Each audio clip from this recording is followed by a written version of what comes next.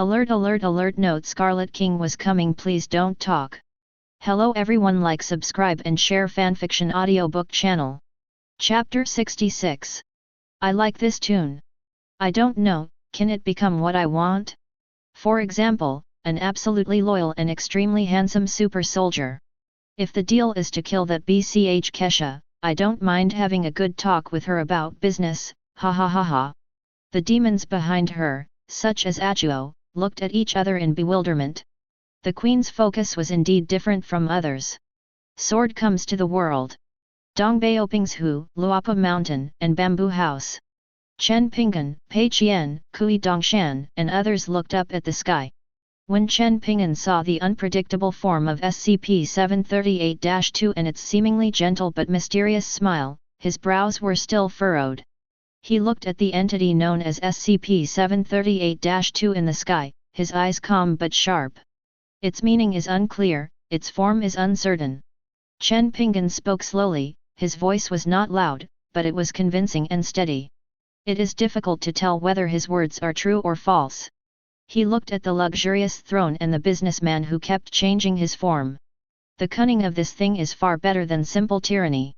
If you want to talk to him, you must be firm in your mind, not be deceived by appearances, and not be shaken by false words. Otherwise, if you are not careful, you may fall into the trap they have carefully laid and be doomed. Doing business. In this world, there is no gift without reason, and no demand without price. In the sky screen, the entity known as SCP-738-2 finally broke the silence. Its gaze remains focused, as if penetrating the screen and staring at every soul. A voice full of magnetism yet with a certain inhuman quality slowly sounded, clearly reaching the ears of all viewers. Tell me, what do you desire? The voice had a strange magic, as if it could directly touch the most secret corners of people's hearts. Say what you want, anything. There is a faint smile on the corner of SCP-738-2's mouth, and whether it is in gentleman or lady form, it exudes the same temptation. Wealth? Power? Immortal life? Or, the thought deep in your heart that you dare not even admit to yourself. Its voice was not loud, but it was like a huge rock thrown into the hearts of all living beings in the heavens and the worlds, stirring up huge waves. I'm here to make it happen. This is our sexual intention. The core ability of SCP-738-2 is to propose a deal to the interactor. It can meet any requirements put forward by the interactor. No matter how huge, how illogical, how much it violates the laws of physics. Wealth, mountains of gold and jewels, enough to buy the stars. Power, the obedience of millions of people, the rise and fall of the empire are all in your hands. Knowledge, the mysteries of the universe, forbidden wisdom, truth beyond understanding.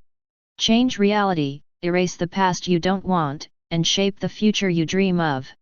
Influence others, manipulate people's hearts, make enemies bow down, and make lovers loyal.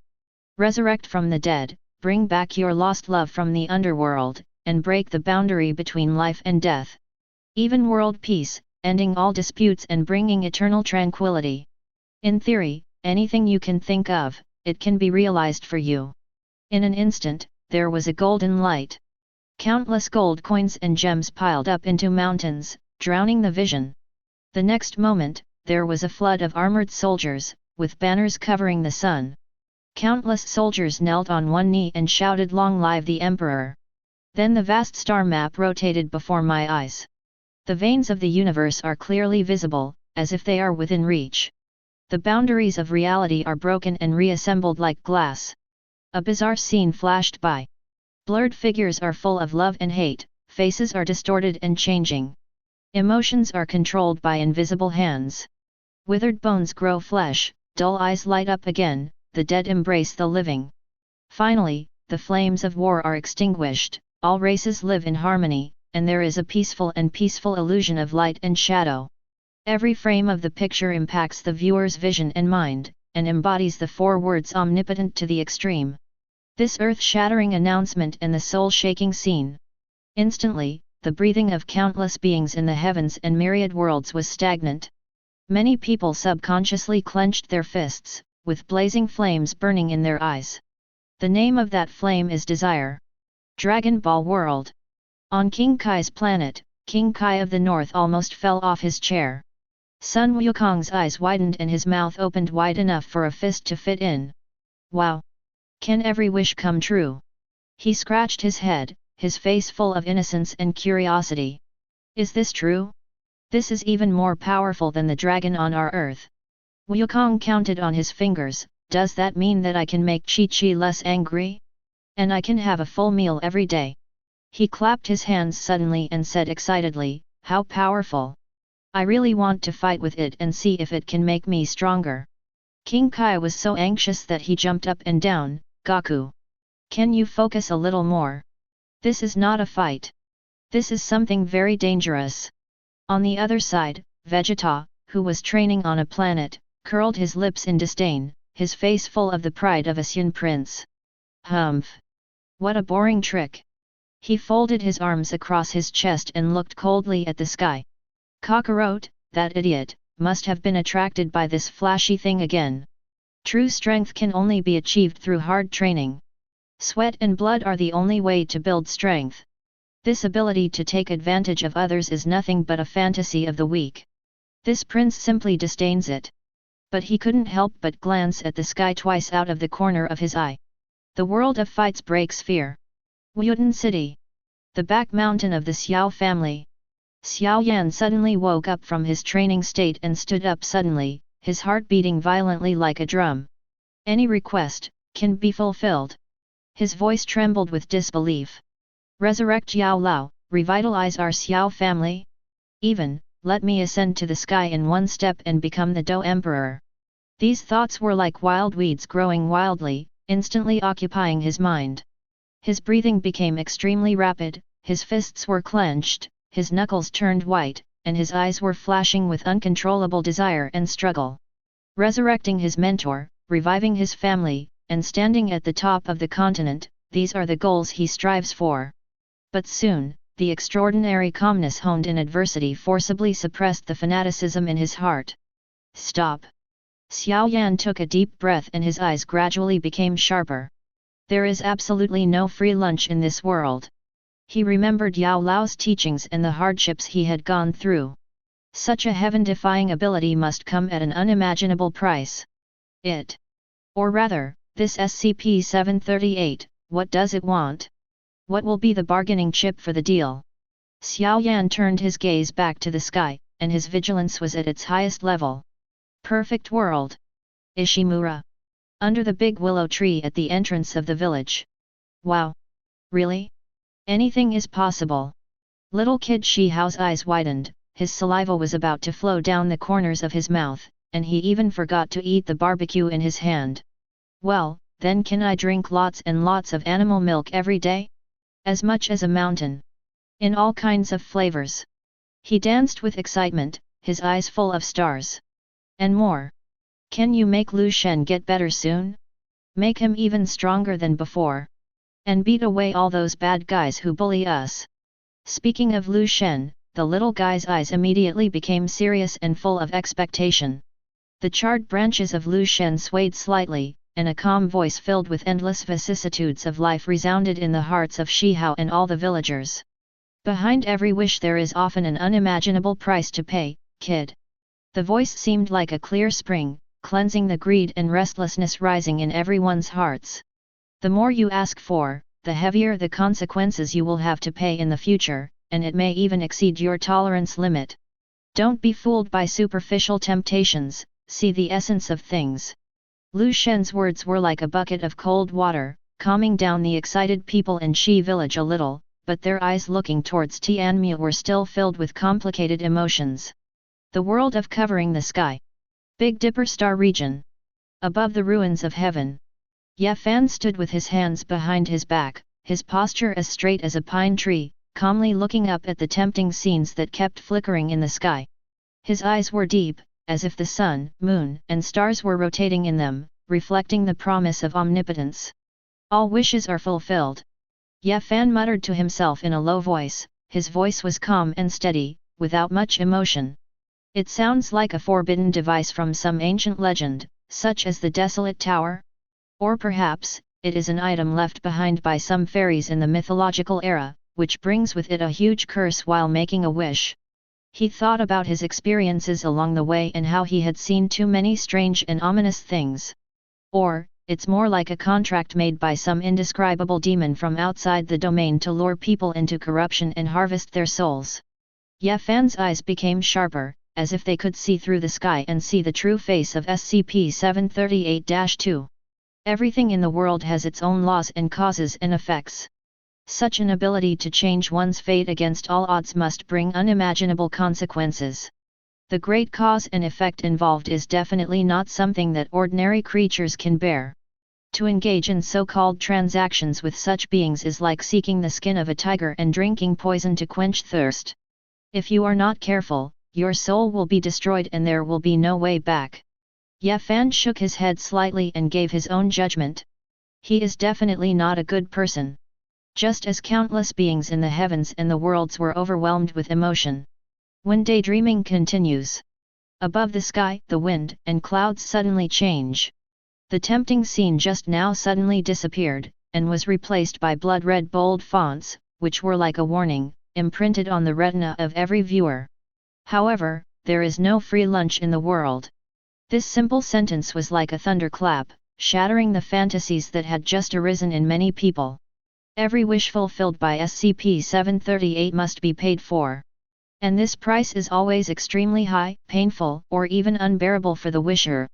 As soon as the words fell, it was as if an invisible chill spread out, freezing the blood of countless creatures. Expensive? Painful? Unbearable? This is a shocking contrast to the previous promise of being able to do anything. It may deprive you of your most cherished memories or emotions. On the sky, the fonts were still bright red, dazzling and eye-catching. May cause you to lose your loved ones. Every word is like a heavy hammer, hitting everyone's heart. May force you to commit crimes against your conscience. The voice continued, coldly revealing the dark side of the deal.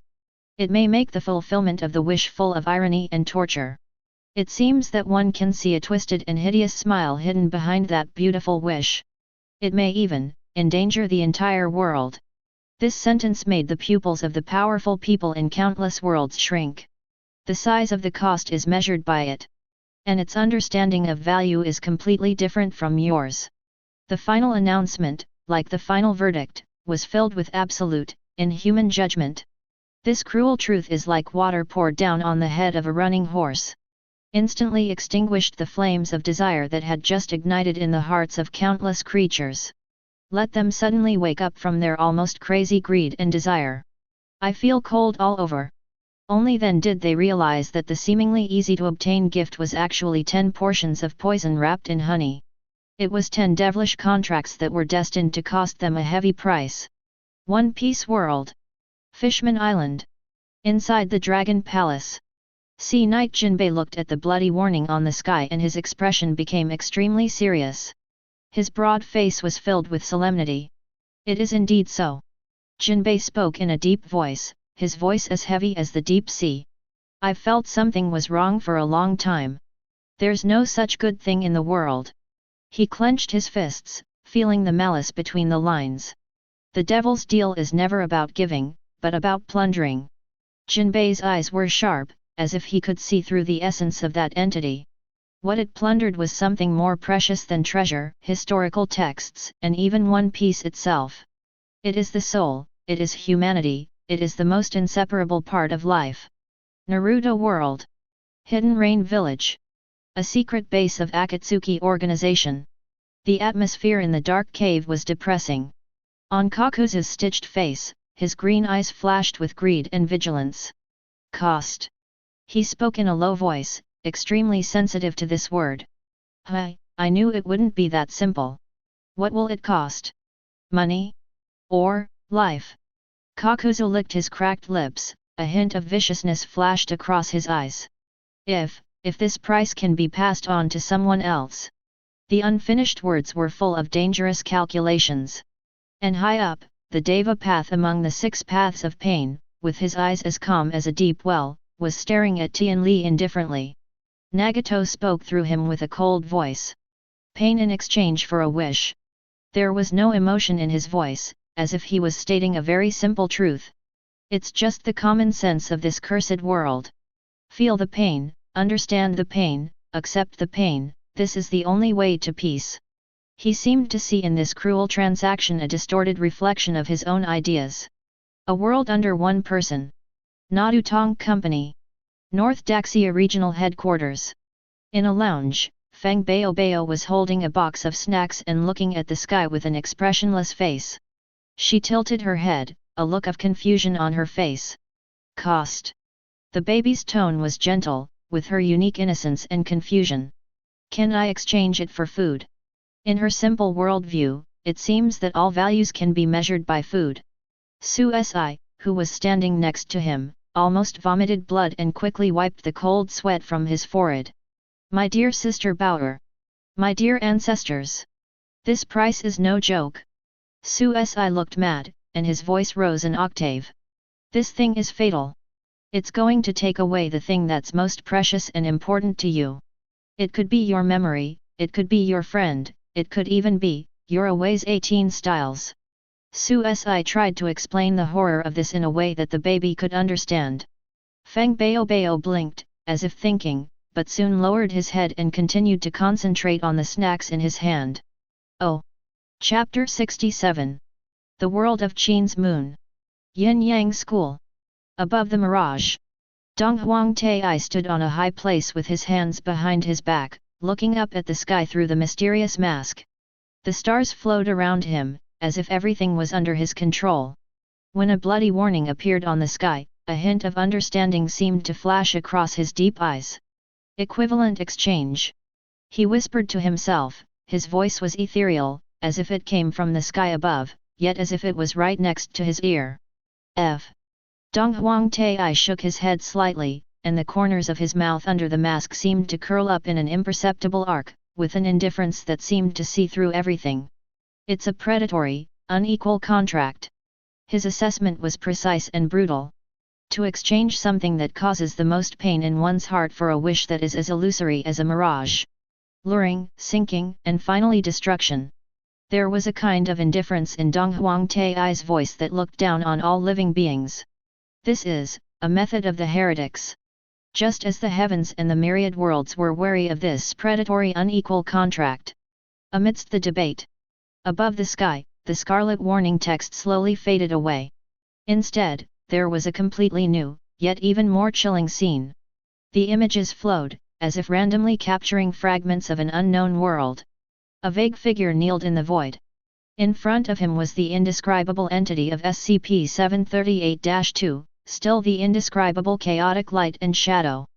But this time, the magnetic voice was no longer a grand declaration, but sounded directly in the figure's mind with an irresistible affinity.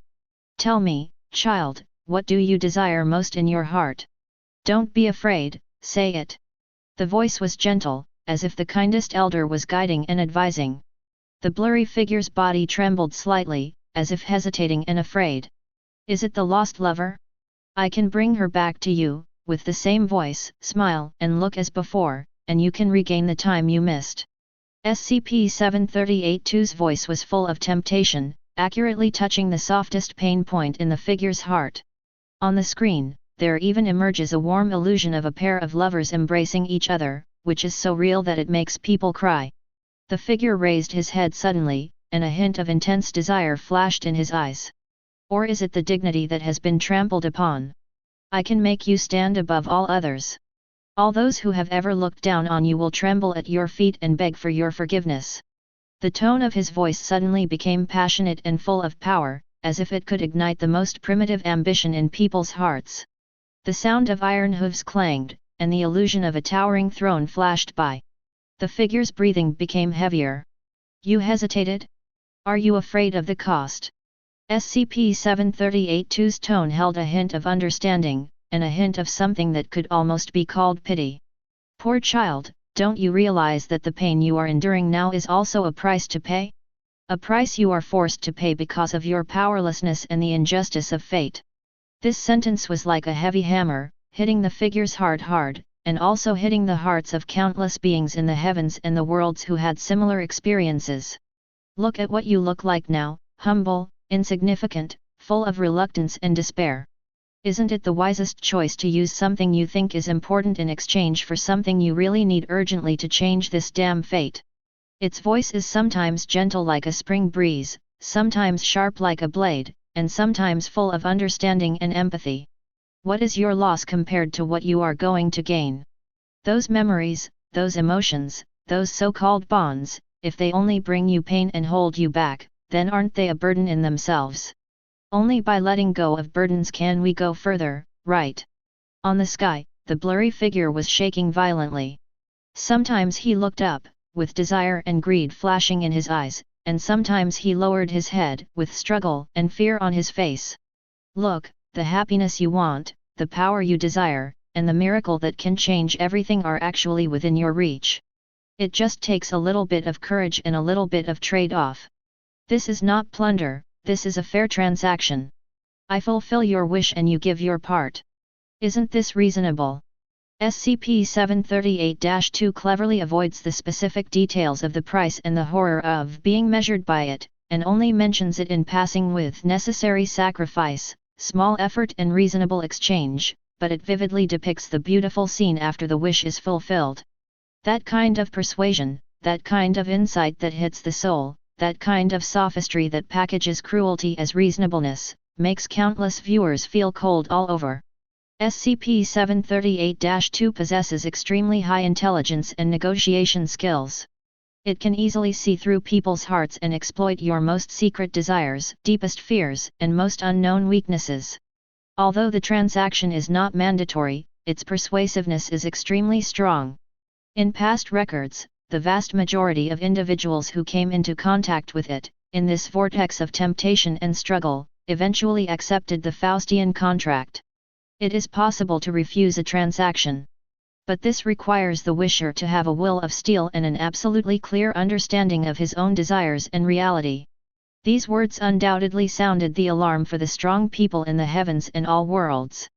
This kind of method that is almost like playing with people's hearts, this kind of crushing on the psychological level, makes many strong people who claim to be mentally strong and wise feel a chill rising from the depths of their souls. The world of immortals. On a desolate cultivation planet. In a secret cave. Wang Ling sat cross-legged, with a cold light flashing between his eyes. He had just experienced a life and death battle, and the evil spirit in his body had not yet completely subsided. At this moment, he was looking up at the negotiation between the entity and the human figure on the sky. Insight into people's hearts and control their desires. Wang Ling's eyes were cold, with a hint of vicissitudes of life as if he knew everything. He whispered to himself in a hoarse voice, as if it contained endless killing and calculation. It's similar to some inferior magic, or what some sects call the art of questioning one's conscience. But it is more direct, more efficient, and more unscrupulous. A trace of deep fear flashed across Wang Ling's eyes.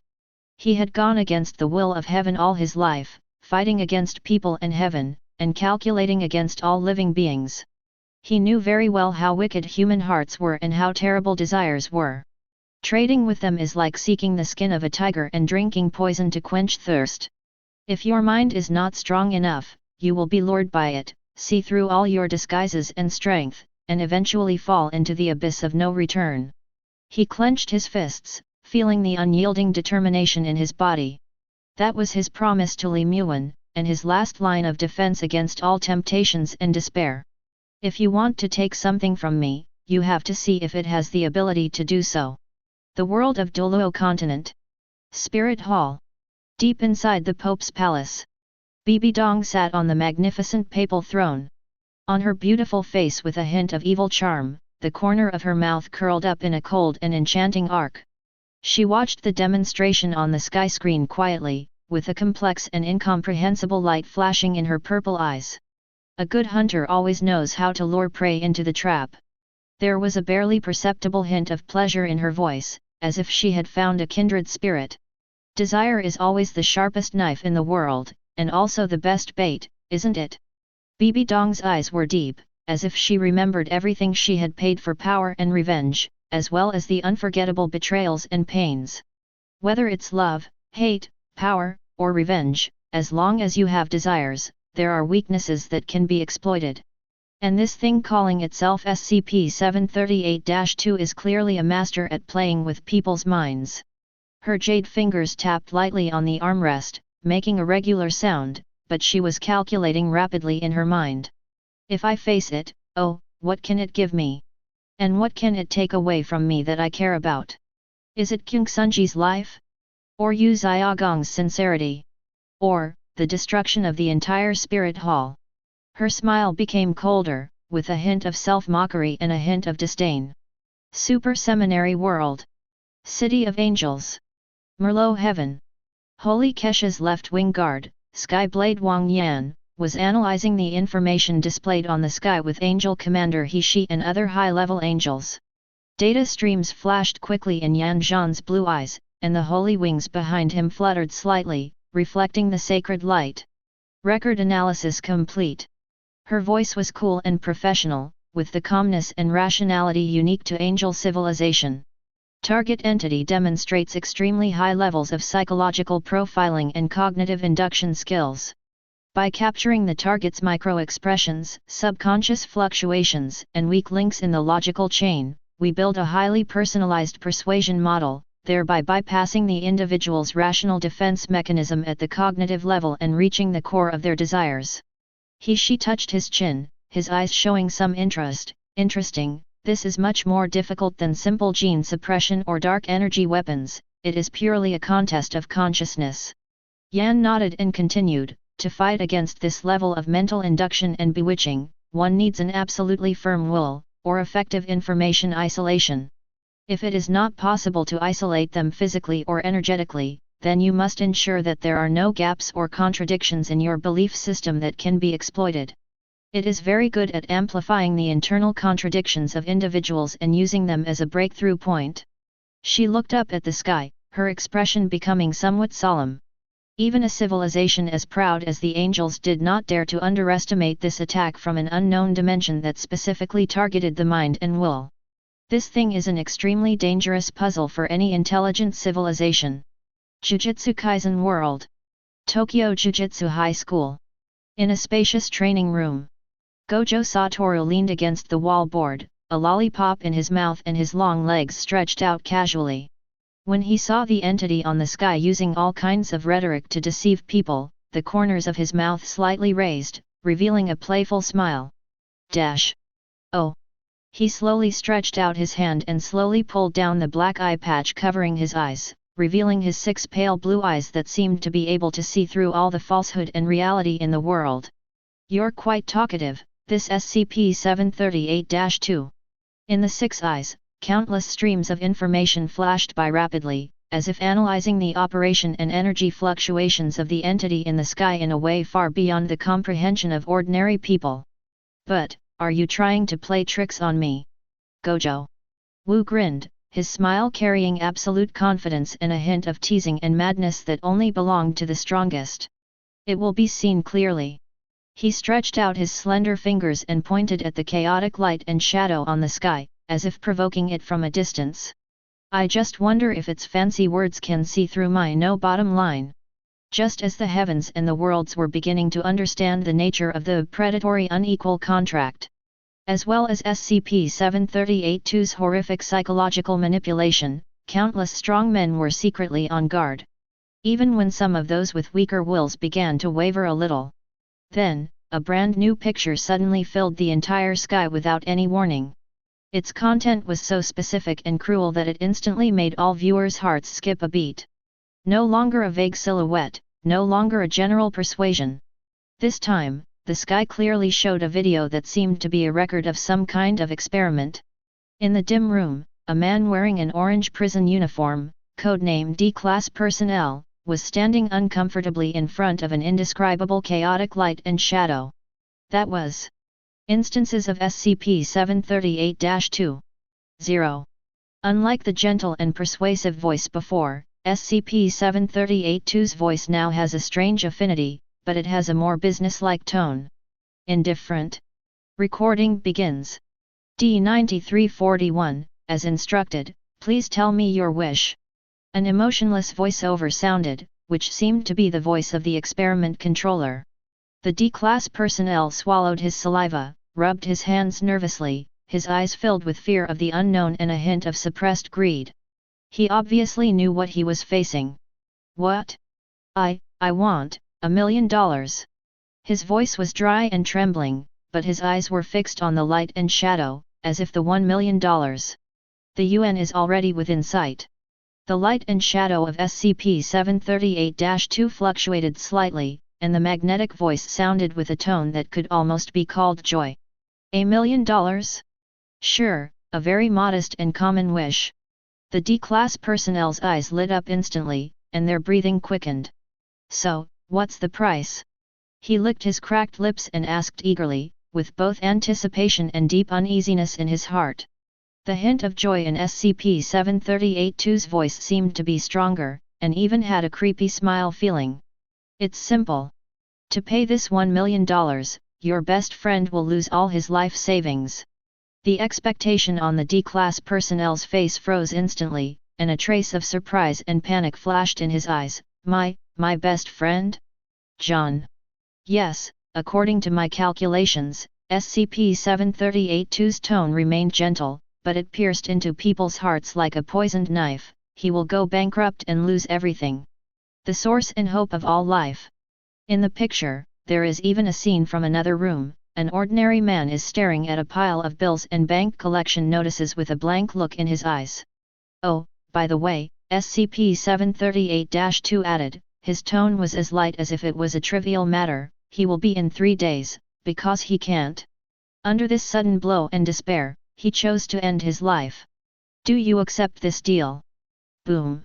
This sentence was like a bolt from the blue. Wolf struck the D-Class personnel on the head. The blood color on his face faded away completely, and he became as pale as a dead person. His body began to tremble violently like a sieve, his teeth chattered, and his eyes were filled with extreme fear, disbelief, and heart-wrenching pain. No. No. John, he has a wife and children. His lips trembled and he could hardly utter a complete sentence. Countless scenes of him and his close friends flashed through his mind, those happy laughters and those years of mutual support. The lure of $1 million seemed so pale and so dirty in the face of the tragic fate that his best friend was about to face. No. I don't accept it. I absolutely don't accept it. The D-Class personnel suddenly raised his head and screamed with all his strength, his eyes were bloodshot and tears burst out. He retreated again and again, as if to get away from the light and shadow that brought nightmares. I won't change it. No matter how much money it's for, I won't change it. He shook his head in pain, held his head with both hands, squatted down, and whimpered in despair. The picture on the sky was fixed on his collapsing figure. Chapter 68. The first lesson: the price is often not only imposed on the wisher himself. It tends to be imposed on the people or things you care about most and cherish most, causing more intense and lasting mental pain far beyond the material loss itself. It can accurately detect and strike at the softest and most vulnerable parts of your emotions. This bloody price, this soul-piercing cruelty, made countless beings in the heavens and the worlds gasp in shock and shudder with cold all over their bodies. Those powerful people who were still thinking about how to take advantage of loopholes and how to avoid costs before could not help but look solemn at this moment. One Piece World. Thousand Sunshine. The Straw Hat Pirates gathered on the deck. They had just been somewhat frightened by SCP-738-2's bewitching tactics, but now they were stunned by its naked malice. That's too much. Luffy's face, which was always smiling, turned red at this moment. His fists were clenched so hard that they made a creaking sound, and he was furious. How can you exchange other people's lives for money? That guy's friends are so pitiful, he shouted loudly, his voice full of pure childish anger. A hole. That's not his friend's savings at all, that's his friend's life. Nami was so angry that she was shaking all over, and her beautiful orange hair seemed to stand up.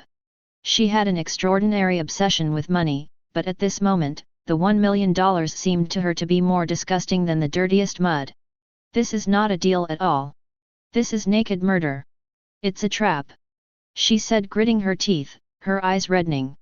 Who would feel at ease with the money earned in this way? Zoro placed one hand on the hilt of Wado Ikimonji, his eyes as cold as ice. Humph, what a disgusting method. Only a true coward and a defeated group would be tempted to sacrifice the life and happiness of their best friend for money.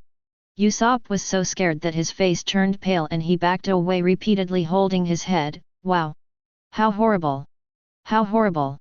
407 If my friends encountered this because of me. His voice trembled and he almost didn't dare to think about it. I will never, ever forgive myself.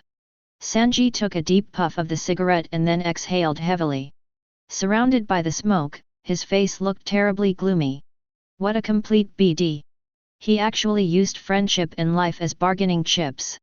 This kind of devil's whisper, even listening to it for a second is a stain on the soul. Chopper was so scared that he hid behind Robin, leaving only a pair of big watery eyes full of fear and confusion. Why would he do this? Friends, shouldn't friends help each other?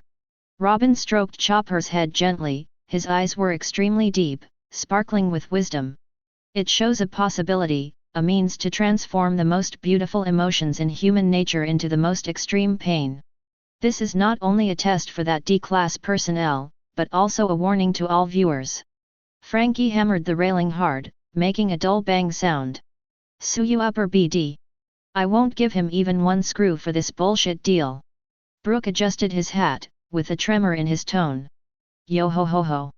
This is such a chilling deal. Although I am just a skeleton without a bleeding heart, my soul trembles when I hear such things. Sacrificing a close friend for money, that kind of soul is probably colder than my skull. Naruto World. Hidden Leaf Village. In the Hokage's office, Tsunade slammed the table hard. The teacup jumped up because of the shock. UBD. What kind of bullshit wish trade is this? She was furious, her chest heaving violently. To use other people's lives and happiness as a price. This is simply insane. Jing Ian's face turned pale, and the little piglet Tuntun in her arms was whimpering anxiously. On the training ground, members of Class 7 also saw this scene. Naruto clenched his fists so tightly that his nails almost dug into his flesh. Under his golden hair, his blue eyes were burning with rage. Damn it! It's so damned terrible, I say. He felt the same way, and the faces of Iruka-sensei, Kakashi-sensei, the lecherous sage, Sasuke, and Sakura flashed through his mind. Sacrificing friends for money? I absolutely cannot forgive such a thing. When Iruka-sensei used his body to protect me, he never thought about the cost. That guy's friends must trust him too. How could he do this?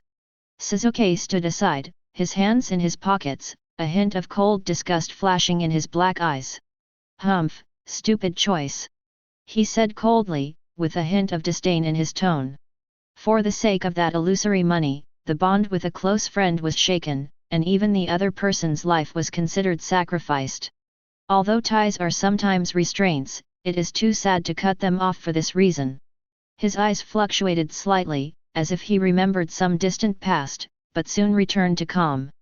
Harano Sakura covered her mouth, her eyes filled with shock and sympathy. Too cruel. That D-class personnel must be in a lot of pain. Fortunately he refused, otherwise he would have lived in a nightmare for the rest of his life. This kind of power shouldn't exist at all. Kakashi leaned against a tree, the intimate paradise in his hand had been closed at some point, and his only eye that was exposed was filled with solemnity. It's very clear what's really important to humans.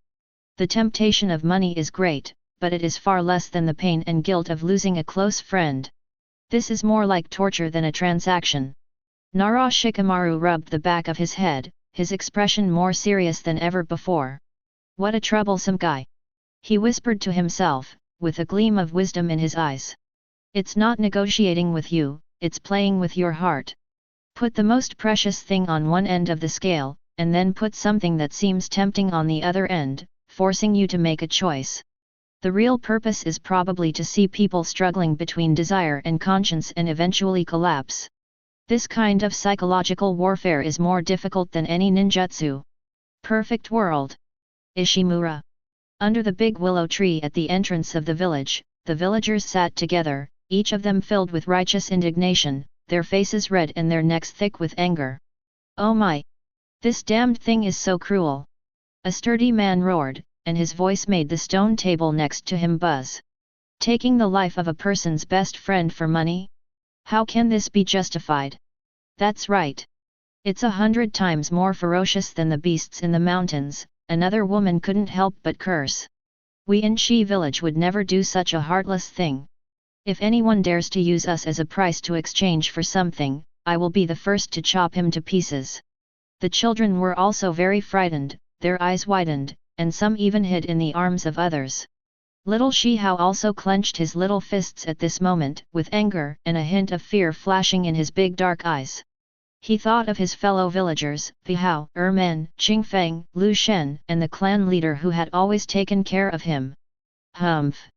I don't even want this kind of lousy deal for free, he said angrily, his voice clear and firm. If that glowing thing dares to tell me that it wants to exchange the monkeys for a lot of animal milk and treasures, I will use my bone script to knock it away. Friends are more important than anything else. Don't trade friends for things. He looked up at Lu Shen. The emerald green branches swayed gently, emitting a soft halo, as if in silent agreement. Shi Yunfen, the old patriarch of Shi village, sighed deeply, and his face was full of worry. This thing is so vicious that it is beyond imagination. It doesn't take your life directly, but it wants to destroy your heart and your friendship. Money can certainly improve your life, but if it comes at the expense of your loved ones, all you get is endless regret and pain. He looked at Shi Hao with a hint of relief in his eyes. Hao is right.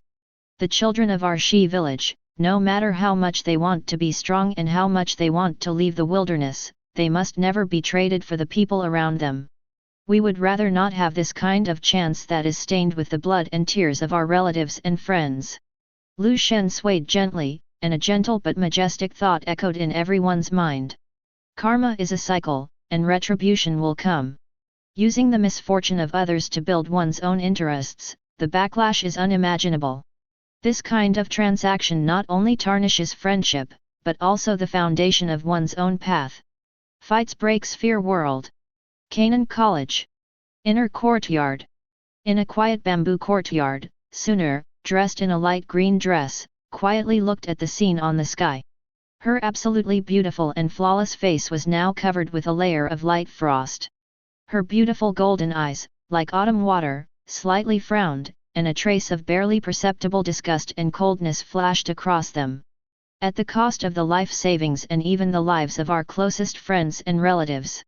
Her voice was soft, but it carried a firmness and coldness that brooked no questioning. This kind of transaction has long gone beyond the scope of exchange. It is more like a vicious curse, a ruthless trampling on the most beautiful emotions in people's hearts.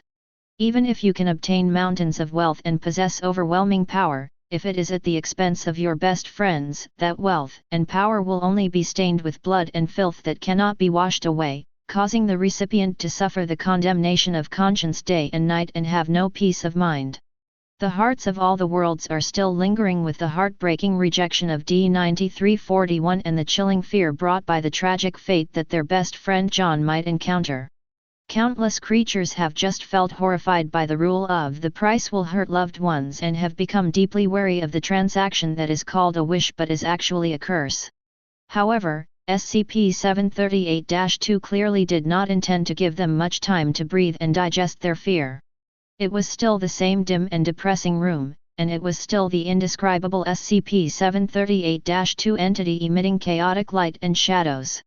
However, the number of D-Class personnel standing in front of it changed by 10.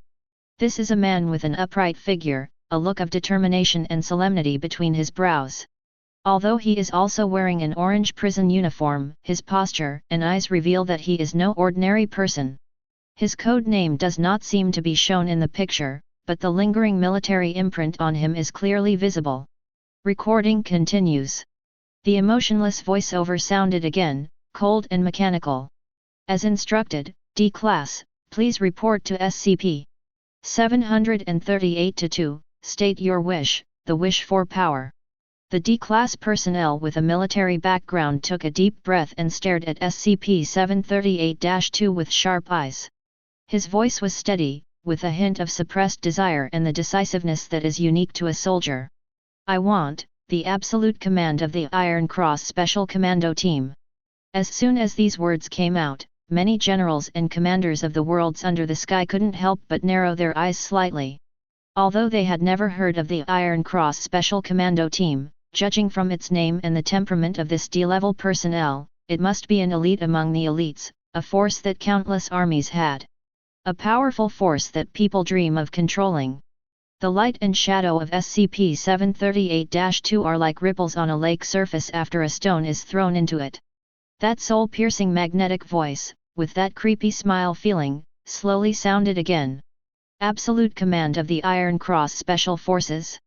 Haha, a wish full of power and glory, I like it. Of course I can satisfy you.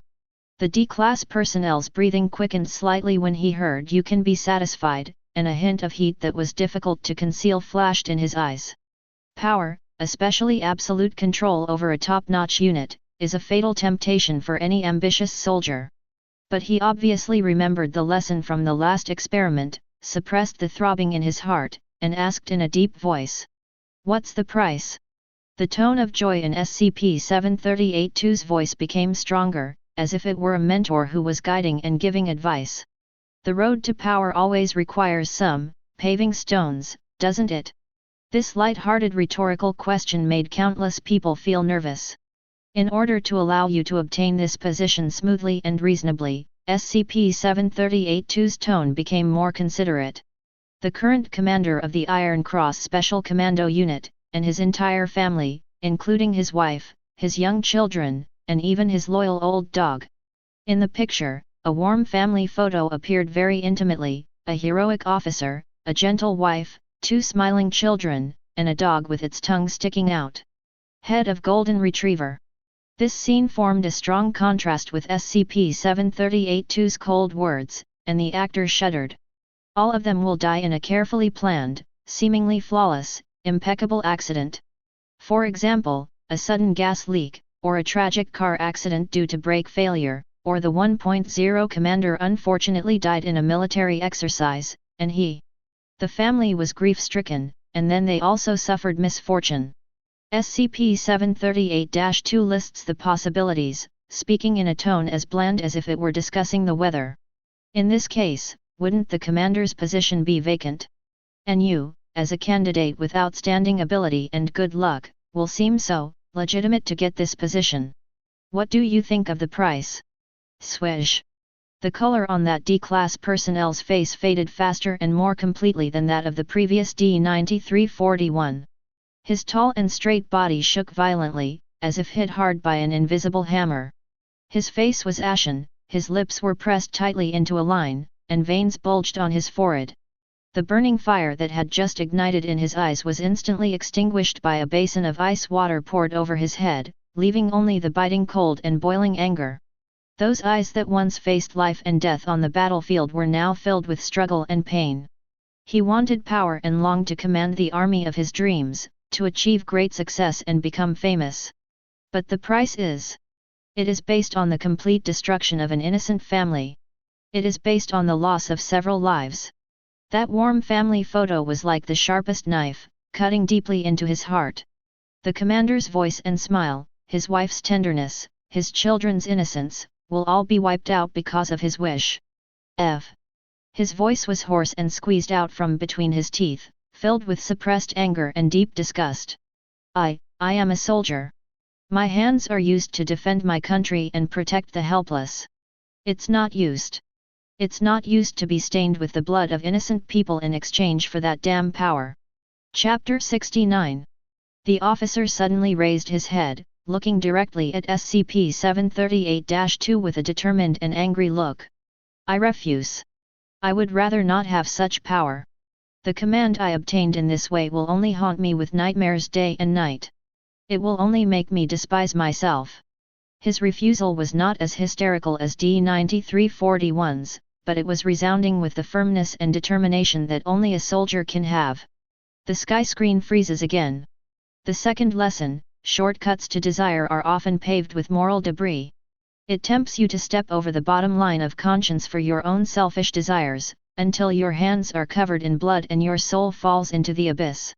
If the first price is to destroy one's heart, then the second price is to blatantly lure people into murder and sin. The viciousness of his methods and the evil intentions made countless creatures in the heavens and the myriad worlds feel cold all over their bodies, and a chill rushed from the soles of their feet straight to the top of their heads. Qin's Moon World. Xianyang Palace. Inside the majestic palace, the lights are bright. The atmosphere was solemn and murderous. The first Emperor Yingzheng, wearing a black dragon robe, sat on the throne. Those eyes, as sharp as an eagle's, were now flashing with a deep and inexplicable light, staring closely at the sky. When he saw that the D-class personnel rejected the deal, his calm face was slightly moved. Using the blood of others to pave your own way. Yingzheng spoke slowly, his voice low and majestic, with the unquestionable spirit of a king. This is a case of heroes fighting for supremacy in troubled times, using any means necessary. However, if this power is not obtained by one's own efforts, but obtained through such strange external forces at the cost of slaughtering innocent people. His fingers tapped lightly on the armrests of the throne, and the tap-tap sound was particularly clear in the silent hall. It is not a true kingly hegemony after all. Its foundation is unstable, just like a tower built on sand. It will eventually collapse. Moreover, if someone uses someone else's hands to carry out such evil deeds that wipe out an entire family, even if they gain power, they are nothing more than puppets controlled by others. The Prince of Han, now the Chief Justice Han Fei, who was standing beside him, also had a serious look on his face, as if he was thinking about something. He bowed slightly and said in a clear voice, "Your Majesty is wise." 17. The essence of power lies in establishing and maintaining order, not simply dominating and killing. The power obtained through such transactions is not legitimate and the process is evil, which is equivalent to using highly poisonous wine to quench temporary thirst. The power you gain may seem tempting, but in reality its foundation is rotten.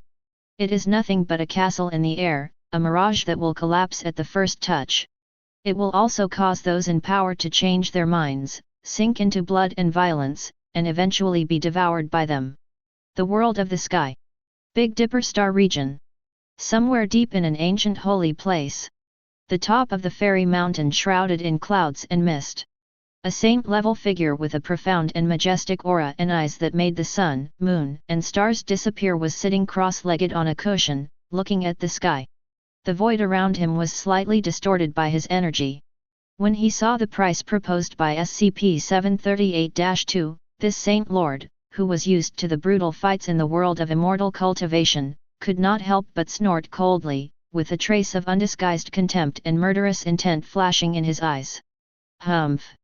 To seek temporary power, you have to commit such evil acts as exterminating entire families and killing innocent women and children.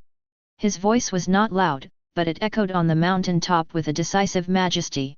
Even in the cruel cultivation world where cultivators like me run rampant, the strong prey on the weak and life and death struggles are the norm, but there is also a cause and effect, or a struggle for the great way. Like this, just for an illusory position, one would resort to external forces to slaughter people and their families who had no deep hatred against him or even who he had never met. A cold light flashed in the saint's eyes. This behavior is no longer a simple robbery, but a complete act of evil. How is it different from those evil heretics who specialize in evil practices and sacrifice the essence, blood, and souls of living beings? The so-called opportunities and powers gained through such transactions will only bring you karma and inner demons. When you cross the calamity in the future, you will be attacked 10,000 times more. Not to mention making further progress, even if your foundation is not destroyed, it would be considered a light punishment if you die. This thing is even more sinister than the most terrifying inner demon disaster. Dragon Ball World. Earth. Turtle House. On a small island. The sea breeze is blowing. Clin's eyes widened, sweat dripping down his forehead. The warm family photo and the accident described by SCP-738-2 formed a strong impact in his mind. It's so scary. He couldn't help but hug the bald man, and his voice was a little hoarse. Just to be an official, you killed so many people? Even children were not spared. That commander and his family are so innocent. This is simply blatant murder. He thought of his wife number 18 and daughter Marin.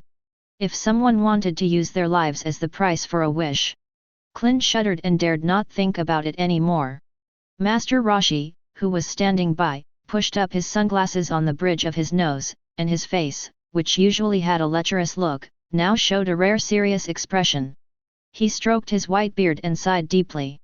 Alas, power is an extremely sharp double-edged sword. It can be used to benefit a region, or it can be used to harm the people. It all depends on who holds it, and how they got it. His eyes became profound, as if he had seen through the vicissitudes of life. If power is gained by such despicable and bloody means, trampling on the lives of innocent people, then it is already stained with indelible sin and curse. Whoever obtains it will inevitably be corrupted by darkness in their hearts. Even if they can control it for a while, they will eventually be bitten back by the karma brought by this power and end up in a miserable situation. The things on this canopy are not fulfilling wishes at all, but sowing the seeds of disaster and destruction. One person's world. Bayou Village. In a workshop in the village filled with all kinds of strange creations. Village Chief Ma Xianhong was looking at the image on the sky with a frown on his face. His eyes, which were obsessed with refining equipment, were now filled with scrutiny and disapproval of this way of trading. Beside him, Grandpa Bai and others from Yaoxing society also had solemn expressions. Technology, or this ability itself, can perhaps be seen as neutral. Ma Xianhong spoke slowly in a low voice with the stubbornness typical of a tech geek. Just like the magic weapon I made, it can be used to save people or to harm people. The key lies in the person who uses it, as well as the purpose and method of use. He pointed to SCP-738-2 on the canopy. However, this transaction method, this price setting. Ma Xianhong frowned even more tightly, and a hint of disgust flashed in his eyes. From the very beginning, it has limited you to doing evil, sacrificing others, and violating the most basic human ethics in exchange for what you want. This is not providing a choice, this is forcing women of good character into prostitution and inducing people to do evil. This kind of transaction is evil and twisted from the very beginning. It's not about measuring value, it's about measuring how low your bottom line is and how much your conscience has been trampled on. If something like this really comes, it will be a disaster for the entire alien world, no, for the entire world. Above the sky, the scarlet warning about shortcuts are paved with moral wreckage is engraved like a brand in the minds of every living being. Ying Zheng's contemplation, Han Fei's warning, the wrath of the Saint Lord of Heaven, the sigh of the Turtle Hermit, Ma Xianhong's analysis. The condemnation and vigilance of SCP-738-2 by the powerful beings in all the heavens and worlds has reached a new height. Even though the power stained with the blood of innocent people is tempting, it is enough to deter most people with conscience. However, SCP-738-2's performance is clearly not over yet. It doesn't seem to care about the opinions of the world, and still displays its products and rules in its own way. Just when everyone thought that the 2 consecutive prices had already shown the ultimate in evil and cruelty, the sky screen changed for the 3rd time. It was still the same depressing room, and it was still the same SCP-738-2 emitting chaotic light. But this time, the D-Class personnel standing in front of it was completely different from the previous 2. This was a skinny man with a pale face, as if the fire of life would be extinguished at any time. He was wearing an orange prison uniform, but it couldn't hide the sickness and despair that had penetrated deep into his bones. Every breath he took was accompanied by a heavy gasp, as if he had used up all his strength. His eyes were cloudy, filled with fear of death and a humble plea for survival. The record continues. The cold and merciless voiceover arrived as expected. As instructed, D-Class personnel, please express your wish to SCP-738-2. Regarding the wish for health. The terminally ill D-Class personnel raised his head with all his strength and looked at SCP-738-2. His voice was hoarse and dry, like an old bellows, and every word was filled with deep pain and longing. I don't want to suffer from this illness anymore. I want to live. Please. He almost begged as he expressed this most extravagant wish for him at the moment. Under the sky, countless living beings who are also suffering from illness or have relatives suffering from chronic diseases can empathize with them. Health, the most basic thing for ordinary people, is an unattainable luxury for them. The light and shadow of SCP-738-2 fluctuated slightly. That soul-piercing voice, this time, actually carried a hint of kindness. Oh, poor fellow, you long to be free from your illness and to be reborn. It's a simple wish. Of course, I can satisfy you. SCP-738-2's tone seemed so kind and helpful for the first time. A little bit of weak light suddenly burst out from the cloudy eyes of the D-Class personnel, like a drowning person grabbing a life-saving straw. He trembled and could hardly believe his ears. Really, really? Of course it's true. SCP-738-2's tone remains gentle. What's the price? The D-Class personnel asked subconsciously. The shadow of the previous 2 experiments made him dare not hold out for the slightest bit of luck. SCP-738-2's shadows seemed to sway happily, as if the Buddha heard some interesting questions. Price? Haha, for your precious health, a little sacrifice is necessary. In order to make you completely healed and have a perfect, healthy body that is immune to all diseases until you die of old age. SCP-738-2's tone was drawn out, with a kind of frightening patience. From the moment you recover until the day you die, which may be a long, long time from now, because you will be very, very healthy. Your body will endure the most intense, heart-wrenching physical pain every minute and every second.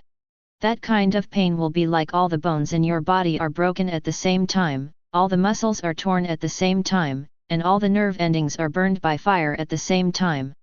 But please rest assured that your body functions will remain in perfect condition, and your consciousness will be extremely clear and you will feel everything clearly.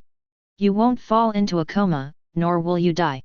You will just endure it soberly, healthily, and for a long time. SCP-738-2's tone was so calm, as if he was describing a very ordinary event. It paused, and the feeling of smiling reappeared. That's fair, isn't it? Eternal 317 of sober pain in exchange for eternal physical health and long life. Dead silence.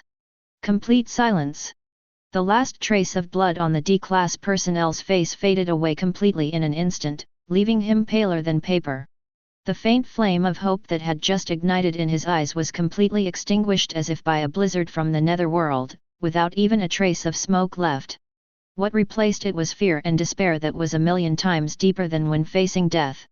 He opened his mouth and wanted to make a sound, but his throat seemed to be strangled by an invisible hand and he could not make any sound.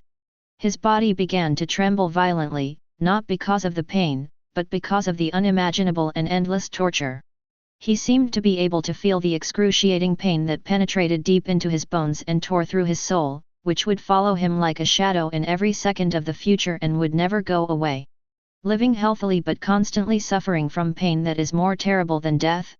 What is the difference between living like that and falling into hell forever? TMM. He finally squeezed out a few words from between his teeth, his voice filled with extreme fear and collapse. I would rather die. It's better for me to die now, than to live like that. Please, let me die, don't heal me. He collapsed to the ground, curled up into a ball, tears streaming down his face, his spirit completely broken, and he let out a desperate wail. He imagined the eternal agony, and the expression on his face was distorted, 10,000 times less terrifying than facing death itself. The picture on the sky slowly froze on his face, which was distorted by extreme fear. Third lesson: the way it fulfills your wish may be more cruel than your original predicament. The so-called cure may be another form of eternal hell. This case shows the irony and malice of the price to the fullest. If the first price is to destroy one's heart, and the second price is to tempt people to do evil, then the third price is the pure, undisguised, ultimate blasphemy and destruction of life itself. Torture. It does not take the lives of those around you, nor does it induce you to hurt others. It simply realizes your wishes for you in a way that is 1,000 times more cruel than your original predicament. This made all the living beings in the heavens and the world feel a chill coming out from the depths of their souls, making their whole bodies cold and their hair stand on end. The world of mortal cultivation. Spirit World. Inside a secret cave somewhere, Han Li sat cross-legged with his eyes slightly closed, but his mind was fixed on the sky. When he saw the price of the third case, even a man as tough as him, who was used to the cruelty and treacherousness of the world of immortal cultivation, couldn't help but feel a slight chill in his heart. He slowly opened his eyes, a hint of coldness flashing in them. What a vicious price! Han Li whispered to himself, with a barely perceptible chill in his voice. Chapter 70. The body is safe and sound, or even healthier, but the soul and perception have to endure such unimaginable torture endlessly. This is even more painful than being annihilated and dying. He recalled all the dangers he had experienced, the life and death struggles, and the heart-wrenching injuries. But compared with the eternal torture described in the sky, it all seems a lot more merciful. This monster's mind is so vicious and its methods so cruel, I have never heard of or seen such a thing before. The so-called realization of wishes is nothing more than dragging them into a deeper and more desperate abyss. If someone really accepted such a deal, I'm afraid their Taoism would collapse in an instant, and they would be forever trapped in endless pain, unable to live or die. Perfect world. 9 heavens and 10 earths. In the vast land, countless cities, ancient countries, tribes, and billions of lives were plunged into deathly silence at this moment.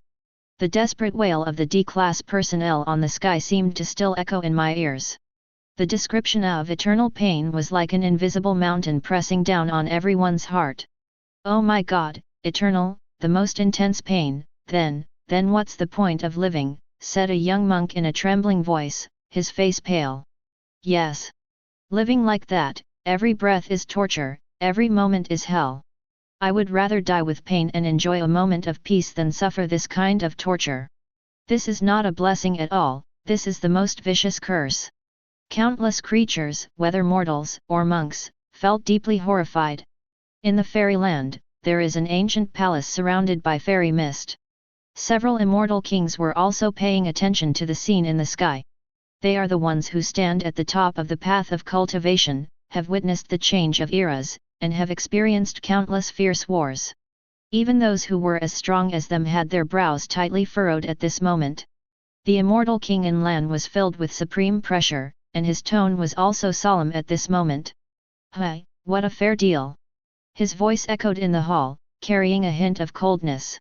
This kind of pain is not a simple physical injury, but a never-ending torture that goes straight to the source of the soul. Even if we have immortal bodies and the ability to reach the sky and penetrate the earth, if we have to endure this kind of torture all the time. He paused, a hint of fear flashing in his eyes. I'm afraid that no matter how strong your will is, there will be times when it will be wiped out. Another immortal king, Yu Tuo, also had a gloomy expression. This thing is not fulfilling wishes, but playing with people's hearts and spreading extreme fear and despair. The health it provides is more frightening than the most terrible terminal illness. Their methods have gone beyond the ordinary sense of evil and are close to a kind of malice at the rule level. Naruto World. Konoha Village. Hokage Building. Tsunade's office. Jing Ian stood aside, holding the little piglet Tuntun in her arms, and both of them looked very ugly. Tsunade clenched her fists so tightly that her knuckles turned white from the force. As a top medical ninja and the highest authority on ninja medicine, her understanding of healing and health far exceeds that of ordinary people. What kind of devil's contract is this? Tsunade slammed the table so hard that the documents on it jumped up, her tone filled with anger and a kind of physiological disgust. The price of health is to live in pain worse than death. What kind of healing is this? This is the most cruel torture. She remembered her original intention of studying medical ninjutsu, which was to save lives and alleviate pain. And this so-called healing on the sky screen was simply a ruthless mockery and trampling of her lifelong beliefs. Jing Ian's face turned pale, and her voice trembled. Tsunade-sama. I feel cold all over just listening to you. That kind of pain, just imagining it, is unbearable. Tuntun seemed to sense his master's uneasiness. He hummed twice and shrank into Jing Ian's arms. This is no longer a question of whether or not you can survive, but whether you still have the dignity of being a human if you live like that. Inside the Konoha hospital, other medical ninjas at their respective posts witnessed the amazing scene through various means. They all felt waves of chills and strong physical discomfort from this healing method. The chill from the depths of the soul has not yet completely dissipated. The extreme malice and sense of blasphemy brought by the third price still lingers in the hearts of countless creatures in the heavens and myriad worlds. Han Li's coldness, an Ian's solemnity, the hand's movement, seemed to be just yesterday. Live healthily, but endure eternal waking pain. This kind of gift is more chilling than the most vicious curse. People think that this is the most twisted logic and the cruelest price SCP-738 can display. They thought that 3 consecutive experiments had fully exposed its evil nature. However, the picture on the sky did not stop there. The entity that indifferently displayed the rules seemed to have more exciting cases to present to the world. The picture is flowing for the 4th time. It was still the same room, so depressing that it made people feel breathless. SCP-738-2. The chaotic and distorted light and shadow floated quietly, emitting an indescribable aura. But this time, the person standing in front of it is not a typical D-class prisoner.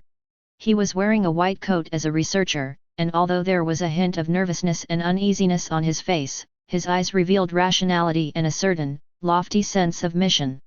This appears to be a carefully planned and highly controlled experiment. Recording begins. A cold voiceover sounded, without any emotion. As per protocol, please state your ultimate wish to SCP-738-2. The researcher took a deep breath, as if to muster up his courage. He straightened his body, looked at SCP-738-2, and in a clear and solemn tone, spoke the ultimate ideal that countless civilizations dreamed of. I ask, for true, lasting world peace. The words fell. The entire sky, inside and outside, seemed to be quiet for a moment. World peace? What a grand, naive wish. Countless strong men who have experienced the baptism of war, turmoil, and the Dark Ages could not help but feel a complicated feeling in their hearts. But this time, SCP-738-2's reaction was beyond everyone's expectations. The chaotic light around it seemed to dim slightly. The vague, creepy smile from before was gone. Instead, there is an attitude that is almost calm, even rational. The voice that penetrated the soul no longer carried any hint of teasing or temptation, but became straightforward, as if explaining a cold mathematical formula. A noble wish. SCP-738-2's voice sounded without any emotion. It seems really, thinking. A moment later. It can be done. It gave an affirmative answer. A hint of excitement flashed across the researcher's eyes, but was immediately suppressed by a strong sense of uneasiness. He knew that the key was, the cost. SCP-738-2 continued in its eerily calm voice. The price is 85% of the human beings currently on Earth. It will disappear in the next second. From the perspective of existence, it has been completely excluded. Dead silence. It was more completely silent than any time before. The blood color on the researcher's face faded away completely in an instant, and it was even paler than the white hair on his body. His pupils suddenly shrank to the extreme, filled with incredible horror and fear. SCP-738-2's voice remained calm, as if explaining an obvious truth.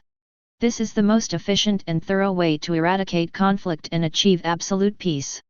Without humans, naturally, there would be no human disputes. Absolute silence is absolute peace. It paused, and the chaotic light and shadow turned slightly towards the researcher, as if waiting for confirmation. Are you sure you want to execute this? No. 2. A shrill, distorted scream suddenly burst out from the researcher's mouth. He jumped back as if he had been stung by a scorpion, waving his hands wildly. Stop! Stop the experiment! Stop! Stop now! Oh my God! No! Absolutely not! He was incoherent, his face filled with extreme fear and deep regret for his noble wish. At the cost of exterminating 85% of our own kind, in exchange for so-called peace? Is this peace? No. This is a mass extinction that is 1,000,000 times more horrific than any war. It is the most thorough anti-humanity. The sky screen slowly freeze. The picture was fixed on the researcher's face, which was twisted with horror, and his bloodshot eyes, which were filled with fear and rejection. Then, a line of scarlet and more shocking words, like the final judgment, was branded deep in the souls of all living beings.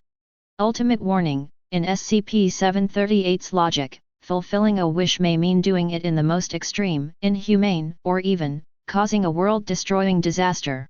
Its power: maybe it can really do it. At this moment, countless powerful people in the heavens and the myriad worlds who claimed to have seen big scenes and experienced mountains of corpses and seas of blood all felt a chill rushing from their tail vertebrae to their crowns. The previous price may be paid to individuals or to relatives and friends. But this fourth price directly points to the survival of the race.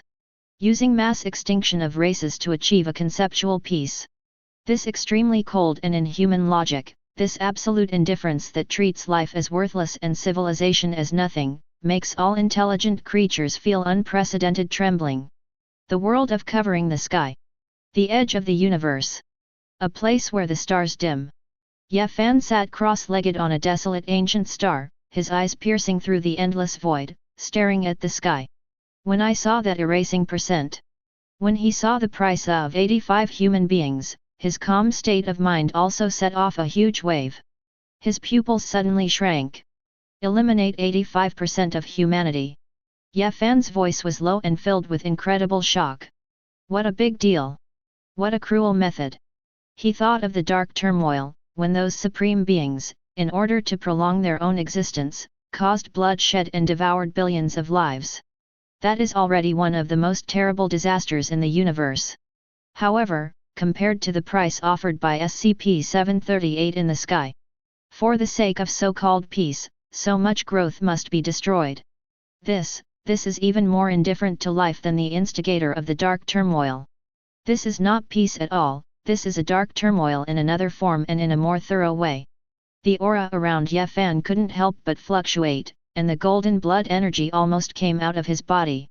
This existence that treated human life as nothing made him feel more angry and wary than any other opponent he had ever encountered.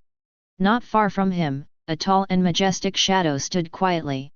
It was a trace of the Dao of the great Emperor Wu Shi. Even this supreme being who suppressed an era, turned his back on the common people, and looked down upon the ages. At this moment, the hazy shadow also wavered slightly. His eyes, which seemed to remain unchanged for eternity, seemed to flash with a strange color. Extinction for peace. The voice of the great Emperor Wu Shi seemed to come from eternity ago, with an indifference that seemed to see through the essence of things, as well as a hint of disdain. This kind of peace is meaningless. It's a simple sentence, but it contains a decisive denial. For an existence like him, without the common people to protect, even if there is eternal silence, that peace is just nothingness. Perfect world. Deep in the sea. On the embankment. A figure stood alone, surrounded by fragments of time, and when his eyes opened and closed, it seemed as if eras were being born and destroyed. It was the Emperor of Desolate Heaven, Shi Hao. He also saw the scene on the sky and heard the extinction price. Killing so many people to achieve peace. Shi Hao frowned and muttered to himself, with an uncontrollable anger in his voice. He fought all his life, walked out of the wilderness, quelled the dark turmoil, and ruled the world for eternity. What he protected was precisely this piece of land and these living beings behind him. Invasion from foreign lands, wars of world destruction, which one didn't have mountains of corpses and rivers of blood.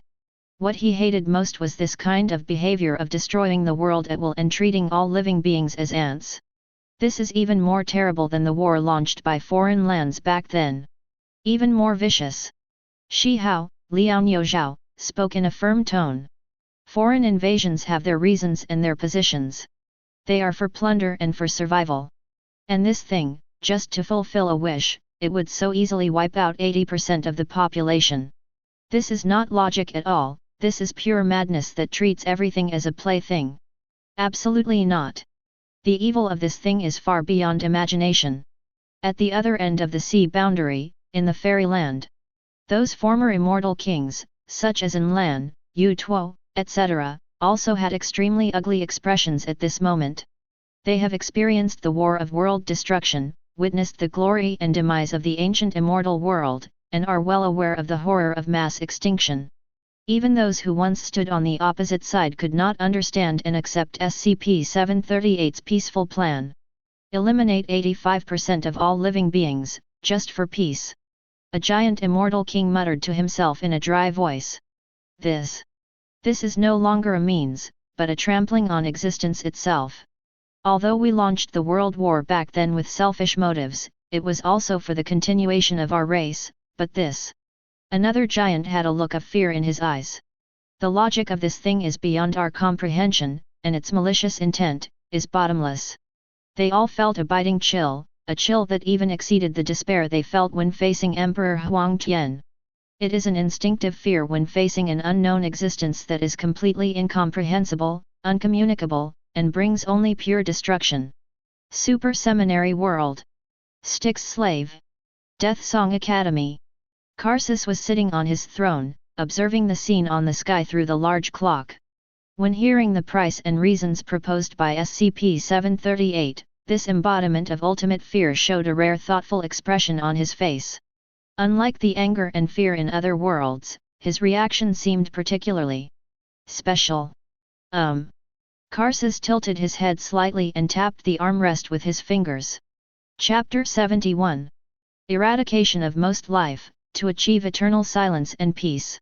The corner of his mouth seemed to show a hint of scholarly interest. Interesting.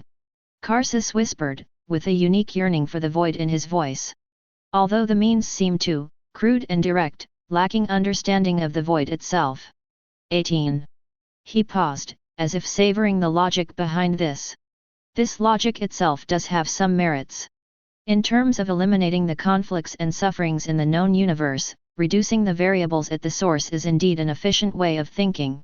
The picture of the sky finally freezes. It did not linger on the researcher's face twisted with fear, nor did it dwell too much on the scarlet warning words. The picture moved slowly and clearly, and finally focused on the set of gorgeous and cold mahogany furniture left in the containment room after the SCP-738-2 entity disappeared. That exquisite chair and that quaint table, under the pale light, exude a silent and eternal temptation. They seem to be quietly waiting for the next guest, the next soul driven by desire. Every detail is flawless, yet so cold without a trace of human breath, like a carefully decorated, gorgeous entrance to hell. SCP-738, its other name, is called Deal with the Devil. Its core ability is to manifest an interactive entity that promises to fulfill any wishes raised by intelligent life forms. But the realization of every wish must be associated with a high, often devastating price. It is proficient in precise psychological manipulation and can easily see into the wisher's deepest desires and weaknesses, thus setting the most irresistible bait. And it has the potential to distort reality to ensure that the deal can be perfectly completed in the cruel way it sets. Object Class, Keter. Please note that SCP-738 is classified as Keter Class, not because it possesses such a powerful force that it is difficult to contain physically. It may not be able to move, and normally, it will not actively attempt to break through the Foundation's containment measures. Its Keter rating stems from the fact that the act of interacting with it carries an immeasurable risk that is enough to shake the foundation of civilization and even cause a world-destroying disaster. It uses the most primitive and most difficult to eradicate desires of intelligent life as a weapon. It attacks the most fragile and most easily breached dam in human nature. Every seemingly equal exchange of wishes could be a carefully planned personal tragedy, 280 bloody group disasters, or even a prelude to a larger-scale destruction in Matinee 2. It never tests how strong the walls of the containment room are, but where the bottom line of human nature is when faced with temptation, and how firm the will of the intelligent race can be. Foundation's Horror Containment, No.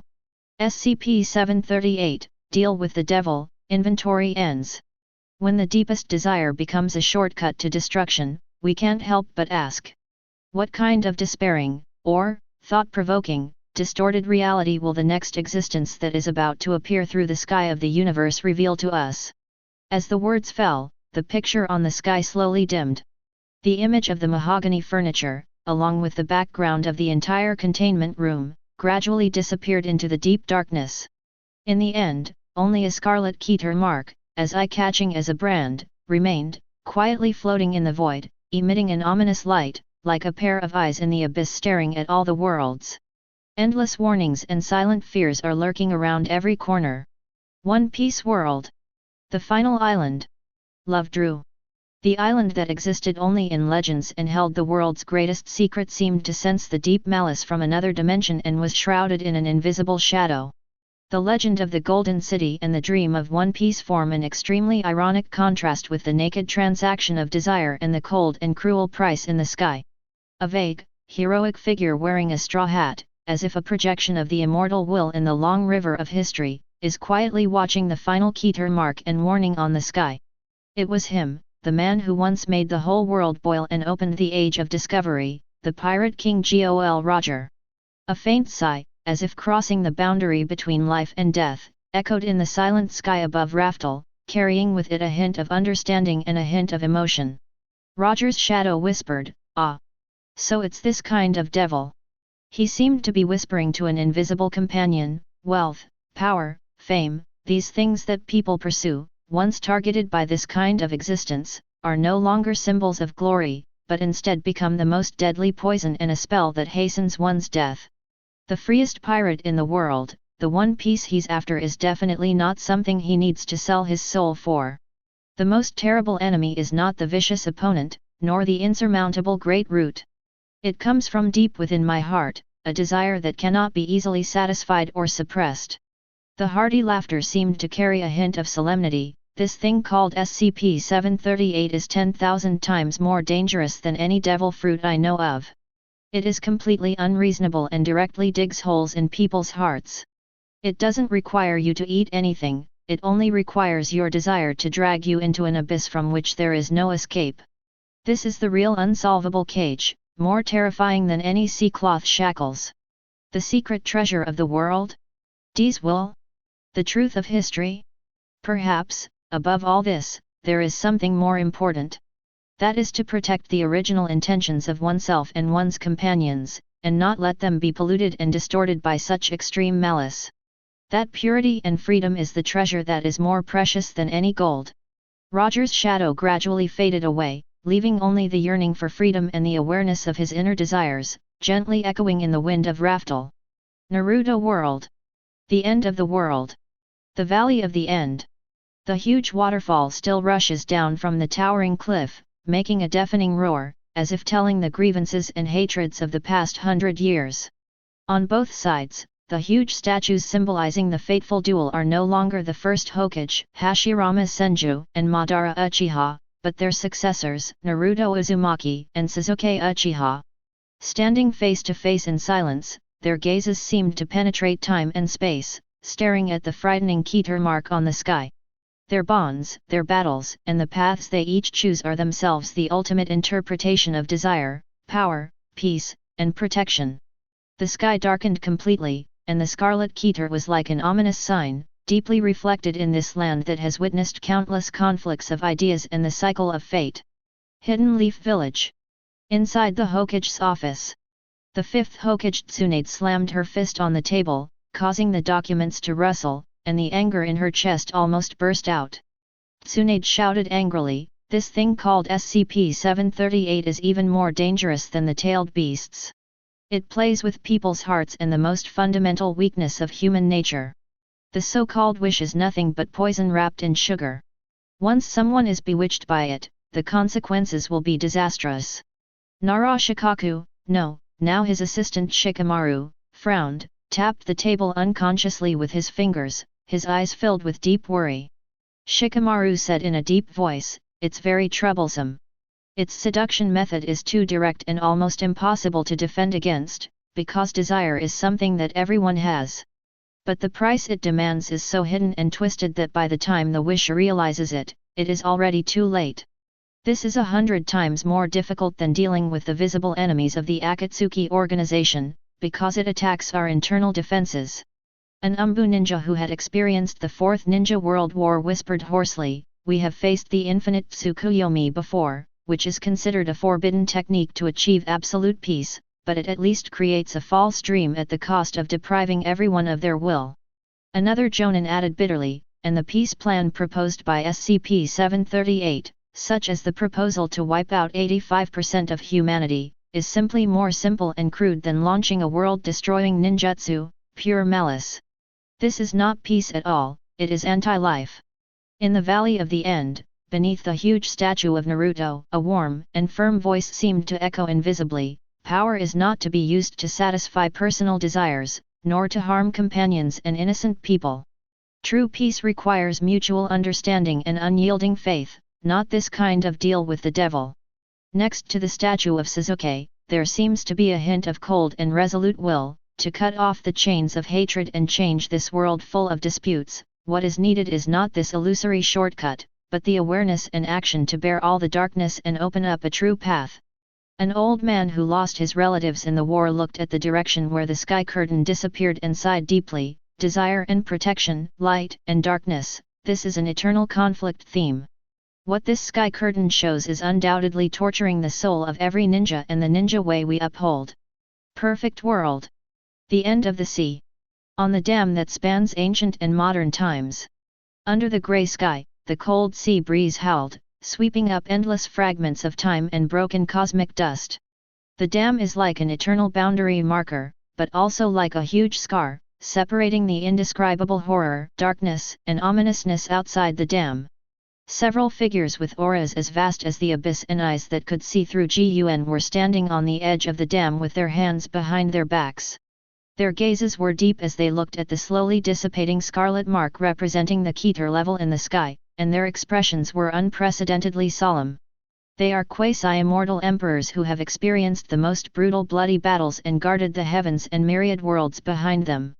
They are ancient beings who once stood at the top of the path of cultivation and overlooked the birth and death of countless epochs. A quasi-immortal emperor with white hair and beard, but still standing tall like a pine tree, spoke with the vicissitudes and insight of countless years. This is a test of the heart, another form of calamity of the great Dao. This thing, SCP-738, does not display earth-shattering magical powers, nor does it launch a devastating expedition. It may not even be able to voluntarily leave its containment area. However, the danger it brings is more chilling and difficult to guard against than any dark giant holding a butcher knife and stirring up dark turmoil. Another quasi-immortal emperor with a burly figure and a faint murderous aura flowing around him, as if he had slaughtered hundreds of millions of enemies, snorted coldly, and his voice was like the collision of thousands of years of black ice. Humph, a trivial trick. Yet it hits the nail on the head. What it plays with is the most fundamental and hardest to eradicate weak link in the hearts of living beings, that is, endless greed and unrealistic delusions. Thinking back to the past, when foreign lands came knocking on our gates and dark matter was invading us, our monks fought bloody battles. Although the enemy was powerful, at least we had traces to follow and targets to conquer. But SCP-738 is invisible and formless. It hides in the thoughts of living beings, using the best wishes as bait to lure people into the trap. Once the defenses of the heart are broken, there is no recovery, and the Tao fruit collapses. The ruthless man who proved his truth by killing and blazed a trail to heaven, the butcher, now had a rare flash of heaviness and fear in his eyes. The butcher spoke hoarsely, in the name of fulfilling wishes, they are actually doing destruction. From the very beginning, this deal itself was the biggest and most vicious trap. There is no so-called equivalent exchange at all.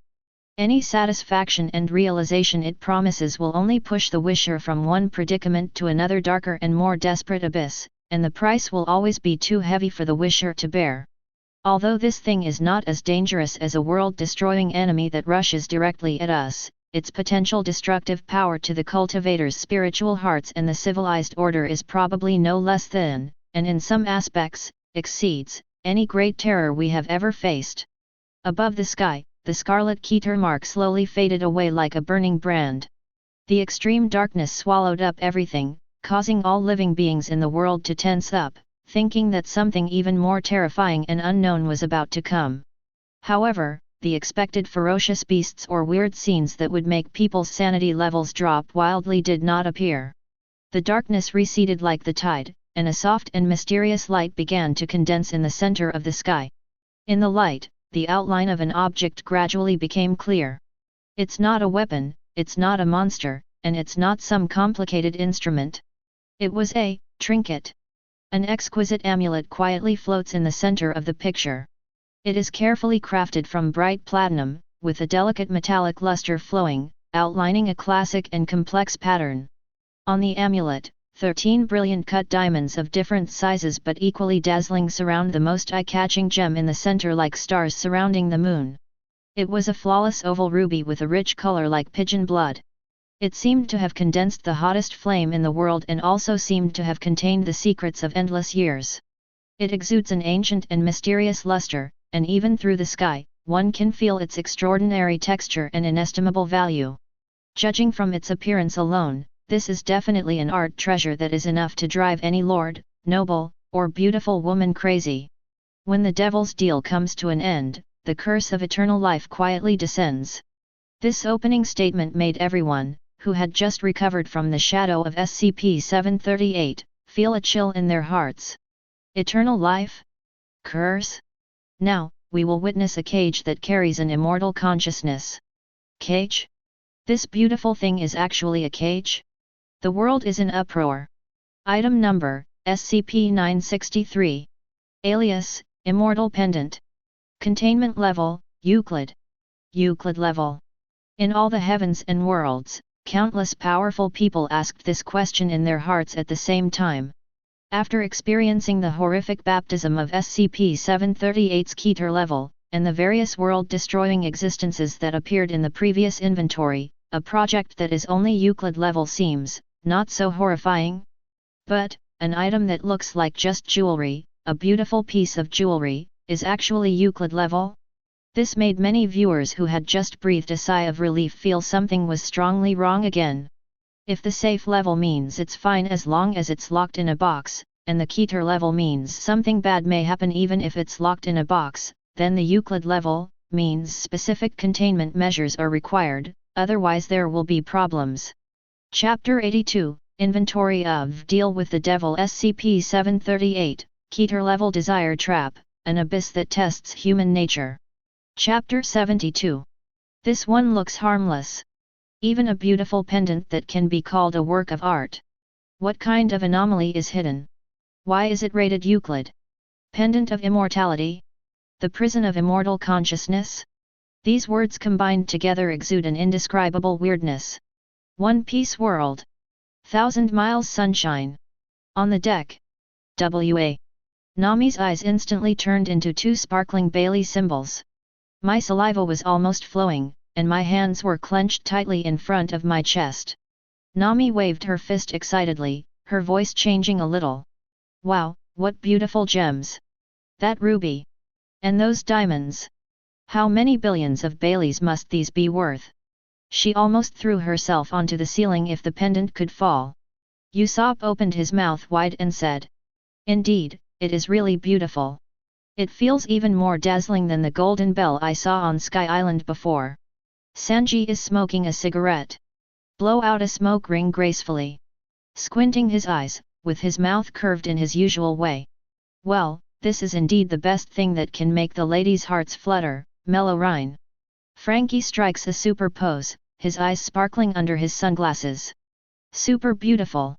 But, Euclid grade. I always feel it's not a good thing. Just like Coke, it looks tempting, but if you drink too much, you will burp. Chopper stared with his big round eyes and asked curiously. What does Euclid mean? Is it better than Keter? Does it bite? Zoro folded his arms and leaned against the side of the ship. He slightly opened one eye and glanced at the sky, then closed it again, as if he was not interested in it. Tisk, it's just a piece of stone. How can it be compared to Wado Ikimonji? Brook adjusted his hat, and the skeleton's jaws clicked. Wow, it's really dazzling. However, when it comes to immortality and the cage, I do have some say. After all, I have died once. Nicole Robin's eyes were unusually solemn. She adjusted her bangs.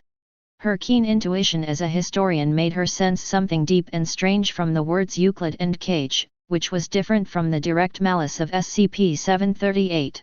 Robin said solemnly. Euclid level means it has unpredictable properties, or requires specific containment conditions to ensure safety. It's definitely not an ordinary item. She looked at the pendant in the sky with eyes full of inquiry and vigilance. The cage of immortal consciousness. This description is not pretty at all. Whose consciousness is imprisoned? Or does it mean that the consciousness of the person who wears it will be imprisoned? He spoke calmly. It seems that everything displayed on the sky dome has its own unique dangers and should not be underestimated because of its appearance. The world of Qin's moon. Confucianism. Little Saint Manor. Inside the library. Yan Lu looked at the sky, his expression still gentle, and said softly. This thing is gorgeous and colorful, and it is incomparable to ordinary things. Fu Nian frowned slightly, his expression serious. Euclid class. Although not as dangerous and unpredictable as Keter, it is definitely not a good thing. The parallel of immortality and cage must have a deep meaning. Zhang Liang holds a scroll in his hand, his eyes are deep. Carefully examine every detail of the pendant in the sky, from the platinum chain to the cut of the diamond to the luster of the ruby. Zhang Liang spoke slowly, his voice clear and magnetic. The shape is strange and ancient, and the gems inlaid are also extraordinary. Platinum is the body, diamonds are the auxiliary, and rubies are the core.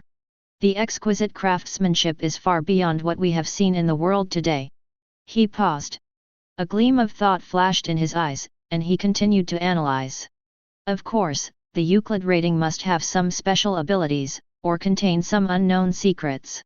Its brilliance is restrained, unlike the naked malice and temptation emanating from SCP-738, nor is it as sharp as the Mahist mechanical beasts, nor is it as murderous as some legendary vicious weapons. A trace of doubt flashed across Zhang Liang's eyes, and he whispered to himself. How strange!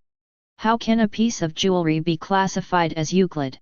Prison of immortal consciousness, what does this immortal consciousness mean? Does it mean that consciousness itself is immortal? Or does this pendant give people immortal consciousness? And what about the cage? He tapped the desk gently. If it is really a cage, then what kind of being is imprisoned in it? The world of Doluo continent. Shrek Academy, on the playground. Oscar's eyes widened and his mouth opened into a zero shape. The stubble on his chin trembled with excitement, and his disgusting sausage almost fell to the ground. Oscar exclaimed, "Oh my God! Oh my God! How can this thing be on the list? Such a beautiful chain, shining with gold, is it some kind of super soul guide? Can I become a god directly if I wear it?" Ma Hongjun rubbed his hands aside, his eyes shining as he said, "It doesn't look cheap. Boss Ao, do you think this thing can increase soul power or have any special soul skills? For example, charm bonus? Or can it directly spit fire?" Tang San frowned slightly, and his purple demonic pupil moved quietly, trying to see through the essence of the pendant, but found that the image on the sky was shrouded by a layer of strange power and he was unable to see its core. Tang San groaned and said, "I can't feel any soul power fluctuations, and it doesn't look like a soul bone. But the Euclid level evaluation, and the description of the cage of immortal consciousness, all show that it is definitely not simple." Xiao Wu snuggled up to Tang San and blinked her big eyes curiously. "Third brother, this necklace is so beautiful. It's more sparkling than crystal shoes." As the little princess of the Seven Treasures glazed tile sect, Ning Rongrong had seen countless treasures. At this moment, she was attracted by the extreme beauty of the pendant, and her eyes were shining with appreciation. Ning Rongrong praised softly. "How beautiful! The craftsmanship and the quality of the gems are more dazzling than many of the top gems collected in our sect's treasury." But she immediately frowned again, with a hint of uneasiness from an auxiliary spirit master on her face. "But I don't know why, but when I look at it, I always feel a little creepy and uncomfortable. Especially the word cage, it makes me a little scared." Daimyo Bai crossed his arms over his chest, his eyes flashing with scrutiny, his expression serious. "This thing can be listed and counted by Tianmu and given a Euclid rating. It is definitely not as simple as ordinary jewelry." He looked at the ruby, thinking, immortal consciousness. Could it be that some powerful soul or monster is sealed inside? Or, can it make human consciousness immortal, thus achieving eternal life in a certain sense? But why is it a cage? Zhu Zuking's voice was cold. Beauty often hides greater dangers. This pendant is probably much more complicated than we imagined. Master Yu Xiaogang pushed his glasses, his eyes behind the lenses full of desire for research. Euclid level means that its abnormal effects are controllable, but precise political measures are required. Immortal consciousness. If this involves the soul level, then its research value is immeasurable, but the danger is equally huge. Perfect world. Ishimura. The afterglow of the setting sun falls on the ancient village. Lu Shen was still gently swaying his green branches at the entrance of the village. Thousands of willow branches hung down, emitting a hazy and sacred halo. The children in the village stopped fighting and looked up at the sky. The monkey exclaimed, "Wow, it's brighter than my mother's silver hairpin." The snotty kid sniffed and said, "It would be great if I could pick off a diamond. I could exchange it for lots of animal milk." Huo Linger looked at the glittering amulet in the sky, her big, lively eyes filled with the curiosity and love unique to a little girl, and her cheeks flushed slightly. Huo Linger said happily, "Wow! What a beautiful necklace! It's as bright as the stars in the sky. Which pretty sisters is this? She will look stunning wearing it." Yunxi stood aside. As a goddess of the celestial race, she had seen many rare treasures and her expression was a little moved at this moment. Such a gorgeous gem was rare even in the upper realm. But she was more concerned about the rating Euclid and the description of cage, which reminded her of some ancient forbidden weapons. Yunxi said softly, "I'm afraid it's not an ordinary ornament. The mention of a cage is worrying. Some of the most powerful magical instruments in the world have curses or uncontrollable properties. And the naughty boy Shi Hao." At this moment, he was squatting on the ground, holding a freshly roasted leg of animal in his hand. He raised his head, his big black gemstone eyes sparkled as he stared at the huge oval ruby on the sky without blinking, and his little brows wrinkled slightly. Unlike Huo Linger, who only paid attention to her outward beauty, he relied on the blood instinct derived from ancient species such as true dragons and Kunpeng to feel a hint of something strange. Shi Hao said vaguely, "It's quite pretty, even brighter than the red bird's feathers." He tilted his head, scratched his scalp unconsciously, and carefully sensed it. Then, he muttered in an uncertain tone, "Shi Hao, it feels like, inside that red stone, there seems to be something sleeping." Above the sky, the suspended immortal pendant still exudes an alluring luster, and the pigeon blood ruby is like a beating heart, attracting the attention of all worlds. Ishimura Junior High School. Shi Hao's unintentional whisper, "It seems like something is sleeping." Like a stone thrown into a calm lake, it caused ripples in the hearts of some powerful and perceptive people. However, the skylight did not continue to display the material, craftsmanship, or other physical properties of the pendant as everyone expected. Instead, it's a spine-chilling simulation. In the screen, a vague humanoid figure dressed in orange prison garb appeared, seemingly the model of D-class personnel commonly seen in previous experiments. A gloved hand controlled the model's right hand and slowly reached out to the SCP-963 pendant suspended in the virtual space. The fingertip slightly touched the cold platinum edge. Contact occurs. At the moment of contact, the eyes of the D-class personnel model suddenly lost all their luster and became as empty and dull as glass beads. It's as if my soul was instantly pulled away. The hearts of all living things, all of them were raised to their throats. But just a moment later, those empty eyes lit up again and regained their spirit. No, that's not recovery. It is not a restoration, but a brand new look. The numbness, fear, or confusion on the model's face disappeared. Instead, there was a complex look that contained scrutiny, curiosity, and even a hint of teasing. The model moved its neck, making a crisp click sound. The movement was smooth and natural, completely different from the previous stiffness. It raised its hand and looked at its new palm with interest. Its fingers curled and stretched flexibly. Then, it smiled meaningfully at the void and even whistled, looking completely different from the model's previous state.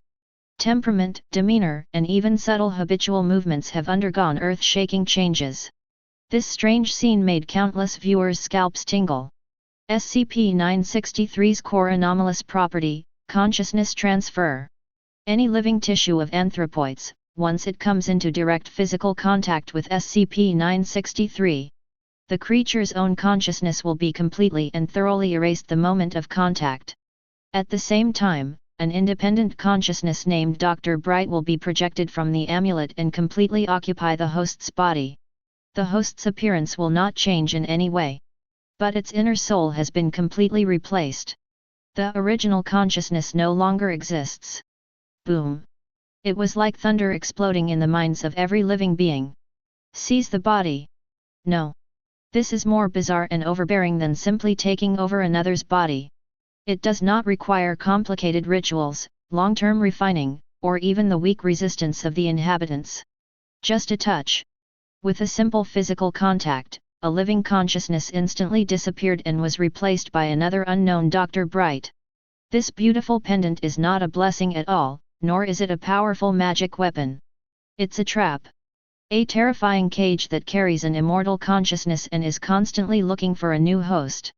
It's also the key to releasing the imprisoned consciousness. The creatures in countless worlds felt a chill rising from the solace of their feet straight up to their heads, chilling their entire bodies. Naruto World. Konoha Village. Under the Hokage Rock. That. Orochimaru's golden snake pupils suddenly contracted, flashing with unprecedented fanaticism and excitement. The corners of his mouth curled up in a morbid arc, and his long tongue licked his lips. Orochimaru whispered, with uncontrollable excitement, "Oh! Oh he, interesting. So interesting. Erase consciousness, cover the soul, no need for reincarnation rituals, ignore soul rejection, complete upon contact. This is simply a perfect way to convert containers. Compared to my reincarnation, it saves a lot of trouble. The risk is also greatly reduced. The consciousness of Dr. Bright can be solidified in such a small ornament, and it can also project and cover other consciousnesses. This object, this SCP-963, its principle, its structure, contains the ultimate secrets of soul and consciousness. It must be obtained. It must be studied." Tsunade, who was standing next to her, punched the stone table next to her so hard that the hard surface was instantly covered with cracks. Tsunade's pretty face was filled with anger as she shouted angrily, "Evil! So evil! This is the most vicious curse. It will wipe out a person's existence and even their soul. What a bullshit, Dr. Bright! He's just a parasite who survives by plundering others. This kind of thing shouldn't exist in the world." Jiraiya stroked his chin, his expression solemn. "It is indeed a terrifying ability. It is hard to defend against. Once it is touched." Kakashi looked at the sky, his Sharingan rapidly rotating, analyzing the intelligence. The consciousness is covered instantly, without even reaction time. Moreover, it seems that there is no requirement for soul strength. The power of this rule is too strong. Naruto looked confused, but looking at Tsunade's angry expression and Orochimaru's weird smile, he felt that this thing must be something bad. "I said, just touch it." The next second, the person disappears and becomes another person. How scary! The world of immortals. Lushan Star Region. On a desolate cultivation planet. Wang Ling sat cross-legged, his calm eyes now fluctuated violently, and there seemed to be lightning flashing deep in his pupils. His fingers tapped unconsciously on his knees, his eyes fixed on the sky. A magical weapon for taking over someone else's body. Wang Ling's voice was low and hoarse, with a hint of barely perceptible fear. Chapter 73. No, it is more domineering and unreasonable than ordinary body-stealing magic weapons. If you touch it, you will be possessed instantly. It will ignore the difference in cultivation.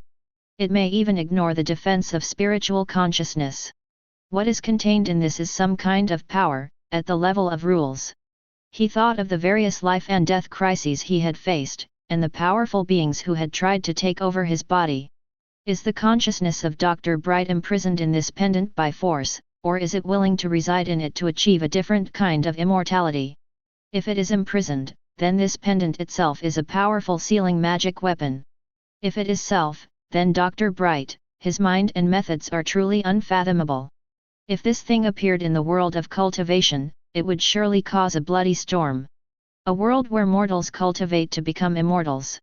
In the spirit world, in a secret cave somewhere, Han Li was sitting cross-legged and regulating his breathing when he sensed the changes in the sky and swept his spiritual sense over it. Countless thoughts flashed through his mind in an instant, and his face became extremely solemn. Horcrux? Or some extremely advanced soul hosting technique? Han Li frowned and analyzed the situation secretly. To instantly erase and cover the consciousness, this either requires the caster's soul strength to be far greater than the host's, to the point of crushing. Or, this treasure called SCP-963 itself contains some special law power that ignores the difference in soul strength. Direct contact with living tissue can trigger it. This means that blood, skin, and even hair can be the medium. A trace of deep fear flashed in his eyes. This thing is extremely evil. Don't touch it. Don't even get close. If you encounter someone holding this item, you must stay away from them immediately, or completely destroy them and this treasure before they can react. Otherwise, if it touches you even a little bit, the consequences will be unimaginable. The world of covering the sky. Baidu, Donghuang, above the ruins of the Heavenly Palace. Woof! Woof woof! Holy shit! Hai Huang jumped up suddenly, his fur standing on end, and circled around Yafan and Pangbo, his barking voice changing tone. Hai Huang screamed in horror, possession! Naked possession! Just a touch and the person is replaced. This is much crueler than those old immortals taking over bodies. They don't even give us a chance to resist. Too insidious. Too vicious. Who dares to touch this broken necklace? Who dares to touch it? Even my infinite beginning sutra can't stop this thing, right? No, no, next time I see something shiny like this, I have to stay away from it. Don't touch it with your dog's paws. Yafan's expression also became extremely serious. He stared at the sky with golden light flashing in his eyes. He tried to analyze the power of the pendant, but was still shrouded in a layer of mist. Yafan said in a deep voice, consciousness coverage. This is different from what we understand as the soul taking over another's body. Ordinary possession will more or less leave traces of the original owner, or it will take time to merge the memory and body. But Dr. Bright's consciousness seems to have been completely overridden, along with his body's instincts and habits. It's more like completely removing one's software and installing a whole new operating system. This kind of power involves the essence of the soul and consciousness. It is very strange and terrifying. The light and shadow on the sky changed again. The previous analog image disappeared, and was replaced by a recorded image that seemed older, with noise and unstable image quality. Historical record image, number. Event, SCP-076-2 Containment Breach. The background sound of the picture is extremely noisy. The shrill alarms, the chaotic gunshots, the roar of heavy objects hitting the walls, the desperate screams of humans, all intertwined into a doomsday symphony. The camera was shaking and it was obvious that the person filming was also running or hiding in fear. In the picture, a blurry but extremely agile black figure was wreaking havoc in a messy corridor of the facility. In his hand he seemed to be holding some kind of strangely shaped black weapon that had appeared instantly. Every swing was accompanied by the sound of metal tearing and the horrific sight of blood and flesh flying everywhere. The speed was so fast that it almost left an afterimage, and the power was even more terrifying. SCP-076-2. Able. He has breached containment. A crying voice was heard from outside the screen. The camera turned suddenly and aimed at a corner. A researcher wearing a white coat and glasses, who looked gentle and refined, was trying to hide behind an overturned laboratory table in fear. He seemed to be trying to press an emergency button on the wall. But it's too late. The violent black figure appeared behind him like a ghost. A flash of cold light. The researcher's body stiffened instantly, with extreme fear and disbelief still in his eyes. The next moment, his body seemed to be torn apart by an invisible force, and blood spurted out violently, staining the white walls and the cold ground red. He fell down helplessly, his life gone. Countless creatures in the world were once again shocked by this sudden bloody violence. Just then, the camera captured a detail. A familiar platinum pendant with a chain slipped from the researcher's torn clothes and fell to the cold ground with a ding-dong sound, not far from the corpse. It is SCP-963, the pendant of immortality. In the chaos, a D-class personnel, also wearing an orange prison uniform, stumbled past. His face was full of fear and confusion, and he seemed to have no idea where to escape. Perhaps his feet slipped, or perhaps he was in a panic and didn't know which way to go. He stumbled and subconsciously put his hand on the ground. It just happened to hit the pendant that fell beside the pool of blood. Contact occurs. The next second, something strange happened. The D-class personnel's body suddenly stiffened. The fear, confusion, and panic on his face were instantly wiped away as if by an eraser. He stood up slowly and very naturally. His movements were smooth and he was completely free of the awkwardness he had shown before. He lowered his head, glanced at his blood-stained palm, and then looked at the researcher's body on the ground. His eyes were calm, even with a hint of a familiar scrutiny, as if he had just woken up. At this time, several security guards armed with weapons and wearing tactical equipment finally arrived at the scene, and their guns were pointed at the standing intermediate Kong and the SCP-076-2 that was still being destroyed in the distance. "Stop! Don't move," the security captain shouted sternly. The D-class personnel raised his head, pushed up his non-existent glasses, and spoke in an unusually calm, even scholarly, tone. His voice, tone, and wording were exactly the same as the researcher who just died. "I'm Dr. Bright." He pointed to the bloody body on the ground. "That was me just now." Then he looked around the chaotic scene, as if it was not him who had just experienced death. "What's the situation now?" The security personnel who arrived were all stunned, staring in amazement, almost doubting their own ears and eyes. "What happened just now?" Record: the first confirmed activation of SCP-963 occurred during the containment breach of SCP-076-2. The original owner, Dr. Bright, was confirmed dead in the incident. His consciousness, at the moment of physical death, was successfully transferred to the body of D-Class personnel D-1-113 who came into contact with the object through SCP-963. Host D-1-113's original consciousness was completely overridden. This is the first time that the Foundation has observed and recorded the phenomenon of immortality of consciousness achieved through anomalous objects. Boom! The amount of information explodes again. After death, transfer. It's not about taking over someone's body while they're still alive, but after a person dies, their consciousness can immediately jump into another person's body through the pendant. This is even more shocking than the previous demo. One Piece World. Naval Headquarters, Marineford. In Marshal Jean Guo's office, he stood up from his seat so suddenly that his glasses almost slipped off. Jean Guo's face was full of shock and disbelief, and he slammed his head heavily on the table. After death, can consciousness be transferred? This is simply another form of immortality.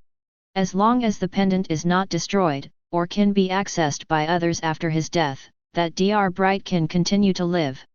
Next to him, Akina Sakaski had a gleam of disdain in his eyes as hot as magma, and a cold and hard line appeared at the corner of his mouth. Akina snorted coldly, "Humph. It's just a change of container to survive. You can't even protect your own life.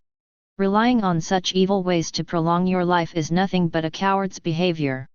This kind of existence is not really a strong one at all. Perfect world.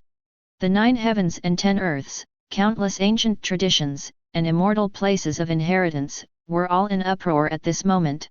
Countless old monsters and ancestors who had lived for a long time were awakened from their retreat, and their spiritual thoughts swept towards the sky. Wow! After death, the soul still exists, and it can instantly take over another body and be reborn. That pendant, could it be the life-saving magic weapon of Dr. Bright? Does it contain the mark of his true spirit? No. It's more like some kind of secret soul weapon that was made before his death and is specifically used to take over other bodies and prolong his life. Touch and you'll be taken. Even the death of the body will be ignored. This method is totally unheard of and unseen. On the vacant lot under Lu Shen in Ishimura. Shi Hao's eyes widened and his little face was full of surprise. Shi Hao exclaimed, "Wow! How amazing! If you die, you can immediately change your body and come back to life. Like Red has grown a new tail. Dragon Ball World. The Underworld, the Palace of Yama." The King of Hell looked at the image on the sky, and his huge body could not help but lean forward. The brush in his hand that judged life and death fell onto the table, and ink splattered everywhere. The King of Hell opened his mouth so wide that a dinosaur egg could fit in it, and his voice became wide. This is not my business. Dead. Confirmed dead. But he didn't come to register with me. He was resurrected right on the spot in the world of the living. And you stole someone else's body. He slammed the table so hard that the heavy judgment table was shaking. This completely destroys the balance of the cycle of life and death. When you die, you should go to the underworld to await judgment and reincarnation. How can you just change your body and prolong your life like this? It's chaos. It's all chaos. A world under one person. Nadutong Express, North Daxia Regional Headquarters. Su Si held a cigarette in his mouth, his eyes fixed on the document. A long piece of ash was burned and he forgot to flick it off, so it fell directly onto the document on the desk, leaving a small hole. Su Si exclaimed, "Oh my god! Oh my god! This is awesome! Dead! He's clearly dead! How can he find another victim right away? Is Dr. Bright born in the year of the cat? Does he have 9 lives?" He shook his head violently and spit. "No. It's much more awesome than a cat's 9 lives. Even after a cat dies, it has to be reincarnated. This guy just changed his account and logged in. Seamless connection. As long as someone picks up that broken necklace, he will be resurrected on the spot. Who can stand this?" Just as Su Si's exclamation had not yet completely died down, the light and shadow on the sky changed again. The heart-pounding true historical record just now slowly faded away. Instead, there are colder and more oppressive words and images. Warning: the holder of SCP-963 is not permanently safe. If the same host wears SCP-963 for more than 30 days, their brain structure will be permanently changed, completely replicating Dr. Bright's consciousness pattern. As soon as the words fell, the sky screen switched. A simulation animation starts playing. In the video, a D-Class personnel wears SCP-963 day after day. The calendar numbers jump from 1 to 29. Everything seems to be normal. Although the host's behavior has the shadow of Dr. Bright, he still seems to have retained some of his self. The moment the number jumps to 30, the host's eyes suddenly changed, completely transforming into Dr. Bright's wisdom with a hint of teasing and madness. Assimilation completed in 30 days. Afterwards, several MTF members entered the room and forcibly removed the SCP-963 pendant from the D-Class personnel's neck. The pendant was carefully placed in a special containment box.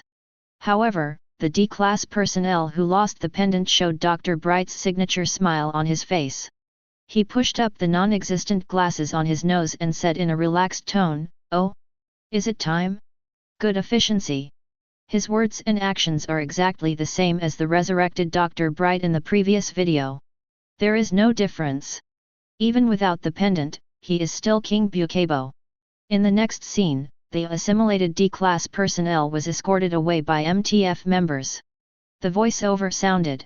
Even if the pendant is removed at this time, the host will continue to exist as an independent Dr. Bright. In order to prevent the chaos and security risks caused by multiple Brights, such hosts must be forcibly terminated by the Foundation.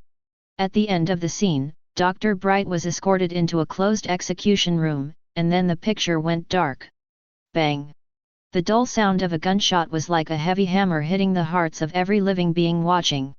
This 30-day assimilation rule, and the merciless forced execution, was like a sudden cold current that swept across the heavens and earth in an instant. This is no longer a simple matter of taking over another's body to prolong his life. This is a spiritual plague. A replication and spread of consciousness. 30 days. In just 30 days, a living person can be completely transformed from soul to mind into another person. And this change is irreversible. What's even more terrifying is that once you are assimilated, you can't recover even if you take off the pendant. What awaits him is only death. This means that Dr. Bright can theoretically be replicated infinitely. As long as there are enough human hosts, as long as someone keeps wearing the pendant for more than 30 days. This possibility makes the strong people in countless worlds feel numb on their scalps and chill down their spines. The world of fights breaks fear. Deep inside the Xingyin pavilion, Yao Chen's soul body shook violently, and his old face was filled with unprecedented solemnity. Yao Lao said in a deep voice, "Consciousness assimilation. This is more terrifying than simply taking over someone else's body. There is still room for resistance when possessing a body. Those with strong souls may be able to resist the master. But this can fundamentally distort and change a person's thinking pattern, and even the soul mark can be copied and spread." He took a deep breath, his tone chilled. This thing must not fall into the wrong hands. Otherwise, the consequences will be disastrous. I'm afraid the whole world will be taken over by Bright. Xiao Yan, who was standing aside, frowned, his eyes flashing with a thoughtful look. Chapter 74. Xiao Yan pondered and said, 30 days, time limit. This is not too long, but it is not unmanageable. This gives us a clear window of opportunity. As long as you strictly control the wearing time and rotate the host in time, you can avoid being permanently assimilated. But who can guarantee that there will be no medical help every time we rotate? Once there is an oversight, the price is an additional Bright who cannot be gotten rid of, and a victim who must be executed. He clenched his fists, and felt even more wary of this organization called Foundation. Such strange items, such strict rules, and such cruel methods of disposal. The world of covering the sky. Somewhere in the starry sky of the universe, in a forbidden zone for life. A distant sigh seemed to travel through eternity of time and space. Gai Zhuyu's figure was looming in the hazy fairy light. He looked into the distance at the sky with deep eyes. Gai Zhuyu sighed softly, the imprint of consciousness is deep in the bone marrow and cannot be reversed. It's not like taking over someone's body, but it's better than taking over someone's body. Can you create a him and me in 30 days? Completely copy your own consciousness to others, making them completely a continuation of yourself. If this method is used to pass down a certain tradition, it would be extremely quick and save countless hours of hard training. But I have completely lost my true self and cut off my own path. Is the person being copied still the original person? He, or it, is just a shadow of Dr. Bright, not a replica. It's sad and lamentable. This kind of existence is perhaps more cruel than death. Super Seminary World. Grand Canyon, Command Center. Lian Feng stood in front of the huge data screen, his hands operating quickly on the console, his face extremely solemn. On the screen, data streams about SCP-963 were scrolling wildly, and various analytical models were being calculated at high speed. Lian Feng's tone was hurried, with a strong warning. Lian Feng shouted loudly, "Warning! Warning! High-risk consciousness meme 17 contamination characteristics detected. The consciousness transfer of this item is not a simple information implantation, but a deep assimilation with mimetic effects. Exposure beyond the threshold time, 30 days, will result in irreversible consciousness overwriting and personality duplication." She raised her head sharply and looked at Dokeo and other people in the command room. This means that the host will no longer be a host, but will become a new Dr. Bright. This replication is permanent and cannot be erased or reversed. According to the Foundation's handling method shown on the sky screen, such completely assimilated individuals will be considered high-risk targets and must be eliminated. We must immediately formulate the highest level of prevention plan. Once this object appears in our universe, the host rotation protocol must be strictly implemented to ensure that the contact time of any single host is far below the threshold of 30 days. We must not allow the Bright virus to spread in our world. The world of Qin's moon. Confucianism, the little sage village. The morning sun shines into the elegant courtyard, but the atmosphere at this moment is unusually solemn. Sunzi stood with his hands behind his back, looking at the chilling rules on the sky, his brows tightly furrowed, and Quan Lao's face was full of thought. The Great Master also felt deeply troubled at this moment. Sun Tzu spoke slowly, with a hint of melancholy in his voice, "The heart is the ruler of the form and the master of the spirit. The value of human beings lies in their unique mind and spirit. This thing can actually tamper with people's minds and copy other people's gods. In 30 days, one person can be completely reduced to a slave of another person's will, or even an extension and copy of his will. This is not just a simple deception of the mind, but a fundamental destruction of a person's existence." He shook his head, disgust flashing in his eyes. Confusing one's mind and disturbing one's nature, turning the world upside down, is the right path. Just as Sun Tzu's melancholy voice was still echoing in the courtyard of Xia Shengxian Zhuang, and the lingering sound had not yet faded away. The hearts of countless creatures in the heavens and myriad worlds are still immersed in the huge shock and chill brought about by the 30 days of assimilation and forced execution. The sky once again changed its light and shadow. The depressing simulation animation and the cold execution announcement slowly faded away. This time, the dome displays the physical properties of SCP-963's Eternal Life Pendant itself. SCP-963-1, the main body of the pendant, possesses the highest level of physical resistance in the currently known universe. A robotic arm carefully picked up the SCP-963 pendant and placed it in a specially made glass container filled with a dark green, bubbling strong acid solution. 44-44-44. A piercing sound was heard, and the solution boiled violently, emitting choking white smoke. However, in the strong acid that can melt steel, the ruby pendant still gleams with an enchanting light, and the platinum frame remains motionless and its luster remains undiminished. The scene changed. A beam of highly compressed blue high-energy laser accurately hits the ruby on the pendant. Wherever the laser passed, the laboratory table made of special alloy was instantly vaporized, leaving a bottomless hole. But the ruby did not even have a scratch on it, and it was still crystal clear, as if it was mocking the futile attack.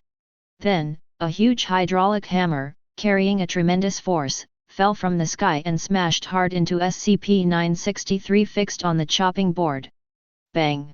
There was a deafening roar, and the whole laboratory seemed to be shaking. The smoke and dust dissipated.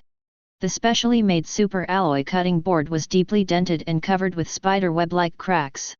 SCP-963, however, lay quietly in the center of the pit, intact, and even its position had not shifted much. Finally, the scene switches to a huge industrial furnace.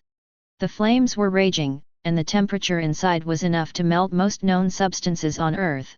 SCP-963 was dropped into it. In the extremely high temperature that is enough to turn diamonds into ashes, it just quietly floats in the flames, and the light of the ruby penetrates the flames, appearing even more pure and ominous. The Foundation has attempted to destroy it using all known conventional and unconventional physical means, including but not limited to, soaking in a mixture of aqua regia and hydrofluoric acid, 100,000 joule pulse laser cutting, 50-ton hydraulic forging hammer impact, and high-temperature smelting above 3000 degrees Celsius. All attempts ended in failure. SCP-963-1 itself, unharmed. This pendant is actually indestructible. Not only that, another key feature of SCP-963 is the absolute integrity of its memory inheritance.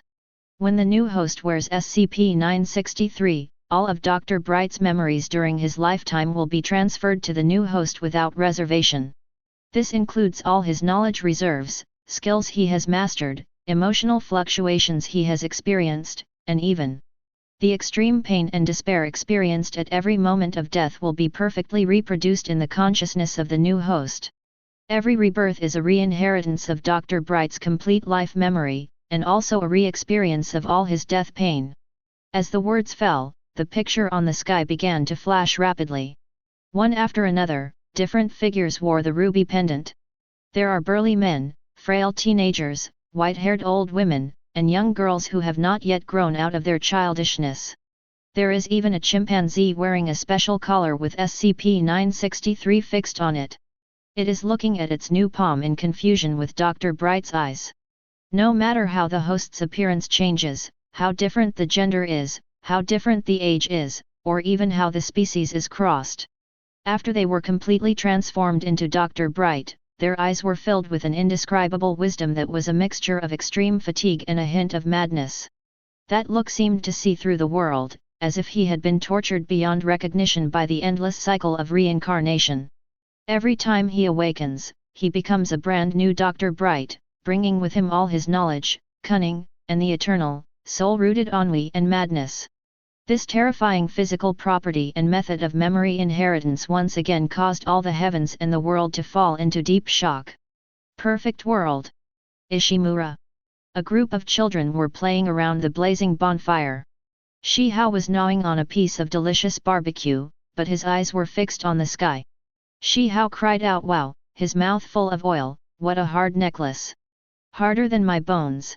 He subconsciously touched his chest, recalled the experience of his supreme bone being dug out, and thought of the indestructibility of the pendant.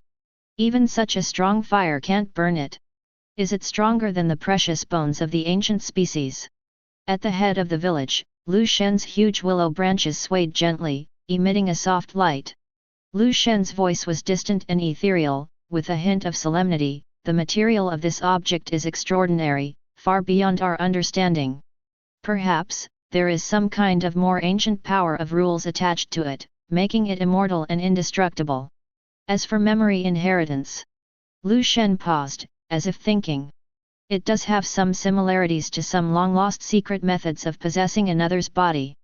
But as shown by the sky, the inheritance of this item seems to be more complete, and also more passive. The host cannot resist and can only accept it completely, along with the endless pain of death. This is not so much a legacy as it is a cruel curse, a never-ending shackle of consciousness. A world where mortals cultivate to become immortals. The demon world, somewhere deep in the demon valley. The blood moon hangs high in the sky, and the evil spirit is surging.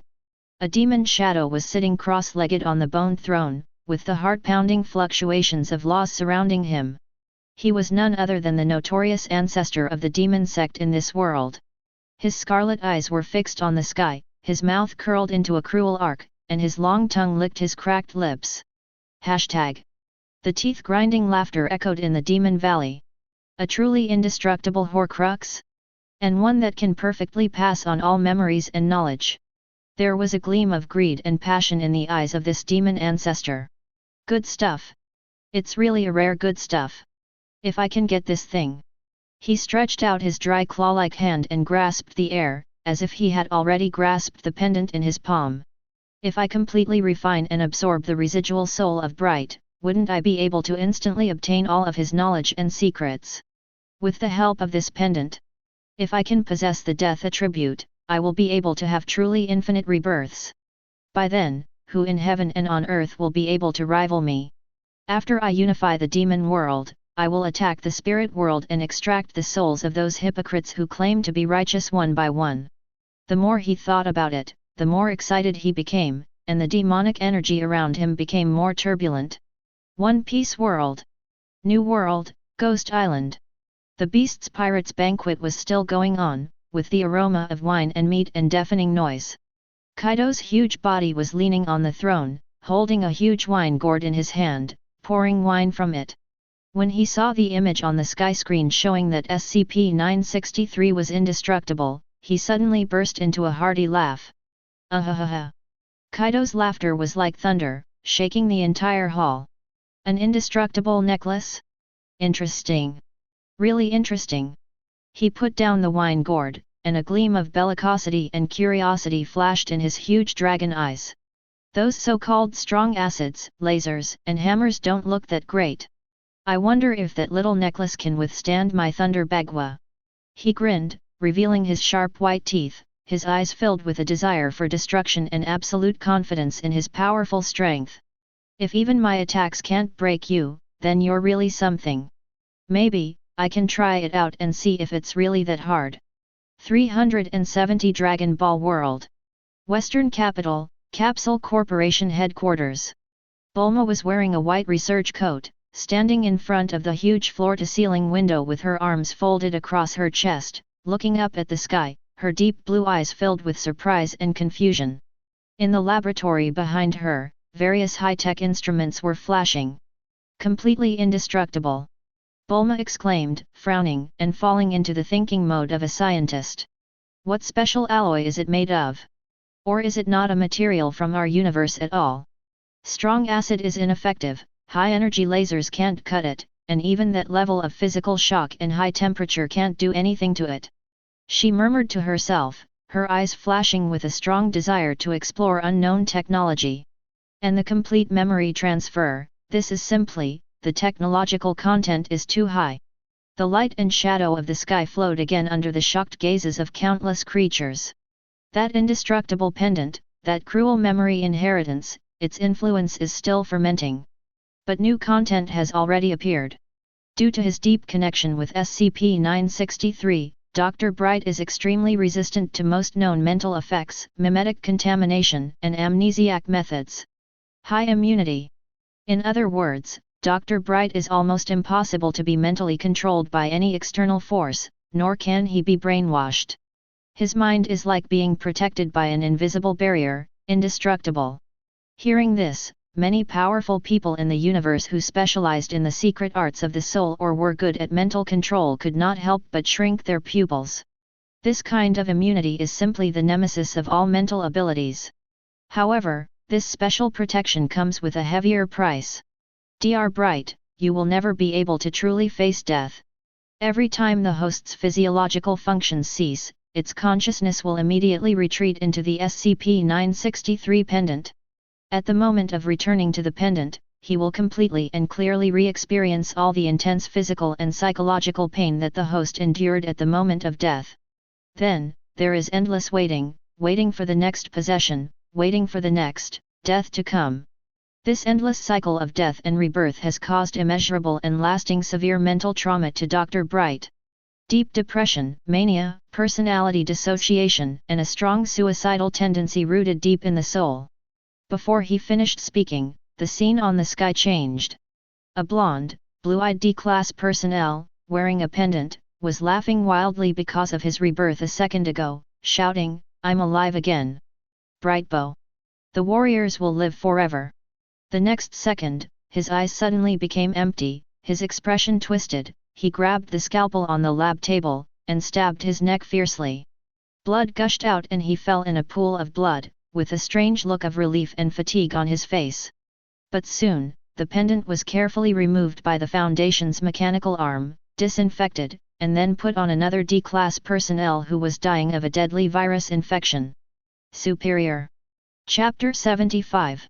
A few minutes later, Bright woke up. He looked down at his rotting and festering hands, feeling the pain of the virus raging wildly in his body, and let out a howl that was not human and was extremely desperate. Then, he began to bang his head against the metal wall frantically, bang, bang, bang, trying to put an end to this rotten and painful body once again. The screen switches rapidly. Sometimes, he is an agile Foundation agent. In a mission doomed to fail, facing an irresistible anomalous entity, he did not choose to retreat, but detonated the high explosives he carried without hesitation, blowing himself and the enemy to pieces. In the light of the explosion, there was a crazy smile on his face. Sometimes, he was a prisoner in a different dimension. In endless loneliness and torture, he used the most primitive way, fasting, exhausted the last bit of vitality of the host, and died in extreme hunger and weakness. There's even a scene where he possesses the body of an elderly experimental chimpanzee. The chimpanzee looked around with Dr. Bright's eyes, full of wisdom and madness, and then used all his strength to slam his head against the iron bars of the cage again and again until his brain burst and blood dyed the cold metal red. Every death seems like a brief and false relief. Every awakening means a deeper layer of despair and pain. Dr. Bright on the sky curtain, in different hosts, sometimes laughs hysterically, and his laughter is full of mockery of fate and deep fatigue. Ha ha ha! Kill me! If you have the guts, just kill me completely. Come again. Give me a new one. This one is too worn out. Sometimes his eyes became extremely dull, like a walking corpse. He had no reaction to any external stimuli and allowed himself to be manipulated by the experimenters. Whatever, anything is fine.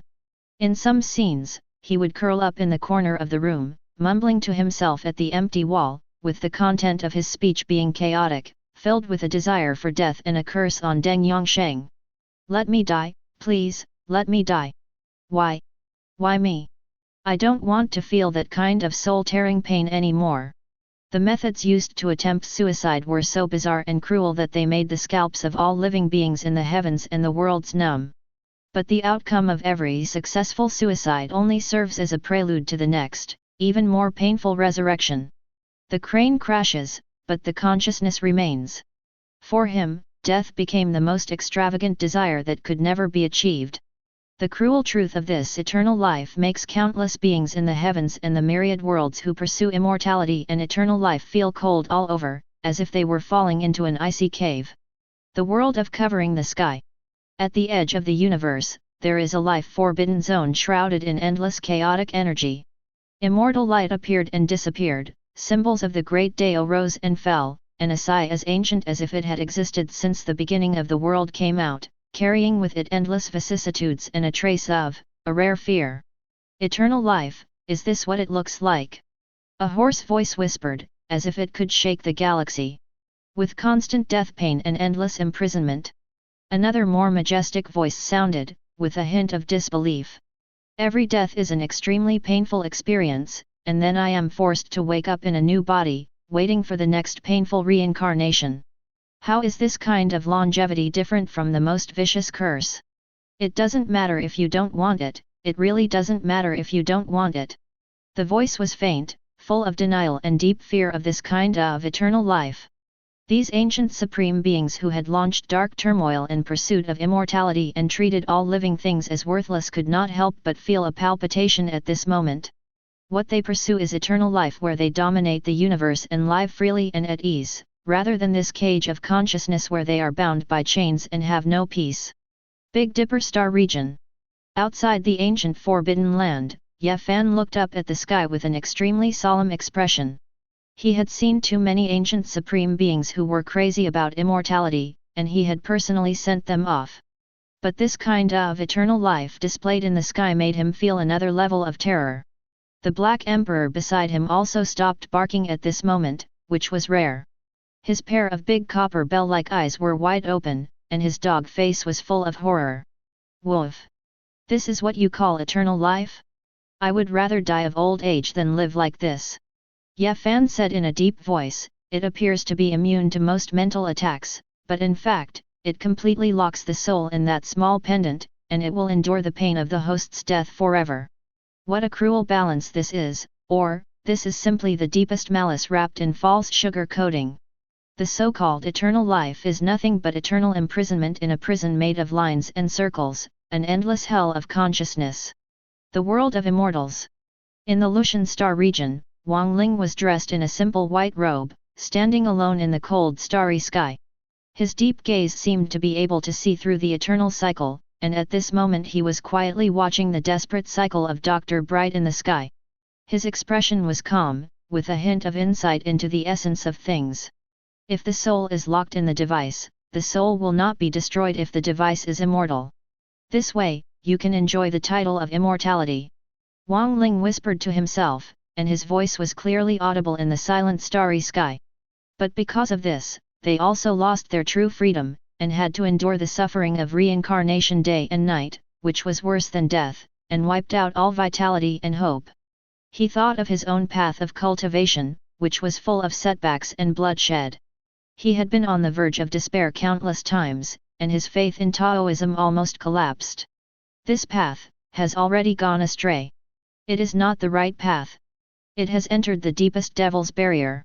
If we are cultivators who are wholeheartedly seeking the truth, what we are pursuing is to understand life and death, go against the will of heaven, and ultimately achieve transcendence, great freedom and great ease. Wang Ling's eyes narrowed slightly.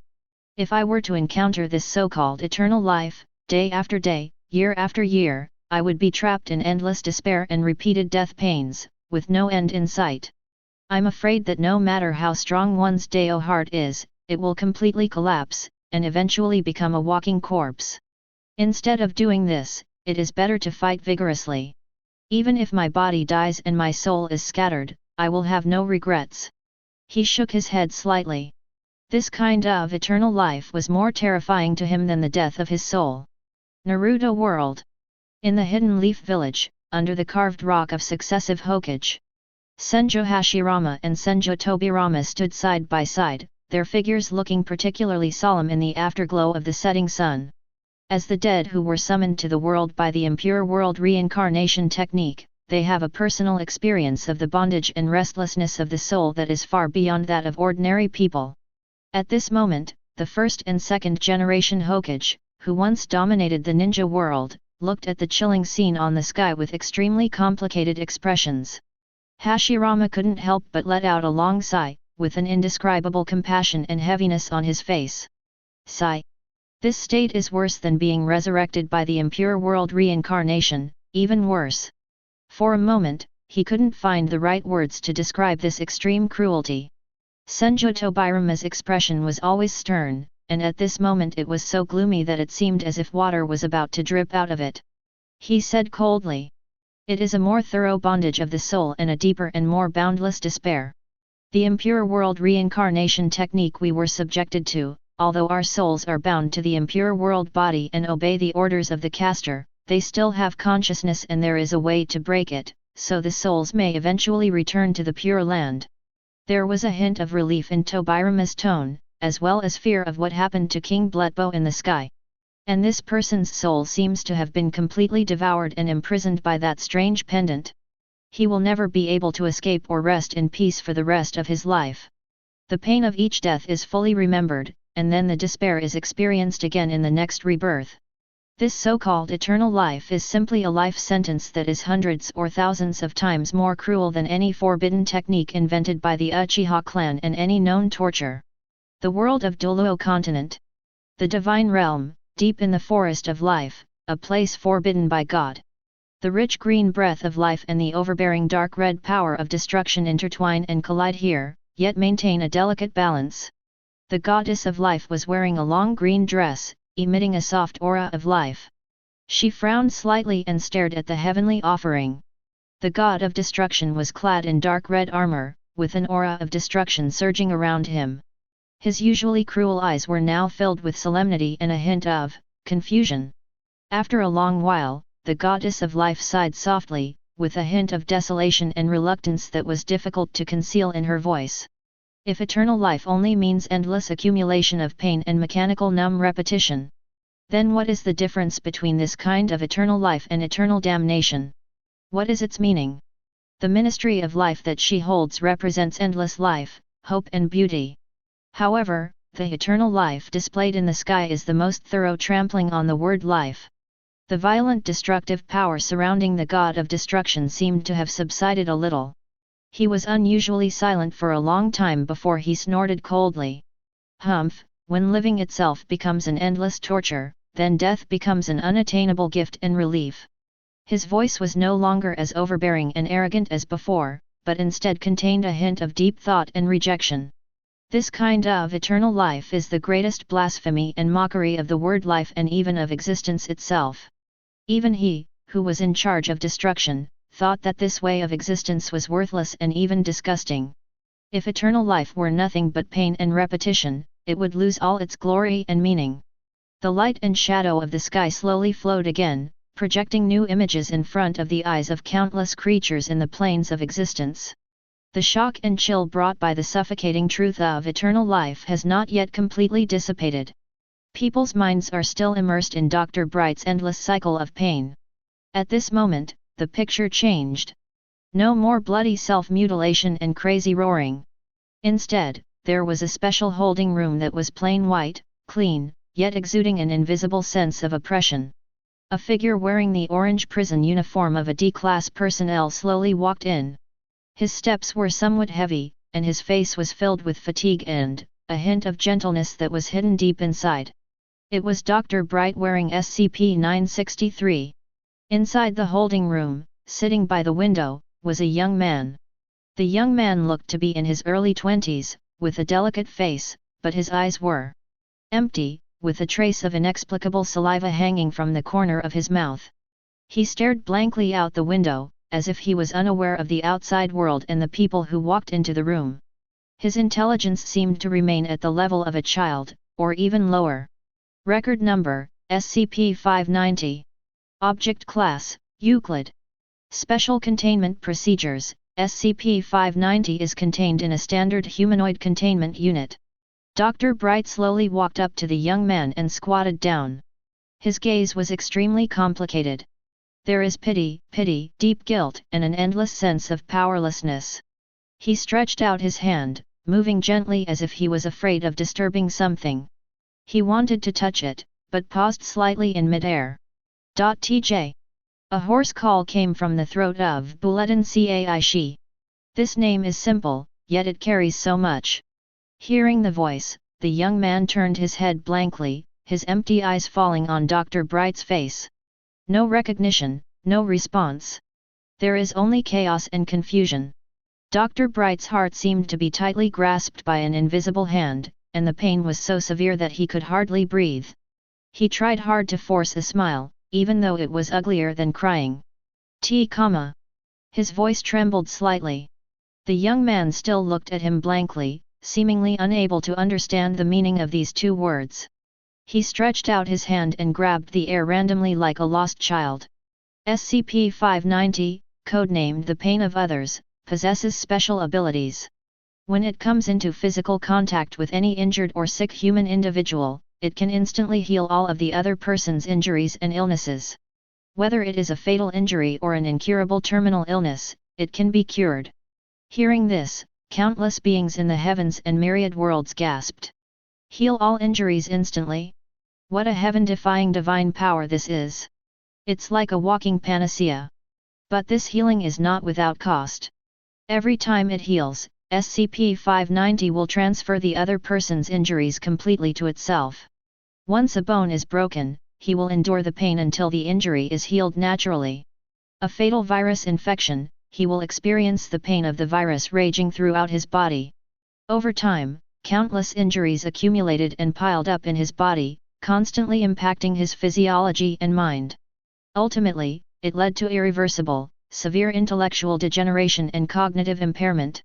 In the sky screen, Dr. Bright reached out and gently held the young man's slightly cold hand. TJ didn't resist at all, just let him hold his hand, his eyes still empty. TJ. Dr. Bright murmured in a low voice, his voice filled with unspeakable pain and self-blame. If it weren't for me, if I had discovered it earlier. His words were intermittent and full of regret. Perhaps, before becoming the host of SCP-963, he had watched his brother walk step by step towards the abyss in order to help others.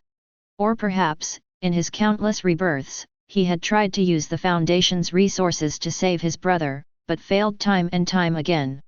This feeling of powerlessness is undoubtedly another extreme torture for a person who is immortal but longs for death. According to the Foundation's internal records, SCP-590, whose original name was T.J. Bright, is Dr. Jack Bright's biological brother. In past records, Dr. Bright has used his authority to secretly visit SCP-590 many times. He consulted countless neurological and psychiatric materials and tried a variety of experimental treatments in an attempt to find a way to cure his brother's intellectual impairment. However, the results were minimal. This blood-related relationship, and the inability to do anything about his brother's current situation, are the few real emotions that Dr. Bright has experienced during his long years of being cursed with eternal life. Sense Anchor Point. This is also a cruel microcosm of his tragic life. He has a nearly eternal life, but cannot protect the people he cherishes, and cannot even give himself a real relief. The picture freezes at the scene where Dr. Bright is holding his brother's hand tightly, with pain and despair written all over his face. His eyes, which had witnessed countless deaths and terrors, were now filled with only pity and endless love for his loved ones. Chapter 76. This episode made countless creatures in front of the sky feel mixed emotions. It turns out that Dr. Bright, the crazy, desperate man who constantly sought suicide, also had such a soft spot in his heart. It turns out that his pain comes not only from his own eternal curse, but also from his deep love for his loved ones and his irreparable guilt. At this moment, his image became extremely complex and extremely, sympathetic. One Piece world. On the deck of the Golden Mary, the Straw Hat pirates looked at the sky quietly. Under the brim of Chopper's deer antler hat, tears as big as beans had already rolled down uncontrollably. He wiped his eyes with his hoof, his voice choking. They, 3/4, 3/4, 3/4, 3/4, 3/4. In order to save others, I turned myself into that state. Those who were cured, do they know, woo? Chopper remembered that he had once been treated as a monster, and also remembered Dr. Hilu look. This spirit of sacrificing oneself for others made him empathize and feel heartbroken. Luffy rarely smiled.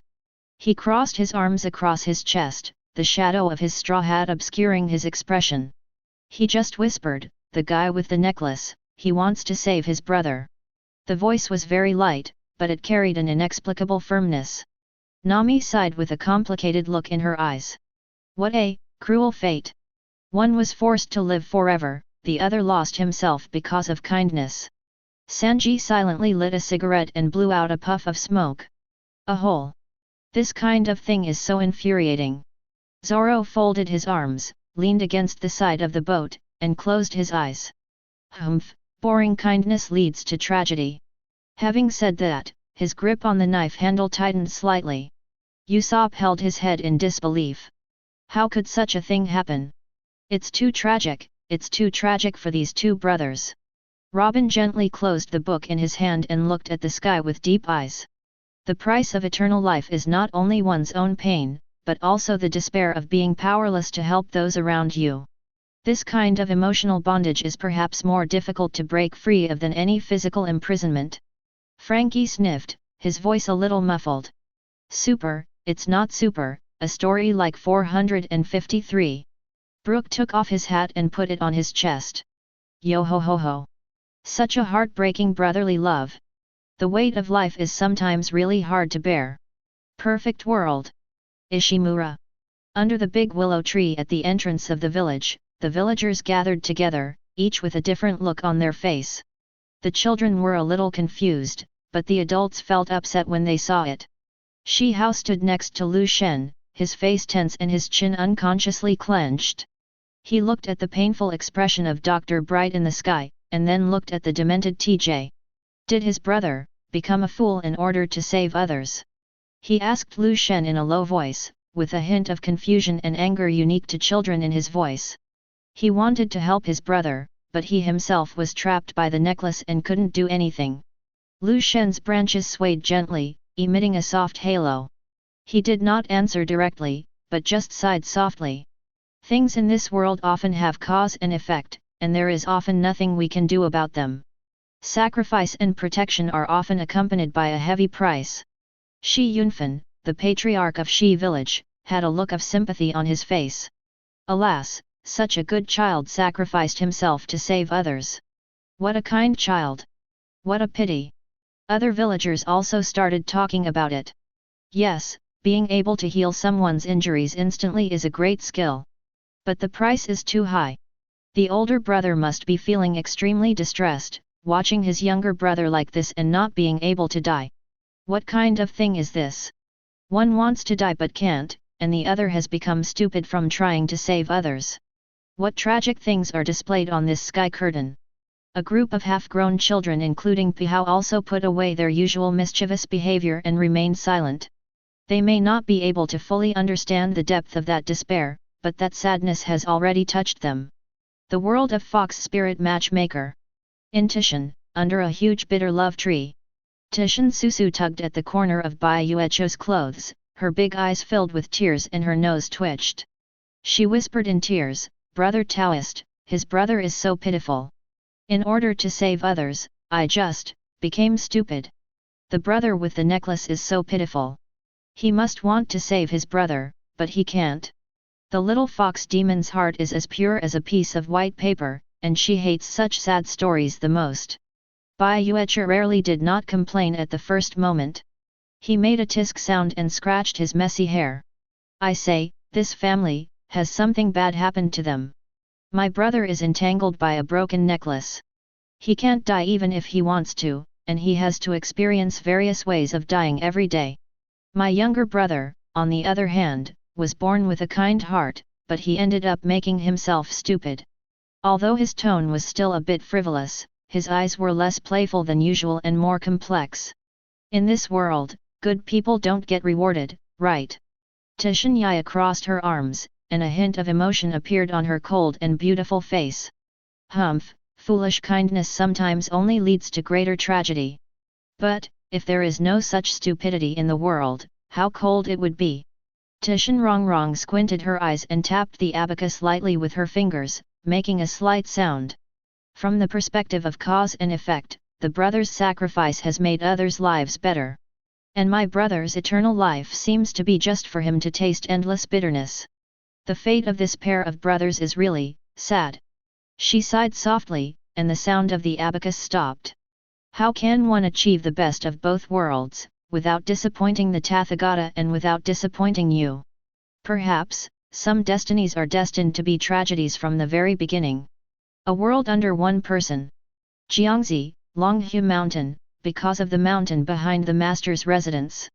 Zhang Hulan sat cross-legged on the edge of the cliff, looking at the scene in the sky with a frown on his face. He thought of his grandfather, the source of his chi body, and the various conspiracies and calculations surrounding him.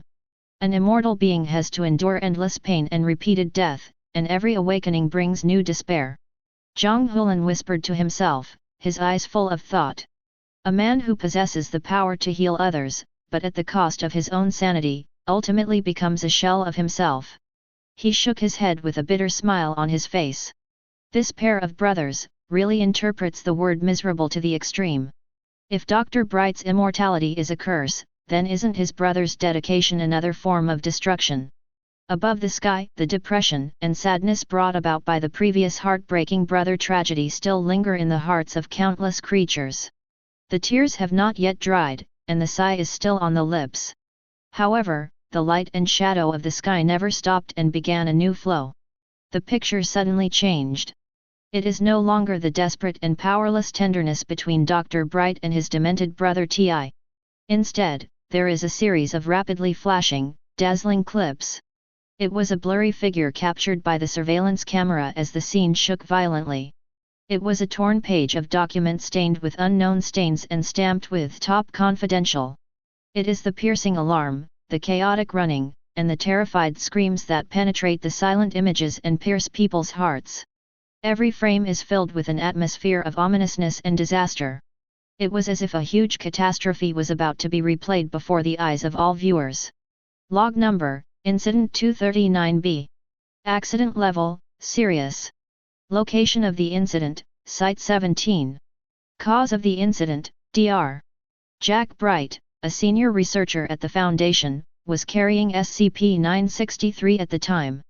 He had a violent conflict for unknown reasons with two other senior Foundation, BHCC, personnel, Dr.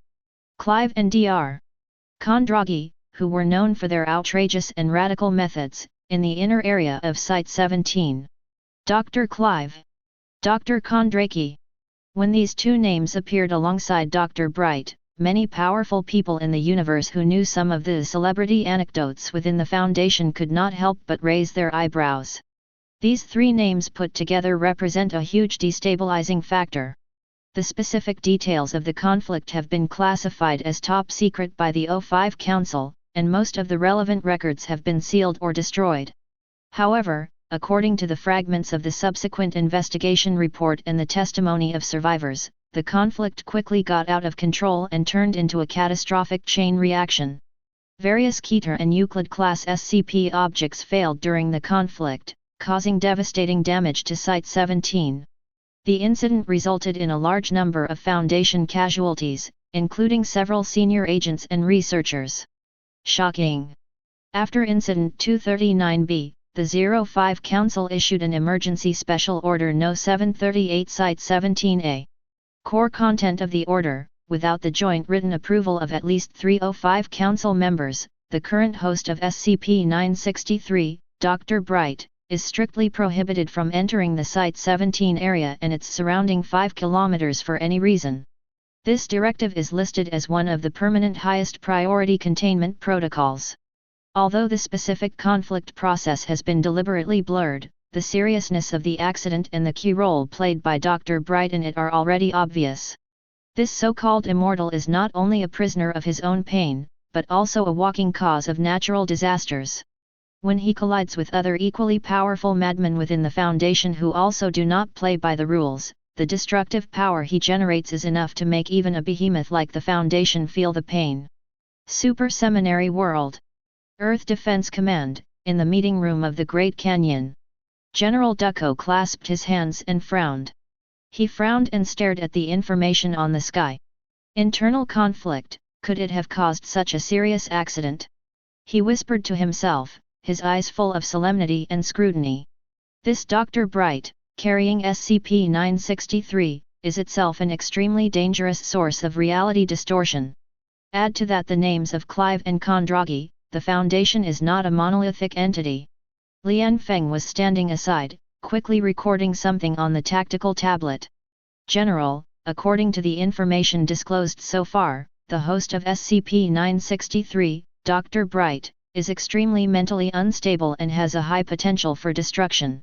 When he comes into contact with other high-risk individuals or anomalous objects, the probability of catastrophic events occurring is extremely high. Ducko nodded, his tone calm. Dr. Bright must be listed as one of the highest-level potential threats. Although he is in another universe, his existence itself is a warning. Any attempt to establish contact with them or introduce them into our world must be strictly prohibited.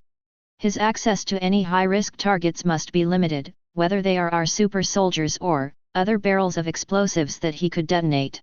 He knew very well that an uncontrolled powerful individual, especially one with serious mental problems, was a huge threat to any order. The world of Qin's Moon. South Korea, Shenzhen, inside the secret room of Langsuan. Wei Zhuang was reclining on the couch, Zai Nu was making tea beside him, and Han Fei was holding a wine cup, looking thoughtful. The scene on the sky did not cause much change in the expression of the actual controller of the Quicksand organization. Humph, when strong men fight, both sides suffer, and even innocent people are affected. This is a common occurrence. Wei Zhuang's tone was indifferent, as if he was telling an ancient and unchanging truth. Although Dr. Bright claims to be immortal, he is also bound by countless rules and fate. His existence is like a huge rock thrown into stagnant water, which is bound to stir up huge waves. And those so-called Clive and Kondragi don't sound like they are law-abiding people either. It would be strange if a group of unruly forces came together and didn't cause something earth-shattering. He picked up the teacup handed to him by Zai Nu, took a sip, his eyes as sharp as an eagle. Although this person can live forever, he has made many enemies and is in constant trouble. His immortality is more like an amplifier, amplifying all his strengths, weaknesses, and the chaos he can cause countless times. Foundation? Haha. No matter how powerful an organization is, there are always bad apples within it, or in other words, dangerous forces that we have to rely on. Han Fei put down his wine cup and sighed softly. It seems that even a foundation that controls many miracles can hardly completely control its internal contradictions and conflicts. The tragedy of Dr. Bright lies not only in his own eternal curse, but also in his unpredictable destructiveness and the resulting isolation and alienation. Naruto World. The Hidden Rain Village, a base of the Akatsuki organization. In the dim cave, several figures were sitting or standing, looking at the sky quietly. When seeing the chaotic fighting and explosion on the surveillance screen, a figure suddenly became excited. Deodara clapped his hands, his eyes flashing with fanaticism. Oh! The fight has started. The fight has finally started, hi! His tone was filled with uncontrollable excitement. A fight inside the Foundation. And it's with a powerful guy. There must be a big explosion, right? Dr. Bright, and that Clive and Kondragi, they sound like they can fight. This is art, hi! He seemed to be able to smell the smell of gunpowder, and he was eager to try. The red sand scorpion, who was sitting next to him, snorted in disdain. Humph! Boring internal friction. Scorpio's voice is low and hoarse, without any emotion. Just because of a little internal conflict, such huge losses and chaos were caused. This behavior is inefficient and has no aesthetic appeal. Instead of wasting energy on meaningless infighting, we should focus on greater goals. Paine's pair of samsara eyes were as calm as a still pond, and he spoke lightly. Any organization will have unstable factors. The key is how to control these factors so that they do not threaten the survival of the whole. This foundation seems to have serious problems controlling Dr. Bright. Chapter 77. Zionin was standing aside, with a look of scrutiny in his eyes. Dr. Bright is like a time bomb. His immortality gave him the capital to fear no death, and also made him even more reckless. Add to that other equally dangerous people, this accident is almost inevitable. Kakuza was silently calculating something. Reconstruction of Site-17, compensation for personnel, recontainment of defunct SCPs. How much loss would this be? Tisk, what a loser. Dragon Ball World. North Kai King Planet. On the small planet, King Kai of the North was holding his old car, sweating profusely. Bobris and Gregory were also standing by, their eyes wide open. Oh my! This, even they are fighting among themselves. King Kai wiped the sweat from his forehead with his sleeve, his tone full of disbelief. That Dr. Bright, I saw him in so much pain before, and I thought he was a pitiful person. How come you have become such a troublemaker in the blink of an eye? They fought Dr. Clive and Dr. Kondragi so hard that they tore down their base. He patted his chest, still feeling frightened. Fortunately, such a person does not appear within my jurisdiction. Otherwise, my little planet, King Kai, would have been destroyed by them long ago. This foundation houses so many terrible things, and it's also in constant trouble. Above the sky, the discussion about Incident 239B was still brewing in all realms. The Scarlet Edict of the O5 Council was engraved like a brand in the hearts of every witness. Dr. Bright, this existence deeply bound to SCP-963, its danger and unpredictability have been deeply rooted in people's minds. However, just when everyone thought that their understanding of this immortal was deep enough, the light and shadow of the sky began to flow again, revealing new content. It is no longer a tragic accident scene, nor a cold prohibition clause. Instead, there was a heavily encrypted document image floating quietly in the center of the sky. The header of the document was marked in a more eye-catching and heavier blood-red font, Top Secret, involving O5-level authority operations. This line of words alone made countless of the world's top intelligence analysts hold their breath. This must be one of the Foundation's most central secrets. Record tracing. After SCP-963 demonstrated its unique consciousness transfer and immortality characteristics, the Foundation, especially some senior members who had complicated feelings about eternity, secretly launched a reverse engineering and replication plan for SCP-963. The person leading this plan was the 9th seat of the O5 Council at the time, O5-9. O5 Counselor. Take charge personally. The impact of this news is no less than a small earthquake. In all the heavens and worlds, anyone who knows how powerful the O5 Council represents understands what this means. This means that even the highest levels of the Foundation have once tried to explore the taboo area of eternal life. The project is codenamed Prometheus Fire, which means stealing the forbidden power of the God's realm. The project has invested inestimable Foundation resources, and has gone through decades of secret research and countless failures. Every failure is accompanied by the outbreak of uncontrollable abnormal phenomena and the permanent loss of a large number of senior researchers and D-class personnel. The sky screen quickly flashed some blurry experimental records, distorted energy fields, mutated experimental subjects, and the failed products that were urgently sealed and filled with an ominous atmosphere. Shocking and chilling. Finally, after paying a heavy price, the Prometheus Destruction Project achieved a breakthrough. They successfully created 10 copies of SCP-963. This replica is designated SCP-963-2. Replica. They actually managed to replicate the pendant that gave Dr. Bright immortality. This news made all the viewers feel their scalps tingling. If this thing could be mass-produced, what a terrifying sight it would be. However, SCP-963-2 has a fatal, insurmountable flaw. It can only completely preserve and copy the original memory, personality state, and skills of the host before the first contact and activation of the pendant and the first death and rebirth. When the host holding SCP-963-2 dies and is reborn, his consciousness will be reactivated, but all memories, personality, and experiences will be forcibly reset to the moment when he first received the pendant.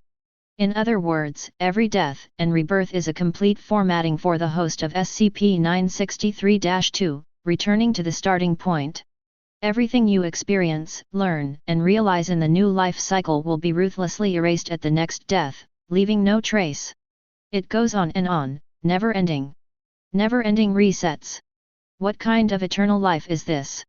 This is even more bizarre and despairing than the endless accumulation of pain that Dr. Bright experienced. 05-9, as the leader of the project and the first secret holder and tester of SCP-963-2, after experiencing only a few cycles of death and rebirth, his originally deep and powerful spirit and personality began to show serious and irreversible fragmentation and deterioration. His decision-making ability, logical thinking, and even basic emotional cognition rapidly degenerated to a dangerous level. Finally, after an emergency assessment secretly conducted by other O5 Council members, the once powerful 05-9 was secretly replaced for health reasons, and his existence and most of the records related to the Prometheus Fire project were listed as one of the highest levels of the Foundation's sealed ban. This incident also cruelly proves from one side that SCP-963 itself is absolutely unique and unreplicable, at least, under the current cognitive and technological framework, this is the case. The top-secret document on the sky slowly disappeared. But the secret it revealed was like a spark thrown into boiling oil, instantly causing an uproar in the heavens and the world.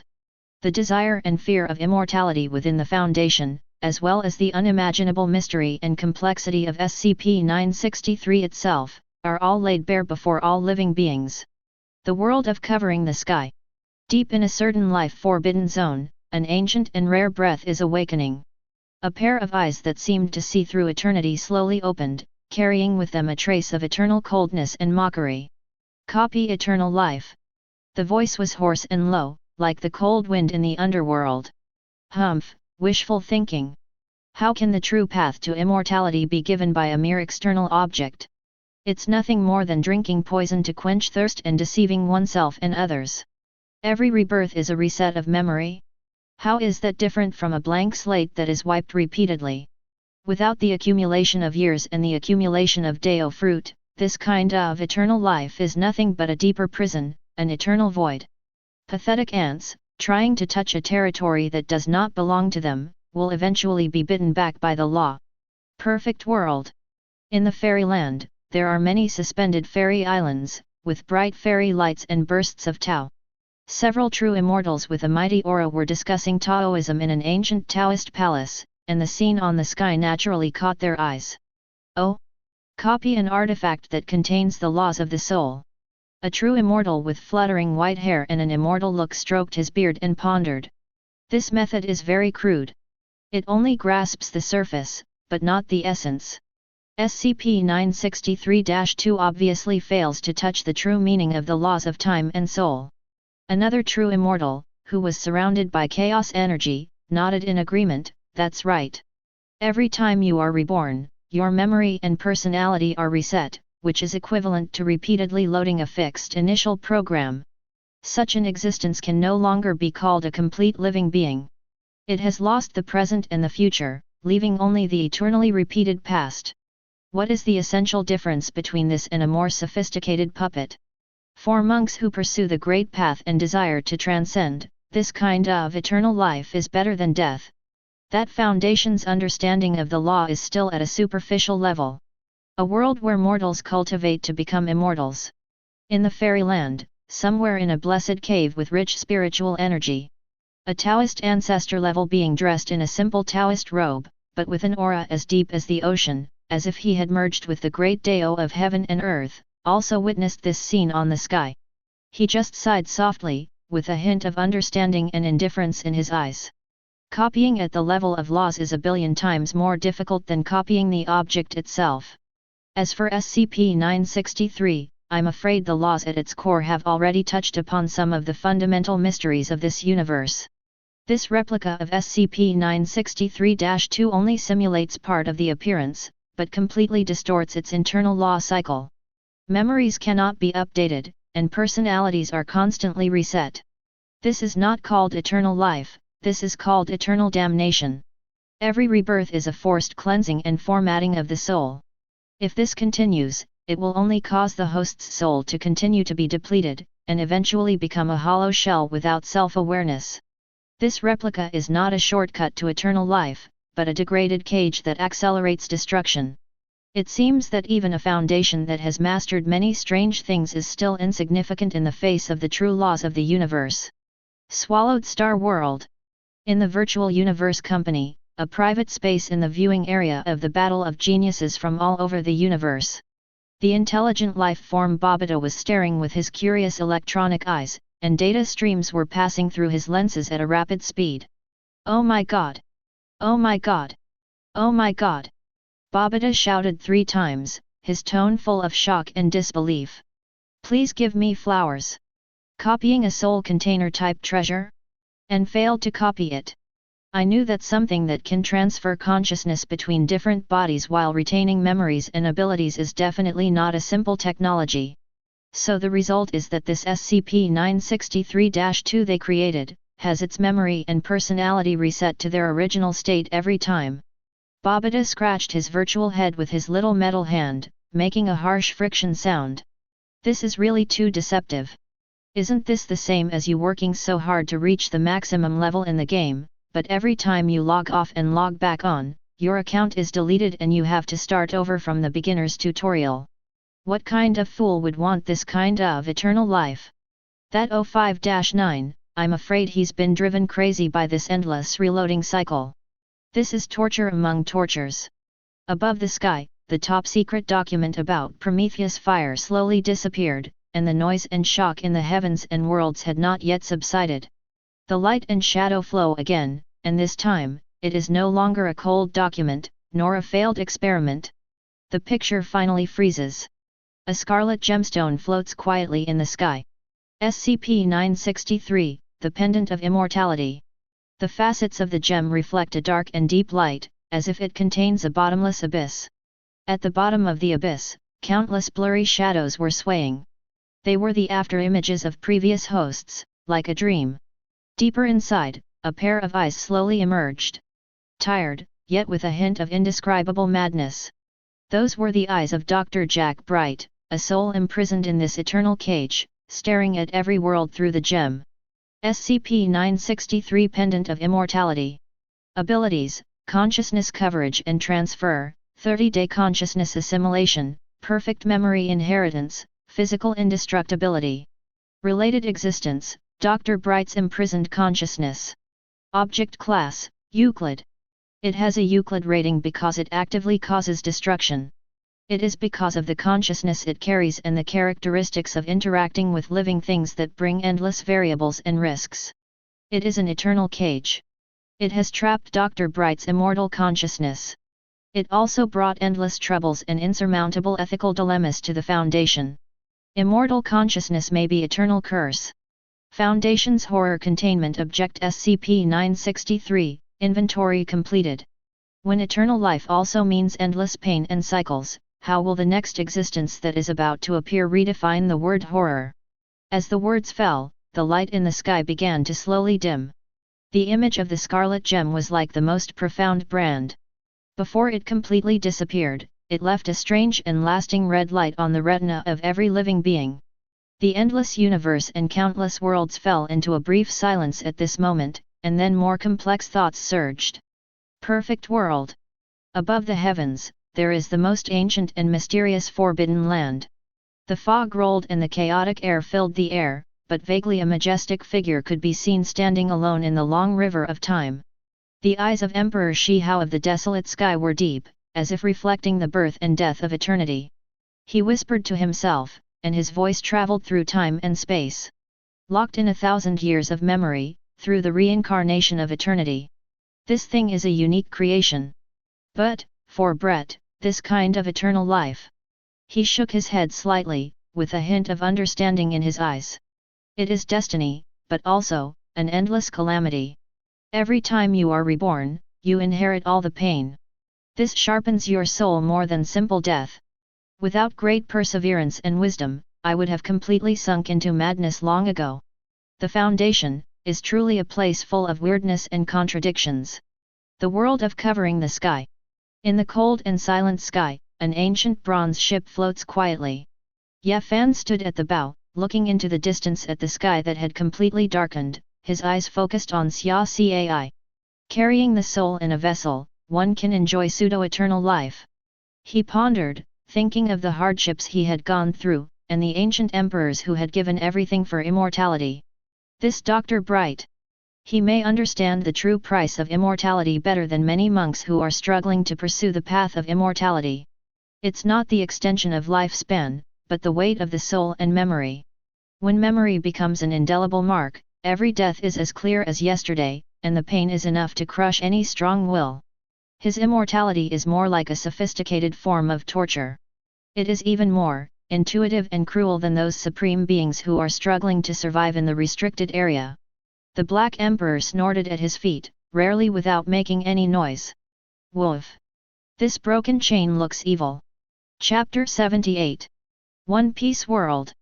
On a chaotic sea in the New World, on a huge, hideous-looking pirate ship. Thief ha ha ha ha ha ha. The rough laughter of Blackbeard Marshal D. Teach echoed through the deck and shook the mast. His eyes flashed with undisguised greed and excitement as he stared in the direction where the sky was disappearing. Immortality. And the ability to change bodies at will. Ha ha ha ha ha. This is such a convenient ability. If I had this thing. He licked his lips, as if he had already seen himself dominating the world. A crew member nearby cautiously reminded, "Captain," but the sky screen said that Dr. Bright seemed to be in pain. Teach grinned, revealing his jagged teeth, and a hint of cruelty flashed in his eyes. Pain. Ha ha ha ha. For the will of D. For my dream. What does a little pain mean? As long as I can get the power I want, what price can I not bear? But, it does sound a bit troublesome to experience death every time. But compared to the benefits this ability brings, that little trouble can be completely ignored. That Foundation has so many good things. Ha ha ha ha. Naruto World. Pure Land, a place of peace and tranquility. The first Hokage, Hashirama Senju, sat cross-legged, and his signature hearty smile was replaced by a deep sigh. He looked up at the sky, as if he could penetrate the barrier of the Pure Land and see the troubles of the outside world. Alas, a soul that cannot be freed. Hashirama's tone 320 was full of compassion. Every time I die, my consciousness will return to the pendant, experience the pain of death, and then wait for the next possession. This is somewhat similar to the impure world reincarnation that Tobirama is studying, but it is even more cruel. It is possible to release the impure world reincarnation, but this SCP-963 seems to be an eternal bond. That Dr. Bright must be suffering from unimaginable mental torture.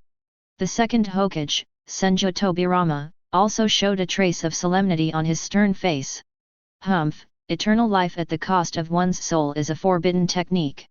This Foundation holds too many dangerous things, but it doesn't seem to have found a way to truly control them, or in other words, to liberate them.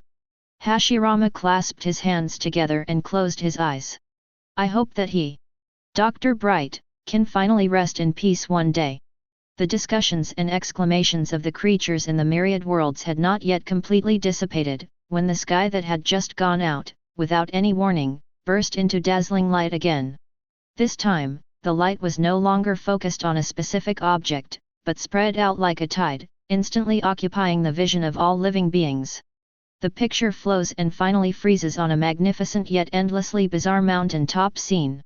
The mountains are towering up into the sky, and their peaks are shrouded in thick clouds. Golden light is faintly visible in the gaps between the clouds, as if it is the abode of gods, exuding a mind-boggling solemnity and sacredness. However, beneath this seemingly sacred scene, lines of blood-red words began to slowly emerge above the sky, and each word carried a heart-pounding chill. When the immortal consciousness sinks into reincarnation, the cracks in reality itself quietly open up. Now, we will set foot on a land abandoned by the gods, a source point where reality is extremely thin. Item No, SCP-3480, Mount Olympus. The picture suddenly zoomed in, and the sacred mountain, set against the blood-red font, instantly became hideous and terrifying, like a giant mouth ready to devour anyone. Containment Class, Keter. Threat Level, Black. Boom. Hurry up. Keter again. Moreover, after the word Keter, there is a shocking word.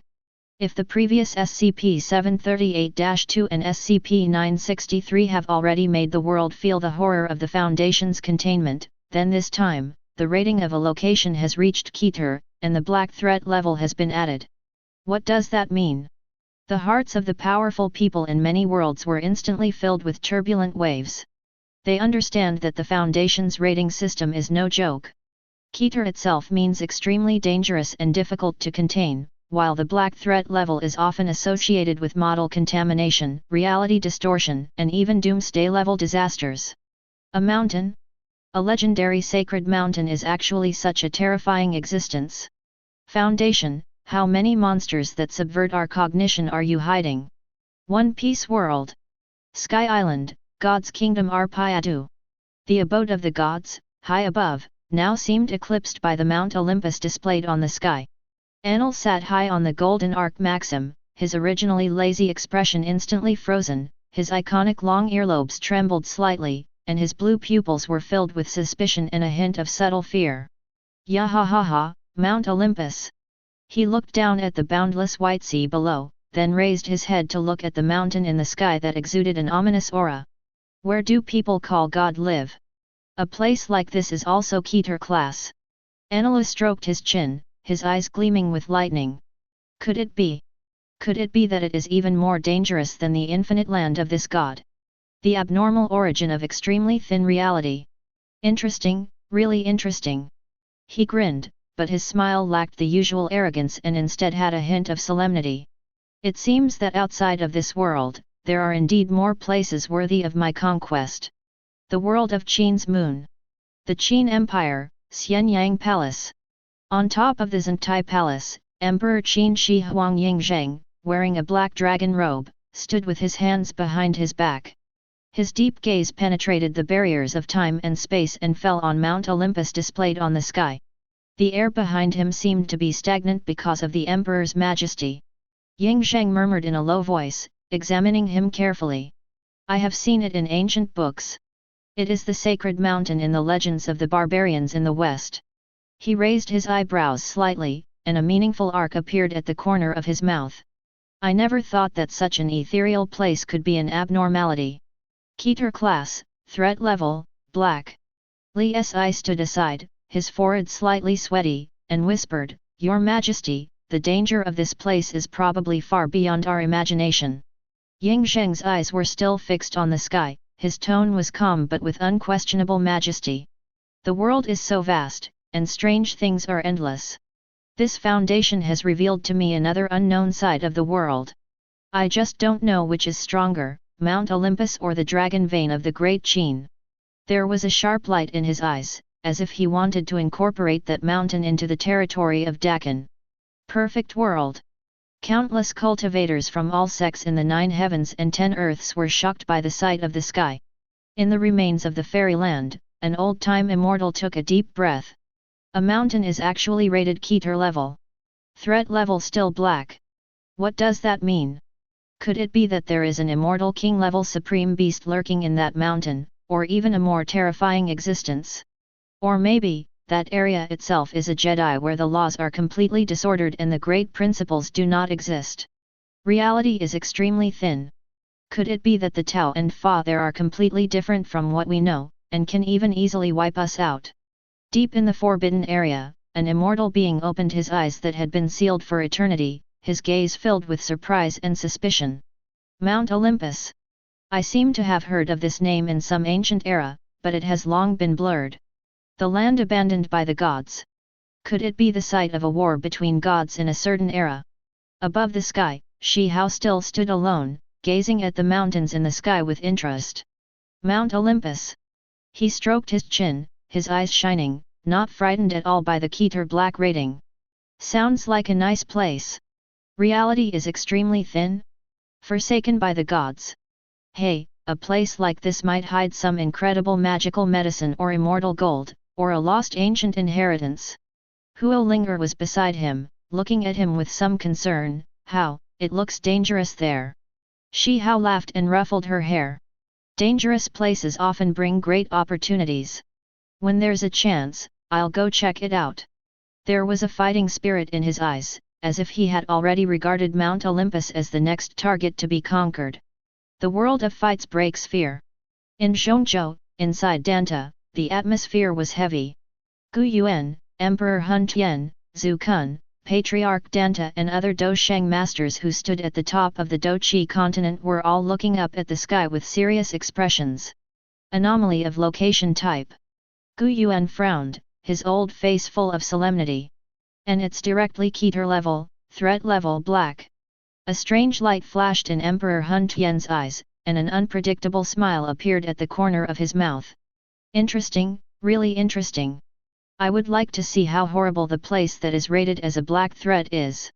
Zhu Kun said in a muffled voice, is it because of the special structure of the space, just like the ancient ruins, the murderous intent in Tibet? Or is it that the terrifying energy of the ancient war remains there, and once touched, it will cause a devastating disaster? Patriarch Danta stroked his beard, his voice was dry. Reality is extremely thin. This sentence is a little confusing to me. Could it be that the energy of heaven and earth there is completely different from the space we are in, and can even suppress our fighting spirit? Or, the rules there can easily wipe out a Dosheng? The patriarchs of the 8 ancient tribes, including Yanjin and Lei Ying, also looked at each other, and saw deep fear in each other's eyes. Keter. Every time this foundation shows something, it's more shocking than the last time. It seems that the secrets hidden outside this Doqi continent are far more numerous and dangerous than we imagined. Above the sky, the shock brought by Keter and Black had not yet dissipated, but the picture changed again. Instead of images of mountains, there are countless dazzling curves, charts, and constantly jumping numbers. These data streams cascaded down like waterfalls, filled with an indescribable coldness and precision. Ultimately, all information flows converge and point to a core parameter, the Hume index. The core anomaly of SCP-3480 is not its external form, nor the unknown creatures hidden within. Its core anomaly lies in the stability of reality in the area where it is located. The Hume index on the sky was magnified, and a value so small that it was almost invisible appeared next to it, and it was still fluctuating slightly, constantly approaching a limit.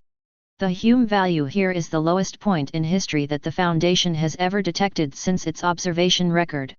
A value that is considered absolutely impossible to appear in the natural laws of the known universe. Infinitely approaching, 0. These last 3 words struck like a heavy hammer in the heart of every powerful being. Such a low reality stability means that the place where SCP-3480 is located is like an expanding leak in the solid reality structure, from which reality is being irreversibly extracted. However, the weirdest thing is, despite the fact that reality is as thin as a cicada's wing and shaky here, in most cases, the SCP-3480 area hardly shows any visible, drastic reality distortion phenomenon.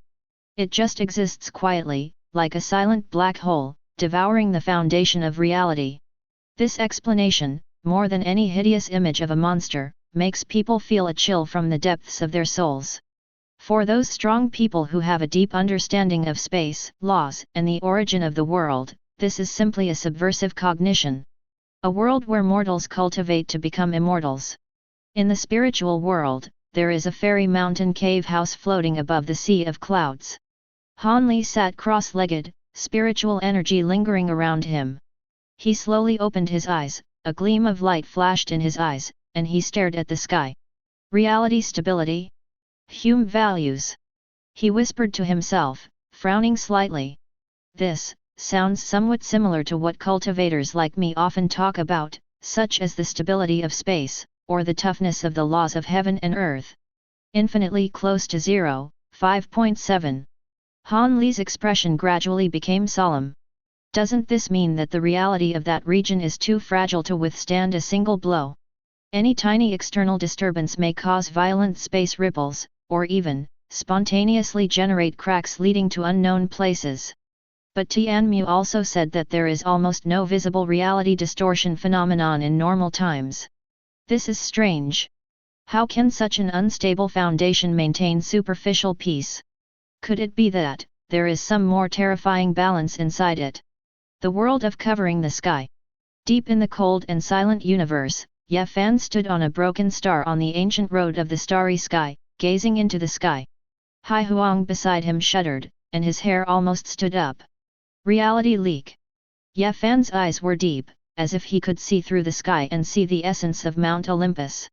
It sounds like the Great Way there is missing, and the laws are incomplete. If the foundation of a world, its Tao and Fa, were so thin that they were almost non-existent, what would that be like? But why can it remain stable and not show any distortion at ordinary times? It was rare that the big black emperor didn't make a fuss, and his face was full of confusion and a hint of fear. Woof! Boy, what is this Hume value? Why does it sound so mysterious to me? Reality can still leak? Wouldn't it be like a sieve? Full of holes? Ye Fan shook his head and said in a deep voice, I'm afraid it's more terrible than a sieve. A place that is constantly losing its essence can still maintain external stability. There are only two possibilities: either there is some more powerful, unimaginable force secretly maintaining that fragile balance. Or, this is just the silence before the storm. Once the delicate balance is broken, the disaster it causes will probably be far beyond imagination. Chapter 79. The World of Immortals. Somewhere in the starry sky, Wang Ling's white hair fluttered, his eyes were calm, but the light of deduction flickered in the depths of his pupils. The power of the law is extremely thin? Infinitely close to nothing. His voice was uniquely hoarse and calm. A place like this. Wang Ling stretched out his hand, and there seemed to be invisible rules flowing at his fingertips. If you use a magical power involving the origin of rules in it, its power will be greatly weakened or even become ineffective due to the lack of support from the rules. Or, is it because of nothingness that it can contain all something? Any rule force thrown into it will be infinitely magnified, causing unpredictable consequences. The light in his eyes grew brighter. Or, in that extreme environment of nothingness, completely new rules and existence that transcend existing cognition will emerge on their own. Like the state before the beginning of chaos and the establishment of all things. If I could explore it myself, perhaps I could gain some insights into reincarnation, cause and effect, and the truth of falsehood. The Foundation has revealed one bizarre dojo after another. Swallowed Star World. In the virtual universe, Luo Feng's exclusive training space. The sharp electronic sound of the intelligent life form Babata almost pierced the eardrums. Hume value. What the hell is this unit? A measure of the strength of reality. It projected the image of a mad little devil in front of Luo Feng. Infinitely approaching zero. Boss. This is unscientific. This completely violates the basic laws of the universe's origin regarding the stability of space and the existence of matter. Luo Feng frowned, staring at the data flashing on the sky with a serious look in his eyes. Babata, calm down. His voice was steady, trying to calm the rampaging AI. Since the Foundation proposed this concept and listed it as the core of the Keter-level black threat, it must have its observed factual basis. Babata was still roaring, but boss. Infinitely approaching zero. What does that mean? This means that the spatial structure, material composition, and energy form there should be in an extremely unstable state and may completely collapse at any time. A place with a reality intensity of nearly 17.0. How could it still exist? It should have collapsed long ago, or been assimilated or flattened by the normal universe around it. The sky screen suddenly darkened, then lit up again. The previous complex data stream disappeared, replaced by 10 dynamic images marked as recorded images. Event, SCP-3480-1, White Event Log. The center of the picture is still the top of Mount Olympus, and everything seems calm as usual. However, in a corner of the sky, the instrument reading representing the Hume index, which was almost zero before, began to rise visibly. From a tiny number almost close to the bottom line, it slowly but steadily climbs upward, gradually approaching the baseline of cosmic reality defined by the Foundation. Swallowed Star World. In the virtual universe, Luo Feng's exclusive training space. Luo Feng's pupils suddenly shrank and his body leaned forward involuntarily. Babata, look at that number. Babata's shrill electronic sound was now filled with irrepressible horror and confusion. Oh my god! It's recovering. It's approaching the normal Hume baseline of our universe. Could it be that the Foundation has found some way to temporarily repair the reality structure of that area? But how is this possible? That level of reality thinning should be irreversible. Just as the minds of the powerful people from all walks of life were attracted by this strange reality restoration and they were speculating on the reasons behind it, only a few minutes passed. Boom! On the top of Mount Olympus, in the area where the Hume value had just returned to normal, a dazzling white light that could not be described in words suddenly exploded without any warning. The white light was extremely pure, as if it had swallowed up all the colors, and as if it contained all the colors. Its brightness even caused some creatures with lower cultivation to feel a stinging pain in their eyes. In the center of the light, a vague human figure slowly emerged out of thin air. It was a naked human body in a completely unconscious state, with eyes closed and limbs hanging naturally, without any support, just floating quietly in the air about 3 meters above the ground. At almost the same moment, the instrument readings in the corner of the sky began to jump wildly again. The Hume value that had just returned to normal was like being swallowed by an invisible giant mouth, and it shrank again.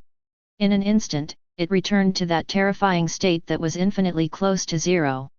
SCP-3480 will have a white event every 9 months on average, numbered SCP-3480-1.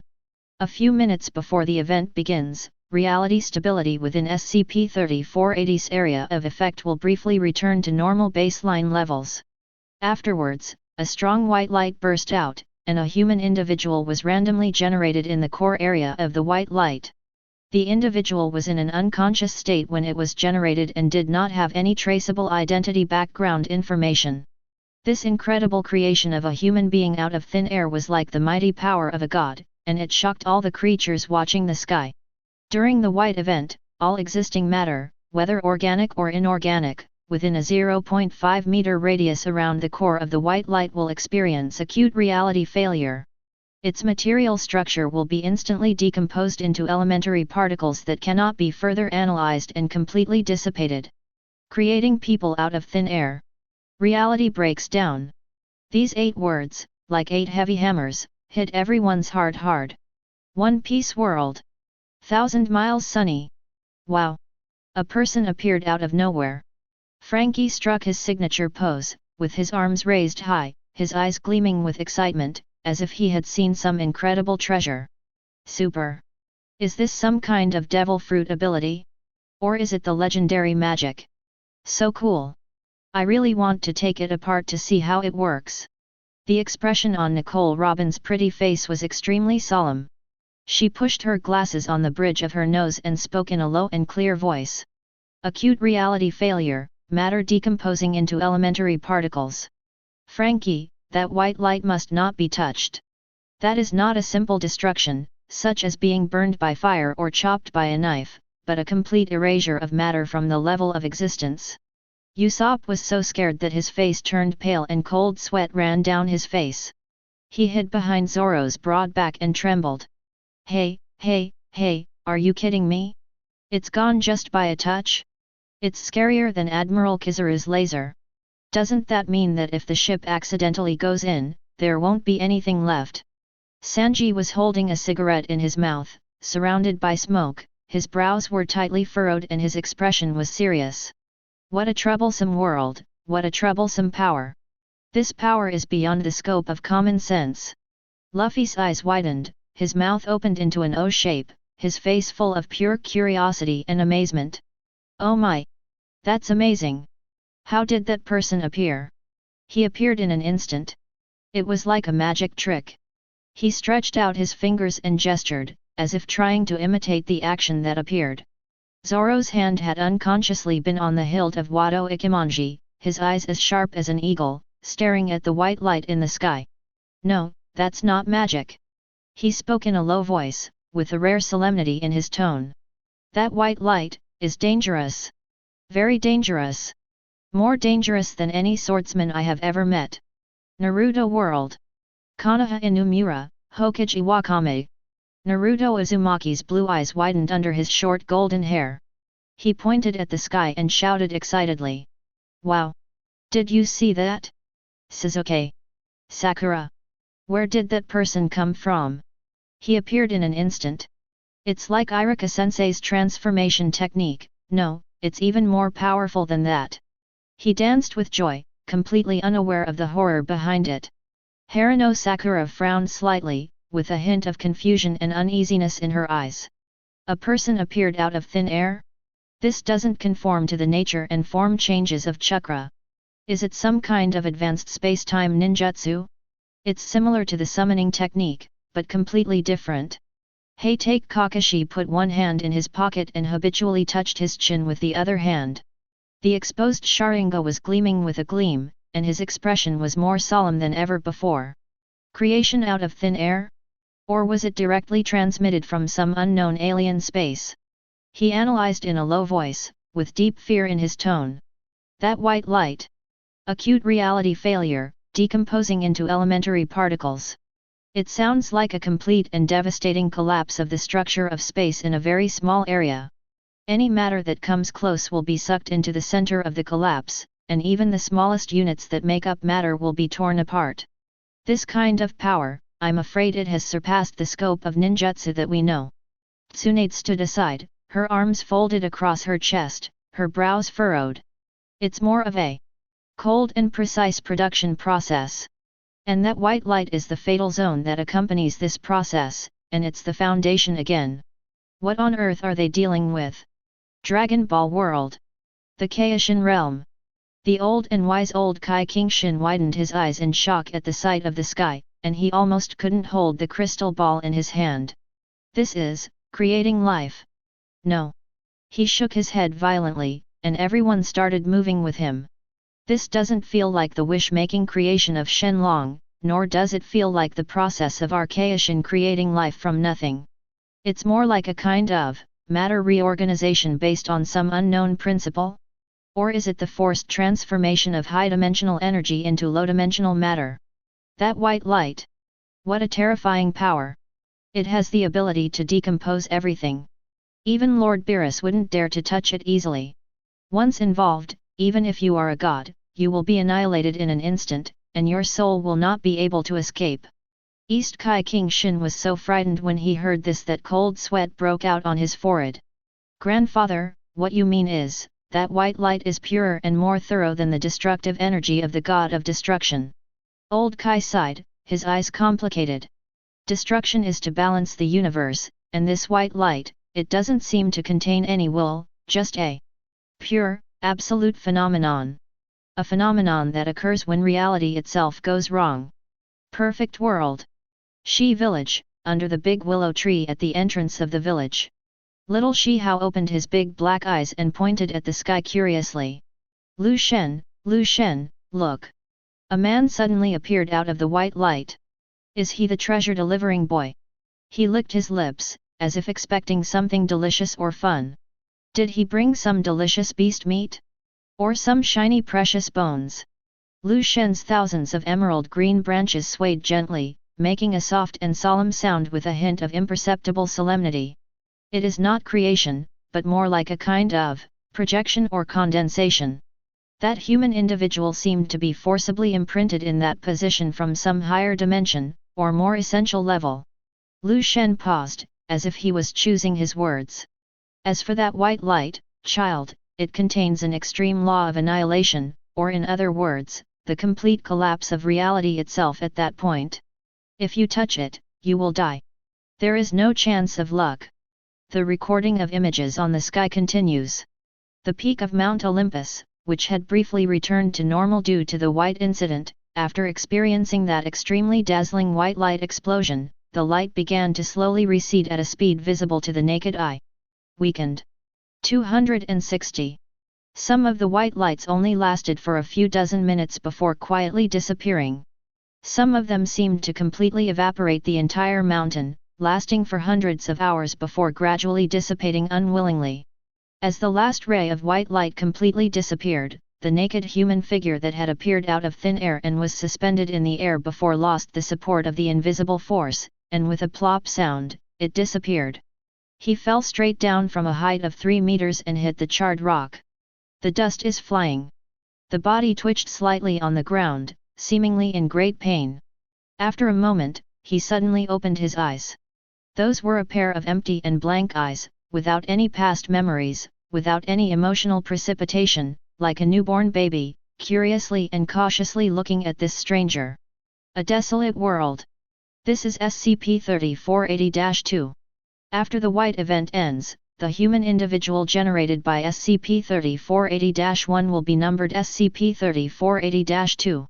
Each SCP-3480-2 instance will possess varying degrees of reality-bending abilities. The strength of its reality distortion ability is positively correlated with the duration of the white light burst in the corresponding white event. The longer the white light lasts, the stronger the reality warping ability of the resulting SCP-3480-2 instance will be. In other words, they are born reality warpers. Born out of thin air. Landing with the superpower to modify the rules of reality. Moreover, the strength of this ability cannot increase with the duration of the birth ceremony. These few short sentences were like dropping nuclear bombs one after another into a calm lake, instantly creating a huge wave in the hearts of all the creatures watching the sky. Countless pairs of eyes, at this moment, burst out with unprecedented fiery light. That was the most primitive and naked desire for power. But more knowledgeable people sensed a strong sense of fear and anxiety from this incredible talent. The world of fights breaks fear. Soul world, deep in that gloomy and depressing space. 2 terrifying rays of light suddenly burst out from Emperor Hun Tian's deep eyes, and a sinister arc appeared at the corner of his mouth, with greed on his face not concealed at all. A natural-born reality bender? No training required, but every other day. His deep laughter echoed in the empty hall, carrying a chilling meaning. If we can control this ability, this individual in the hands of our Soul Clan, the Soul Palace's grand plan and even the future of the entire Duki continent will be greatly affected. Completely rewritten. I am becoming more and more interested in this foundation. In an inconspicuous corner of the distant city of Wuyudan, Xiao Yan looked up at the sky, his brows tightly furrowed, his face showing an extremely solemn expression. Distorting reality. He muttered to himself, with a hint of fear in his voice. This ability sounds more domineering and unreasonable than any other fire on the list of strange fires, and even more dangerous. Chapter 80. The world of covering the sky. At the edge of the universe, in the heavenly palace which had just quelled the dark turmoil, Ye Fan was wearing an imperial robe, sitting on the throne of the Emperor of Heaven. His eyes, which had seen through the vicissitudes of life throughout the ages, shrank slightly at this moment. It communicates with the heavens and the earth, is born in a place where the laws are thin and chaotic, and brings with it a great history of distorting reality when it lands. He groaned, his knuckles tapping unconsciously on the armrest. This is somewhat similar to some of the legendary innate Deo fetuses. They are all favored by God and born extraordinary. But the innate Deo fetus is born in accordance with the Deo, and comprehends the nature of heaven and earth. And this kind of reality twister sounds more like an anomaly of the Deo, a pure, uncontrolled, and possibly even an extremely unstable source of power. The Black Emperor stuck out his tongue, his big copperbell eyes filled with shock and a barely perceptible hint of greed. Damn it! Boy, if I could catch a few of these things and study them, I might be able to create some kind of heaven-defying formation. I could distort the reality of those Forbidden Zone Supremes and make them fight each other. Duanda touched his chin with an unfathomable look on his face. Wulian Tianzun, I have seen that the way this thing was born is contrary to reincarnation and inconsistent with cause and effect. I am afraid it is not a good thing, not a good thing. The world of immortals. Lushan Star Region, an inconspicuous cultivation planet. Wang Ling sat cross-legged on the top of a mountain, his white hair fluttering in the wind, gazing deeply at the sky. His calm state of mind was also slightly rippled at this moment. Born with the power to control some rules? Even able to distort the established rules? A strange look flashed in Wang Ling's eyes. If such a talent were placed in the world of cultivation, it would be even more shocking than those true descendants of immortals and gods, or disciples of saints. Ordinary cultivators spend their entire lives comprehending the laws of heaven and earth, and it is a blessing to touch the edge of the laws. However, they are standing at the end point of countless cultivators as soon as they are born. He shook his head slightly, his eyes showing a keen insight. However, the origin of this existence, the so-called Mount Olympus, the terrifying white event, the white light that annihilates everything. I'm afraid it's not a good place. Such a powerful talent must be accompanied by unimaginable costs and dangers. Super Seminary World. Demon Wings, on Morgana's exclusive throne. Morgana crossed her legs, rested her chin on one hand, and watched the commentary on the sky screen with great interest, with a gleam of mischief in her eyes. Oh! That's interesting, sister. She whistled at Liang Bing beside her. Creating gods out of thin air? Or demons? Being able to distort reality the moment it lands? It sounds even cooler than the genetic engines of those so-called third and fourth generation super soldiers. This gay guy is really good at playing. I just wonder if this reality bender is not durable. Ado. Go check for me where this Mount Olympus is in some remote corner of the universe. If I can get a few of these new generation here, Queen, I might be able to research something more interesting. Above the sky, the frightening recording image did not stop. Instead, it seemed to reveal all the truths, no matter how cruel, nakedly to all living beings in the heavens and the world. However, these individuals, who are regarded as chosen ones by some observers, are not flawless creations. According to the Foundation's continuous observation and data analysis, the vast majority of SCP-3480-2 instances exhibit severe, difficult-to-correct antisocial personality traits. These include but are not limited to, extreme narcissism, placing self-will above all rules and morals, lack of empathy, indifference to the pain and well-being of others, high aggressiveness and violent tendencies, and deep-rooted contempt and defiance of any form of authority.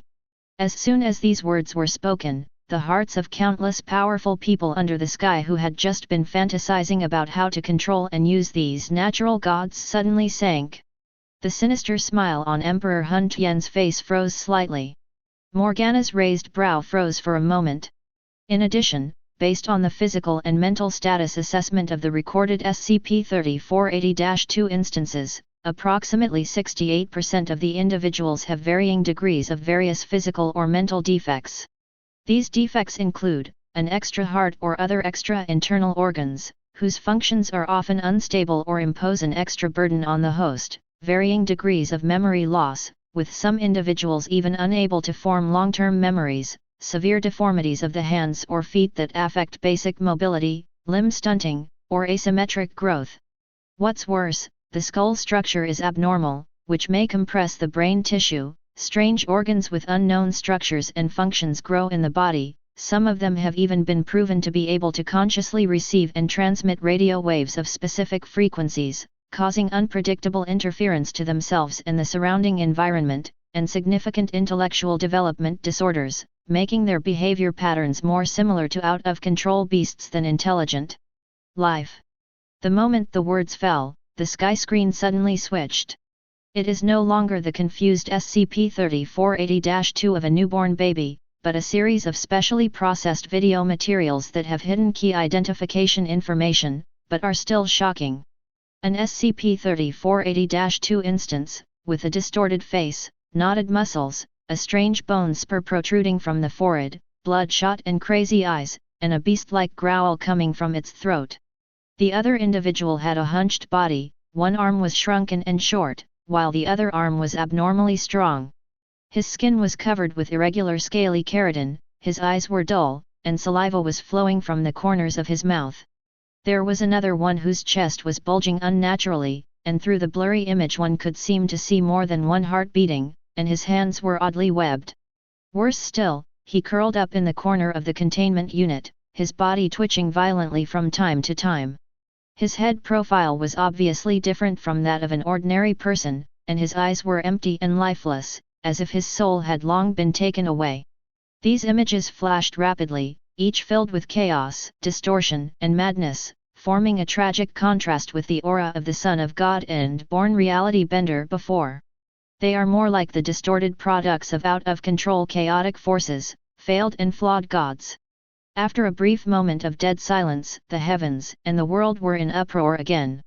Only this time, the burning greed was covered with a thick shadow, and was replaced by more complicated emotions: fear, disappointment, vigilance, and, in the eyes of some people, more secretive calculations. A world under one person. Inside a monitoring room at Nadutong headquarters. Su-san adjusted his glasses on the bridge of his nose, stared at the uncomfortable scenes on the sky with his eyes behind the lenses, and let out a long sigh.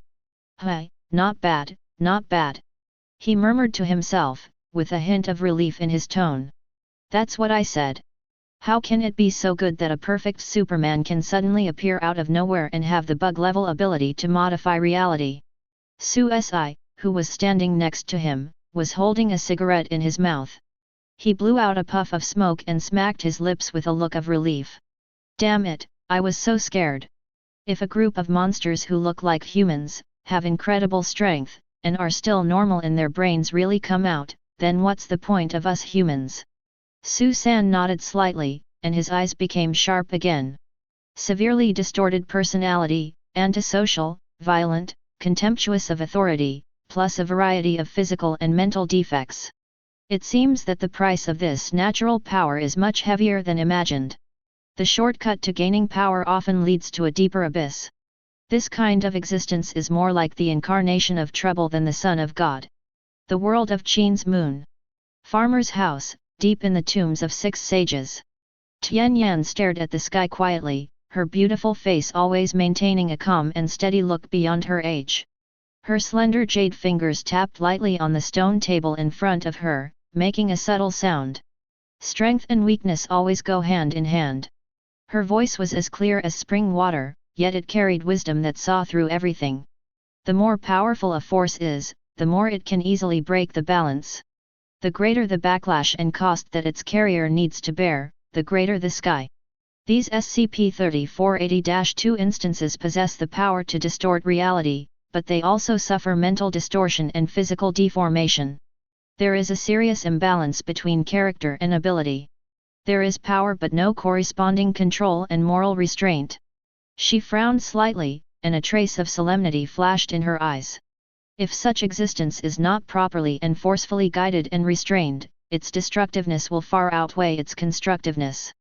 Once it gets out of control, it will become a catastrophic disaster, and its disastrous nature may even exceed any war in history. It is indeed necessary for the Foundation to number and contain them. One Piece World. Naval Headquarters, Marineford. The atmosphere in the Marshal's office became increasingly depressing as those distorted and crazy images flashed across the sky. Akinu Sakaski's already serious and cold face now looked even more gloomy, as if water could drip out of it. His chest rose and fell slightly, his fists were clenched, his joints made crackling sounds, and the smell of hot magma was faintly visible. Snort. A heavy, cold snort, filled with undisguised disgust and murderous intent. The power that distorts reality will only bring more distorted minds and ugly monsters. There was a violent red light flashing in his eyes, as if he had already seen the scene of these monsters wreaking havoc in the world. Antisocial? Violent? Disdainful of authority. These scums shouldn't exist in this world. No need for observation or containment. Akinu slammed his fist on the table, and the sturdy Yuan Shixi Park groaned under the heavy burden. Once they are discovered, they should be completely wiped out from this world with the most thorough justice. Not a single one should be left alive. The so-called defects are just another manifestation of their evil nature. Naruto World. In Konoha Village, deep inside the base of the root that never sees the sun. Shimura Danzo stared at the sky with his one eye. Under that bandaged right eye, there seemed to be endless calculations and darkness hidden. The defect reports and images of SCP-3480-2 on the sky screen did not make him feel the slightest bit of fear or disgust. Instead, they aroused a strange interest in his already cold heart. "Oh!" he uttered an ambiguous whisper, with an almost imperceptible curve at the corner of his mouth. Antisocial personality, violence, contempt for authority. Physical and mental defects. There was a cold flash in Danzo's single eye. The light is like a poisonous snake lurking in the shadows. The power is still strong, but the mind has obvious weaknesses, and there is even the possibility of intellectual disability. This is much more interesting than those perfect weapons that are determined and difficult to control. He stuck out his tongue and licked his cracked lips, his eyes full of scrutiny of the tool. A tool with the ability to distort reality is easier to guide, easier to shape, and easier to control if it has flaws. Physical deformity and mental disability, in my opinion, these are not entirely bad things. As long as the method is correct, they will become the sharpest and most obedient weapon in your hands. The Foundation. SCP-3480-2. It seems that there are many things worth learning from outside this world. Danzo's deep voice echoed in the dark room, full of chilling ambitions. Powerful, mentally deficient, easy to manipulate, maybe he can be used. Above the sky, the chilling recorded video has just revealed the terrible flaws and twisted minds of SCP-3480-2, attracting countless. The powerful man felt like he was falling into an icy cave. The fire of greed that had just ignited in his heart was mostly extinguished, and turned into deep fear and vigilance. However, just when the audience thought that this was the whole tragic truth of the Son of God, the sky screen shifted again, and the perspective began to turn to the mysterious Olin. Go deep into the Peace Mountain. In the face of the persistent reality distortion effects caused by SCP-3480, and the potential threat posed by its product, SCP-3480-2, the Foundation. Targeted containment measures will be taken. After confirming the special properties of Mount Olympus, the Foundation secretly established a large-scale research and containment facility inside the mountain, about 400 meters below the surface. REA 13. The scene penetrated the thick rock layer and went deep into the belly of the mountain. An underground base that was so huge that it was beyond imagination suddenly appeared in front of all living beings. This is not a simple cave, but a huge building complex full of futuristic science fiction. The solid alloy walls are shining with cold metal light, and the complex pipelines and frequency lines are like a giant. The dragon's veins crisscrossed, countless indicator lights flickered, and personnel in uniform and wearing the Foundation's emblem hurriedly drove various small vehicles.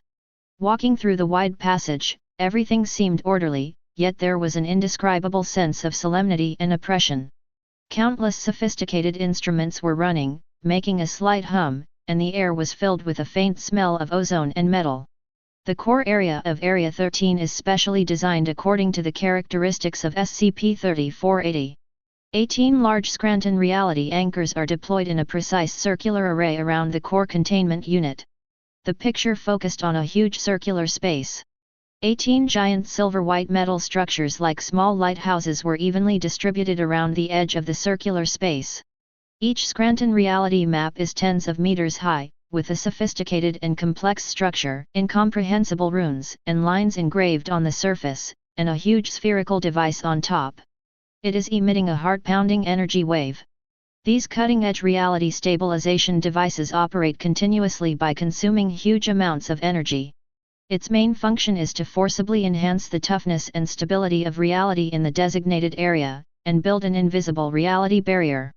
In this way, we can counteract the reality thinning effect of SCP-3480's continuous leakage to the outside world, and suppress, weaken, or even completely offset S from the root under a certain threshold.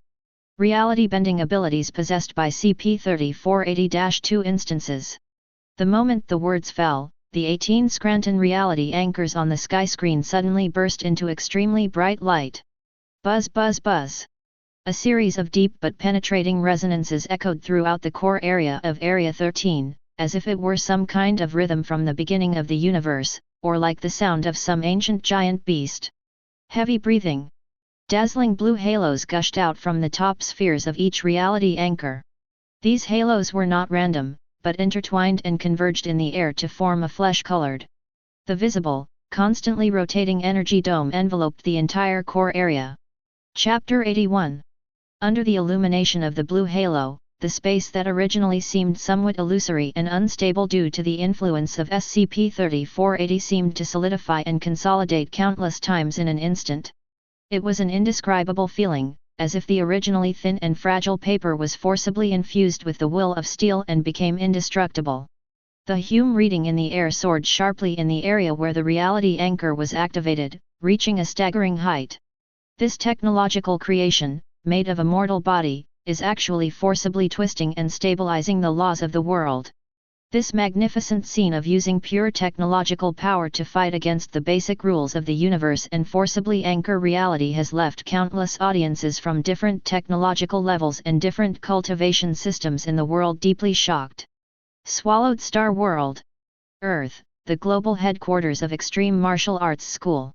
Hong was wearing a black combat uniform, his eyes fixed on the sky, and for the first time, an expression of disbelief appeared on his calm face.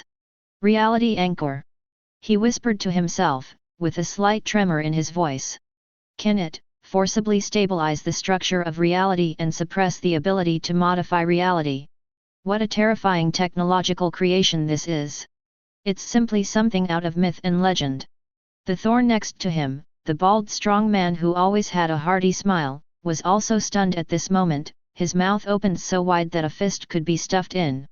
Oh my old swan! These iron lumps can actually make reality as hard as steel. That blue light and that buzzing sound made my hair stand on end even through the sky. It was so scary. Hong took a deep breath, his eyes were complicated. Our Earth's current technological level is nothing compared to these Scranton reality anchors, just like a child's toy. This foundation, the technology they master, has far exceeded the limits of our imagination. If we can get this technology. A trace of desire flashed across Thor's eyes, but was soon replaced by deep fear. No, this kind of thing is probably not something we can easily get our hands on. Armor Hero World. ERP Research Laboratory. Dr. Miajan's beautiful eyes were fixed on the picture on the sky screen, and her fair hands were typing rapidly on the console in front of her, trying to record every detail. Large reality stabilizing device. Her voice was hurried and excited. The energy level reaction is extremely high. It far exceeds any energy reaction we have come across so far. What is its operating principle? It can actually directly interfere with, or even strengthen the basic structure of space.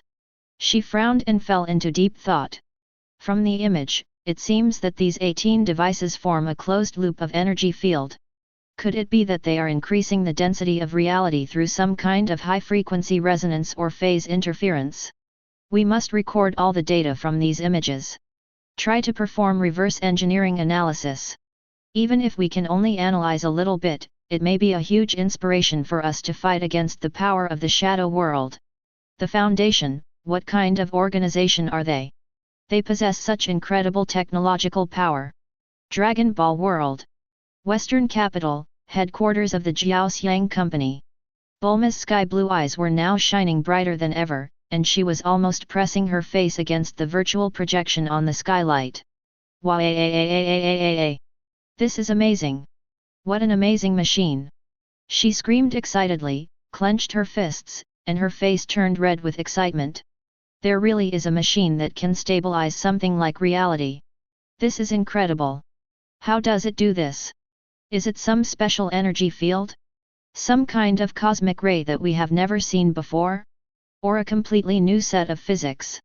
Countless question marks suddenly popped up in her little head, and her eyes were filled with the enthusiasm and curiosity unique to scientists. I really want to take one apart and take a look. Just let me touch it, no, even take a look at the internal structure diagram.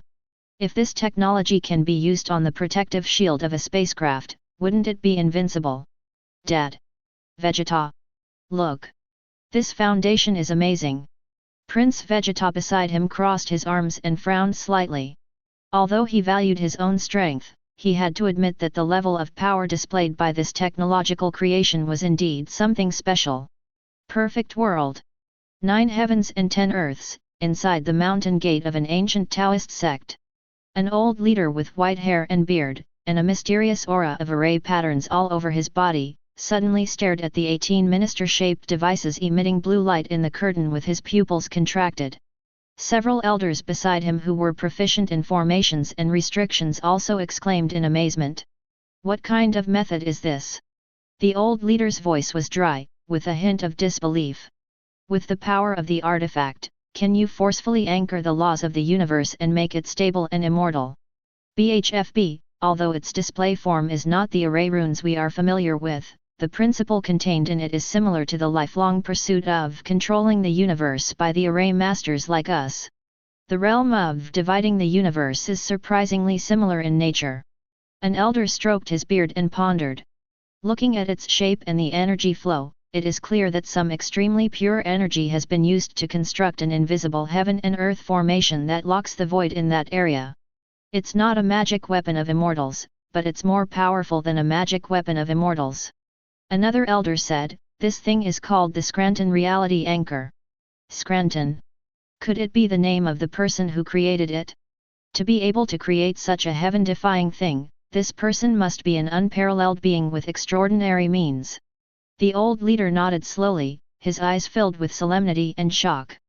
This mysterious organization called the Foundation has such a profound background and strange methods that it is truly incredible and almost miraculous. They are not cultivators, and they don't cultivate Deo fruit, but they can reach such a high level through this technological path, enough to be comparable to the top formation masters in our world and even surpass them in some aspects. It seems that the heavens and myriad worlds are indeed full of hidden dragons and crouching tigers. There are 3,000 great ways, and all of them can lead to the gods. However, how terrifying must an organization be to be able to create such a world-defining divine iron? Above the sky, the astonishing Scranton Reality Anchor had just calmed the surge of energy, and the amazement it brought to the heavens and the worlds had not yet completely dissipated, when the picture changed again and new content was presented. In addition to macro-reality stabilization measures for SCP-3480 itself and its affected area, Area 13 is also equipped with specialized response forces and special protocols for SCP-3480-2 instances. The scene then switched, focusing on an armed squad with neat formation and solemn momentum. They were dressed in dark gray high-tech combat uniforms covered with modular interfaces and micro-devices of unknown purpose. Each member was equipped with strangely shaped weapons, and their helmets and visors concealed their faces, revealing only a pair of sharp hawk-like eyes, flashing with unyielding and determined light. The most eye-catching thing is a distinctive pattern on their left shoulder armband, a heel. There seems to be some special mark on the Achilles tendon of the heel, suggesting a certain weakness of life, but also revealing a determination to move forward courageously. Mobile Task Force Omega-12, codenamed Achilles Heel, is an elite combat unit formed by the Foundation specifically to deal with high-threat reality benders. One of its main tasks is to be stationed in Area 13. The members of this unit have all undergone rigorous screening and targeted intensive training, are proficient in anti-reality distortion tactics, and are equipped with the most advanced targeted individual equipment. Their core responsibility is to intervene quickly after a white event occurs, to capture and contain the generated SCP-3480-2 instances, or to execute necessary termination procedures when the threat level is assessed to be beyond the controllable range and cannot be effectively contained. In the picture, the members of Omega-12 are conducting a simulated drill. Their movements were as swift as lightning, and they cooperated with each other in perfect harmony. The weapons in their hands flashed strange lights from time to time, as if they could disrupt the stability of space. Every shot accurately hit the distortion point marked in the void. The cold, efficient, and mission-at-all-costs aura made countless strong men feel a palpitation even through the sky. In addition, considering the suddenness of the white event and the extreme uncertainty of the generation of SCP-3480-2 instances, another key response system has been deployed in Area 13, the Constant Time Sync. The specific operating principle and technical details of this device are top secret. Its core function is that when the first signs of a white event are detected, Area 3 Command must immediately initiate the Cronus Protocol. By activating the constant time sync device, a certain form of highly controlled temporal intervention is carried out on the core area where the white event occurs. It was a huge and extremely complex spherical structure, its surface covered with flowing light patterns and precision parts that were constantly opening and closing. Inside it seemed that countless stars were being born and dying, emitting a kind of time fluctuation that made one's soul tremble. When it was activated by simulation, twisted rays of light shot out from its core, as if to pull, fold, and reshape time itself. The complex light and shadow effects produced by its operation, as well as the subtle ripples in the surrounding space visible to the naked eye, do not imply that it involves the most basic law of the universe: time control. Time and space intervention. Elite Task Force. The response measures demonstrated by the Foundation once again overturned the cognitive limits of all living beings in the universe. If the Scranton reality anchor is to fix space, then this constant time sync is to play with time. The world of covering the sky. Heaven, in front of the south gate of heaven. The Holy Prince Sun Wukong held a black iron rod in his hand, his golden eyes fixed on the sky, and the monkey hair on his face seemed to stand on end. Achilles' heel. He scratched his head in confusion, apparently not knowing much about the origin of the name, but he was deeply impressed by the murderous aura of the unit. This name sounds weird, but this unit? Wow, is it specifically designed to deal with monsters that can distort reality? It's really murderous. Ye Fan stood aside, with black hair draped over his shoulders and deep eyes, but his focus was on the incredible time device. The Cronus Protocol. Time intervention. He whispered to himself, frowning slightly. Is it some kind of magic that can go back in time? Or is it to turn a certain area? Is it forcibly freezing or slowing down the flow of time in the domain? If they can really achieve this, then the means of this foundation are truly omnipotent. As a mortal, stepping into the realm of time is 100 times more terrifying than simply stabilizing reality. The world of immortals. Somewhere on a monastic planet shrouded in endless star mist. Wang Ling sat cross-legged on the top of the mountain, his hair was as white as snow, and there was a gleam of light in his eyes. His expression was calm, but there was a lot of turmoil in his heart. Time sequence magic weapon. There was a barely perceptible solemnity in his voice. A magical weapon that can interfere with the passage of time is a legendary weapon even in our Xiangang continent. It will not appear in the world easily. How could this foundation deploy such a heaven-defying thing in a base? The operating principle of the constant time sync they mentioned does not seem to be a simple acceleration or deceleration, but a deeper level of manipulation. Wang Ling's eyes narrowed slightly, and he became even more wary of this organization called Foundation. The background and methods of the mortal forces in this world are far more unfathomable than I originally expected. The Scranton reality anchor locks space, but this constant time sync moves time. Both space and time are under control. What a great move! Super Seminary World. Earth, Grand Canyon Command Center. The shadow of the god of time, Jilin, floated in the air. His eyes, which symbolized wisdom and insight, also revealed a strange look at this moment, and were fixed on the flashing light on the sky. The Zax installation shimmers with complex light and shadow. Constant time exchange. Cronus Protocol. Karen's projection muttered to himself in a low voice, with a hint of scholarly inquiry and scrutiny in his tone. It's not just a simple fast-forward or slow play. Judging from its energy dissipation pattern and spatial disturbance, it seems to be some kind of directional interference technology targeting a specific space-time anchor point. They call it time intervention. Could it be that they want to change the outcome of the white event by making slight adjustments to the local timeline at the initial stage of the event? Or to gain a critical time window for subsequent response? Interesting, very interesting technical direction. Admiral Dokeo beside him had a serious and shocked look on his face. Master Jilin, this kind of technology, can we understand it?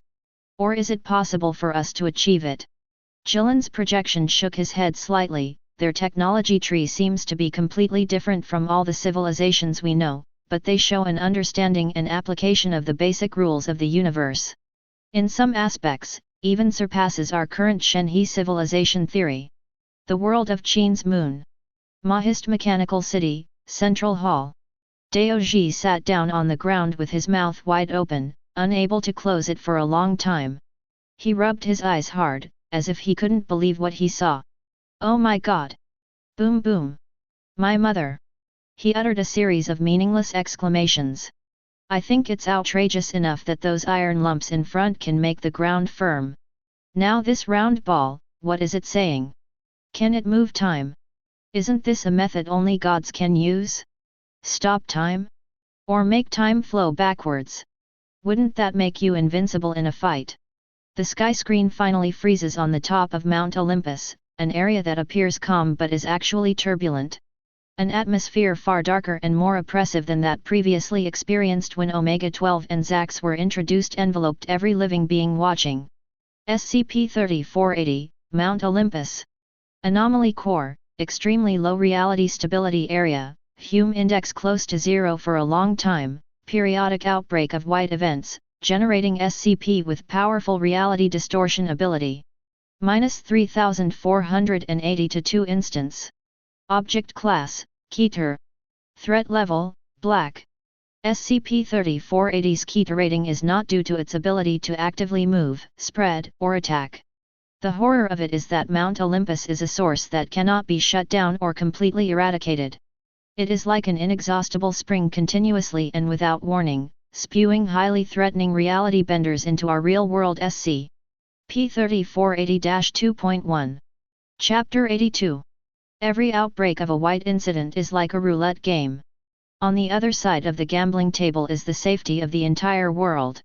It may give birth to a weak twister that can only make the cup move on its own, but it may also give birth to a terrifying existence that can flatten the city, subvert the laws of physics, and even cause regional or even global disasters.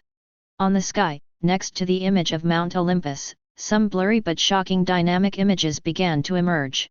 Some are cities that crumble like sand castles under invisible forces. Some of them are the earth cracking, magma flowing backwards, and the sky being torn into strange colors. Some humans' bodies are deformed in extreme fear, or they are directly annihilated into elementary particles. These images flashed by, but were enough to send shudders down the spine of any intelligent creature. The Foundation's containment procedures, including the establishment of Area 13, the deployment of the Scranton Reality Anchor, the permanent presence of Mobile Task Force Omega-12 Achilles' heel, and the establishment of the Constant Time Sync and the Cronus Protocol. All this is not to eradicate SCP-3480. Because no currently known means can cure the extremely rare stubborn disease in this area. All efforts are like treating a wound that never heals and periodically bursts and oozes deadly pus and blood. All the Foundation can do is to clean up the pus and blood as quickly as possible every time a wound bursts, control the spread of infection as much as possible, and reduce the damage it causes to the entire body as much as possible. This is a never-ending struggle against the imperfections of the laws of reality itself. Every minute and every second, all the staff of Area 13 are walking on thin ice and are on alert, because no one knows when the next white event will come, and what kind of twisted newborn it will bring. A special inventory of Foundation's horrific objects in storage, SCP-3480, Mount Olympus, the inventory ends. When reality itself becomes a hotbed for the unknown and terror, then what kind of abnormal phenomena beyond imagination will the next existence that is about to appear reveal to us? The image on the sky slowly darkened, leaving only the eye-catching black threat mark of Keter and the ominous and lonely silhouette of Mount Olympus, which left a deep mark on the retinas of all observers and would not fade away for a long time. That mountain is no longer the holy place in the myth, but a permanent wound leading to an unknown disaster. Perfect world. Above the sky, there is fairy mist and the air is filled with chaotic energy. The desolate Emperor Shihao stood alone in the void, with deep eyes, as if he could see through eternity of time and space. He sighed softly, his voice carrying an indescribable sense of vicissitude and compassion. When there is a lack of rules, fate plays tricks on people. The so-called white incident is the deformed result of the incompleteness of the Great Way. Being born as a god is not what he wants. He may have the power of destruction as soon as he comes into the world, and he is also accompanied by defects. This is a kind of sadness in itself. This place is a great tragedy, an eternal battlefield. That Foundation is quite responsible. They did it even though they knew it was impossible. They have been working hard to protect such a wound. The world of covering the sky. The starry sky of the universe, a dead star field. Ye Fan stood there, the golden light of the holy body looming, his eyes penetrated through the layers of nebulae, and also looked at the already dim sky. He pondered for a moment, his tone filled with a bit of solemnity and emotion. A source that cannot be eradicated. This means that no matter how much resources the Foundation invests or how strong its defenses are, it can only respond passively. Every so-called white incident could be a new, unknown powerful enemy, or even an emperor-level existence. If we don't have the corresponding measures, the consequences will be disastrous. The battle for this Foundation is indeed extremely difficult. He looked at the shadow of Emperor Wu Shi not far away from him, as well as the blurry figure of Emperor Henren. It is not easy to fight against the flaws in the laws of heaven and earth, and to fight against this nearly endless unknown disaster. This is 100 times more difficult and more desperate than facing a clear enemy. The great world of mortal cultivation. In the fairyland, somewhere deep in a paradise shrouded by endless fairy spirit. A Taoist ancestor with an unfathomable aura, who seemed to be in harmony with the Tao, slowly opened his eyes. Tao patterns flowed in his eyes, and it seemed that billions of stars were being born and dying. His voice was plain, but it seemed to contain the truth of heaven and earth. The laws of this place are so broken, reality is as thin as paper, it's quite rare. That white incident is very much like the record of some chaos demon god's immortal obsession combining with the broken kingdom of God after their death, constantly giving birth to incomplete demon spirits. Judging from its shape, it may be the core area of shattered laws left over from a shocking war in ancient times. The rules of the Avenue are in disarray, and after thousands of years, this problem has become a problem. He paused, with a hint of subtle thought and speculation in his tone. Is it that some ancient great being who was trying to open up a new avenue or refine a heaven-defying Dao weapon encountered an uncontrollable change at the most critical moment of the experiment, causing his Dao field to completely collapse and become the source of these constantly growing strange phenomena? Its reality distortion characteristics are somewhat similar to those failed products that attempt to interfere with or even create the fundamental laws of the world. This continuous release of reality-distorting power is consistent with the characteristics of some forbidden experiments that have gone out of control. That Foundation seems to be a restorer of the will of this world, but unfortunately, it is actually a bottomless pit. After the extreme darkness, the sky seemed to have experienced billions of years of silence. Finally, a faint light trembled and emerged. It was an ancient, yellowed document with rough and broken edges, floating quietly in the center of the sky. It looks ordinary, like a page randomly picked out from a pile of old papers. However, with its appearance, an indescribable sense of oppression poured down from the sky like billions of tons of seawater, covering the heavens and the worlds. Every living being, whether mortal or god, felt as if their heart was being tightly grasped by an invisible hand, and even breathing became extremely difficult. There were only a few lines of blurry, distorted words on the document, and it was impossible to make out their specific meaning. But such a seemingly ordinary document made every living being who looked at it feel an uncontrollable fear and trembling from the depths of their souls. It seemed that looking at it for a second longer would be a blasphemy against some taboo existence, and would bring upon oneself the most terrible disaster. When the cracks in reality are forcibly stitched, an older and more fundamental fear surfaces. The cold, emotionless voiceover exploded in the minds of all viewers, like a death knell of doom. Now, we will touch upon one of the most core secrets of the Foundation, a paradoxical existence, a nightmare that exists because of cognition. SCP-001 Data Volume. Here it does not refer to the gatekeeper, but the volume in the password box, which is also the original chaotic prototype of the super metaphor sphere. SCP-001. The most core secret of the Foundation. The chaos prototype of the metaphorical sphere. Countless strong men in the heavens and the myriad worlds cried out in shock, with disbelief written all over their faces. Object Class, Keter. Just the word Keter made the pupils of countless strong men who had gone through the previous inventory shrink suddenly, as if they were facing a great enemy. Core characteristics: the more detailed and clear the description is, the closer it is to appearing in reality. It is the ultimate embodiment of information hazards and mimetic hazards. The Foundation's containment is to try its best to keep it vague and incomplete. As soon as these words fell, it was like a basin of ice water was poured down from the top of the head, making all the viewers in the heavens and the myriad worlds feel a chill rising from the soles of their feet straight to the top of their heads. The more you describe, the more real it is. What kind of terrifying ability is this?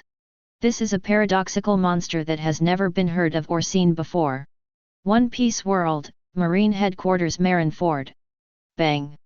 The desk in front of Marshal Buddha's warring states was smashed by his iron fists, leaving spiderweb-like cracks. Incredible! This is simply an incomprehensible power. The veins on his forehead were knotted and bulging like a ferocious poisonous snake, and his eyes were wide open and filled with bloodshot. Just describing it can make it appear out of nothing. Marshal Zhang Guo's voice trembled with extreme shock, with a hint of imperceptible fear. Then isn't the inventory of the sky curtain now actively summoning it out? He suddenly shut his mouth. He didn't dare to say the following words. It was too scary. The hero Garp standing by dropped the senbei in his mouth to the ground with a pop. The signature smile on his face had long disappeared, replaced by unprecedented solemnity and horror. My friend, this thing is 10,000 times more difficult than Roger, Rox, or any other enemy we have ever faced. Staff Officer He's eyes behind her lenses flashed with a mixture of wisdom and fear. She took a deep breath and tried to calm herself down. No, this is no longer something that can be described as tricky. This is a monster at the level of rules. A disaster based on cognition itself. Information is power, cognition is a ladder. What on earth does this sky curtain want to do? Doesn't it know the consequences of this behavior?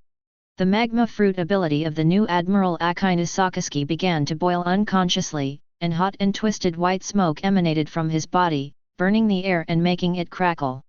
If this kind of thing really came to our world, I'm afraid the whole world would be swallowed up by it in an instant, without even a trace of residue left.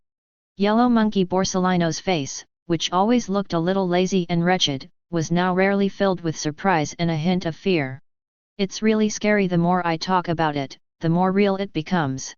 This is an ability I've never heard of or even imagined. Aokiji Kyuzan looked at the sky silently. The cold air unconsciously emanated from his body, freezing the ground beneath his feet into a thick layer of frost. The Foundation. What kind of existence are they dealing with on a daily basis? It's like dancing on the edge of a knife. No, it's like jumping back and forth on the edge of the abyss. Doluo Continent World, God Realm. The atmosphere in the Divine Realm Committee was extremely depressing. The emerald eyes of the Goddess of Life were filled with horror, and she subconsciously grabbed the arm of the God of Destruction beside her. Destruction, do you feel it? That kind of horror that comes from the concept itself. The God of Destruction's burly body trembled slightly, and his purple pupils were filled with disbelief. Using cognition as food and description as a ladder, this kind of existence has completely surpassed.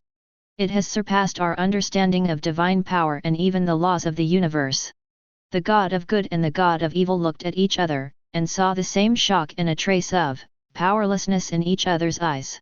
If something like this descends upon the divine realm, can we resist it? The God of kindness voice trembled with an imperceptible tremor. The evil god frowned and said in a heavy tone, resist? How to resist? All our knowledge of it, all our descriptions of it, and even our attempts to resist its will itself, are all useless. It may help it come. The Shura god's blood-red eyes were fixed on the sky, and the Shura sword in his hand seemed to sense the master's emotions and made a low humming sound. Paradox. This is an unsolvable paradox in itself. The Foundation actually tried to contain this thing? Are they crazy? The world under one person, the headquarters of Nadutong Express Company. Pa! The half-smoked cigarette in Su Si's mouth fell uncontrollably onto the smooth floor, with ashes scattered all over the floor. His eyes, which always had a hint of cynicism, were now wide open and bloodshot, as if they were about to bulge out of their sockets. Oh my god! How the hell am I supposed to count this? How am I supposed to play this? Su Si's voice changed its pitch, becoming as sharp as a duck with its neck pinched. Just because you say something to it, it becomes stronger? Then isn't Tian Mu's endless chatter giving it crazy buffs? Feng Bao, who was standing by, tilted her head and blinked her clear yet seemingly empty eyes, her face still expressionless.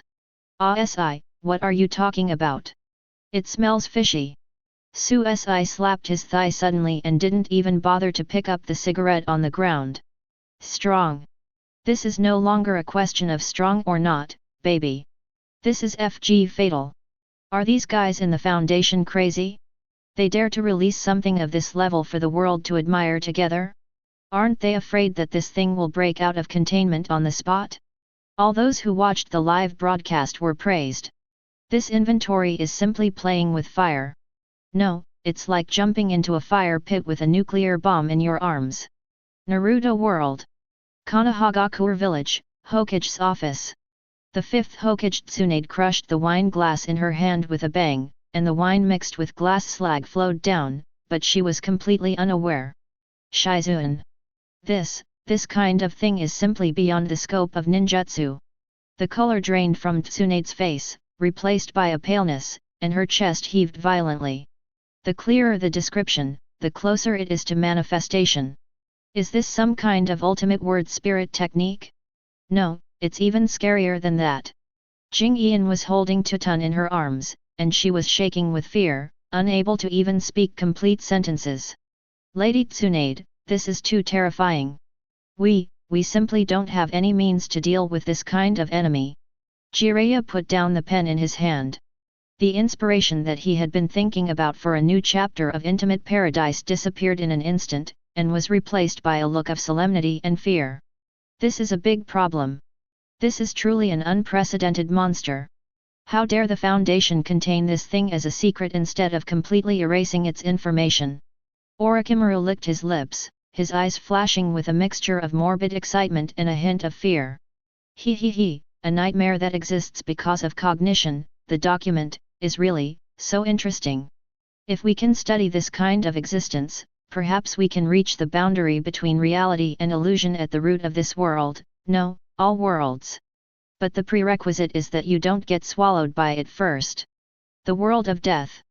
Soul Society, the first squad barracks. The captain, Yamamoto Genryusai Shijikuni, suddenly opened his tightly closed eyes, his old but still sharp eagle-like eyes fixed on the sky, and the cane in his hand slammed heavily on the ground with a dong sound. Unprecedented terror. His deep voice echoed in the first squadron's barracks like thunder, causing all the captains present to feel a palpitation in their hearts. Just a concept can become real. This kind of power is beyond my knowledge. It even surpasses any known Kido and Zanpakuto abilities. Kuratsuka Mayuri let out a weird, neurotic laugh, with a crazy desire to explore his thoughts flickering in his eyes. Oh my! What an amazing source! Info hazard? Mimetic contamination? The more detailed the description, the closer it is to manifestation. This is a research subject tailor-made for me. If I can capture even a tiny bit, even just a trace of its existence, my research will be able to. 7. Chapter 83. Kiraku Shunsui put down the hat on his head, and his lazy expression disappeared, replaced by a solemn look. Now is not the time to say such things. Don't you feel it? With the description of the sky curtain, that sense of existence is becoming clearer little by little. This sky curtain is actually accelerating its appearance. The gentle smile on Anohanaretsu's face also faded, and his eyes became deep and dangerous. It's really chilling. If it really comes, I'm afraid the entire main world will fall into an eternal nightmare. The world of fights breaks fear, Zhongzhou, Danta. Yao Lao's old soul shook unsteadily, his eyes filled with shock and disbelief. Xiao Yanzi, this kind of existence, is simply unbelievable. Using cognition as food and description as an anchor.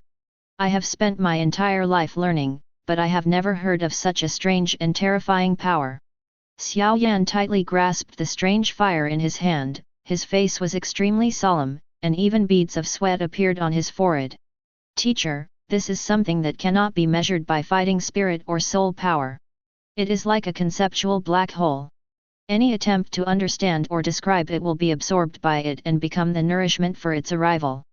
This foundation, what kind of horrible thing are they dealing with? Taking inventory of it, they are simply digging their own graves. The ancient race, the soul race, the Danta, and the strong men from all the ancient races and top forces all felt their scalps tingling and their backs chilled. This kind of power was completely beyond their comprehension, and made them feel powerless, like an ant looking up at a dragon. Marvel Cinematic Universe, Avengers Tower. On the virtual screen in front of Tony Stark, data streams were refreshing like a waterfall, but in the end they all pointed to one conclusion: it was impossible to analyze. Jarvis, tell me, what the hell is this? Quantum entanglement? Multidimensional interference? Or is it some kind of cosmic rule that I can't understand at all? Iron Man's voice was filled with anxiety and a rare hint of panic. Sir, according to the information provided by Skydome, the properties of the item SCP-001 document transcend any physical laws and energy forms we know. It's more like a logic bomb based on the information itself. Steve Rogers frowned. Although he did not understand the complicated scientific terms, he also felt the extreme danger. So the more we know about it, the more dangerous it becomes. Dr. Bruce Banner pushed up his glasses and his face turned a little blue. Yes, Captain. This is a paradox, a cognitive trap. Any attempt to fight, understand, or even mention it will invisibly strengthen it. The inventory of this sky curtain is simply charging it. Thor held Mjolnir in his hand, feeling the uneasiness transmitted by the hammer, and the power of Thunder God surged around him. In Asgard, there are also legends about the ancient gods of chaos at the beginning of the universe, but even they don't have such strange characteristics.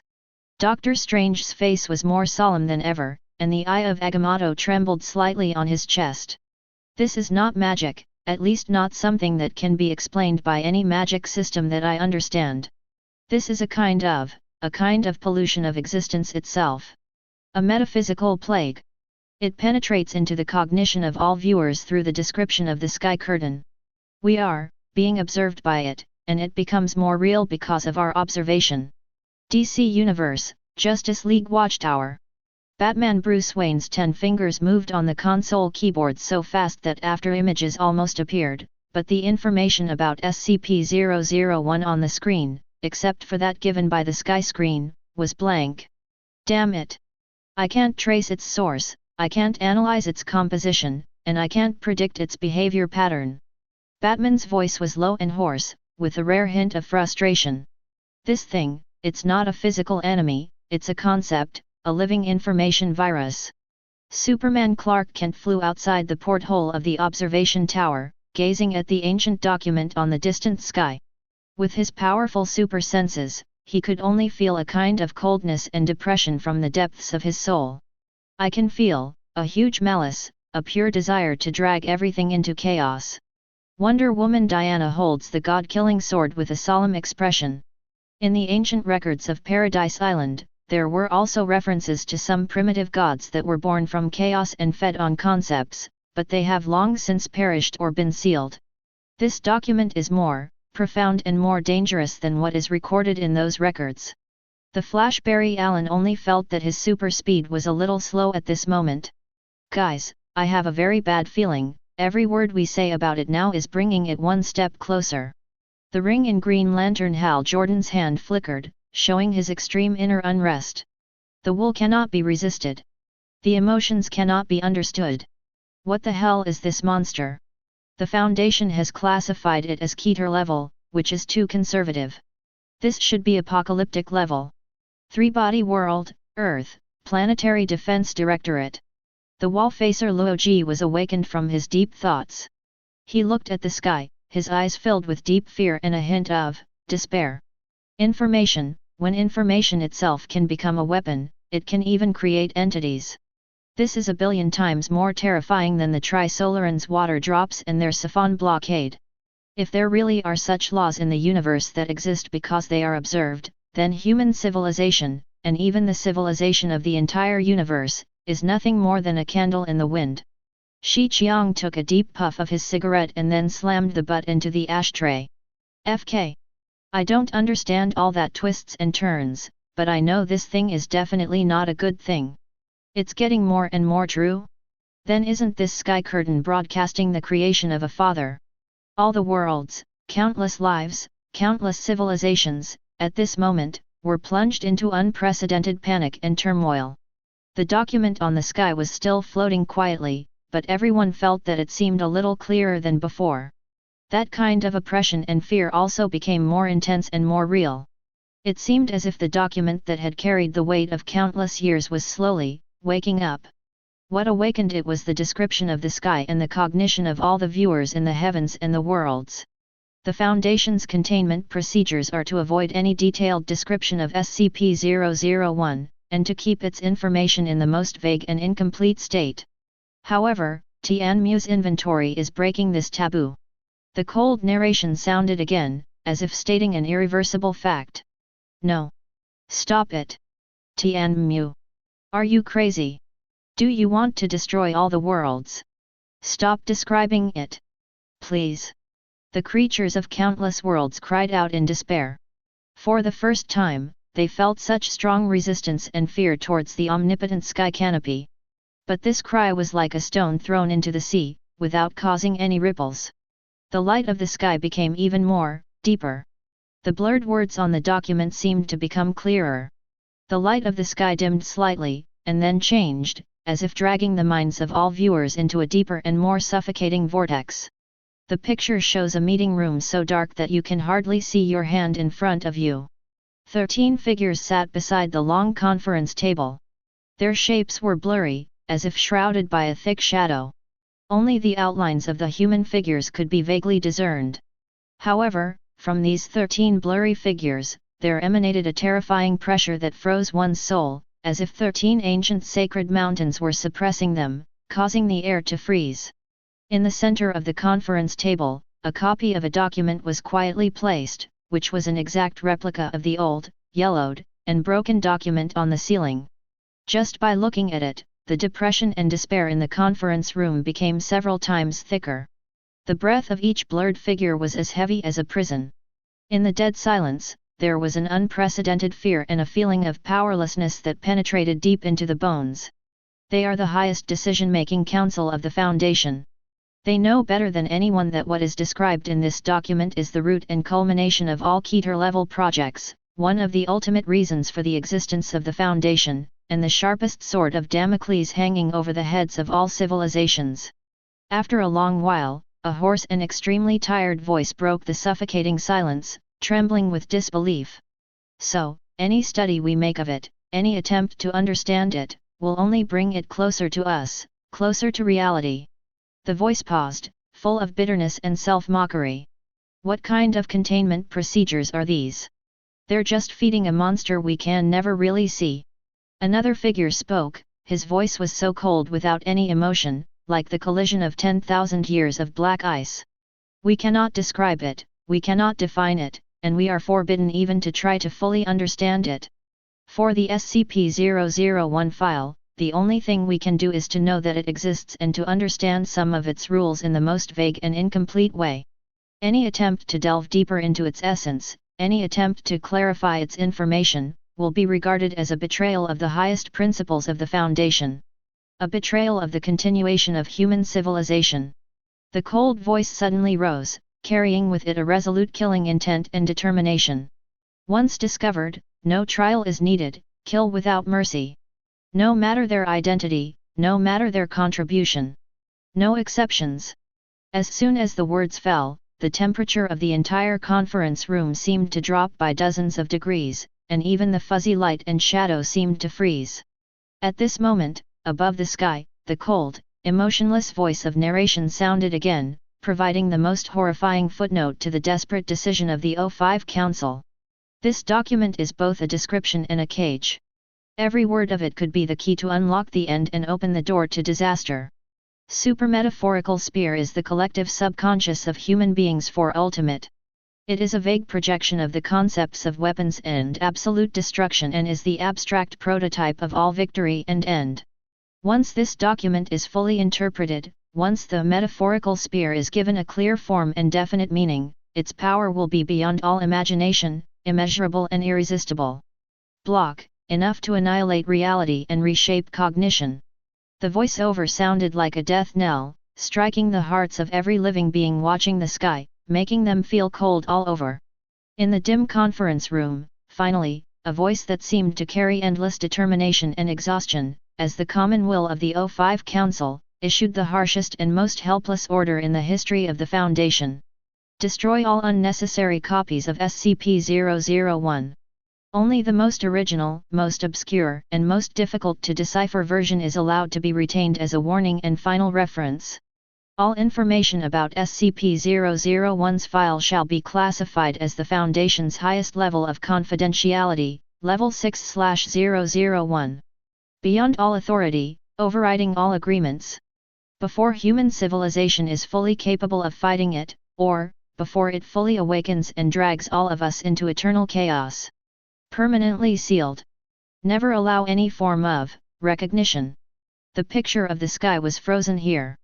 The determination of the 13 blurred figures and the fear they carried were deeply imprinted in every corner of the heavens and myriad worlds. Perfect world, above God. In the dim light, there was an incredibly ancient giant, surrounded by the broken universe and the afterimage of the epoch, but at this moment, he suddenly took a breath of cold chaotic air. What a great foundation! What a bunch of desperate guardians! The giant's voice echoed in his own little world, full of vibrations. Even their top leaders, whose auras are not weaker than those of the immortal emperor, are so afraid of that scroll and are so helpless. Merely research is regarded as a betrayal of the entire civilization and must be killed without mercy. What a horrible taboo! We have fought for countless epochs, crushed many dark disturbances, and believed that we have witnessed the deepest horrors in the universe. However, compared with this volume, those so-called catastrophes are nothing. Just a child's play. Knowledge is manifestation, description is advent. This rule is no longer a crushing of power, but a pollution and destruction from the root of Tao and reason. Erosion. What kind of despairing truth will this sky curtain reveal? 2.2. Naruto World, Pure Land. The figure of Senju Tobirama, who had long since transformed into a spirit, now had his brows furrowed so tightly that water seemed to be wrung out of them, and the soul particles around him were fluctuating restlessly. Information is power, cognition is manifestation, how absurd, yet how true. His deep voice carried a hint of the frustration and horror of a scientist faced with an incomprehensible phenomenon. Is this organization called Foundation actually protecting their world in such an unimaginable way?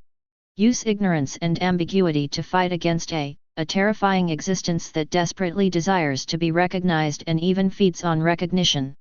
Senju Tobirama thought of his lifelong research on forbidden techniques and his exploration of the origin of the world. If such a document appeared in the ninja world, this is simply a paradoxical curse against all intelligent life. Our thirst for information and our desire to analyze unknown ninjutsu and bloodline limits will become the perfect catalyst, accelerating the demise of the entire ninja world. No wonder they issued such a harsh order to kill without mercy. Because any trace of curiosity could ignite the fuse that would destroy the entire world. Suo. The world of immortals, Lushan Star Field. Wang Lin sat cross-legged on a desolate star. His eyes, which were full of murderous intent and coldness and had a rare gleam of solemnity and deep thought, flashed with a look of deep thought. Use ambiguity to fight clarity, and the unknown to fight the known. His voice was calm, yet it carried a sharp insight into the essence of things. What a decisive strategy, what a tragic shelter. Chapter 84. When faced with a document that transcends power, magical powers, laws, and even the definition of existence itself, this Foundation chose the most extreme, and the only, possible way to protect itself. They voluntarily gave up understanding and exploration, and even resorted to the most violent means to prohibit such behavior, just to delay the complete manifestation of the document. Wang Lin thought of his own journey of cultivation against the will of heaven. His pursuit was to see through illusions and control the rules, but in front of this scroll, all his experience and wisdom seemed to have lost their meaning.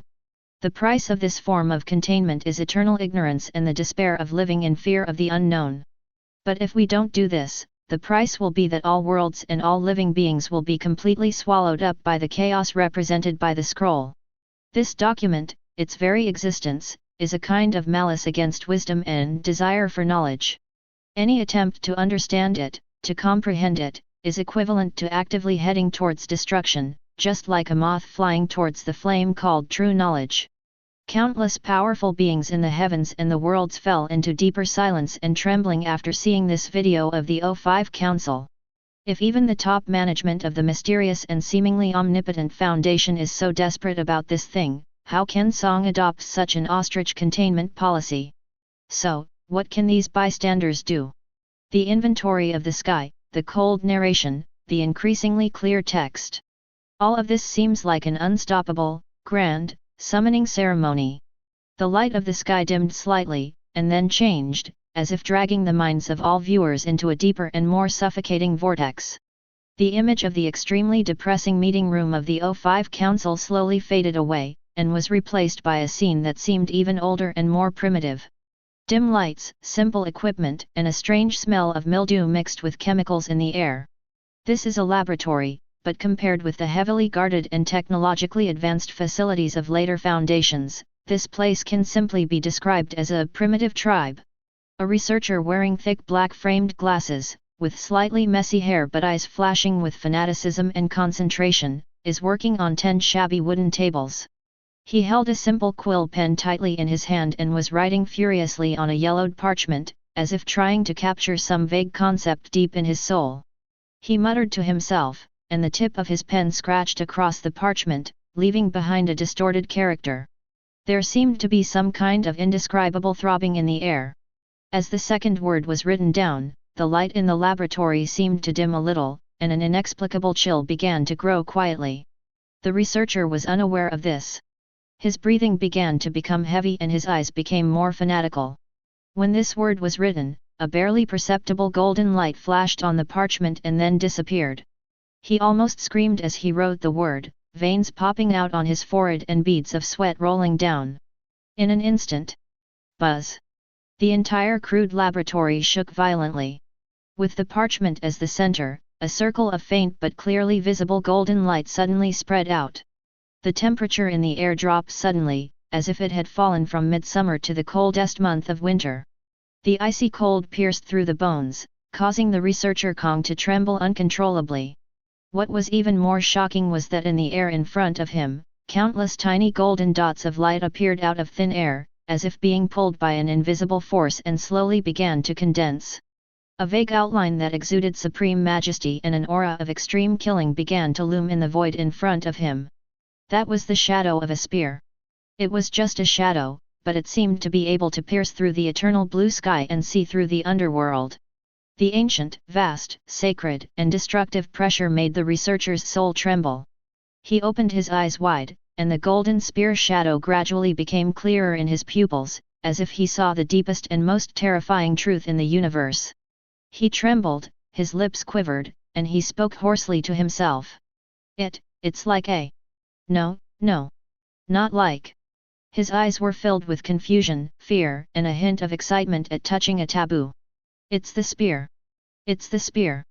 An ancient name deeply rooted in the deepest part of the collective subconscious of mankind squeezed out of his throat uncontrollably. Lance of Long Inus.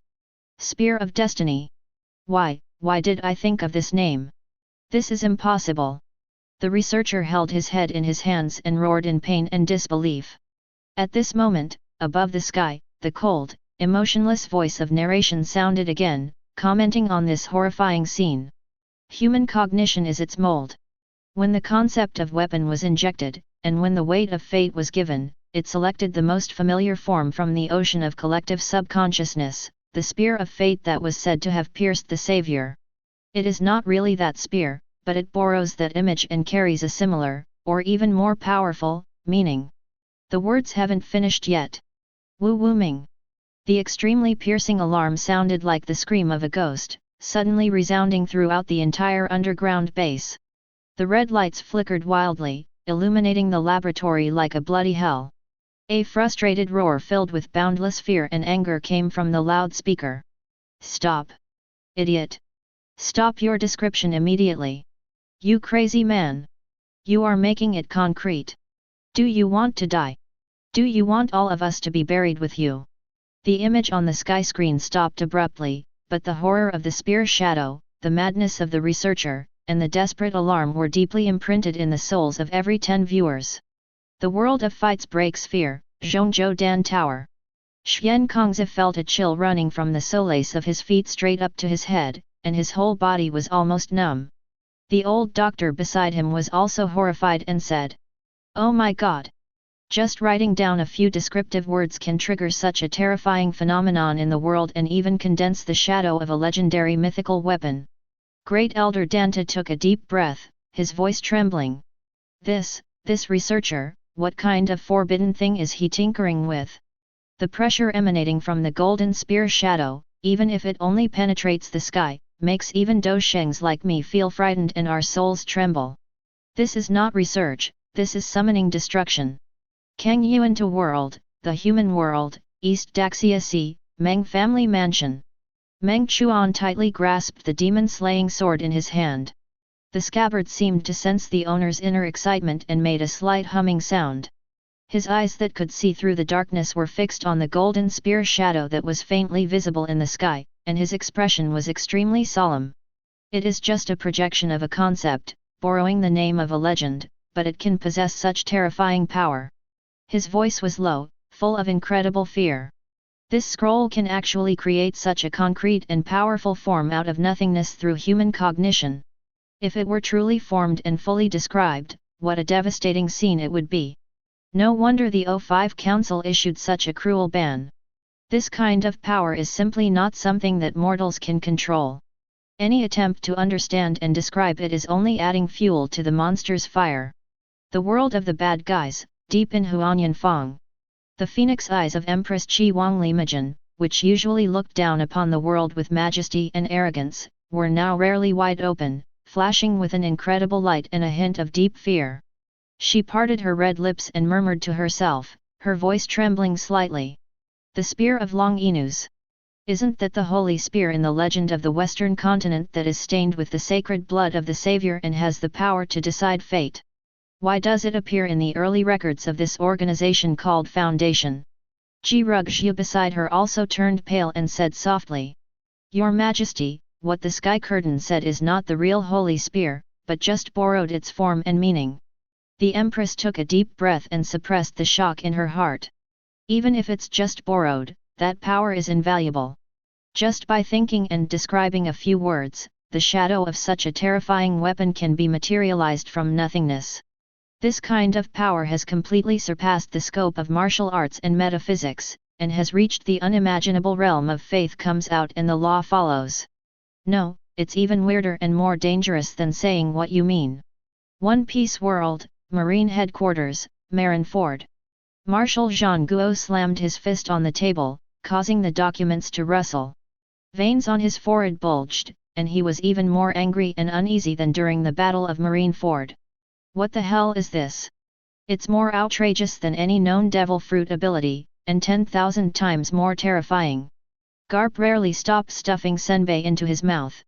He widened his eyes with a look of disbelief. Wahahaha. No, just writing a few words can create something so scary. If I write justice will prevail on paper every day, can I catch all the pirates? Staff Officer He's eyes flashed with wisdom behind her glasses, and she said in a deep voice. Carp, I'm afraid things are not that simple. The narration of the screen has explained it clearly, human cognition is its mold. The researcher did not create it out of thin air, but the words in his pen and the concepts in his mind provided an anchor and shape for the chaotic prototype represented by the volume. When the concept of weapon is combined with the weight of fate, the Spear of Longinus, a symbol that is widely circulated in the collective subconscious of mankind, is selected and borrowed by it. This is an attack based on information and memes. The deeper the cognition and the clearer the description, the more powerful it is and the closer it is to the truth. Kizaru crossed his legs and spoke frivolously, but his eyes were filled with deep fear. It's really scary. Can something so dangerous be created just from human thoughts and descriptions? Then I won't even dare to think about it. Thought about it. Naruto World, Konoha Village, Hokage's office. Tsunade looked at the thrilling scene in the sky. The wine glass in her hand was crushed by her, and the wine mixed with blood dripped onto the ground. She gritted her teeth, her chest heaving violently. What a joke! If this level of dangerous goods appeared in Ninja. Kakashi's Sharingan spun rapidly under the eye mask, as if he wanted to analyze the principle behind it, but then he forced himself to suppress the thought. He said in a dry voice, "Any attempt to analyze intelligence and understand how it works will become the nutrient for its growth and accelerate its materialization. For a group like us ninjas who rely on intelligence and analytical abilities, this is simply a natural nemesis. Any curiosity and thirst for knowledge may become the spark that ignites the fuse of destruction." Narashikaka rubbed his aching temple, with an unprecedentedly difficult expression on his face. This is extremely troublesome. This is no longer a problem that can be solved by intelligence alone. The smarter you are, the more you want to explore the essence of things, but the faster you will die.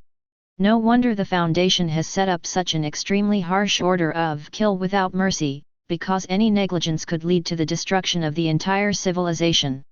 Death World, Soul Society, the Japanese Army Headquarters. The Captain General Yamamoto Genryusai Shijikuni suddenly opened his tightly closed eyes, and his old face was filled with solemnity. Cognition is the mold, description is the embodiment. His deep voice echoed in the empty room, with a barely perceptible vibration. The strangeness of this thing is incomparable to any ghost or Zanpakuto I have ever seen in my life. If a god of death tries to analyze the structure of his spiritual power and explore its origin, wouldn't that be exactly what he wants and help it take shape? Kiraku Shunsui put down the wine glass in his hand, and his expression became serious. What the captain said is that this thing is simply a paradox of intelligent life. The more we try to understand it and guard against it, the more we give it history. What happened to that early researcher is the most direct lesson. Doluo Continent, God Realm.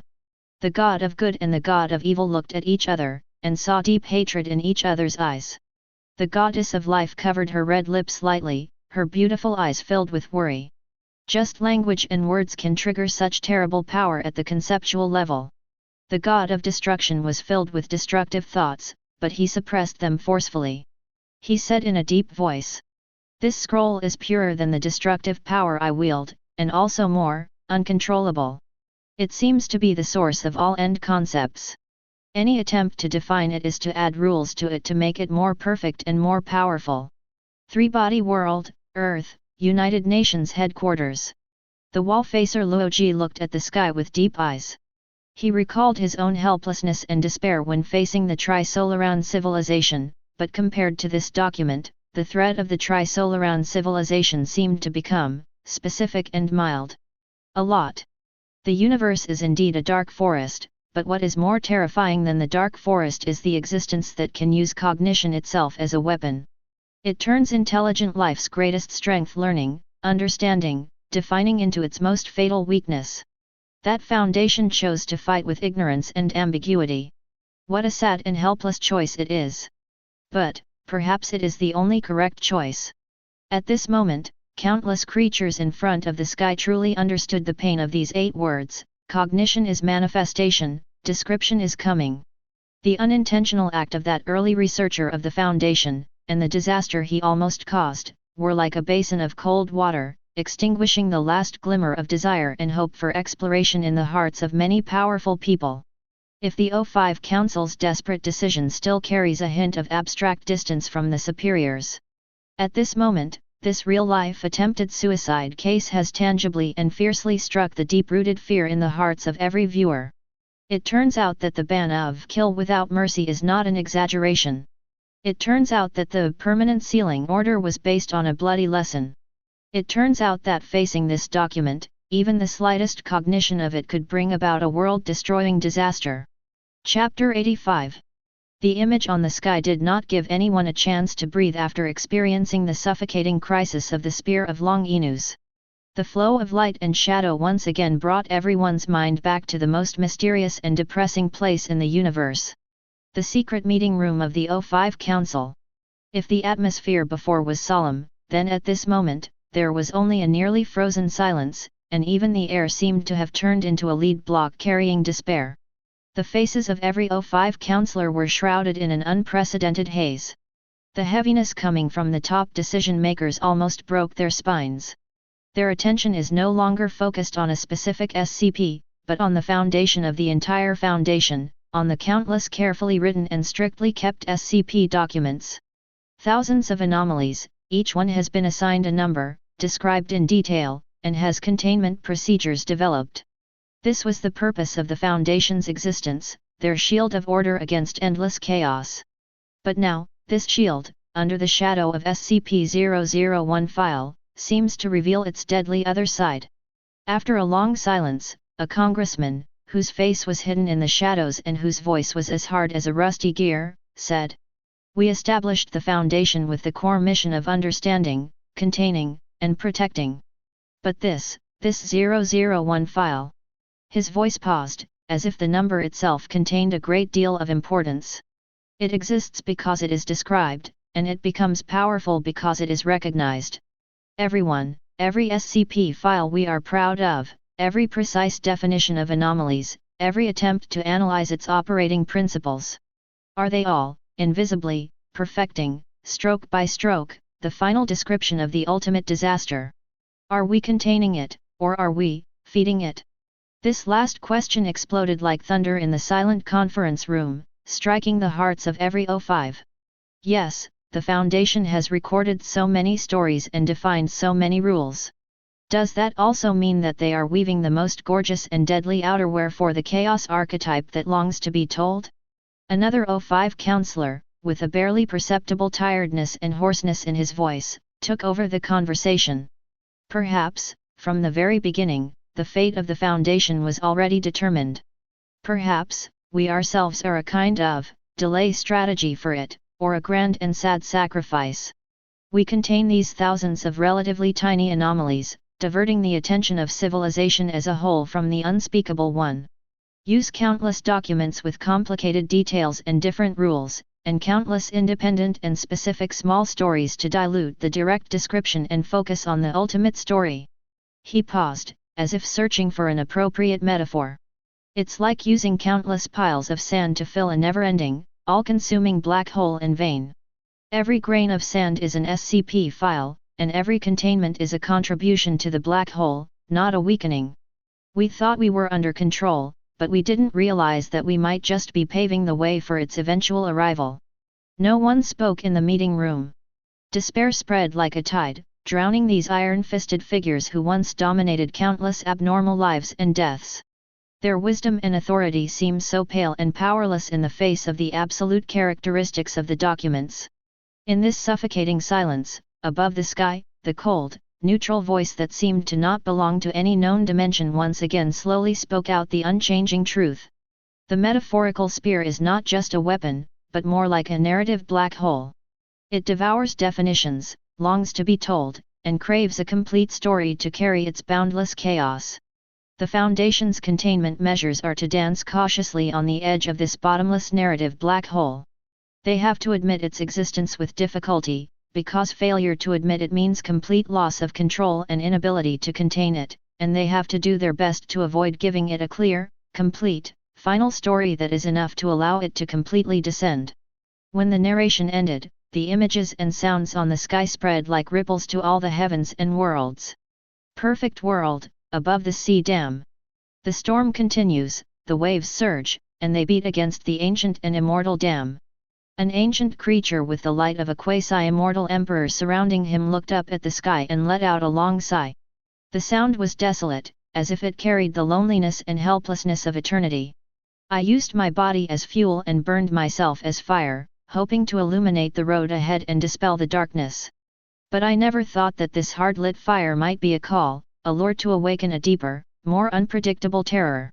That organization called Foundation. Every step they take is on the edge of a knife, and every moment is contrary to their own mission. What a desperate protection this is! The world of immortals is between the ancient stars. The Qing Shui immortal emperor still stood quietly in the star field that belonged to him, his eyes deep, as if he could penetrate the endless time and space and see the despair that permeated the O5 Council. His white hair fluttered slightly in the starry wind, and his calm tone contained an insight into the ultimate principles of the universe. Existence is defined, definition is cognition, cognition is giving form. One rises while the other falls, and the cycle repeats itself endlessly. This is the paradox of Tao, and it is also the shackles of fate that intelligent creatures cannot escape. The Foundation's struggle is the cruelest manifestation of this paradox. In the world of shrouding the sky, in the cold and silent depths of the universe, the 9 dragons pulling the coffin was still moving slowly under the starlight. Inside the huge bronze coffin, Ye Fan sat cross-legged with an expression more solemn than ever before. His holy eyes, which could see through everything, were now fixed on the sky. His brows were furrowed, as if he was thinking about some extreme contradiction.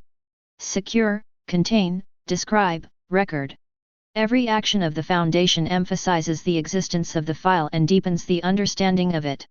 The more they try to restrain it, the more their actions themselves constitute the largest and most detailed description of that 001. The more powerful they are, the more anomalies they contain, the more complete the archives are, and the closer 001 is to being complete and finally defined. This is simply the greatest irony in the universe. In a sense, all the efforts they make are to add bricks and tiles to their own graves. At this moment, all the heavens and worlds before the sky seemed to have fallen into an eerie silence. The desperate questioning of the O5 Council, the narrative black hole theory revealed by the narration, and the profound analysis of the top powerhouses from all walks of life, together weave a chilling logical web. It turns out that the biggest enemy may not come from outside, but from cognition itself. It turns out that even the strongest fortress may collapse in the process of description.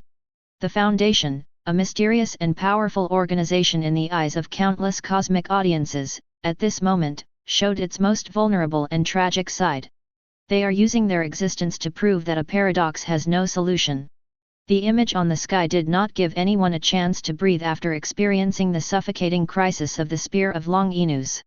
The desperate questioning of the O5 Council, the narrative black hole theory revealed by the narration, and the profound analysis of the top powerhouses from all walks of life, together weave a chilling logical web.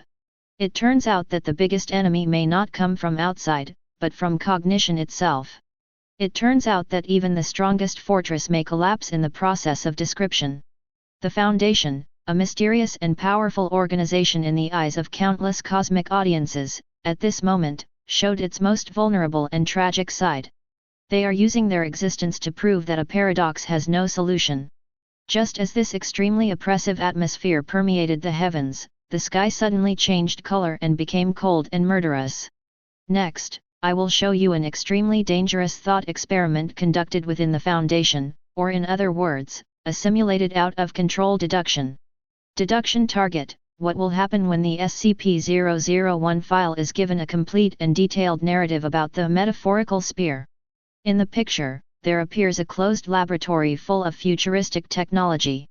Several researchers wearing white research coats and with blurred faces sat in front of a huge control console. Their fingers danced rapidly on the smooth interface, and lines of cold characters appeared on the main screen in the center. Starting the narrative building blocks. Target anchoring: the metaphorical spear. Start injecting initial definition parameters. Originated from the initial betrayal and sacrifice, carrying the heaviest oath and curse. The material is neither gold nor stone, neither light nor dark, but the condensation of all concepts of end. The power is enough to penetrate the dimensional barriers, sever the chain of cause and effect, and obliterate the foundation of existence.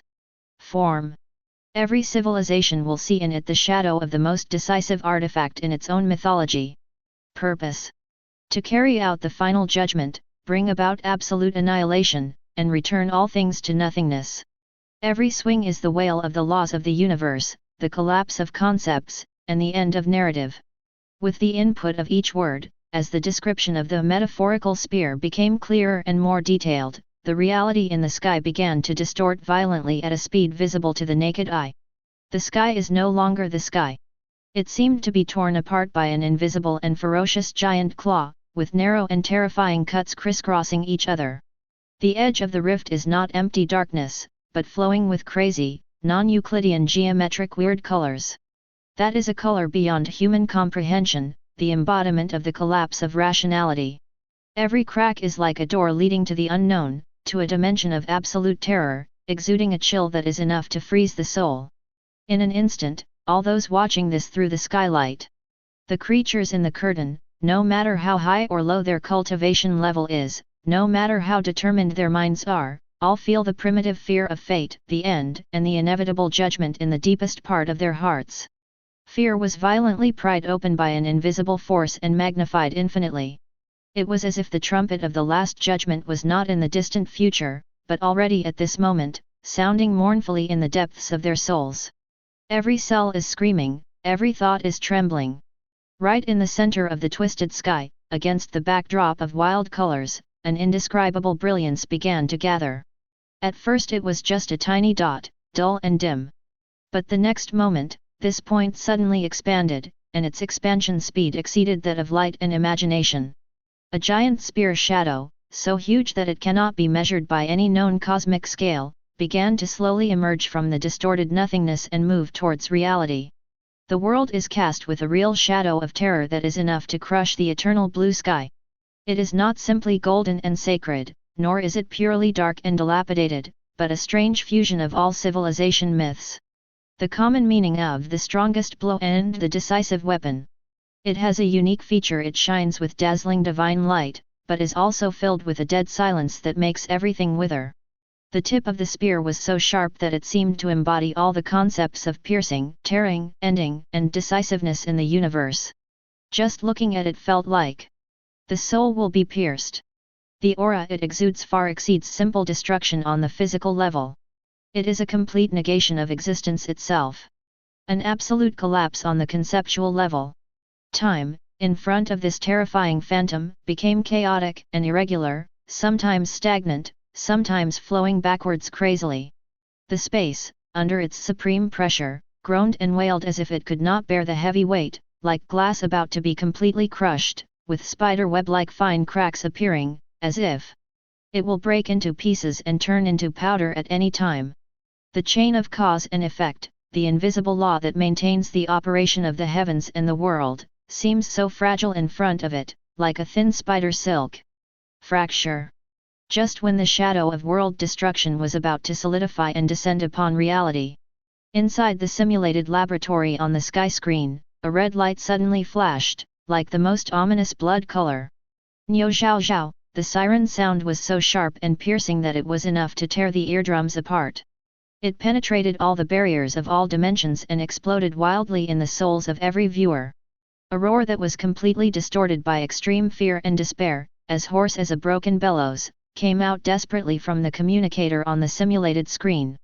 Alert! Alert! The narrative anchor is out of control. The mimetic pollution index has exceeded the safety threshold. It is climbing towards an irreversible critical point. The Foundation's highest emergency order. Immediately activate the highest authority forgetting protocol. Protocol code, Mandala. The voice was crying because of the excessive force. Repeat. Immediately start the forgetting protocol, Mandala. At all costs. All memories of this manifestation must be erased before it is completely defined. All related observation data and description records must be destroyed. Let it return to its vague state. Back to the unknown. Back to chaos. Quick! Quick! The despair, madness, and hysteria in that voice made countless powerful people in the heavens and all realms across the sky shudder and feel a chill in their hearts. Dragon Ball World, Temple of the Omni King. The two Omni Kings, who were originally stacking planet blocks out of boredom, suddenly shook their small bodies at the same time, and for the first time, their azure blue eyes reflected such a deep, clear, and solemn color. Hi! One of the Omni Kings put down the colorful toy planet in his hand, opened his little mouth slightly, and uttered a confused single sound. Another Omni King also stopped playing and followed suit, with a hint of childlike fear in his voice. This feels so scary. The High Priest, who was standing by, always smiling gently, now had his smile gone, replaced by an unprecedented alertness and seriousness. His eyes were fixed on the terrifying spear shadow that was about to take shape on the sky. Chapter 86. The Omni King who had spoken earlier tilted his head, looked at the High Priest, and asked in his unique way, "Hey, High Priest, Beerus and his friends are really good at fighting. They can blow up planets with a bang." He paused, frowned, and seemed to be trying to find the right words, but that big guy on the sky, it feels like it can make all the universes disappear in an instant. As he spoke, he made a clean and neat erasing gesture with his little hand. Upon hearing this, the other Omni King nodded his head vigorously, expressing his strong agreement. Yes. Yes. All of them will be gone. Not a single one will be left. In the world of Naruto, there is an eternal cage that separates reality and dreams, within the space of the Six Paths Sage.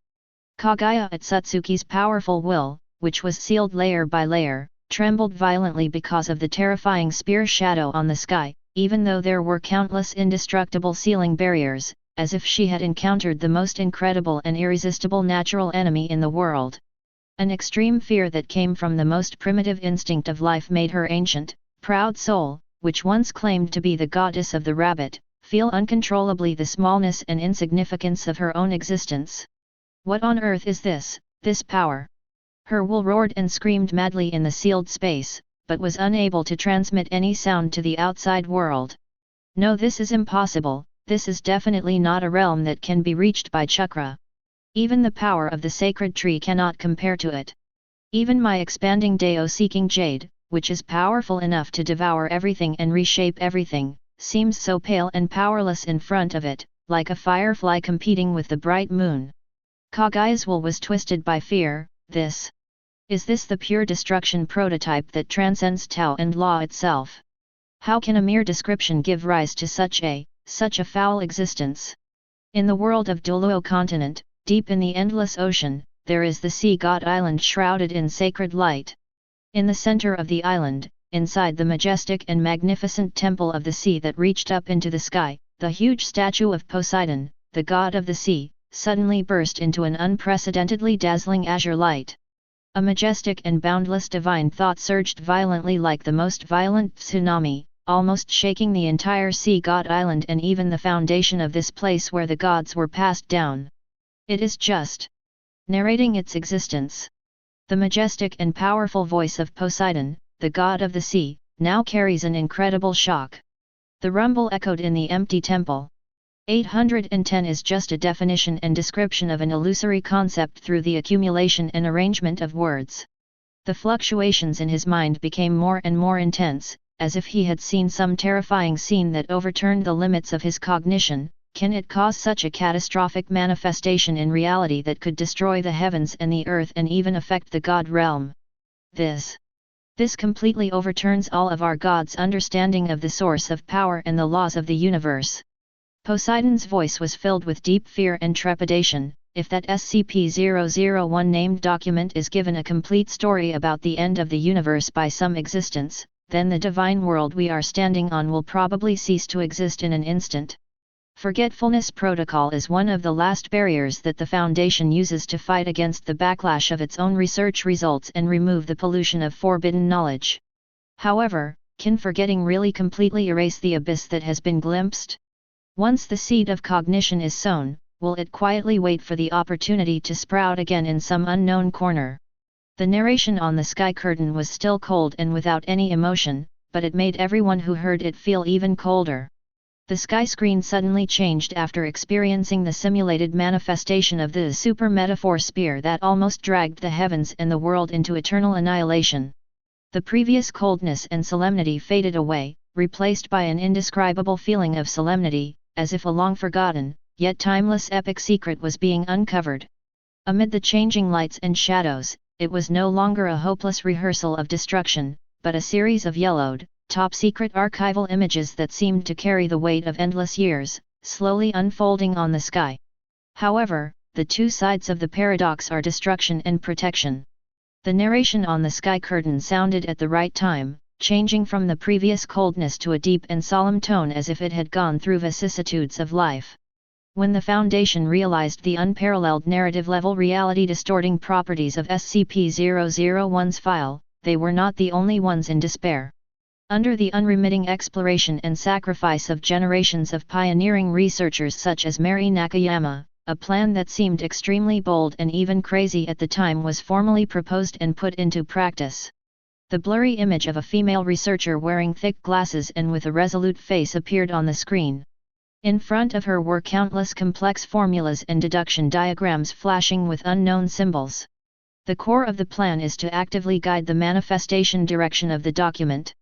No longer passively endure its unpredictable manifestation of terror, but actively shape and define it, forging it into a conceptual weapon that the Foundation can control and that is aimed at specific cosmic threats. This is the true origin of the super metaphor spear that you saw earlier. The narration on the sky screen suddenly rose, full of power and unyielding will. It is no longer just a passive manifestation, a symbol of disaster that brings endless fear. It is the ultimate weapon that the Foundation has taken to guide, shape, and anchor from the chaotic characteristics of the scroll by using itself as a testing ground and at the cost of the wisdom, courage, and even lives of countless pioneers to fight against those cosmic-level anomalies that are enough to devour reality and threaten the existence of all universes. Its object class, Thou Meal.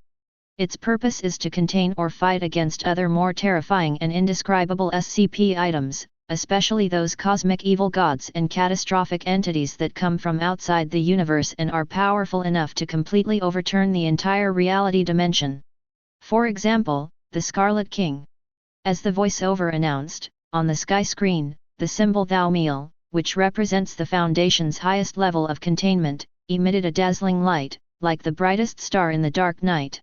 The shadow of the metaphorical spear that once brought endless destruction reappeared, but this time, it was no longer just a synonym for coldness and despair.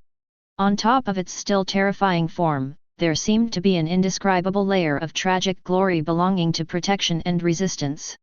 The Foundation uses its own existence as a furnace, the sacrifices of countless members as firewood, and the unyielding belief in the collective subconscious desire for survival, exploration of the unknown, and resistance to threats of all mankind as a hammer.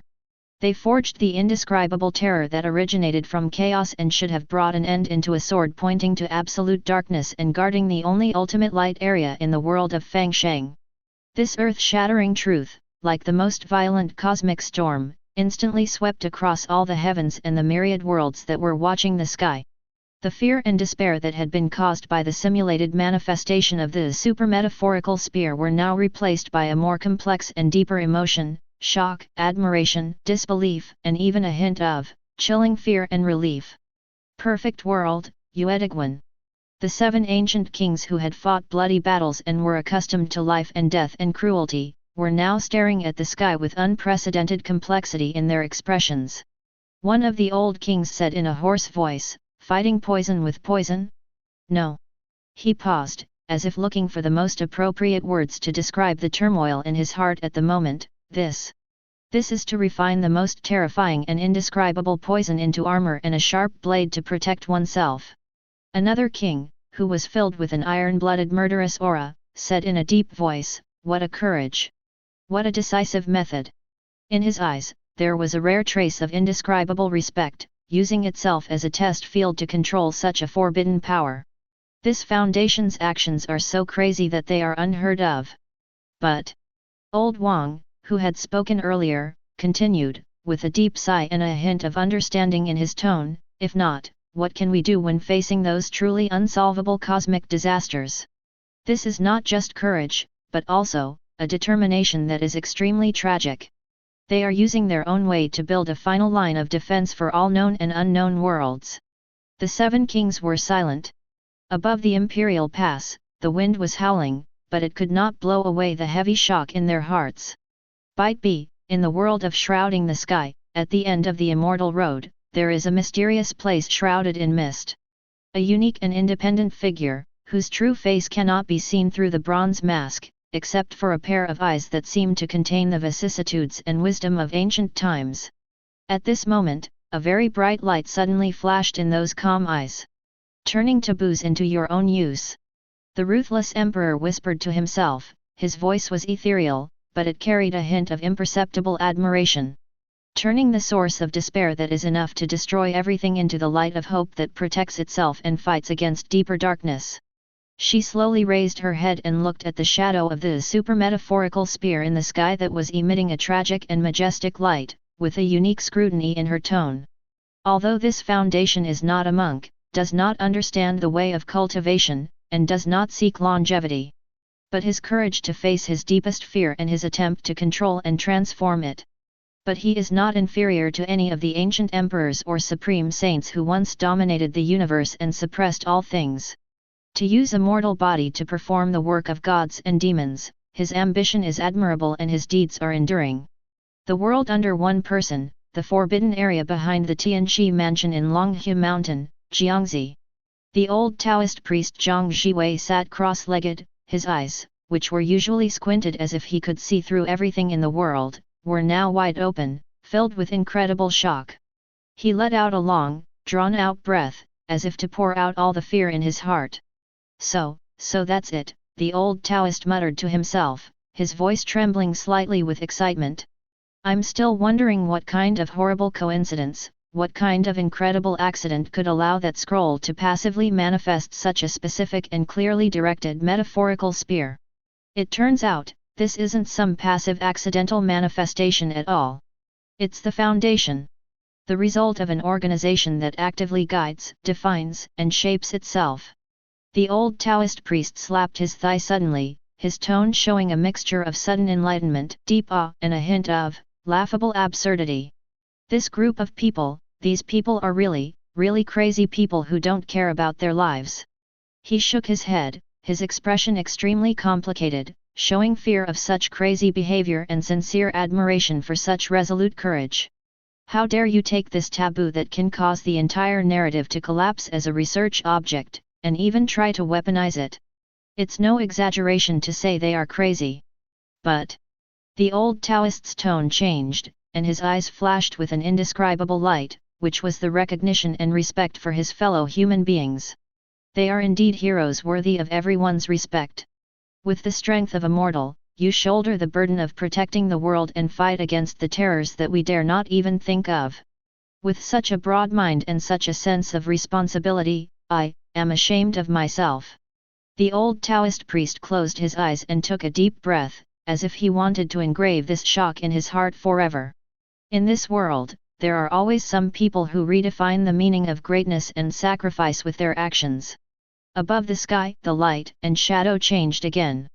The bright stars that symbolized the Thou Meal class project had not yet completely disappeared, but a deeper and more solemn atmosphere had quietly enveloped the hearts of all the observers. The picture focuses on a conference room wrapped in endless darkness and unknown symbols. 12 blurry and majestic figures sit around a huge round conference table. Each figure exudes a frightening aura of authority. They are the highest decision-making body of the Foundation, the 05 Council. This was a more critical and more secret meeting than the previous one that revealed the origin of the super-metaphorical spear. The sky screen did not directly play their faces, but conveyed their will and determination at the moment with a resonance almost at the soul level. 051's voice, old but filled with steel, was the first to break the silence in the conference room. Every word was like a hammer hitting the hearts of the observers of the universe. "Everyone. The Scarlet King's shadow has enveloped reality, and conventional containment protocols have become ineffective." His voice was calm, yet it carried an unquestionable determination, as if he was stating an irrefutable and cruel fact. "We are not dealing with ordinary anomalies. It is a concept, a will, a cancer that is eating away at the narrative." When the word cancer was mentioned, even through the sky, the strong people in all realms could feel the chill and despair that penetrated deep into their bones. 057's voice followed closely behind, with a barely perceptible tremor, but more than that, it was a kind of desperate courage after being forced into a desperate situation. "So, what can we do?" Her voice echoed in the empty conference room, full of confusion and unwillingness. What to fight against a living story? What can we use to fight against the scarlet that is spreading and corroding everything? 053's deep, hoarse voice sounded, like the friction of ancient rocks, and every syllable was full of weight. This spear. He was referring to the metaphorical spear that had just been revealed, which was shaped by the Foundation's active guidance of the file. What's its edge? Where is its physical body? How can we forge it? What is our basis? What is our guide? The conference room fell into a brief silence, with only 12 deep gazes silently confronting each other. Finally, 05-1 spoke again. His gaze seemed to penetrate time and space, sweeping over every counselor and every living being in front of the sky who was paying attention to the fate of this place. His voice was clear and powerful. Its edge lies in every successful containment we have, every rejection of chaos, and every blood and tears we shed to protect this world. Its edge lies in our unyielding courage and the light of reason that never extinguishes when we face the unknown and terror. Its entity is the Foundation itself. Chapter 87. It is the soul of each of us who remembers the three mottos of control, contain, and protect. It's every line of defense we built and every sacrifice we made to protect this fragile universe. 05-1 slowly stood up. The blurry figure seemed to become extremely clear and majestic at this moment. It will be our final trump card. FK. His voice paused, and the entire world in front of the sky seemed to hold its breath at this moment. Will be everything to us. Our everything. These 5 words, like millions of thunderclaps, exploded in the minds of all the powerful people in the heavens and the worlds at the same time. The previous shock and admiration for the super-metaphorical spear were replaced at this moment by a more complex and heavier emotion. It was the shock of the Foundation's determination, the horror of the price, and the silent resonance of the almost unimaginable sacrifice behind the protection. The world of the bad guys, deep inside Tong Wengen. Holy Lord Li Siyuan sat on the throne, his eyes, which were always narrowed, now gleamed with brilliance, filled with uncontrollable enthusiasm and excitement. He slapped the armrest suddenly, leaned forward slightly, and stared at the blurry but determined figure of 05-1 in the sky. Good. Good. Good. Li Siyuan said good 3 times in a row, his voice full of morbid excitement. What a great you shall not pass. This is real courage. This is what a true hero would do. He seemed to see some extreme power and control, with greed flashing in his eyes. Betting on yourself and using your entire organization as a weapon, we will fight against the so-called conceptual enemy. The Foundation's 05 Council's methods are so cruel and their determination is so firm that even I am ashamed of myself. Li Siyuan licked his dry lips with a fanatical look in his eyes. Who cares about the Scarlet King, who cares about narrative cancer? As long as I can control such power and accomplish such a great feat, even if I have to sacrifice everything, what does it matter? This is the true path to becoming a hegemon. Only by using the world as a chessboard and all living beings as chess pieces can one achieve supreme greatness. He seemed to see in the Foundation's decision the shadow of the ultimate power he pursued, a madness that was determined to achieve its goals at all costs. The world of immortals and the battlefield outside the realm. Amidst the endless fragments and debris of the starry sky, a deafening laugh suddenly rang out, causing the surrounding stars to tremble slightly. The towering figure of Demon Lord Twoson sat cross-legged, his bloodshot eyes fixed on the sky, his mouth curled in a ferocious and excited arc. Interesting. Very interesting. Ha ha ha ha. His rough laughter was full of appreciation and a hint of the pleasure of meeting a worthy rival. Forge the spear with faith? Temper it with sacrifice. Demon Lord Twoson stretched out his giant hand and grasped the empty space, as if he wanted to grab the conceptual spear in his hand. This group of mortals called Foundation is really interesting. The craziness of his actions and the determination of his will are much stronger than those demon cultivators under my command who only know how to fight and kill. There was a bloodthirsty gleam in his eyes, as well as an identification with Gan's extreme will. The price is everything we have? Well said. Very well said. Without such a desperate resolution, how can we be worthy of being the enemy of such a horrific story? I like them. I like these mortals very much. Demon Lord Twoson howled to the sky, his demonic flames surging. He felt from the Foundation's decision a kind of extreme and pure will similar to his own demonic will, that was the madness of sacrificing everything and destroying everything for a certain goal.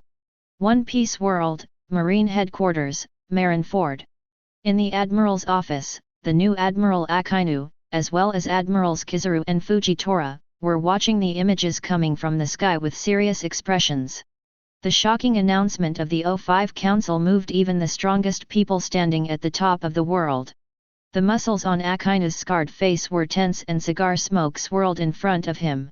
His eyes were as sharp as an eagle's, staring at the sky, as if he wanted to engrave every word of the O5 Council into his bones.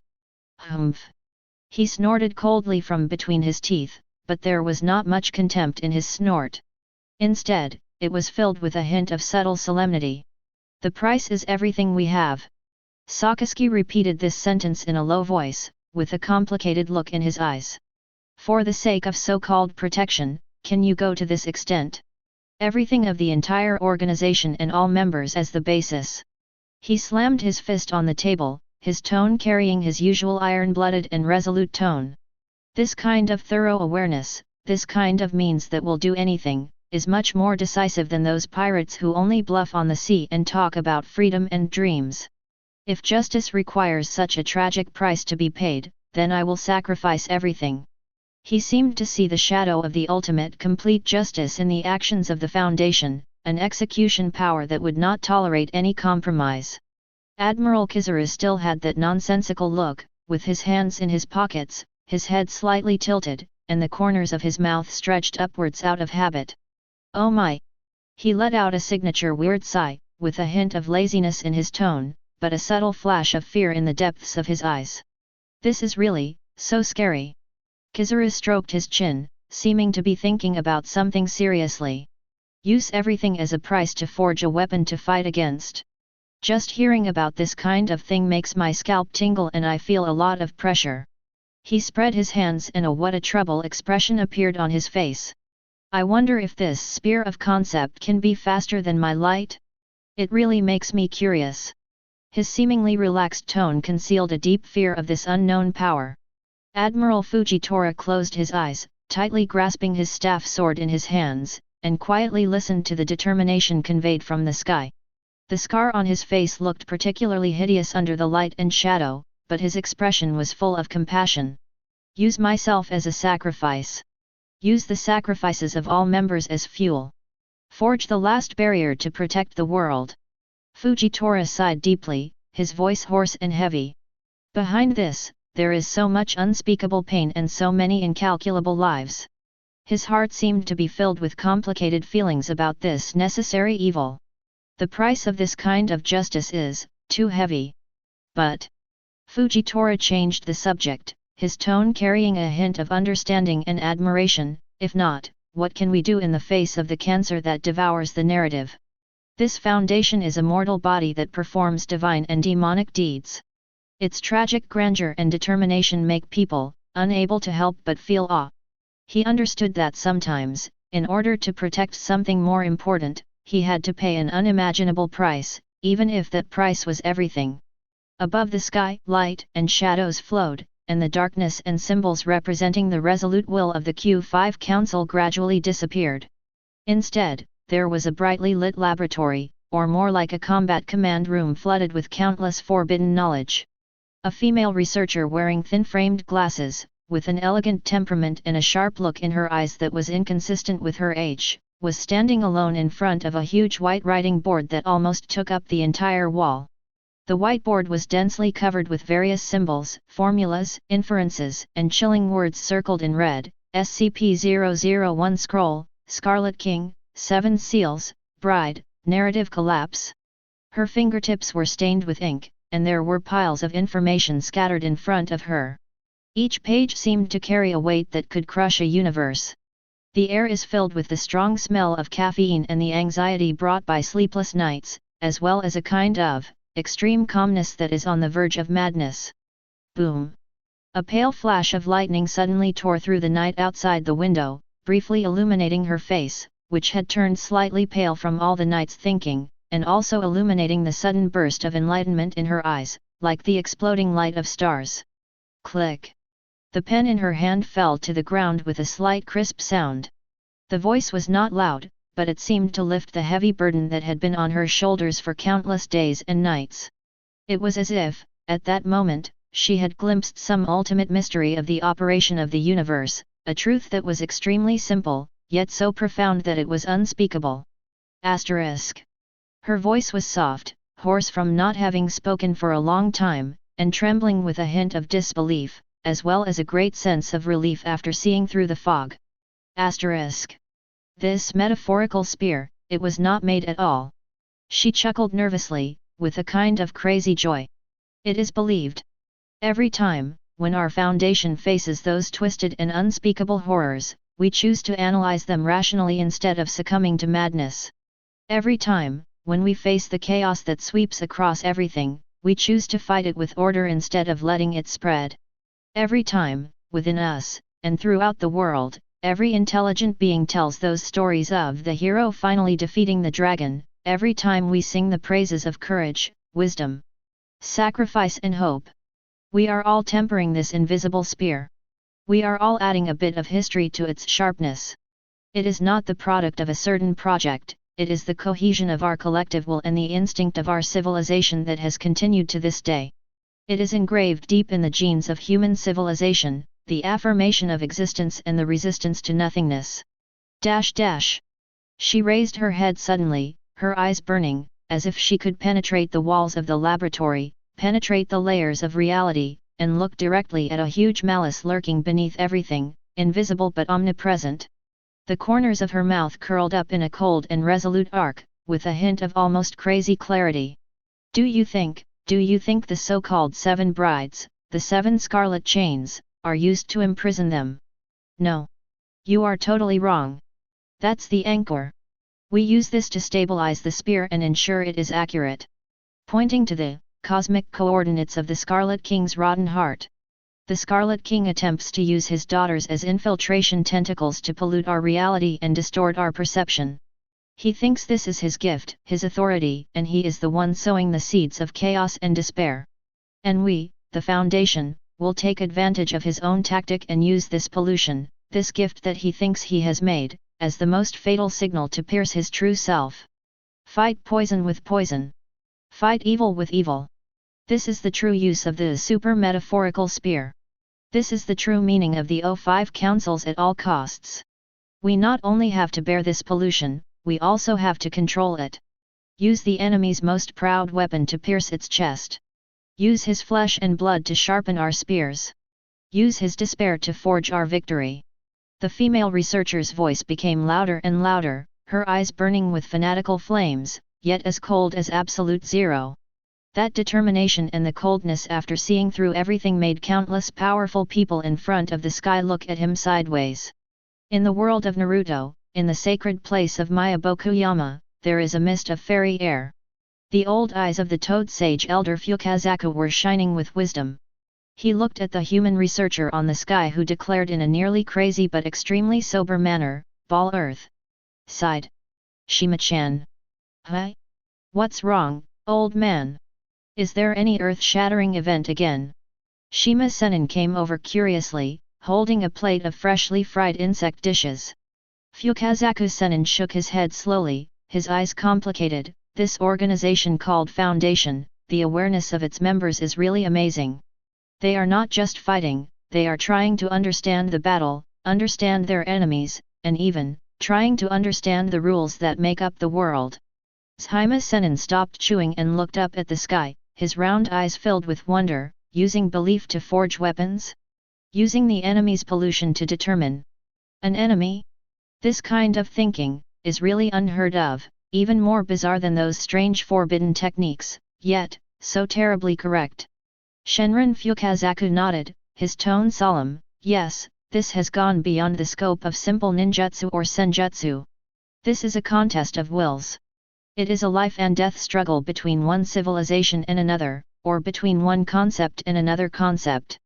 That female researcher, although she was just a mortal, the light of wisdom she burst out at that moment was enough to illuminate the way forward and point the direction for her organization. "Great enlightenment, great mortal! To do something against the will of heaven with a mortal body, this courage and wisdom deserves respect.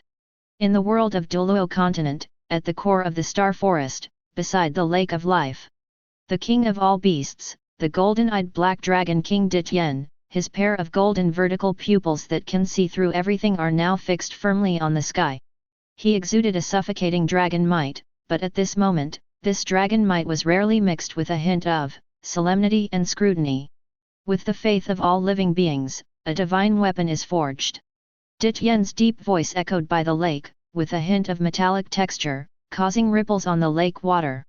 Humph, humans always like to do these illusory things, which are unrealistic. On the side, Emerald Swan Bridget snorted softly, with a hint of the inherent hatred of soul beasts for humans. Although he didn't care about these behaviors, he couldn't hide the curiosity in his eyes. Dityen slowly shook his head, with a strange solemnity in his voice. No, Baiji, this is not illusory. When belief reaches its utmost, when will is strong enough to distort reality, then it is no longer nothingness, but another level of reality, a reality that is strong enough to the power to shake the gods. A complex and incomprehensible light flashed in his golden eyes, and in that light, there was a barely perceptible trace of admiration. This organization called the Foundation is facing an enemy that is clearly beyond the scope of mere strength. It is a disaster that is close to the rules level. Disaster. So, they must also use means beyond their power to fight back from the level of rules. This method of forging weapons with thoughts, and even using the enemy as a guide has already touched the level of Tao, and is the ultimate embodiment of wisdom and courage. Chapter 88. The survival of the entire civilization, the sacrifice and persistence of countless individuals, are melted into one blow. This kind of courage, this kind of determination. Dityen paused, with a hint of inexplicable emotion in his tone. This foundation is not simple. Compared to us soul beasts who rely solely on blood and training, they have to go further, and it is more dangerous, and requires more wisdom. They are gambling the fate of an entire civilization on an illusory future. In the world of shrouding the sky, in the East Desert, deep in the ancient Forbidden Land, the majestic figure sat cross-legged between the 9 holy mountains, with chaotic energy lingering around him. When his eyes opened and closed, it seemed as if the sun, moon, stars were being born and dying, and the cycle of the universe was evolving. It is a holy body that suppressed an era, fought bloody battles with the Supreme, and protected the human race. Now, even though he was used to seeing the birth and death of the universe and the existence of thousands of paths competing with each other, after seeing the sudden realization of the mortal researcher in the sky, and the essence of the super-metaphorical spear, a deep admiration appeared in his eyes. Eazd. He whispered to himself, his voice was calm, but it seemed to contain the ultimate truth of heaven and earth and resonate with the Tao. Mortals think that faith is empty, and cultivators pursue supernatural powers, but they often overlook the most fundamental and powerful force, which is the will of all living beings and the spirit of humanity. A drop of water can wear away a stone, and a group of people can move a mountain. When the wills of billions of lives converge in the same direction, when the obsession of protection penetrates into the origin of every soul and becomes an indelible mark, then it can shake the stars, it can turn the world upside down. It can even create miracles. This super-metaphor spear is more of a force than a weapon, the ultimate embodiment of the human spirit, and the final cry of all living beings against the apocalypse. 597 Use civilization as fuel, faith as fire, sacrifice as offering, and forge a pole of protection, to protect the seemingly fragile daily life. Although this foundation does not cultivate immortality or seek immortality, the deeds they have done are as tragic and magnificent as any of the 10 ancient emperors who fought for all living beings. His deep gaze seemed to penetrate time and space, and he saw the organization called Foundation lighting the torch of reason again and again in the endless darkness. What a good way to fight poison with poison and evil with evil. Use the enemy's wedge to nail the enemy to the ground. This wisdom, this determination, this ruthlessness, should be made known to the public. Once this spear is out, even the Scarlet King who devours narratives will be afraid, a little scared. Humanity, never be a slave. Above the sky. The glow of the super-metaphorical spear that embodied the resolute will of the O5 Council had not yet completely dissipated, but a more primitive and profound chill had quietly seeped out, freezing the souls of every observer. The light and shadow changed, and the previous combat command room and the female researcher's figure receded like the tide. Instead, there was pure darkness, and in the center of that darkness, a heart-wrenching scarlet letter slowly emerged. Item hashtag, SCP-239. Object Class, Keter. The word Keter, as if written with the deepest malice and blood in the universe, every stroke exudes a suffocating breath of danger, causing the pupils of countless strong men who claim to be accustomed to life and death and terror to suddenly shrink. The voice of the narrator sounded again, without any emotion, but more frightening than any shouting. Common name, Witch Girl. Special Containment Procedures. SCP-239 is currently kept in a medically induced coma, contained in the Level 0 secure wing of Site-17. Under no circumstances is SCP-239 to be awakened. She is to be maintained in a comatose state via daily intravenous injection of a Class 3 sedative and is to be monitored continuously via EEG. Any significant changes in brainwave activity must be reported immediately to at least 2 Level 4 personnel. The walls of SCP-239's containment chamber are constructed of a lead-lined, specially formulated compound, with an additional layer of beryllium-bronze alloy overlay to minimize its potential reality-bending effects. No personnel are allowed to make direct physical contact with SCP-239 or attempt any form of communication with it. All personnel responsible for the care or research of SCP-239 must undergo rigorous psychological screening and ongoing psychological evaluations in advance, and are strictly prohibited from holding any personal beliefs about magic. Any personnel who display unusual sympathy for SCP-239 or attempt to deviate from standard containment protocols are to be immediately transferred and administered amnestics. Every word was like a heavy hammer, hitting the hearts of the strong from all realms. The cold narration continued, revealing the terrifying nature of the title Destroying the Witch. Following the Spear of Despair, Skyrim reveals another, even more elusive horror that the Foundation faces: Keter-class reality distortion anomalies. Among them, SCP-239, codenamed Witch Girl, is a permanent threat to the integrity of the fabric of reality. She, Siguru's Psyche, is a seemingly harmless 8-year-old girl, but she is actually one of 10 extremely powerful 4th-level reality bender. The core of her power is so simple that it makes people despair, yet so powerful that it can subvert cognition, that is belief. If she believes that she is an omnipotent witch, then any incredible magical phenomenon will come into being out of nothing. If she believes that something will happen, or should happen, then the objective reality we depend on will be ruthlessly torn apart and reshaped by her will like a fragile painting. A child's pure and fickle mind possesses a power that is close to that of a god, or even surpasses that of an ordinary god. Once she wakes up from the coma carefully maintained by the Foundation, once she begins to believe in something uncontrollable and catastrophic. It will not be a simple destruction or a regional disaster, but a complete structural collapse in a domino-like manner. Every thought of hers could be a cosmic catastrophe. The world of the sky. Within the 7 life-restricted areas. Those supreme beings who had once looked down upon eternity and launched the dark turmoil, at this moment, all took a breath of the cold primordial air of the universe. Believe, is the truth. A supreme being from the Teishu ancient mine. There was an unprecedented amount of fear and a barely perceptible tremor in his voice. The eternal and indestructible imperial principles in him seemed to have frozen at this moment. This is even more terrifying than what we pursue. Words come true, laws come from me. It's even more unreasonable. Another supreme being from the immortal mausoleum said with difficulty. He once cut off eternity with a single thought, but he could not imagine this realm of a little thought is creation. The law follows the words. We still need to say, we still need to activate the great way of heaven and earth, and follow some mysterious rules and order. Even if we cut ourselves off and give up our position as the Emperor, we are still subject to the fundamental laws of this universe. And this little girl named Witch Demon Girl, she doesn't need anything. She just needs to believe. Her belief is the highest law. It is the true words of creation. A samsara sea supreme with a rotten aura all over his body, 2 terrifying rays of light burst out from his eyes. Everything changes as the mind moves.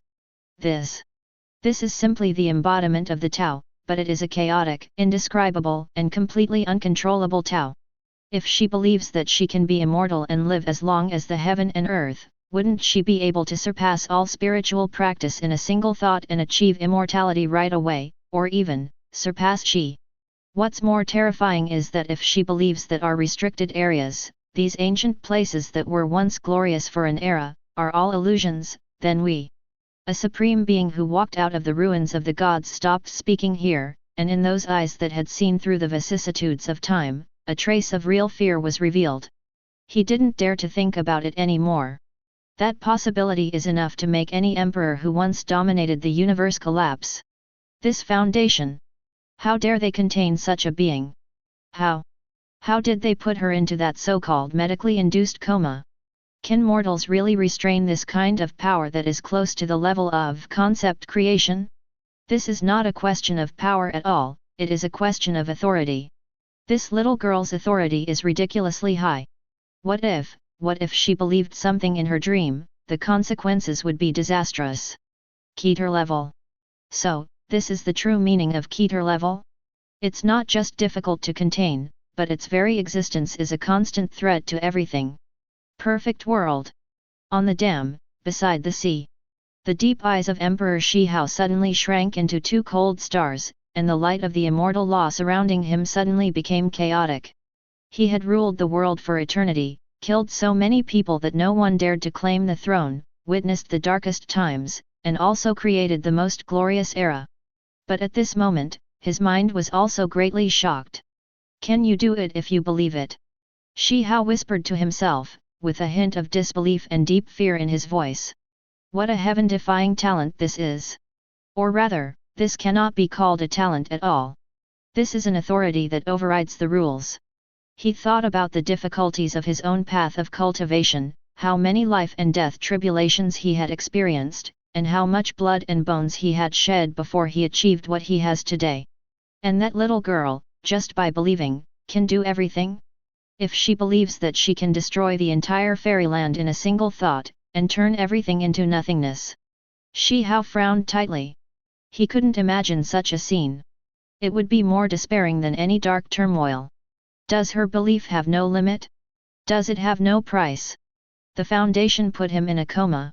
It looks like control, but isn't it a desperate compromise? Such an existence is like a time bomb in the universe. No one knows when she will believe a fact that can destroy everything. A 4th-level reality bender. Is there an even more terrifying level above that? The enemies this Foundation faces are truly incredible and endless. Naruto World. In the Valley of the End, huge statues of the first Hokage and Uchiha Madara stand quietly. In the Pure Land, the soul shadows of Senjo Hashirama and Uchiha Madara are standing side by side, staring at the sky together. For the first time, Uchiha Madara's eyes showed such pure solemnity and suspicion, that child. Senjo Hashirama also had a serious expression on his face and slowly ordered. Ah, Madara, I saw it. Her power is that if you believe it, it will come true. This is completely beyond the scope of ninjutsu, senjutsu, and even bloodline limits that we can understand. Uchiha Madara snorted coldly, but could not hide the shock in his tone. Humph, the so-called Izanagi, at the cost of light, instantly transforms any harm done to the caster, even all unfavorable factors including death, into dreams within a certain period of time, and transforms favorable factors such as the caster's attacks into reality. But that would cost you blindness, and there's a time limit. It would also require a huge amount of chakra and spiritual power to create the transition between reality and illusion. But this girl, it seems, she doesn't need any price. Senjo Hashirama sighed, his expression complicated. Her belief is probably more thorough and overbearing than Izanaga's. Izanaga modified the existing reality, while she seems to be able to create reality directly. This child, her danger level is far greater than any other tailed beast, and even more unpredictable than Princess Kaguya. Although the power of the tailed beasts is enormous, there are traces and methods to seal them. Although Kaguya is the goddess of the rabbit, her power also has a source and weaknesses. But this destruction which, her power comes from her own cognition and belief. How can we prevent this? How can we fight against it? Uchiha Madara's eyes flashed with a cold light. The only way is to make her never believe in anything dangerous. The Foundation's medically induced coma is probably the only feasible and most helpless way at present. A child's dream is related to the survival of the entire world. How absurd and terrifying it is. Senjo Hashirama looked up at the sky with a distant look in his eyes. The burden that this Foundation shoulders is far heavier than we imagined. They are not just fighting, they are also guarding the boundaries of cognition. The world of Doluo Continent. God Realm, Temple of the Sea. Tang San, who was sitting on the throne, took a deep breath at this moment. He could clearly feel that the Sea God seat and even the Shura God seat in his body were faintly trembling instinctively. That is not fear, but a kind of warning and resonance of some kind of ultimate power. With belief as the fulcrum, the dynamic. There was a gleam of light in Tang San's azure eyes, filled with deep thought and wonder. This is the ultimate manifestation of spiritual power influencing and changing the material world. It has even surpassed the scope of simple change and is close to creation and definition. As a top god who once controlled the entire Doluo star, he knew very well the power of the spirit. His purple demon eye, his vast sea universe cover, and even the various powers after becoming a god were all closely related to the powerful spirit. But the mental power he understood was more about exploration, control, and influence.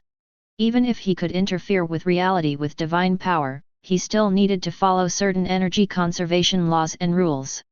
This girl named SCP-239, her belief seems to ignore these rules. Xiao Wu appeared beside him, with worry and confusion on her face. Third brother, that child, is she really that scary? She's just a child. Tang San shook his head slowly, his tone extremely solemn. Xiao Wu, she is even more terrifying precisely because she is a child. Children's minds are purest and most imaginative, and their beliefs often lack the logic and constraints of adults. If she believed that the stars were supposed to fall down on people, then they might actually fall. If she believed that everyone could fly, then, the law of gravity might break down for her at that moment. Her power. It is not acquired through training, nor is it bestowed by a divine weapon, but, it is innate, and is the essence of her existence. Chapter 89.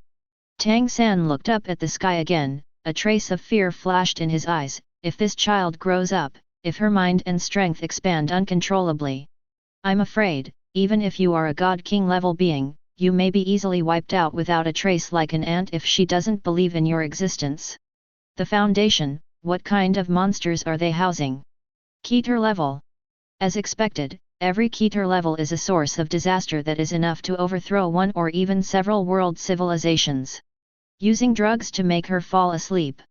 Is this really a long-term solution? For the first time, Tang San's heart was shaken about the limit of divine power. In the face of the power of mind is truth, all asceticism and authority seem so pale. The scene moves to a seemingly ordinary house in Iceland. The flames in the fireplace danced gently, illuminating a little girl with blonde hair that fell to her shoulders. She looked about 7 or 8 years old. She was pouting and looking at a toy doll with its limbs separated in her hands with some distress. One of the doll's arms was missing and her skirt was torn.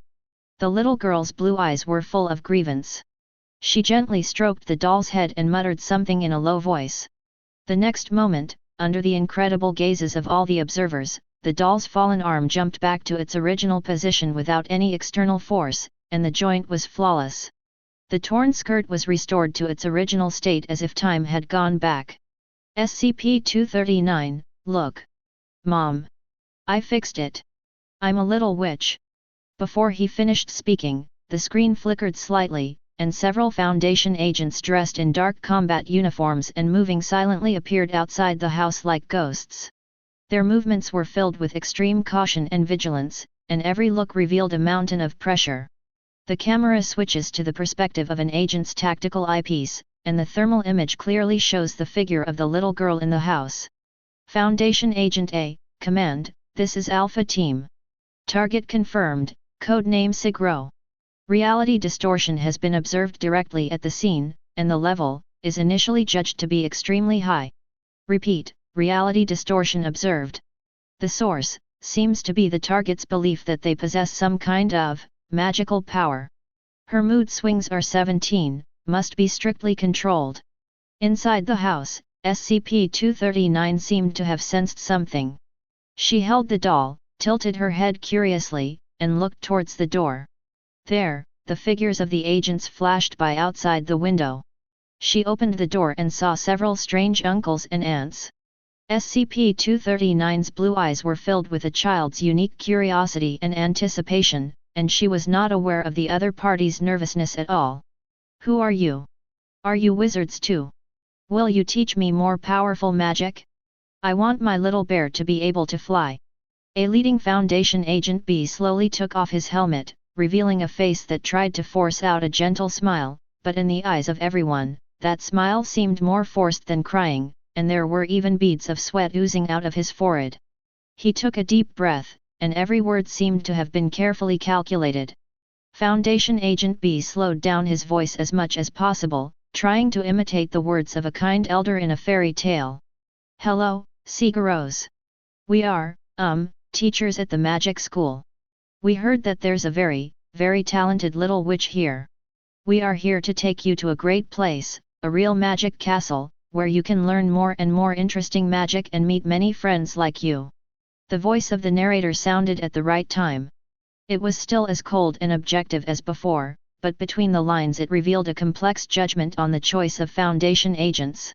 Faced with such a young god who can reshape reality with his thoughts, an existence that could cause a world-destroying disaster at any time due to fear, anger, or just the willfulness of a child, the Foundation's agents demonstrated extraordinary courage and nearly desperate wisdom.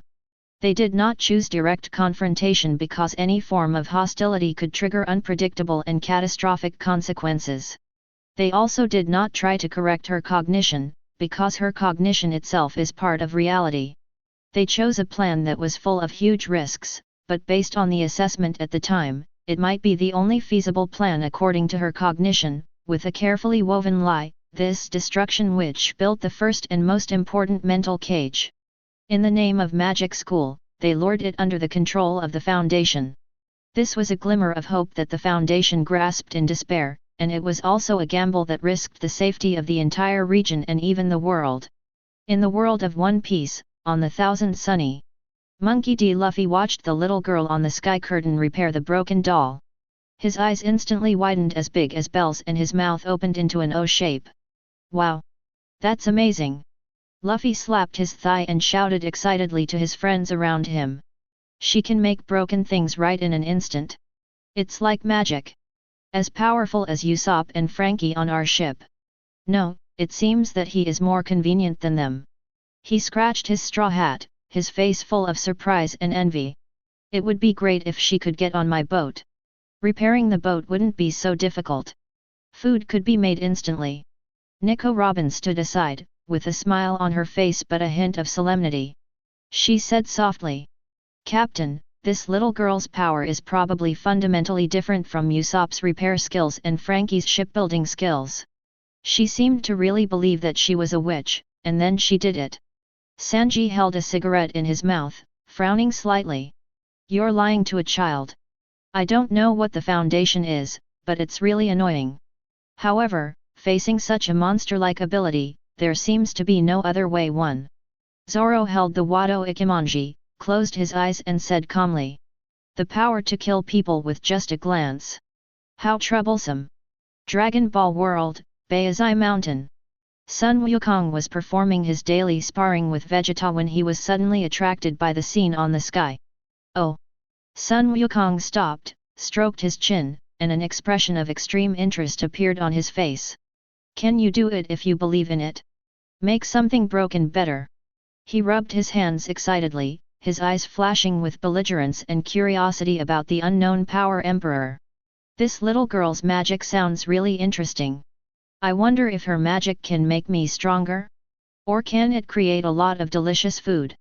If I believe that I can defeat Lord Beerus, can I do it immediately?" Hee. Vegeta stood aside, crossed his arms, snorted coldly, but his eyes were extremely serious. Humph, Kakarot, don't confuse this unreasonable power with our training. This kind of power is too unstable. Who can control the thoughts of a child? That Foundation used lies to deceive her. Although the means were despicable, I'm afraid it was a helpless move. Such an existence should not exist in the world at all. Bulma hugged Trunks and looked at the sky, worried. It's terrible. A child has such great power. If she gets angry. That Foundation, how did they come up with the idea of using the excuse of magic school? What if they are found out? Li Xingyan frowned tightly as he looked at the Foundation agent's forced smile in the sky and the little girl's innocent questioning. Use lies to deal with it. Use a bigger setting to cover up her original cognition. He whispered to himself, with a complicated tone. This Foundation is just as it has shown before. In order to achieve the purpose of sheltering, it can do whatever it wants, even deceiving a child. Ji Rugjia stood beside him and said softly. But facing the power of thoughts or reality, what better calendar can there be than to follow her thoughts? If she senses any malicious intent, or if she doesn't trust the agents, the consequences will be disastrous. Lu Lingxuan also nodded and said. Yes, senior brother, the power of that little girl is incredible. Using those agents, they are gambling with their own lives. Li Xingyan sighed, a hint of helplessness flashed in his eyes. I understand. This is a desperate choice. But can a cage built with lies really trap her forever? What should I do when she grows up and starts to doubt this magic school? This Foundation is walking on the edge of the abyss at every moment. The shadow of the bad commander Yuan Tiangang loomed, and he let out a deep laugh. Ha ha ha. Interesting, really interesting. Using falsehood to fight falsehood, and using lies to define reality. The methods used by this Foundation are somewhat similar to my style. It's just that this girl's power is even more powerful than my immortal body. Super Seminary World, Earth, Giant Canyon Command Center. Ge Zilun was holding a lollipop in his mouth.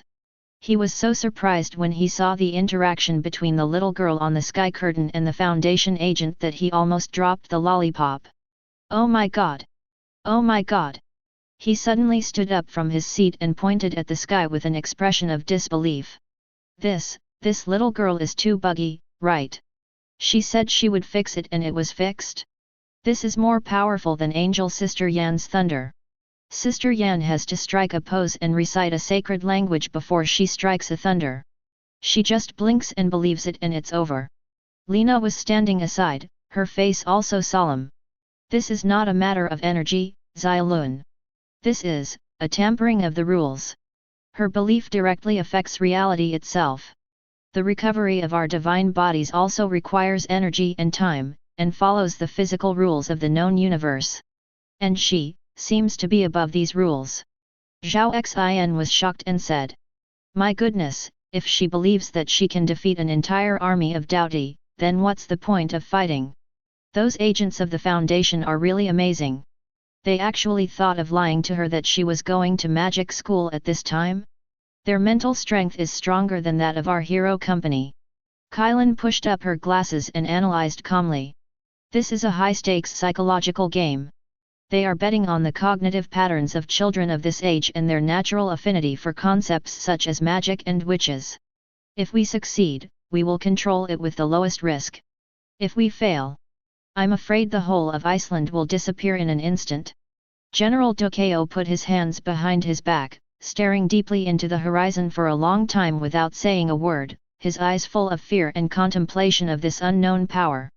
The sky was moving, the light and shadows were changing, and the previous tension and oppression of Icelandic houses quietly faded away, replaced by a colorful and childlike scene. In the center of the picture is a room that is carefully decorated like the cottage in a fairy tale. The walls are painted with twinkling stars and crescent moons, the bookshelves are filled with strange-shaped bottles and jars, and there is even a crucible with colorful bubbles in the corner. The sun shines through the stained glass windows, casting a soft halo. An old man wearing a dark blue wizard robe decorated with stars and moon patterns, a ridiculous pointed hat, and a long grey beard on his face is looking at the blonde girl in front of him with a kind face. SCP-239, Sigro 583 Psyche. This old man, codenamed Gandalf, is a psychology expert and senior researcher selected by the Foundation. At this moment, beads of sweat are faintly visible under his spherical hair on his forehead. SCP-239 Seguros excitedly raised his hands, his sapphire eyes sparkling, and his voice was clear and pleasant. Master Gandalf! Master Gandalf! Look! Look at me! She closed her eyes and muttered something in the childish tone of a child imitating the magic spells in cartoons. Ibarai, hula, bring out the bear biscuits. Before she finished her words, without any warning, a pile of beautifully packaged, sweet-smelling bear biscuits appeared out of nowhere in the open space in front of her, forming a small hill.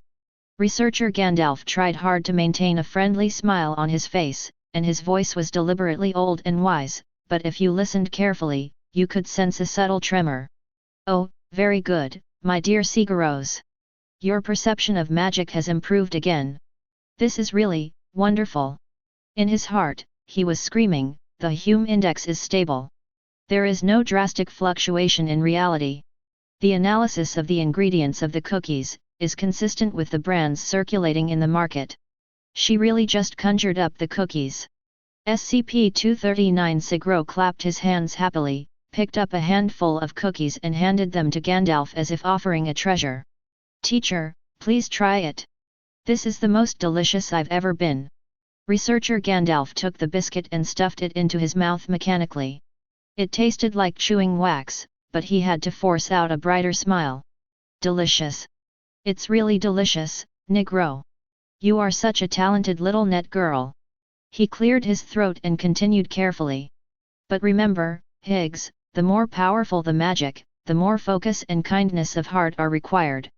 Magic is very spiritual. It doesn't like to be used for bad things. If you use magic to hurt others, or to satisfy your own bad wishes, magic itself will punish you and make you, well, temporarily lose the ability to cast magic. What a pity! SCP-239 pouted, and a trace of grievance and confusion flashed in her blue eyes. But Billy stole my crayons yesterday and smudged my drawing. I want him to become an ugly, croaking toad. Humph! As she finished speaking, the light in the room seemed to dim for a moment, and an indescribable sense of oppression filled the air. Gandalf felt his heart tighten suddenly. Researcher Gandalf's heart was filled with alarm, but the smile on his face became gentler and his voice became softer. No, my dear Seguros, that is not what a good witch should do. A real witch, especially a talented and kind little witch like you, is full of love and helpfulness. We use magic to create happiness and help those in need, not to cause pain and trouble. Chapter 90. Gandalf paused, trying to organize his words. Each word seemed to be walking on the edge of a knife. Think about it, Billy took your crayons. Did he also want to draw, but didn't have any pretty crayons? Or did he just want to get your attention and play with you? You can use magic to help Billy get back the crayons he lost or doesn't have. You can even create more and more beautiful colors so that he can draw the most beautiful pictures. He will definitely be very grateful to you, sincerely apologize to you, and then become your best friend. Isn't that much better than turning him into a pitiful toad? Helping others will make you feel more happy and your magic will become stronger. Above the sky, the cold narration sounded again, this time with a hint of indescribable horror and a subtle commentary on Gandalf's situation. In the carefully woven cage of lies, the researcher Gandalf is playing the role of a mentor who guides the young god onto the right path. Every smile and every word of his has been through countless deductions and risk assessments, behind which is the result of the sleepless work of the entire psychology team and behavioral analysis team. He is not only teaching a child, but also dancing with a distorted bomb that may explode the entire site area or even a larger range of reality at any time due to emotional out of control. He must satisfy her fantasy of magic while subtly putting shackles on her power, a spiritual restraint with the core of kindness, rules, and consequences. This is an education on the edge of a razor. Every step may lead to catastrophic consequences that are beyond redemption. The Foundation is trying to pull the most uncontrollable force with the most fragile thread. In the world of mortal cultivation, in a secret cave somewhere in the Chaos Star Sea, Han Li sat cross-legged, his body filled with spiritual energy. He narrowed his eyes and calmly watched the Gandalf in the sky teaching with a cautious attitude and the blonde girl's ability to create the world as she wished.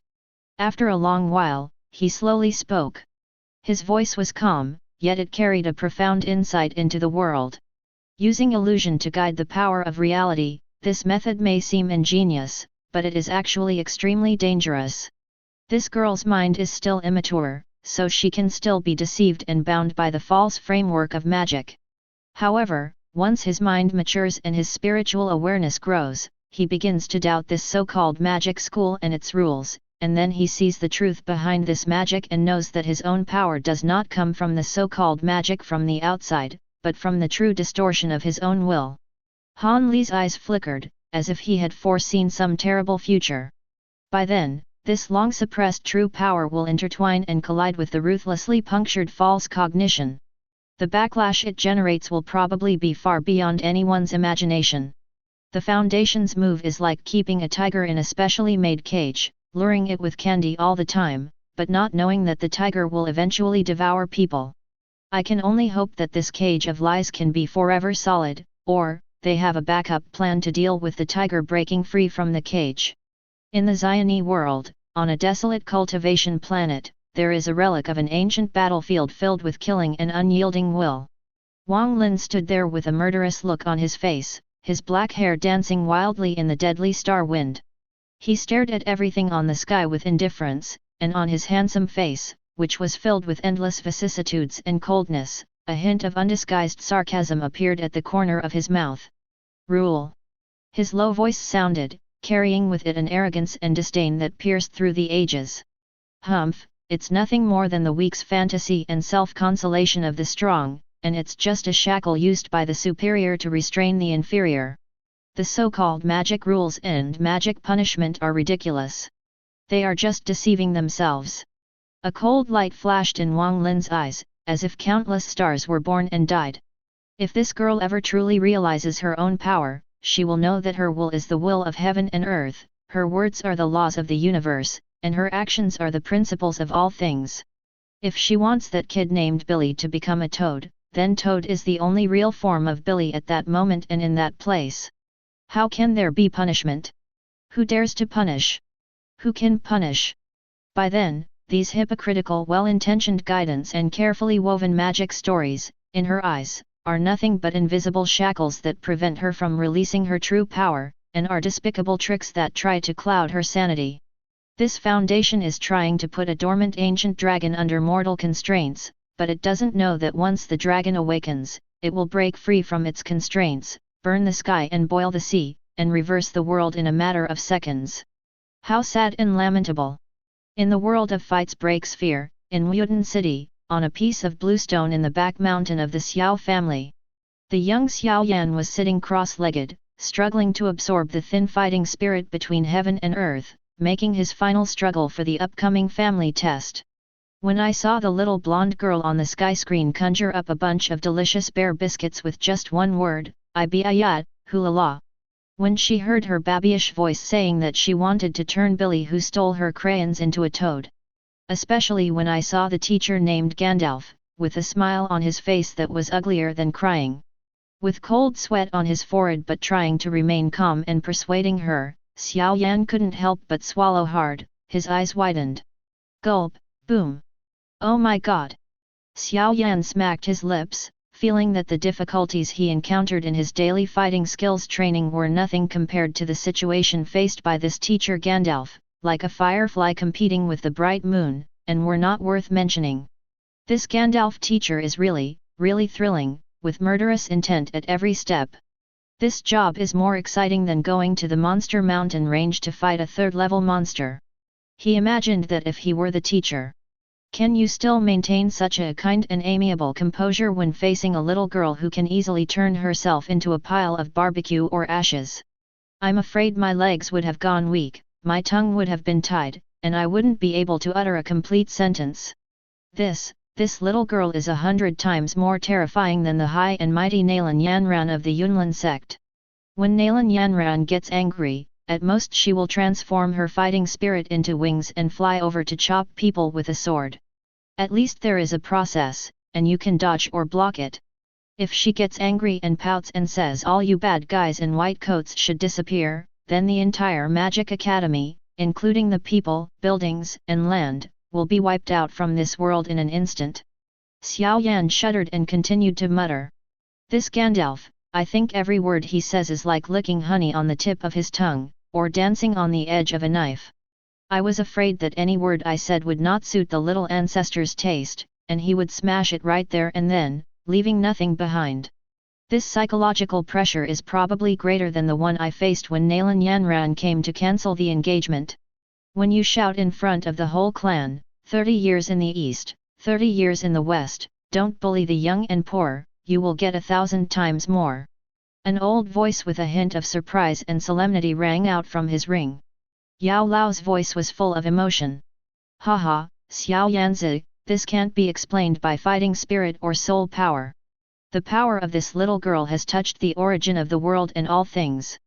At the rules level, it's almost like, what you say is what you say. Although the Foundation's approach seems absurd and child's play, it is still a very helpless yet feasible response to a desperate situation. Yao Lao changed the subject and sighed. However, the balance maintained by lies is ultimately as fragile as a tower built on sand. Once the lie is exposed, or the girl's power grows to a level that cannot be restrained by this fairy tale, the backlash at that time. Tisk tisk, I'm afraid it will be a catastrophe. The color of the sky suddenly reversed, the warmth and childlike fun receded like a tide, and was infected by a suffocating coldness and solemnity. The magic hut that was full of strange fantasies before, under the ruthless stripping of light and shadow, revealed its true and cold nature, a holding cell constructed of lead and special alloy, glowing with a ghostly light. The picture freezes, focusing on a figure standing upright like a javelin. He seems to be a judge who has walked out of the 9 netherworlds of ice. Every 10 pores exude unquestionable determination. Dr. Clive. Within the Foundation, a code name that is completely insulated from words like kindness and compromise.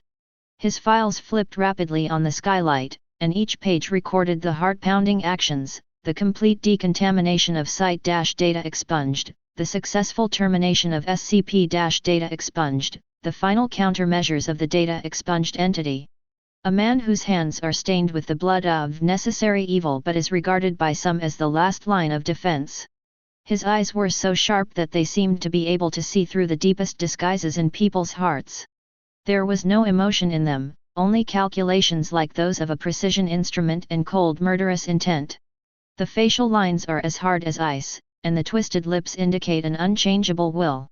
Regarding SCP-239, the 8-year-old girl dubbed Witch Destroyer, Dr. Clive's assessment report was like a tempered blade, with every word stained with blood. Target priority, Alpha. Threat level, Omega Keter. Potential destroyer of the integrity of the reality structure. Current lullaby containment protocol, essentially a high-risk gamble that relies on the target's continued ignorance and psychological deception. The probability of failure approaches 100% over time. Conclusion: the very existence of SCP-239 is the greatest mockery of the Foundation's core mission: control, contain, protect. Its uncontrollable growth and destructive potential have exceeded any acceptable threshold. Final and only recommendation: use all necessary means, including but not limited to Thaumiel-class weaponry, to permanently physically and conceptually remove SCP-239. The narration sounded. Yes, not all members of the Foundation agree with the magic school plan that is like deceiving children, even though it is the masterpiece of countless psychologists and behavioral analysts. Under the seemingly united will of the Foundation, undercurrents are surging. For true Keter-level threats, especially individuals with the ability to rewrite reality, there is always an iron-blooded voice that cannot be ignored. Dr. Clive is the most extreme and staunch supporter of this voice. He is like a sword of final judgment that the Foundation keeps secret and only draws out at the most critical and hopeless moment. He firmly believes that Any form of education or guidance for SCP-239 is a gamble with the future of human civilization and a distortion of reality that could explode at any time. To harbor illusions about the bomb is the most cruel and irresponsible act towards all mankind. The scene suddenly changes, and shadows twist and stretch in the narrow metal passage, as if they have come to life. Dr. Clive was like an elusive ghost, silently moving through the deepest and most guarded security wing of Site-17. The specially made dark combat uniform he was wearing could not only absorb light, but also distort the weak detection waves around him, making him almost blend into the environment. All the funny props that he had worn to conceal his identity and abilities had been discarded, replaced by black tactical goggles that covered most of his face. There were continuous streams of encrypted data flashing by, analyzing every inch of space ahead. Alpha Class Personnel Access Key? Injected via Dynamic Mimetic Injection. Triple Composite Voice Print and Iris Verification? Humph, a child's trick, it has been bypassed by cognitive coding. Quantum Entanglement Sensing Network? It has long been blocked by the Reverse Entanglement Beacon I preset. He sneered in his heart. In his eyes, these seemingly impregnable defense systems were nothing more than a maze that he had already figured out. He knew the Foundation too well, knowing how powerful it was, as well as how rigid and bureaucratic it was. For countless days and nights, he studied not only SCPs, but also the weaknesses of the Foundation itself. The alarm system was useless in front of him, like a tamed hound, ignoring the uninvited guest. There was not the slightest hesitation or delay in his steps, each step was precisely calculated and aimed directly at the target. Finally, he arrived in front of the huge door that exuded an ominous atmosphere, the final containment dormitory of SCP-239 Shigero's psyche. The door was covered in complex runes and energy conduits, indicating that the reality anchor inside was operating at maximum power. Dr. Clive stretched out his hand, not to touch the authentication panel, but to take out a strangely shaped cylindrical device from his waist and stick it to the crack of the door. Buzz. After a slight vibration, the internal lock core structure of the alloy door that was strong enough to withstand a small nuclear explosion began to silently dissociate and reassemble itself. This was a backdoor he left for himself by exploiting a permission loophole within the Foundation. The heavy alloy door slid silently inward, leaving a gap just wide enough for one person to pass through. He walked in sideways, and the scene in the room was completely different from the childish scene when Gandalf taught him before. It was dim and depressing, with only a faint fluorescence from the instruments that maintained vital signs. The little girl was lying on a specially made medical bed, in a deep coma induced by drugs, her golden hair spread on the pillow, and she was as calm as 10 exquisite porcelain dolls. Dr. Clive's gaze did not linger on the innocent sleeping face at all, his attention was completely focused on the Wu Diaoyao in his hand. It was a silver-white pistol, the gun body was strangely twisted, as if it did not belong to this dimension. It was made of neither gold nor stone, and it felt like nothingness when touched. Feeling. The gun is engraved with constantly flowing and changing symbols, each of which implies the negation of existence and the dissolution of reality. The muzzle of the gun was condensed with a darkness deeper than a black hole, which seemed ready to devour everything in front of it and completely reduce it to non-existence. Reality Scissors. This is a secret weapon known only to a few members of the O5 Council, specially used to prune those reality twisters that are too powerful and uncontrollable. Every use means a brutal interference with the basic laws of the universe. Its cold light reflected Dr. Kirch's emotionless eyes. His actions, like a sharp knife, pierced the heart of the Foundation at a moment no one expected. This is definitely not the instruction of the O5 Council. It is more like a carefully planned rebellion. A blatant challenge to the highest security standards of the Foundation. Dr. Clive, the rebel of this Foundation, is currently carrying out what he believes to be the highest justice in his own way. He wanted to personally end this potential threat of world destruction, even if this would plunge him into an abyss of no return, even if he would become the most notorious criminal in the history of the Foundation. People. Chapter 91. In the Kang Yuanta world, in the territory of the human race, in Yuancha Mountain, inside the Dongtian Pavilion. Meng Chuan sat cross-legged, his body filled with pure thunder power. He had just finished a process of realizing his own Tao. The sudden change in the sky woke him up from his meditation. His eyes were like lightning and instantly locked onto the cold-blooded man in the holding area. This person has a very murderous nature. His determination is so strong that it has become as solid as a substance. Meng Chuan's heart shuddered. He could clearly feel the terrifying will that was transmitted through the sky, the will to destroy everything at all costs. But, beneath this murderous intent, there is a heavy consciousness hidden. He clenched his fists so tightly that his knuckles turned slightly white. In order to protect the world behind him, and to prevent the predicted doomsday from coming, he actually slaughtered a seemingly harmless child with his own hands. In Meng Chuan's mind, there flashed countless comrades who sacrificed their lives to protect the Kang Yuan realm, flashed those homes that were shattered under the iron hoofs of the demon clan, and flashed his own glorious years of bloody battles. The power of that girl is so great that her words can bring about changes. If it is really as described in the archives, once it gets out of control, all lives will be destroyed and the world will be overturned. To sacrifice one person in exchange for the survival of billions of lives, this choice is so cruel. He thought of his master Qin Wu, and the gods and demons of Yuancha Mountain who had guarded the demon race's passageways throughout the ages. Weren't they making similar choices? You will be condemned by thousands of people, endure eternal infamy, and may even be regarded as a traitor and eliminated by the organization you are protecting. Meng Chuan's expression became extremely complicated, with an instinctive resistance to such extreme measures and a deep resonance with the heavy mission. This man's name is Clive. Could it be that his way is to stop killing with killing and to fight evil with evil? If this is the price of protection, how can this scale called justice weigh the weight of good and evil? Meng Chuan let out a long breath, feeling a lump in his chest. This scene was more shocking than any other scene he had faced with any demon sage. In the world of Shrouding the Sky, in the Big Dipper star field, deep in the Taishu ancient mine, one of the 7 forbidden areas for life, immortal light and deathly aura are intertwined. A stone coffin that had been sealed for eons trembled slightly, and the lid of the coffin cracked, revealing a pair of eyes that seemed to contain the birth and death of the universe. The owner of the eyes was once the protagonist of a certain era, and once looked down upon the 9 heavens and 10 earths. In his later years, in order to continue the illusory immortal path, he launched a dark movement that made Fang Li weep. He watched indifferently the actions of the mortal doctor on the sky, as well as the narration about welfare, and a cold and ancient sneer appeared at the corners of his mouth. 260 haha, for the greater good? What a familiar and cheap excuse. The voice seemed to come from the ancient times, and every syllable carried the smell of decay and blood. In those days, we sought immortality, proved our immortality, and continued a glimmer of hope for our race.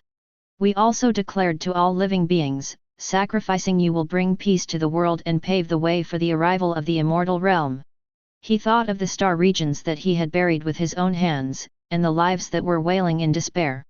Didn't he think that he was doing something necessary at that time? However, the welfare he spoke of was the lingering survival of those fragile mortals and the insignificant order of his foundation. And the happiness we pursue is our own eternal immortality, the ultimate path to transcend this universe. How can these frogs in the well understand it?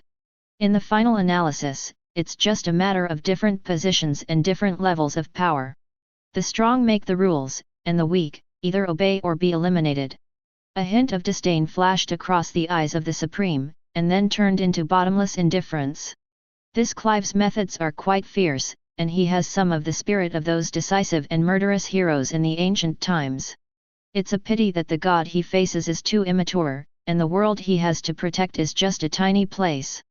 If he were to stand at our level, facing the despair of having his immortal path cut off and his lifespan ending, I wonder where the god-killing dagger in his hand would be pointed. The sarcophagus slowly closed, and the restricted area was once again swallowed by silence and darkness, as if everything that had just happened was just a boring dream of this ancient being in his sleep. A perfect world, a foreign land, an immortal city, a throne made of gold. Lan supported his chin with one hand and placed the other hand casually on the shaft of the red-edged spear. The scene of the sky was reflected in his golden eyes. When Lan saw Dr. Clive bypassing numerous obstacles, ignoring the so-called highest authorization, and resolutely holding the weapon against divinity and walking towards the sleeping young god, a rare smile of interest appeared on his unchanging face. He is quite courageous. In such an ant-like organization, there can be such a person who dares to go against the current. He commented calmly, but his voice carried a natural sense of pressure, as if his words were words of wisdom that could determine the rise and fall of all things.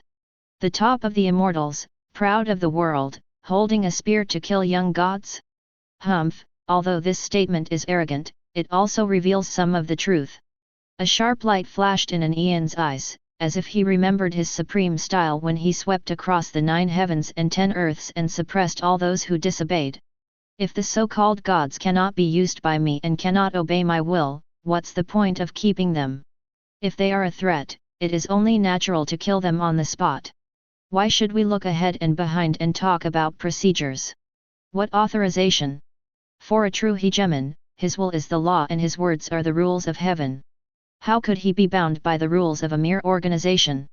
He tapped the armrest of the throne lightly, making a sound of metal clashing with stone, with a hint of disdain. Although this force called the Foundation has some strange means, its internal structure, bureaucratic corruption, and layers of restrictions have trapped itself in a cage, nurturing a tumor and causing future troubles. It is indeed a very bad strategy. This man, Clive, although he is in a quagmire, his courage and ruthlessness are somewhat like the style of a strong man in our world. He does not mislead himself with a woman's kindness. Ian's eyes were filled with scrutiny. If I place this person under my command, and train him with my supreme foreign techniques, and grant him magical weapons, he may be able to be of use in due time and help me clear the dust on the road to the immortal realm. What a pity, what a pity! After all, I am just a speck of dust in the mortal world. My vision is limited and my pattern is too small. Even if I have the intention to kill, it is difficult for me to enter the village hall. However, being able to make such a decision under such circumstances, he can barely be called a character. Let's see how he resolves this matter. Lan withdrew most of his attention. To him, this was just a small episode that happened in a distant world. Although it was a little interesting, that was all. In the dark holding room, the air was as heavy as lead. The monotonous and regular ticking sound of the instruments that maintain vital signs is the only sound in this dead silence. Suddenly, the little girl on the medical bed's eyelashes trembled slightly. SCP-239, Sigurd's psyche, slowly opened her eyes from a deep, medically induced coma. The hazy vision gradually became clear, and the first thing that caught her golden pupils was a tall and unfamiliar figure, with his back to the dim emergency light and his face hidden in the shadows. In his hand, he held a strangely shaped silver-white object that exuded a frightening aura of nothingness. The little girl rubbed her sleepy eyes and asked curiously with a soft noise like she had just woken up. "Who are you?" She tilted her head, as if trying to recall something. "Are you Santa Claus? Here to give me presents?" Dr. Clive was silent for a few seconds, his face covered by tactical goggles without any expression, but his hand holding the reality scissors tightened unconsciously. He spoke, his voice low and hoarse, without any emotional fluctuations, but seemed to contain some deep fatigue and determination. "I'm sorry, kid. This is for the greater good. You are too dangerous to be kept." Before he finished speaking, Dr. Clive suddenly raised the reality scissors in his hand, and the muzzle, which was darker than a black hole, pointed directly at the petite and weak body on the bed. The breath of destruction instantly filled the entire room. At this critical moment, woo-wooming. The piercing alarm sounded like a swarm of angry bees, suddenly resounding throughout Site-17. The red warning lights flashed wildly, illuminating the passage with blood. Bang! The heavy alloy door of the containment room was knocked open by a huge force from the outside. Several researchers in white research uniforms and fully armed mobile task force agents rushed in with panicked and angry looks. An old researcher with grey hair and glasses pointed at Clive, his voice trembling with anger. "Dr. Clive! Stop it! You have no right to do this! Put down your weapons immediately!" Dr. Clive slowly turned around, his cold eyes swept over the people rushing in, and his tone was stern. "You don't understand. If she fully awakens, we'll all be finished." Before he could finish his words, the frightened little girl on the bed, SCP-239, suddenly burst into a scream. Fear and anger instantly occupied her young mind. "Bad guy!" There was a gleam of fear in her golden pupils as she stared at Dr. Clive. "Don't come over here. I'm going to make you disappear." She just thought so. Buzz! An indescribable terrifying force erupted with the little girl as the center. The entire containment unit, constructed of lead and special alloy, began to groan under the heavy load. The walls, ceiling, and floor, the atomic structure of all matter is vibrating and twisting violently. The cracks spread wildly like black lightning. The surrounding reality structure, like a calm lake into which a huge rock was thrown, set off a huge wave, becoming thinner and more fragile at a speed visible to the naked eye, on the verge of complete collapse. A blinding white light gushed out from the crack. It was the wound where reality was torn apart. Dr. Clive's pupils shrank sharply. He could clearly feel that the power of the reality scissors that denied existence seemed a little sluggish in front of the girl's explosive will. He clenched his teeth and squeezed out a few words. "Is it still too late?" In the world of Doluo continent, in Wuhan City, deep in the Pope's palace, Bibi Dong was dealing with the complicated affairs of the Wuhan Empire. The sudden change in the sky caused the scepter in her hand to pause slightly. When she saw the little girl burst out with the power to rewrite reality because of fear, a very faint smile flashed across her beautiful and majestic face. Mixed emotions. Her delicate body trembled slightly, almost imperceptibly, as if she recalled some distant memories that she didn't want to touch. But that trace of reluctance was fleeting, replaced by a bone-deep coldness and determination. "Innocence is the original sin." She spoke coldly, without a trace of emotion in her voice, her purple eyes filled with a deep understanding of power. If his power wasn't about to get out of control, it wouldn't have come to this. Although this mortal named Clive's methods were extremely cruel, he also pointed out the key point incisively. Uncontrollable power is the greatest disaster in the world. One Piece World, Marine Headquarters, Marineford, Marshal's Office. Akainu Sakaski was reviewing a mountain of documents. The sudden eruption of reality-distorting force from the sky made his scarred face expressionless. The cigar smoke could not hide the fiery and resolute will in his eyes, which was as hot as lava. He looked at the girl whose power was out of control due to anger, and at the doctor who tried to eliminate the threat in advance. 19. A cold snort came from his throat, carrying with it absolute coldness. Complete justice does not allow any potential threats to exist. His voice was as strong as steel and left no room for doubt. This doctor did the right thing. Any spark that could harm the world must be completely extinguished before it turns into a raging fire. Women's kindness will only bring greater disasters.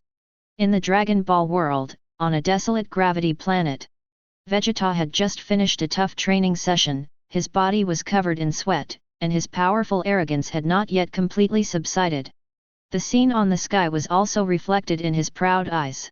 When he saw SCP-239 burst out with a force that was almost tearing space apart due to fear and anger, Vegeta couldn't help but curl up the corners of his mouth with a hint of coldness and a hint of a very playful arc.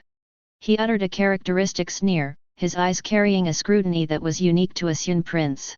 Under extreme fear and anger, will unimaginable power burst out. It does look a little bit like a shadow of Arsyan's near-death breakthrough. He paused, his tone filled with disdain and a hint of imperceptible solemnity. But this force is even more brutal, even more violent, even more unreasonable. There is absolutely no rules, it's just the rampage of will. If this unstable guy were in the universe, he would be a huge trouble. Above the sky, the scene suddenly switched. It was no longer the chaotic and collapsing containment unit of Site-17, but instead a top-secret conference room with strict security and a sense of futuristic technology. Sitting around the huge oval alloy conference table were dozens of blurry figures that had been processed using special technology, only their voices were clearly audible. 05 Parliament. At this moment, the atmosphere in the conference room was colder than the wind under the Siberian ice layer that had existed for thousands of years. It was so solemn that it seemed as if every grain of air was filled with lead and mercury. On the central holographic projection screen, the thrilling scene just now was being replayed frame by frame, from multiple angles, and in slow motion. Dr. Clive's reality scissors that were flashing with the light of nothingness pointed directly at the little girl. SCP-239's horrific scream of fear that instantly distorted reality. Walls crumbled, white light gushed out, and Site 1's structural integrity plummeted like an avalanche. The shocking red alert data stream refreshes in the corner of the screen like a waterfall. The Hume index monitoring curve fluctuated violently like the electrocardiogram of a dying patient, falling below the warning threshold several times. The various data analysis reports have come out. A calm and slightly hoarse female voice sounded. It was 05-7. The conclusion is not optimistic. Another electronically processed voice interface that cannot distinguish between male and female voices has a metallic coldness. This is 05-4. Clive's actions, while extreme and unauthorized, must be held accountable to the strongest possible degree. But he also showed us a fact that we don't want to face in the most direct way. On the screen, Cabo's face, which looked ferocious due to his determination, flashed by. Chapter 92. 05X's magnetic voice carried a hint of fatigue that could not be concealed. Our control over SCP-239 is weakening at a rate far beyond expectations. The Magic Academy-style containment program, initially led by the Department of Psychology, aims to maintain its power within a controllable range through positive guidance and limited satisfaction. Now it seems that this controllable range itself is a false proposition. The conference room was dead silent, with only the slight hum of the holographic projection operating. 05Y's voice was a little sharp, breaking the silence. How long can the lies of magic not deceive us? After all, she is growing up and her cognition is developing. Once she realizes that the so-called magic teacher is just a secret agent in costume, and the so-called magic props are just ordinary toys with labels attached. What's even scarier is if her wishes go beyond the scope of our carefully crafted script one day. Like, she wants a real friend who won't be amnestic. Or does she wish Santa Claus would come every year and bring everything she fantasizes about? Can we continue playing? On the screen, SCP-239's eyes, which were flashing with golden light due to fear and anger, seemed to be penetrating time and space, staring at every 05 present. No one answered 05Y's question. Because the answer is self-evident. Finally, the wool that was in the main seat and had never spoken, but seemed to be the core of gravity of the entire conference room, finally spoke. 05-1. His voice was calm, yet it carried with it an unquestionable authority. Every word he spoke was like a heavy hammer, striking hard at everyone's heart. The Lullaby Protocol. Place SCP-239 in a permanent medically induced deep coma. With the highest authority of the 05 Council, authorize this agreement. Indefinite execution. Until a permanent, absolutely safe, once and for all solution is found. Or until we cease to exist. As soon as the words fell, all the data streams and playback images on the holographic screen froze instantly. The crumbling walls of Site 17, the girl's terrified face, and Clive's grim figure formed a still picture of doomsday. The Lullaby Protocol is one of the Foundation's last and most helpless means of control against high-risk reality benders. It means completely depriving the target of consciousness, making it survive on a physiological level, but fall into eternal sleep on a spiritual and cognitive level. Like a gentle lullaby, it imprisons the most dangerous nightmare forever in the realm of dreamless sleep. In the world of mortal cultivation, in the Chaos Star Sea, deep in a desolate cave. Han Li sat cross-legged with his eyes slightly closed, his body filled with spiritual energy.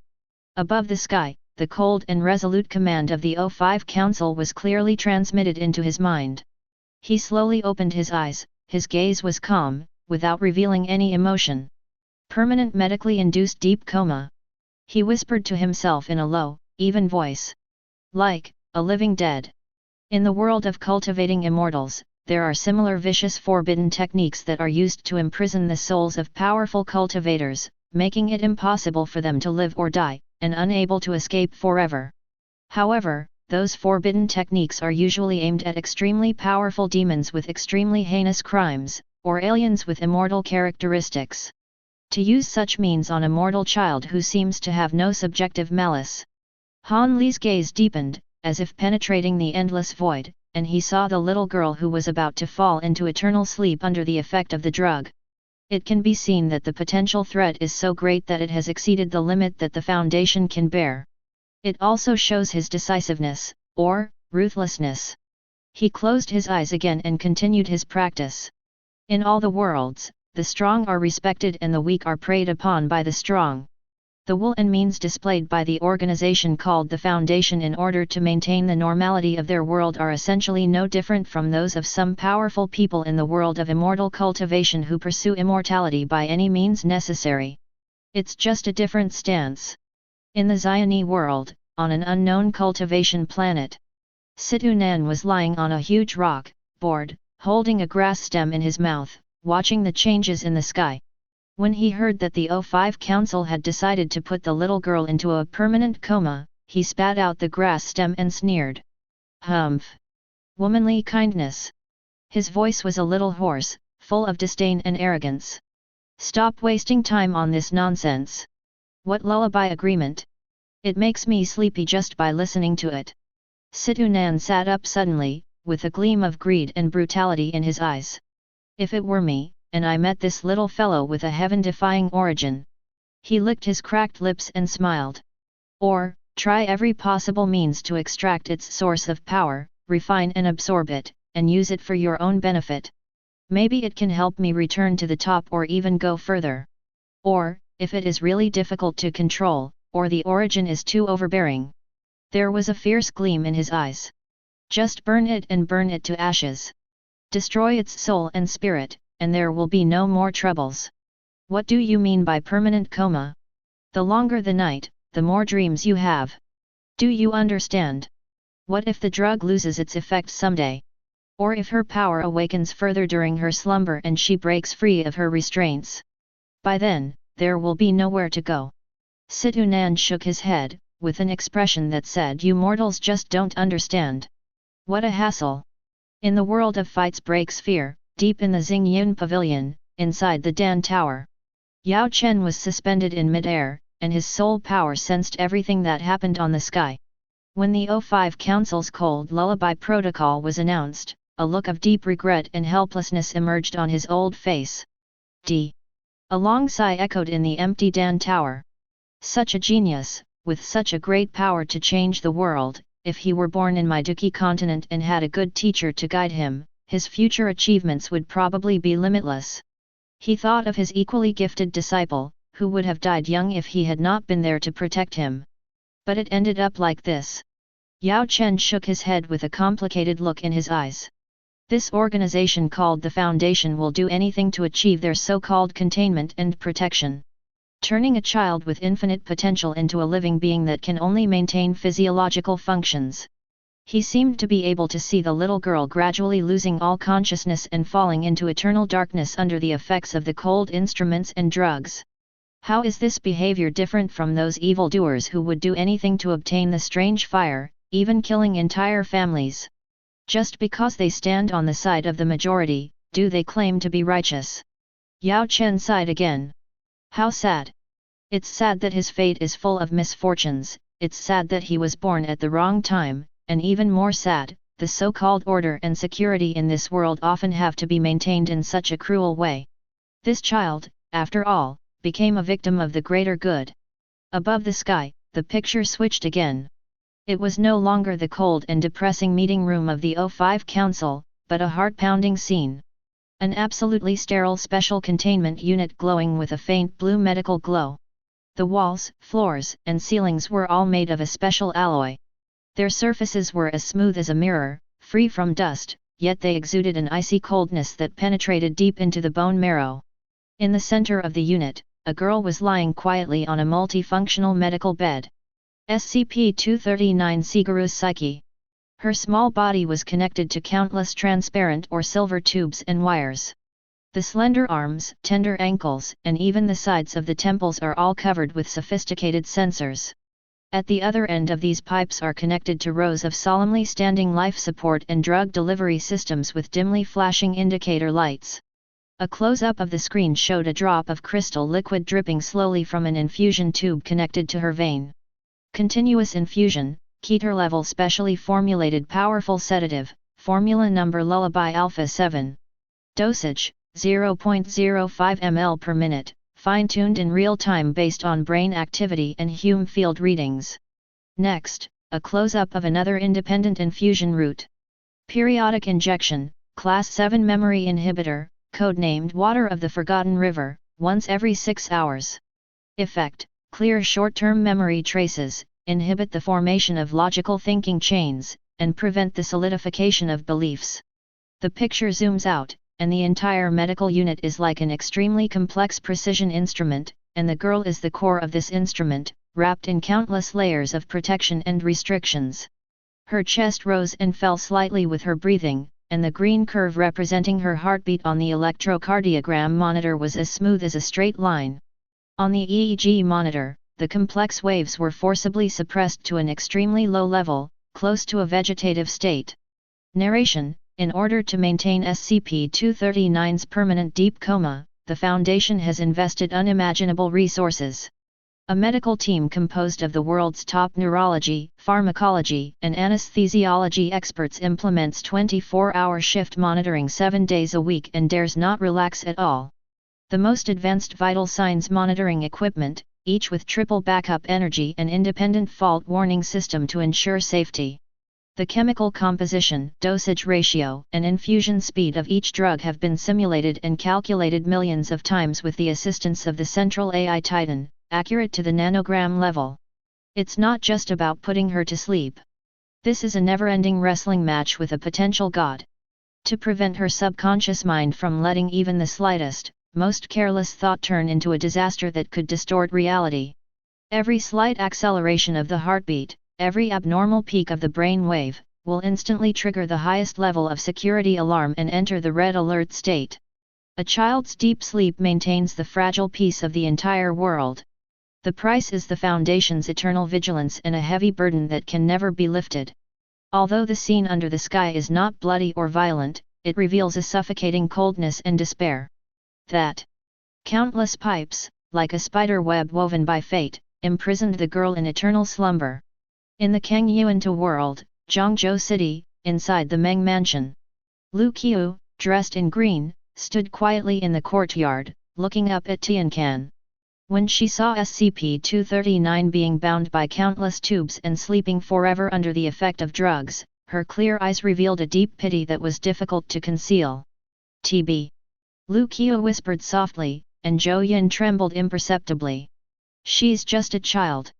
The pale and calm face of the girl in the picture forms a sharp contrast with the cold medical instruments. "But you have to endure such a fate." She thought of her children and the difficulties and concerns of being a mother. In order to prevent her from waking up forever, that Foundation paid too much. But it's also so cruel. Lu Qiu lowered her head slightly, as if she couldn't bear to watch the heartbreaking scene any longer. The price of such peace is too heavy. She could understand the sacrifices made to protect more people, but when the object of sacrifice was a child who should have infinite possibilities, that understanding was mixed with too much bitterness and, if there is any other way. She sighed softly, but she also understood that the organization would not resort to such a desperate measure unless it was absolutely necessary. In the world of Shrouding the Sky, in the Big Dipper star field, deep in the ancient Forbidden Land, surrounded by mist, time cannot invade.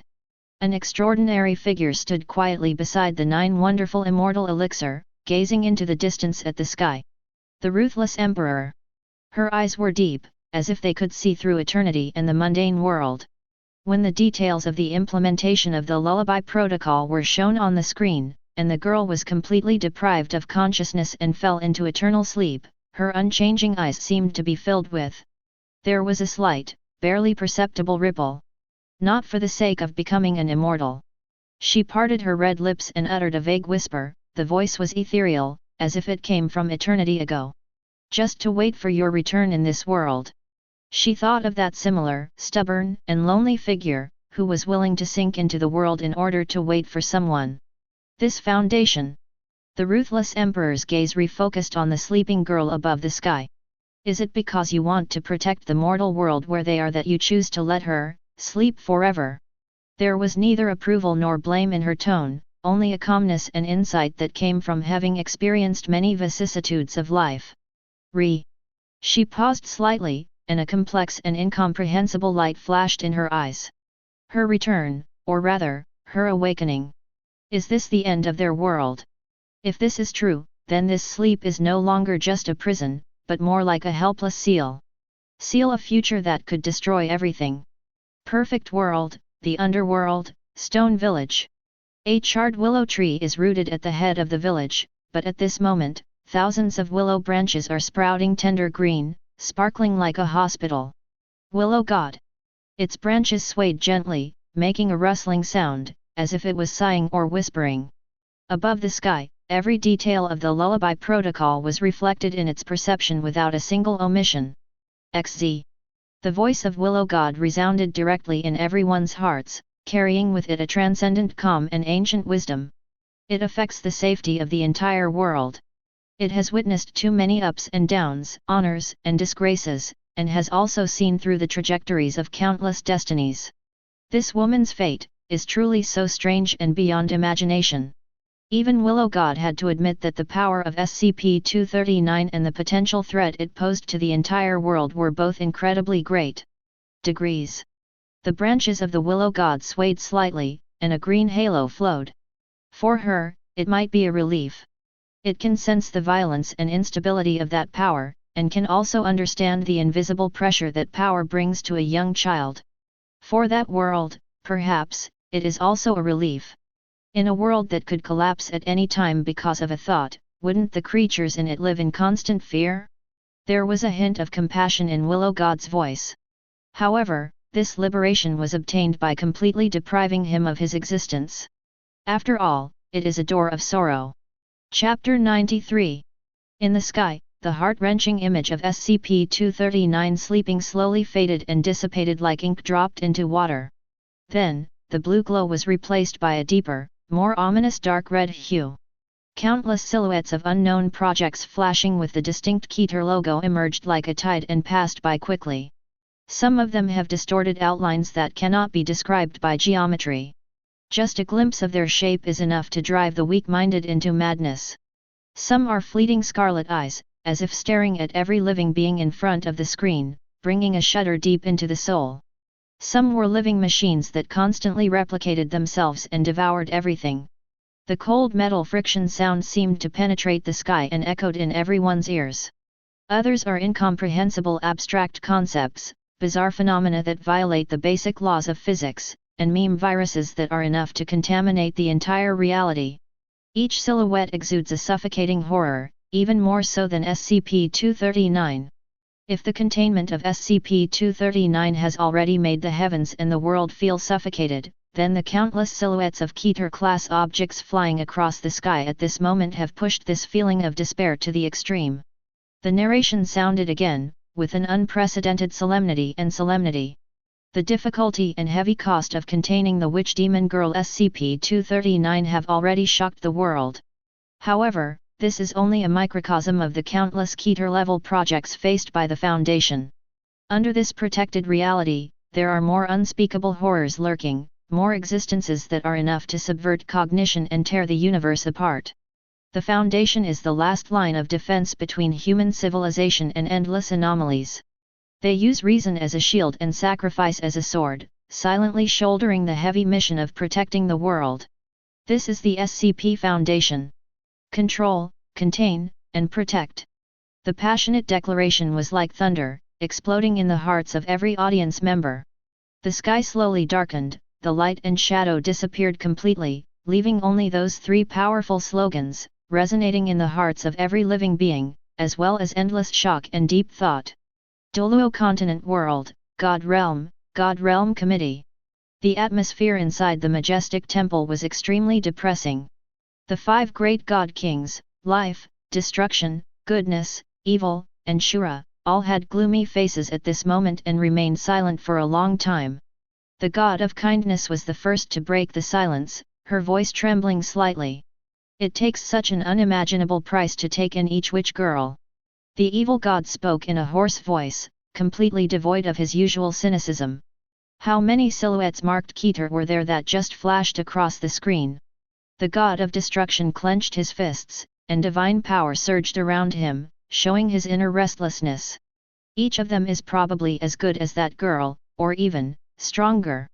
That little girl's ability is close to being able to change reality with her words. How incredible will the other Keter-level beings be? The face of the goddess of life was filled with worry and disbelief. What kind of terrifying enemy group is this organization called the Foundation fighting against? What kind of dangerous world are they protecting? The Shura god's eyes were as sharp as a knife, and he exuded a cold murderous aura, but at this moment he was also deeply solemn. Each of those silhouettes makes my heart palpitate. If any of them appeared in our god realm, it would probably be a catastrophic disaster. What they said about the indescribable overturning cognition and tearing the universe apart, is absolutely true.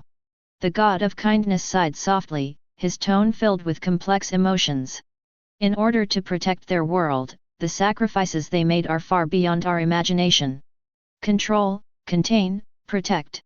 What a heavy responsibility lies behind these 6 simple words. The 5 great gods looked at each other. For the first time, they felt such a strong sense of awe and an indescribable chill towards the universe outside of themselves. As kings of gods, they hold the authority of the divine world and believe that they are at the top of the world. But compared to this foundation, the challenges they face seem insignificant. One Piece World, Marine Headquarters, Marineford. In the Marshal's office, Sakaski was holding a cigar, the smoke curling up but could not dispel the gloom on his face. There was no expression on his face, which was covered with grooves like magma, but only deathly silence. Witch Girl Keter Level Project. Foundation. He whispered these words, and each word seemed to carry a great weight.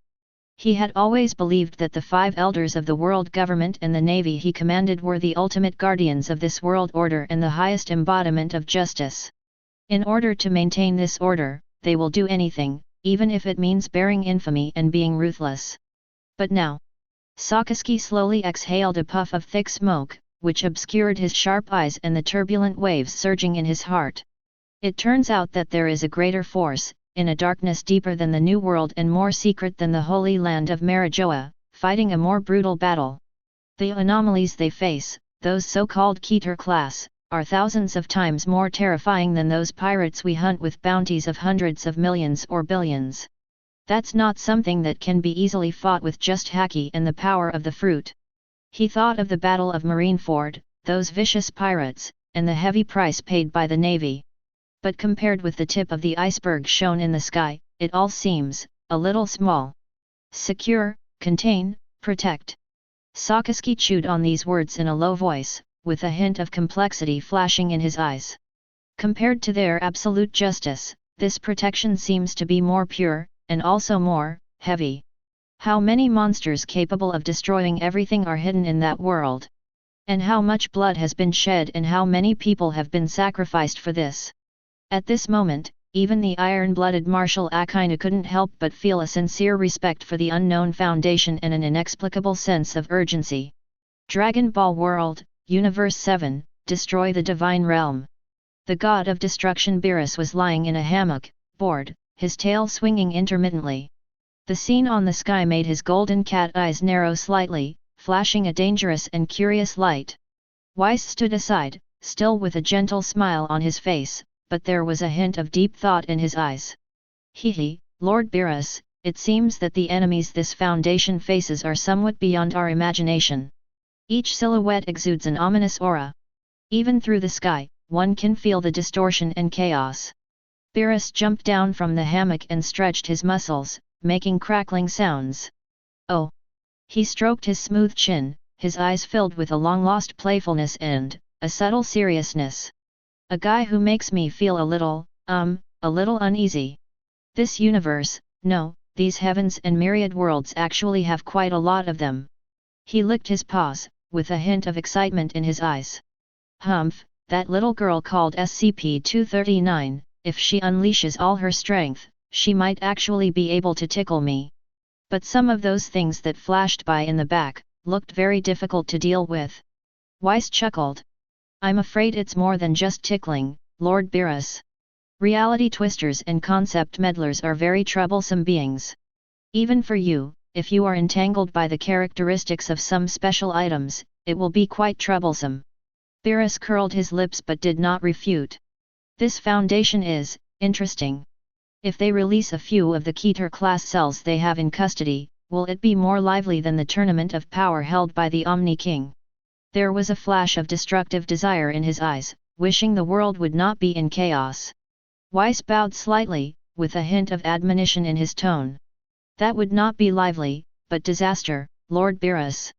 Those beings seem to enjoy destruction and chaos, which is different from the warriors who pursue the ultimate in martial arts.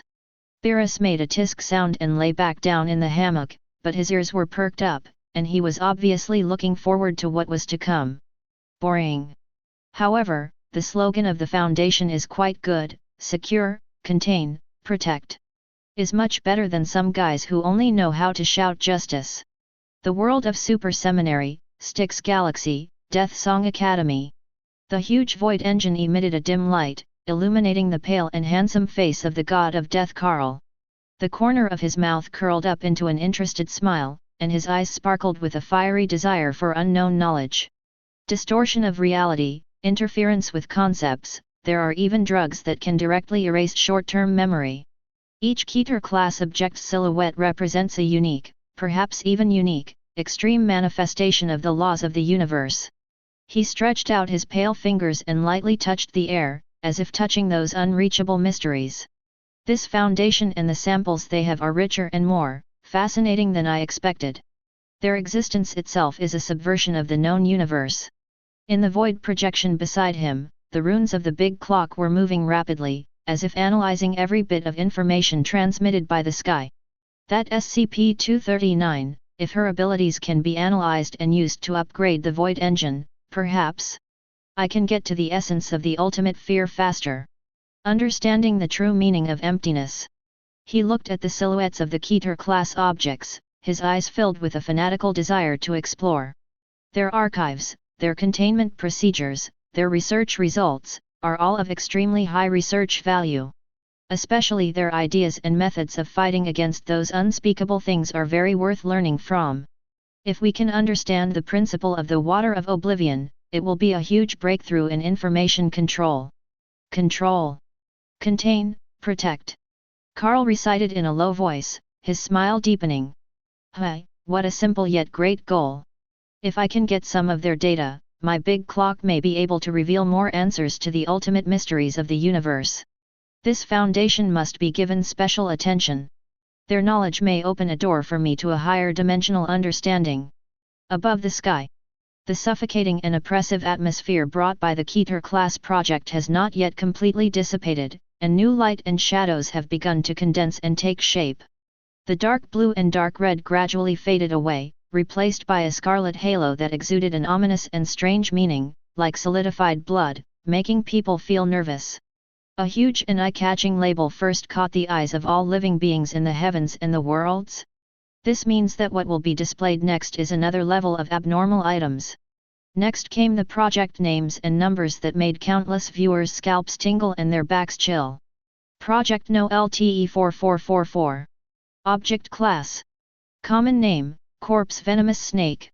The cold and emotionless voice of narration sounded again in the sky, like a mechanical verdict, but it revealed a sense of weirdness and chill that penetrated deep into the bone marrow. The horrors that the Foundation faces are far more than Keter-level disasters that can easily destroy the world, a grand disaster that threatens the survival of the entire world. The horror of some Euclid-level anomalies does not lie in how powerful their destructive power is, but in their extreme impact on the dignity of individual life and spiritual will. Cause torture. LTE-4444 is not a single entity that can be directly observed.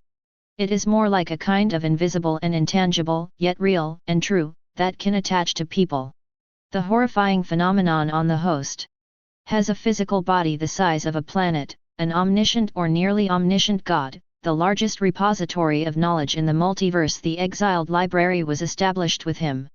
Zhengong. He is the source of all ideas and the truth of all things. He is also the Platonic concept of knowledge, existing in the emptiness beyond life and death, in the endless darkness of the end of all things, and is even more. The existence that once tempted the first person to eat the fruit of wisdom. He can create a living, wriggling, stinking nest of insects, a veritable hell.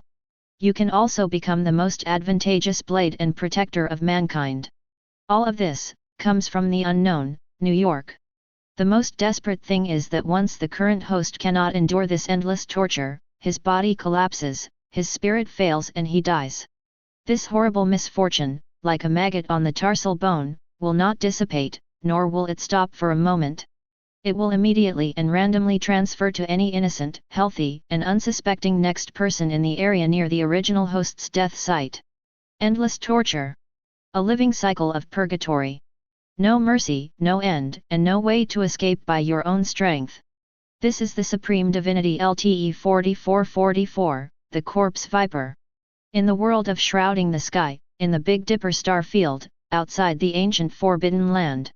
Ye Fan's pupils shrank slightly as he stared at every word about the corpse venomous snake in the sky. The golden energy and blood that flowed endlessly around his body, the brilliant golden light that symbolized the unyielding and fierce strength of the human race's holy body, seemed to be covered with a shadow at this moment dimmed a little. This, what a vicious curse! Ye Fan's voice was low, with a hint of incredible anger. He had personally witnessed the Supreme Being in the forbidden zone of life launching a dark turmoil, treating all living things as blood food, devouring the essence of the universe. It was so grand and coldly cruel, with mountains of corpses and seas of blood. The galaxy collapsed. However, even such a tragic catastrophe seemed much more direct in some ways compared to the LTE 4444 in front of him. 10,000 insects devour the body, day and night, until the person is tortured to death. Ye Fan clenched his fist unconsciously, his knuckles becoming a little stiff from the force. This is more terrifying than having your soul wiped out by the supreme killing formation, or having your body crushed by the great Emperor's Deo principle. Because such a death may be painful, but at least it brings an end. But this LTE 4444 brings a slow, continuous, and endless despair. If the opposing identities are determined, then it deprives not only life, but also everything that comes with being a human being, dignity and etiquette. Chapter 94. Ye Fan thought of those mortals who were struggling at the bottom of the cultivation world, and those old, weak, women and children who were powerless. If they were unfortunate enough to be entangled by this terrifying phenomenon called corpse venomous snake, they would be in such a miserable and desperate situation that no one would respond to their cries for help. Compared to the methods used by those strange beings deep in the life-forbidden zone that nourish themselves with the resentment of living beings and the energy of death, they are 100 times more insidious and 1,000 times more vicious. Those restricted areas exist perhaps to prolong life, or perhaps for some great cause. But this LTE 4444 seems to exist purely to cause pain and fear. It specifically targets living individuals, harassing them endlessly until the host completely collapses and dies, and then it continues to look for the next innocent victim. This kind of reincarnation is even more terrifying than being thrown into the 18 levels of hell and never being able to be reborn. Ye Fan took a deep breath of cold air, trying to calm his inner turmoil, but the disgust and solemnity in his eyes became more and more intense. This organization called the Foundation, they can even contain this phenomenon that is almost like a vicious curse. What kind of profound means did they use to control this invisible and intangible terror that follows you everywhere? Faced with such an unpredictable and outrageous abnormality, how unbelievable will their containment measures be, and what price will they have to pay? For the first time, Ye Fan felt an indescribable complex emotion towards a mortal organization. He was amazed at its capabilities, but also deeply afraid of the world it faced. Perfect world, 3000 Deo states, the holy land of the Bushan sect. Fairy King Ai stands alone on the misty mountain top, her white clothes whiter than snow, her black hair flying in the wind, like a banished immortal who is detached from the world.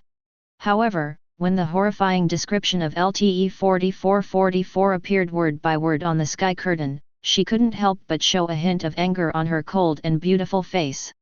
King Ai couldn't help but frowning, and a rare and very obvious discomfort flashed across her bright eyes like autumn water. It was pity from the bottom of her heart. Tens of thousands of insects bite and devour day and night. 17.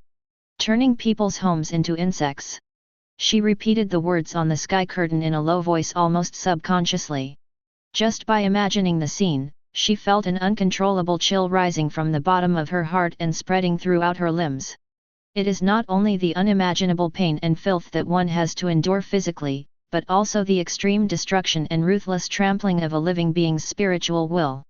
This kind of torture, this kind of endless torture is 100 times, no, 1,000 times, 10,000 times more cruel than being killed by the enemy with a single sword and having your soul annihilated. King Ai had witnessed the powerless bloodshed and horrific massacre that occurred when the immortal king of a foreign land led his army to invade the 9 heavens and 10 earths. She had also heard about the heinous crimes committed by the creatures who had fallen into darkness on the other side of the sea. But most of those were absolute crushing at the power level, the ruthless struggle for the Great Way, and the bloody fight for the survival of the race. Even though it is cruel, it also carries a sense of heroism or inevitability. But this LTE 4444, it is simply the purest and most concentrated embodiment of all the evil and filth in the world. It does not seek grand destruction, it does not seek to plunder resources, and it does not even have a clear sense of self. The only meaning of its existence seems to be to inflict the most extreme torture on individual lives, to create the deepest fear to deprive them of all their dignity and hope as human beings. A living person, an individual who once had joy, anger, sorrow, and happiness, is being treated like this, reduced to food and a breeding ground for insects. How could such a weird and vicious phenomenon that is so outrageous be born in this world? King Ai's jade hands trembled slightly, and a strong sense of rejection and reluctance surged in her heart. That organization called the Foundation.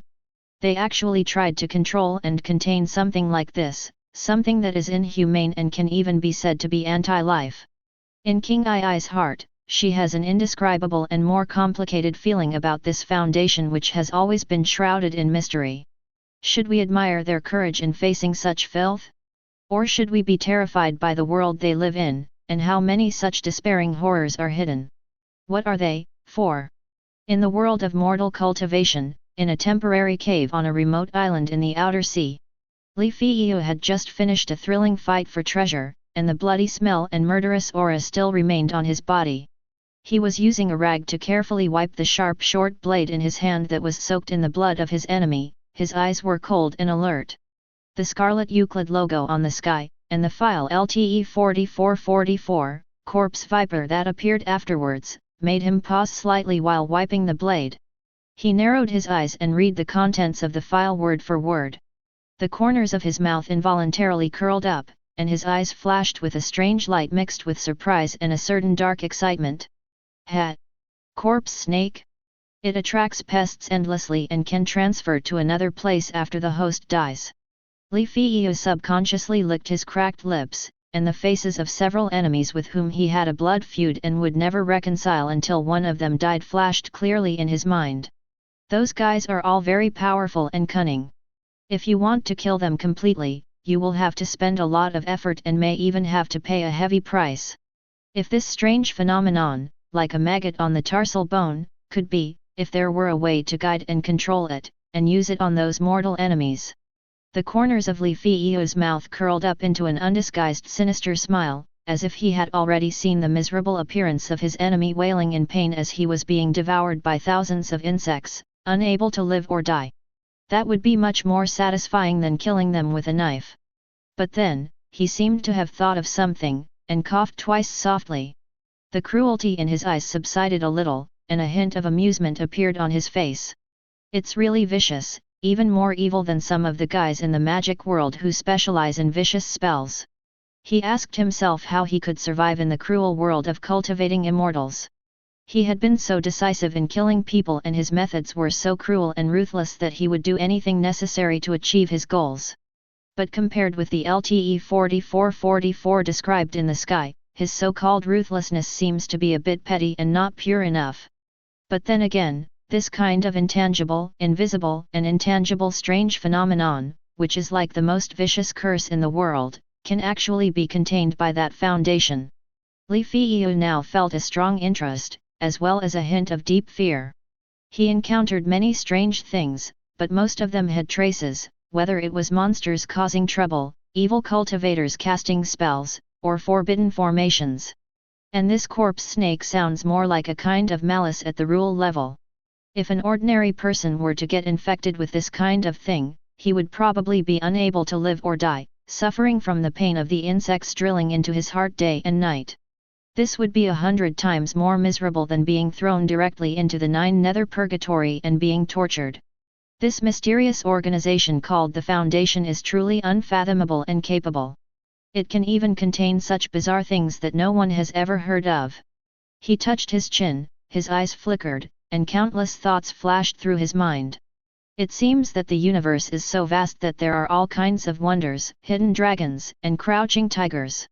I was just looking at the world from a narrow perspective before. I just don't know what kind of mysterious magic array they used to suppress it. Or did they use some kind of heaven-defying innate magic weapon to imprison it? Or maybe they have secret magic that can specifically control this kind of curse. Li Feiyu developed an unprecedented curiosity about the Foundation's containment methods. At the beginning of the scene, there was a violent shaking and darkness. The camera seems to represent the perspective of someone entering, with the sound of heavy breathing and the blurred outline of the edge of a protective mask. Sizzle. There was a slight metallic friction sound, as if the door was carefully pushed open. What came into view was a terrifying scene that was difficult to describe in words. It seemed to be a small, run-down apartment room. However, at this moment, the walls, floor, and even the ceiling of the room, almost every inch of visible surface, was covered with thick stuff. That thing is squirming. It's tumbling. It's overlapping. Bugs. Endless bugs. The mice were so densely packed that their grey-black fur was rippling due to the crowding, and the sharp squeaks almost pierced the eardrums. Countless cockroaches, their shiny shells reflecting a disgusting luster in the dim light, spread across the ground and corners like a tide. Flies swarmed in clusters, making deafening buzzing sounds, circling wildly in the air. Some even crashed directly into the protective mask in front of the camera, leaving behind filthy stains.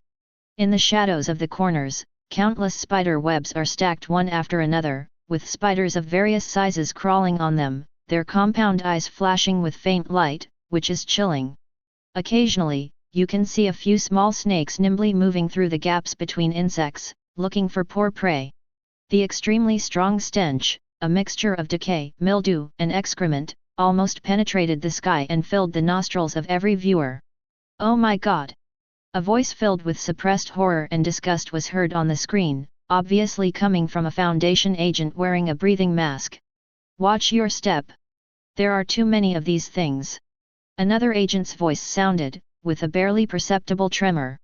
The camera moves forward slowly following the agent's footsteps.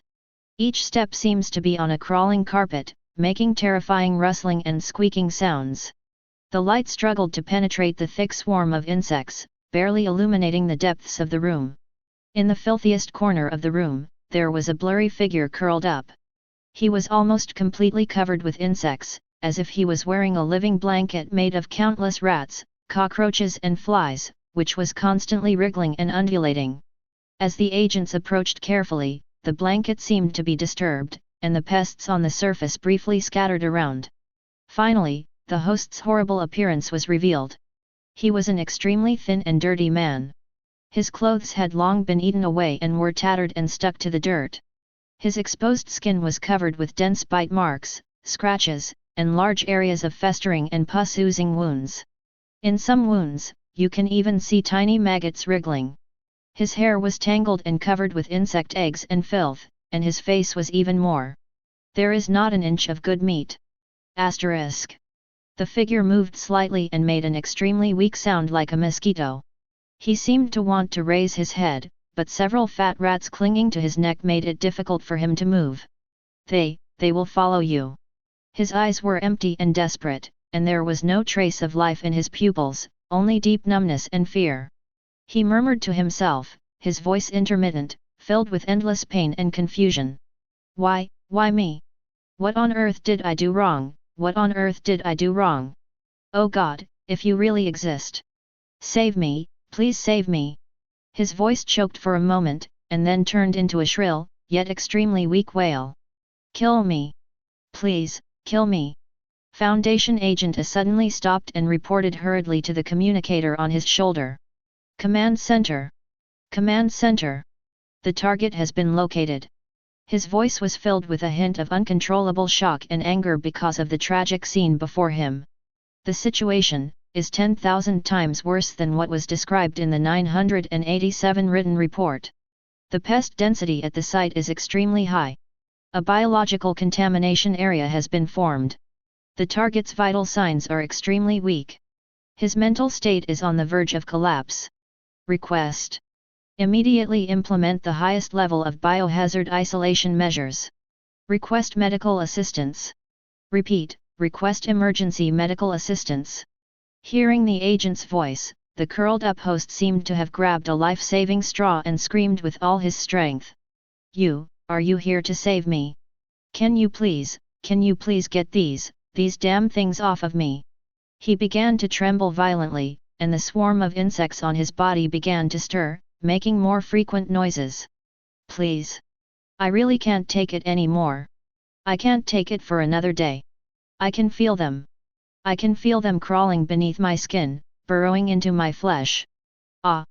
He let out a soundless scream, and his body twitched violently due to extreme pain and fear.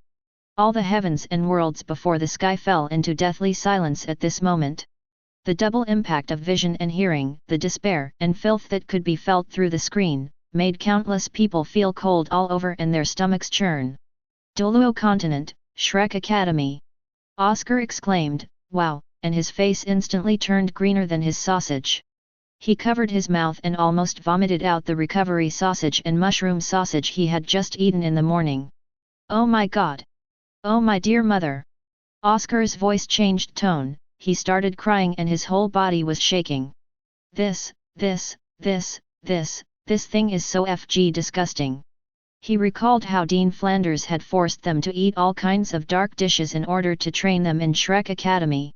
Some rotten things that smelled terrible, some sticky unknown liquid, some strange insects covered with dirt.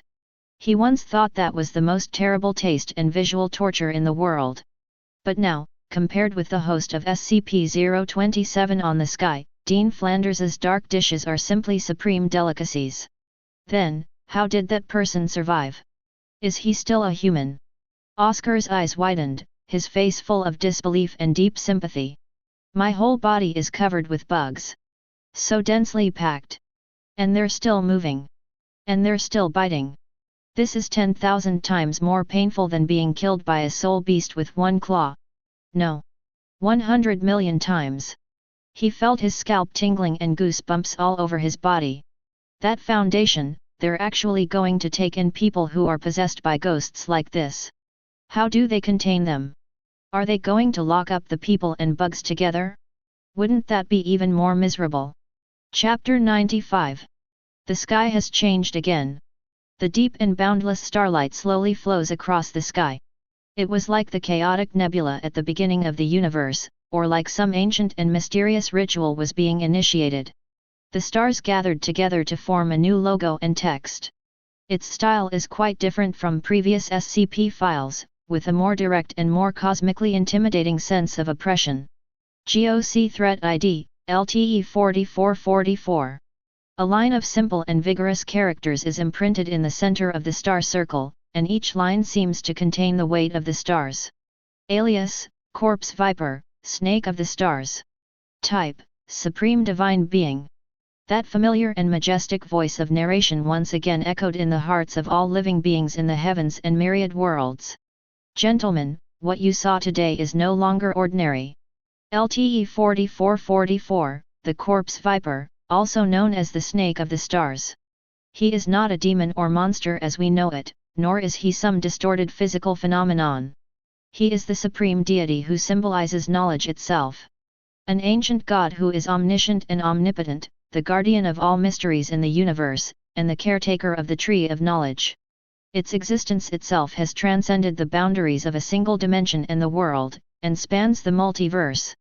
The legendary Library of the Exiled, the largest repository of knowledge in the multiverse, was built on his back. Its horror does not lie in direct physical killing or destruction. It is the infinite and vast knowledge it represents. And, when this knowledge is improperly touched or leaked, a cosmic chain of changes that is enough to overturn cognition and shake the foundations of reality. The world of covering the sky. The ancient road in the starry sky, a dead silent star field somewhere. Ye Fan stood on a broken bronze warship. His brows were tightly furrowed, and the sacred golden light flickered in his eyes, as if he could see through the essence of the sky. The tree of knowledge? The library is built on its back. He whispered to himself, his tone more solemn than ever before. This is no longer a simple curse, nor is it the work of some powerful evil spirit. This is more like a kind of, the ultimate manifestation of Tao and principle. The law of the universe existing in a physical form. Ye Fan's heart was in turmoil. The Supreme Godhead, can actually take this form? A library on a snake body. He thought of all the ancient historical secrets he had seen along the way, those buried truths, and those broken heritages. If he is truly omniscient, does he know the end of the road to becoming an immortal? Does he know the true plans of the Emperor and the immortal Emperor? What kind of shocking secrets are hidden in this so-called Library of the Exiled? Compared to the Crimson King and the Broken God, what level of existence is it? Ye Fan's eyes became more and more profound, and his understanding of the universe was once again completely overturned. GOC, Global Occult Coalition? How do they define and deal with this entity? Perfect world. The ancient remains of immortals, a hidden paradise. Fairy King I's white clothes are whiter than snow, her black hair is flying, and her beautiful face is full of. This moment was filled with incredible shock, and Guo Yang unconsciously covered her red lips. An omniscient god. Does such a god really exist in this world? There was a slight tremor in her voice, her eyes were moving, and her thoughts were in a trance. In the form of a snake, it carries the knowledge of the universe.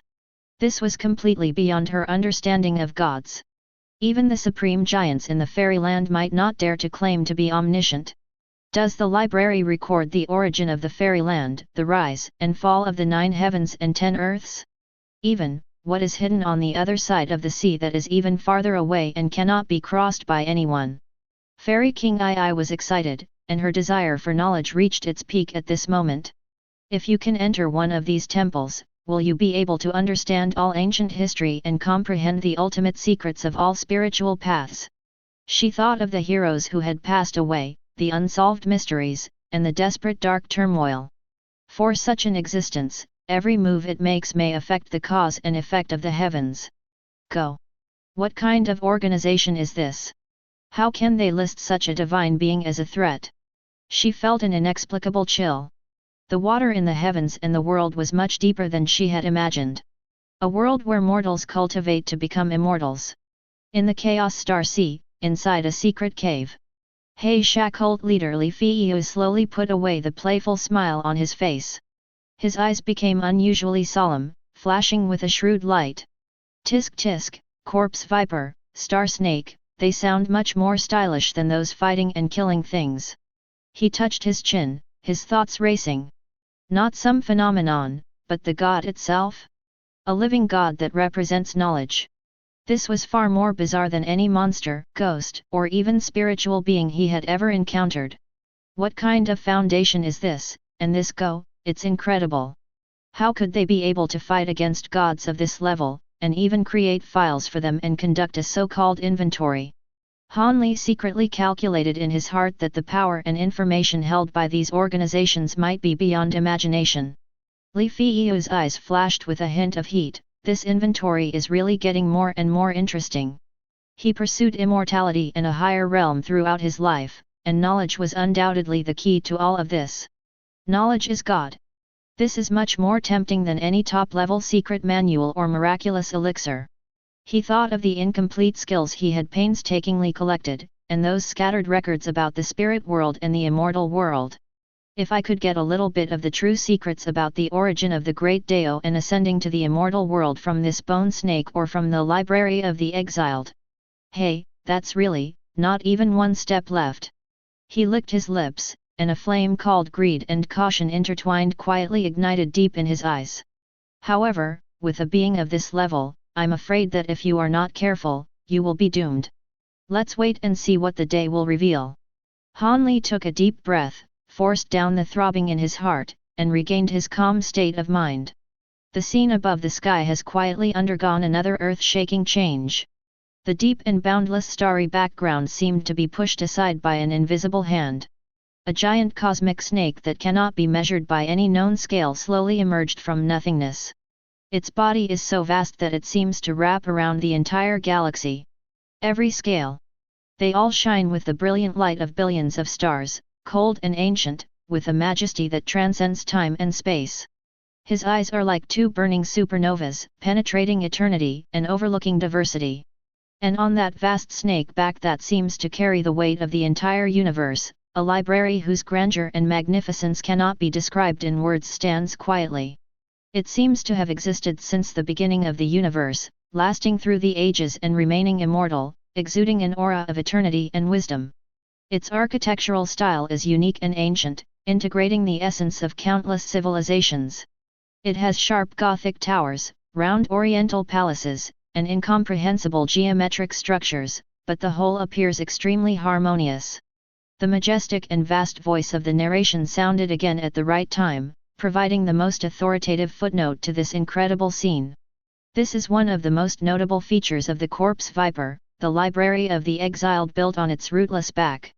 Here are stored all the books that have been written, are being written, have not yet been written, and those that will never be written.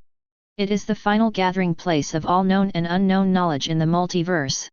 The ultimate temple that anyone who seeks the truth and desires to understand the mysteries of the universe dreams of. The pictures flow, as if guiding everyone's gaze deep into the mysterious library. In an instant, what came into view was endless, towering bookshelves. These bookshelves, made of a material incomprehensible to mortals, stretch upwards. Until it sank into the invisible depths of the dome, extending in all directions as if there was no end. On the bookshelf, there are various forms of knowledge carriers. Ancient parchment scrolls, glimmering crystal plates, metal plates engraved with runes, paper books with the scent of ink. There are even dynamic information flows that consist purely of energy. Intelligent life forms of various forms and with different civilizations shuttle silently among them. Like a shadow, in armor. Pure energy aggregate. Others are humanoid creatures that are similar to humans but with very different details. They carefully took an ancient scroll from the shelf. Holding a heavy book in hand, studying diligently, or quickly flipping through information in front of a suspended light screen. The entire library was filled with an indescribable solemnity and sacredness. It seems that even the passage of time has become slow and solemn here. An invisible order enveloped everything. Although there were many people coming and going, there was not a trace of noise. At this moment, a new line of words appeared, like the dawn tearing through the night sky. Suddenly appearing on the vast background of the library, it was also imprinted in the vision of every living being in the heavens and the worlds. We are not the starting point of civilization, we are the substitute. This line of handwriting is simple, yet contains a chilling meaning. It was as if it revealed some horrible truth that had been deliberately buried, causing everyone who saw it to feel a sudden sinking in their hearts. The world of Doluo Continent. Shrek Academy, a quiet beach outside Poseidon Island. Oscar was holding a piece of his newly developed rapid-flying sausage Max in his mouth, preparing to show off his training results today to Xiao Wu and Tang San. The scene on the sky and the sudden words made him freeze in place, as if he had been cast under a spiritual skill of immobilization. Pa! The sausage in his mouth fell onto the beach and was covered with fine sand. His signature peach blossom eyes widened, his mouth opened so wide that a 10-year soul ring could almost fit in, and his jaw almost dropped in shock. Oh my God! Oscar let out an exclamation that was even more exaggerated than when he saw a titled Doluo, and his voice changed in pitch due to extreme shock. What did the narrator just say? All the books are in there. Including those that haven't been written yet and will never be written. His little brain started to work at an unprecedented speed, and his peach blossom eyes were instantly filled with hope for the future. The infinite imagination and the light of a money grubber. Then, doesn't that mean there must be a secret manual on how to become a god 100% with no side effects and at the speed of light? He rubbed his hands excitedly and his saliva was almost uncontrollably flowing. Also, is there a treasure atlas of Doluo continent that records the specific locations and acquisition methods of all top-level soul bones and all immortal herbs? The more Oscar thought about it, the more excited he became, as if he had seen countless soul bones and magical herbs waving at him. If I, Oscar, could go in and take a look, no, at least secretly copy a few copies. He slapped his thigh hard, his voice trembling with excitement. Hehe, when the time comes, all the pursuit from the spirit hall and the rules of the god realm will have to give way to this god of food. He couldn't help but start pacing on the spot, his face filled with ecstasy that said, I'm going to be rich. That's right. When I become a god with these secret books, I will definitely write a classic book for Oscar in that library.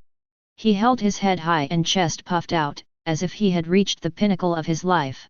I've already thought of the title for the book. It's called Oscar Eats Nerves, How the Support System Can Defy the Heavens to Become a God and Marry a Beautiful, Rich Woman to Reach the Peak of Life. No, let's be more domineering, The Legend of Cookery God, Oscar #1 in the world. Let it be remembered forever. Ha ha ha ha. He put his hands on his hips and laughed like a barbell, which attracted puzzled looks from Ma Hongjun and Ning Rongrong who were not far away. Tang San frowned, staring at the words "We are substitutes" on the sky. He fell into deeper thought than before. Alternatives. What does this mean? Could it be that the history we know, the era we live in, is not the real beginning? Naruto world. Somewhere in a dark and damp underground base, the snake's pupils flashed with a strange light. Orochimaru was looking at a test subject immersed in culture fluid. That was his latest clone, the product of an attempt to fuse more bloodline limits. The giant snake on the sky and the image of the library. And the words "the place where all knowledge converges" made the scalpel in his hand pause slightly. He slowly raised his head, and in his golden snake eyes, an unprecedented fanatical light burst out instantly, several times more intense than when he saw Uchiha Sasuke's Sharingan. He stretched out his long tongue, slowly licked his lips, and made a satisfied and eager hissing sound. He he he. He he, Wang Zheahao, he he. The collection of all knowledge. Orochimaru's deep laughter echoed in the empty base, filled with irrepressible excitement and greed. This is true immortality. This is the ultimate source of power. He turned around abruptly and looked towards the sky, his eyes as if he had caught the most perfect prey. Corpse Viper. The Library of the Exiled. He whispered the two names, each syllable carrying an extreme temptation. It surpasses the Samsara Eye and is superior to the Six Paths Sage. It may even contain the secrets before the origin of Chakra. Orochimaru's breathing became a little rapid, and his thirst for knowledge had already penetrated deep into his soul. If I could enter it, if I could get a glimpse of what's inside. There was a mad light in his eyes. It was as if he had seen himself understanding all the truths in the world, mastering all the forbidden techniques, and achieving true immortality. Humph, what reincarnation technique, what impure world reincarnation, in front of such a being, it's nothing but a child's play. For the first time, he felt a trace of disdain for his past research. I will understand all the mysteries of the world, the origin of all ninjutsu, the end of all bloodlines, and even the truth of this world. Orochimaru clenched his fists suddenly, his nails digging deeply into his palms, but he didn't notice it at all. That GOC, and the Foundation, they actually want to deal with this kind of existence? How foolish! Such a miracle should be worshipped and sought for even 1/10,000th of its wisdom. He scoffs at organizations that try to control or fight this existence. That sentence "we are not the starting point of civilization, we are the substitute," he the secret behind it must be more interesting than I thought. The corners of Orochimaru's mouth curled up into a strange arc, full of morbid curiosity about the unknown truth. Just wait. Corpse Viper. I, Orochimaru, will definitely find the way to the library on your back. Chapter 96. One Piece World. New World, on the deck of the Sunshine Miles. The Straw Hat Pirates are having a party to celebrate the adventure they just had. Luffy was gnawing on the bone-in meat, while Zoro was wiping his famous sword in the corner. Nico Robin, the archaeologist, was standing alone at the side of the ship, looking at the sky. When the vast giant snake and the library on its back appeared, a flash of extreme shock first flashed across her deep and beautiful eyes. Then, as the narrator's voice explains the nature of the library. The book that holds all the books that have been written, are being written, have not yet been written, and those that will never be written. Robin's body began to tremble slightly uncontrollably. She gripped the railing of the boat tightly with both hands, her knuckles turning white from the force. A library that records everything. Her voice trembled with disbelief, and her eyes quickly filled with tears, but she tried hard not to let them fall. There must be, the whole truth of the blank 100 years. Robin's heart was beating so hard that it seemed like it was going to jump out of his chest. She spent her entire life, risking being hunted down by the world government, looking for that hidden history, wasn't it? The source of the historical text, the will of all lost civilizations. O'Hara. Scenes from the past flashed through her mind, her mother's face, Zoro's smile, and her burning hometown. Tears finally slid down my cheeks uncontrollably and dripped onto the deck. She was so excited that she could hardly control herself, and her body swayed slightly due to the violent fluctuations of emotions. Corpse Viper. Library of the Exiled. She murmured to herself. In her heart, these two names were more shocking than any devil fruit or ancient weapon. It is guarding the truth of history, or, a taboo that is forbidden to touch.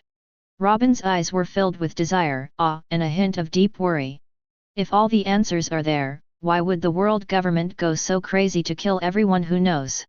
The words "we are not the starting point of civilization, we are the substitute" were like a heavy hammer, hitting her heart hard. Alternatives? Could it be that the 800 years of history we know, or even more than that, is just a carefully woven lie? She felt a chill rising from the bottom of her heart. The water behind her was even deeper and more unfathomable than she had imagined. Luffy. She subconsciously looked at the captain who was still eating and drinking not far away, and a complex emotion surged in her heart. If the truth of history will overturn the entire world, do we really want to uncover it? But soon, the confusion in her eyes was replaced by determination. No matter how cruel the truth is, I want to know it. This is the meaning of my life. Nico Robin took a deep breath, wiped away her tears, and looked back at the sky. In those beautiful eyes, there burned the fire of knowledge and the unyielding will of an O'Hara orphan. The picture on the sky screen switched silently again, bringing a whole new shock. The vast library background suddenly disappeared. Instead, there is a chaotic and deep void. Then, a series of blurry and distorted figures seemed to seep out from the cracks in the void and gradually became clear on the sky. They have various shapes and some wear dark cloaks covered with strange runes. Their hoods cover their faces, leaving only deep shadows. Some display inhuman features, with limbs as slender as ancient tree branches, or skin covered with star-like spots. They hold various strange objects in their hands. Glowing scrolls, crystals pulsating with unknown energy, and books with ancient shapes that seemed to record forbidden knowledge. Their eyes are sharp, deep, or filled with an indescribable compassion. They are all focused on the same empty focus, as if they are guarding something, or waiting for something. There aren't many of them, but each figure exudes an aura of being alien that is out of tune with the surroundings. The majestic and vast voice of narration once again sounded in the ears of all beings, explaining these newly appeared mysterious figures. They are its hands. A loose organization that is inextricably linked to the Bone Viper and the Library of the Exiled on its back. The members of the Serpent's Hand are spread across every corner of the multiverse. They believe that knowledge is the commonwealth of all intelligent life. They are committed to the free dissemination and sharing of knowledge and firmly oppose any form of knowledge blockade, information suppression and individual containment.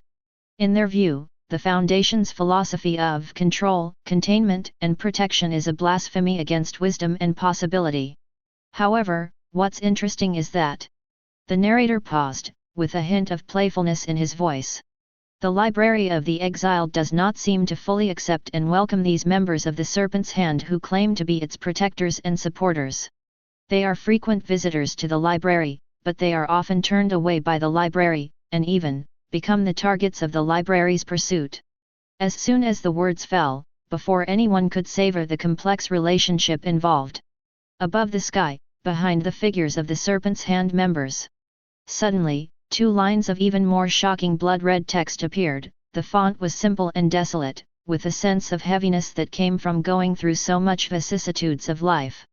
They created gods, and then gods destroyed them. It is not they who perish, but we who are counted. These 2 lines of words, like 2 thunderbolts, split the little cognition that had just been established in the minds of all observers. The aftermath of the substitute issue has not yet subsided, and the declaration of usurpation has arisen again. Countless people who claim to have insight into history and grasp the truth felt unprecedented confusion and horror at this moment. Then, the sky screen changed again. A sharp-edged emblem full of order and iron will suddenly occupied the center of the entire field of vision. It was a complex pattern of crossed rifles, torn books, and symbols of science. Under the emblem, lines of cold and objective text files began to appear one by one. Global Occult Coalition Threat ID Archive, LTE 4444 Hub Snake Master. Aliases, Corpse Viper, Star Snake, Throat of the 10,000 Devourers, Librarian. Threat Level Assessment, Level 5 to Level 6. The threat level determination criteria need to be dynamically adjusted based on its specific manifestation scale and behavior pattern. Status, presumed destroyed/neutralized. Additional clause, given the high-dimensional nature and knowledge aggregation nature of this entity, it is necessary to continuously monitor any possible tendency of resuscitation, reorganization, or information reaggregation. The relevant files have been archived for further decryption and cross-verification. GOC Core Order, if it is confirmed that the LTE 4444 entity has clear signs of recovery, immediately activate the Pizzicato level response plan. Prevent it from returning to its full form at all costs. All related knowledge carriers, if they cannot be safely contained, will be completely destroyed. The world of bad people. Deep in the hidden Soldiers' Valley, inside the dark stone hall, Yuan Tiangang still stood with his hands behind his back, looking up at the sky. An imperceptible strange color flashed in his eyes hidden behind the mask. He spoke slowly, his voice low and hoarse, as if blending into this ancient palace. We are the replacement. He chewed on these 5 words gently, as if savoring the endless bitterness and sadness in them. Now, it comes again, it's not them who perish, but we who are counted. There was a subtle hint of sarcasm, or perhaps a deep understanding, in Yuan Tiangong's tone. This Serpent's Hand has some heroic spirit, intending to use knowledge to overthrow the old order and stir up the muddy waters. But, is this so-called intellectual freedom liberation, or the beginning of another catastrophe? He tilted his head slightly, and his eyes seemed to penetrate the sky and see something deeper. But what kind of terrifying existence is this corpse snake? How could it attract the Global Occult Alliance? Given such a serious assessment of presumed destroyed and monitored for recovery. Level 5 Emergency Threat, Level 6 Pizzicato. It sounds like this is not a good thing. It seems that the water in the universe is hundreds or thousands of times deeper than I expected. Usurper. How much order in this world is not built on another throne calculation? He hummed softly, and the candlelight in the hall flickered, illuminating his lonely figure, adding a bit of mystery and majesty. Bat, Super Seminary World. The Grand Canyon, Darkroom. Ge Zilun was holding his head and scratching his hair hard, with the word confused written all over his young face. Oh my god! What the hell is going on? He couldn't help but wail, his voice full of madness. Just when I figured out how awesome the Wanderer's library was, how did the Serpent's Hand pop up? What about they created gods, and then gods destroyed them? Who created who? Who destroyed who? Zilun felt that his CPU was about to burn out, and he saw stars in front of his eyes. And then they say it's not them who are destroyed, but us who are displaced. Are these Serpent's Hand members planning a rebellion? He looked at Lina and Yukon beside him for help, hoping that someone could explain it to him. Is this corpse viper good or bad? From what the GOC said, it seems they killed it. But they're also afraid it will revive. What is this Serpent's Hand? It sounds like a fan club of the library, but the library doesn't like them. The more Zilun thought about it, the more confused he became, and he shook his head vigorously. Oh my god! I don't have enough brains. I really don't have enough brains. He sat down on the ground, hugged his knees, and looked like he had lost all hope in life. This is 10,000 times more complicated than analyzing the interstellar battleships when the Dowdy army attacked us. Commander Dokeo, if you are still alive, can you tell me what is going on? He looked up to the sky and sighed, feeling that his worldview was being repeatedly crushed by the flood of information on the sky. A substitute, usurping the throne. Can this universe ever be restored to good? The world of fights breaks fear. In the Soul Realm, deep inside the eerie and mysterious Soul Heaven Palace. On the throne, Hun Mi Sheng's skinny figure was shrouded in black fog, and he let out a low and creepy hee-hee laugh. Hee, interesting, really interesting. His voice was like two pieces of sandpaper rubbing against each other, full of evil excitement. They created gods, and the gods destroyed them, a fight between gods?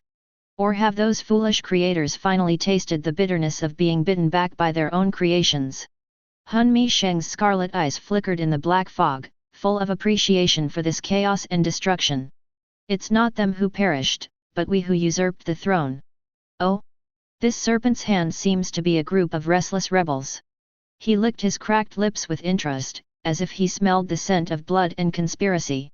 If this corpse snake really represents some old god or ancient order, then this snake hand is a new force that wants to overthrow it and replace it.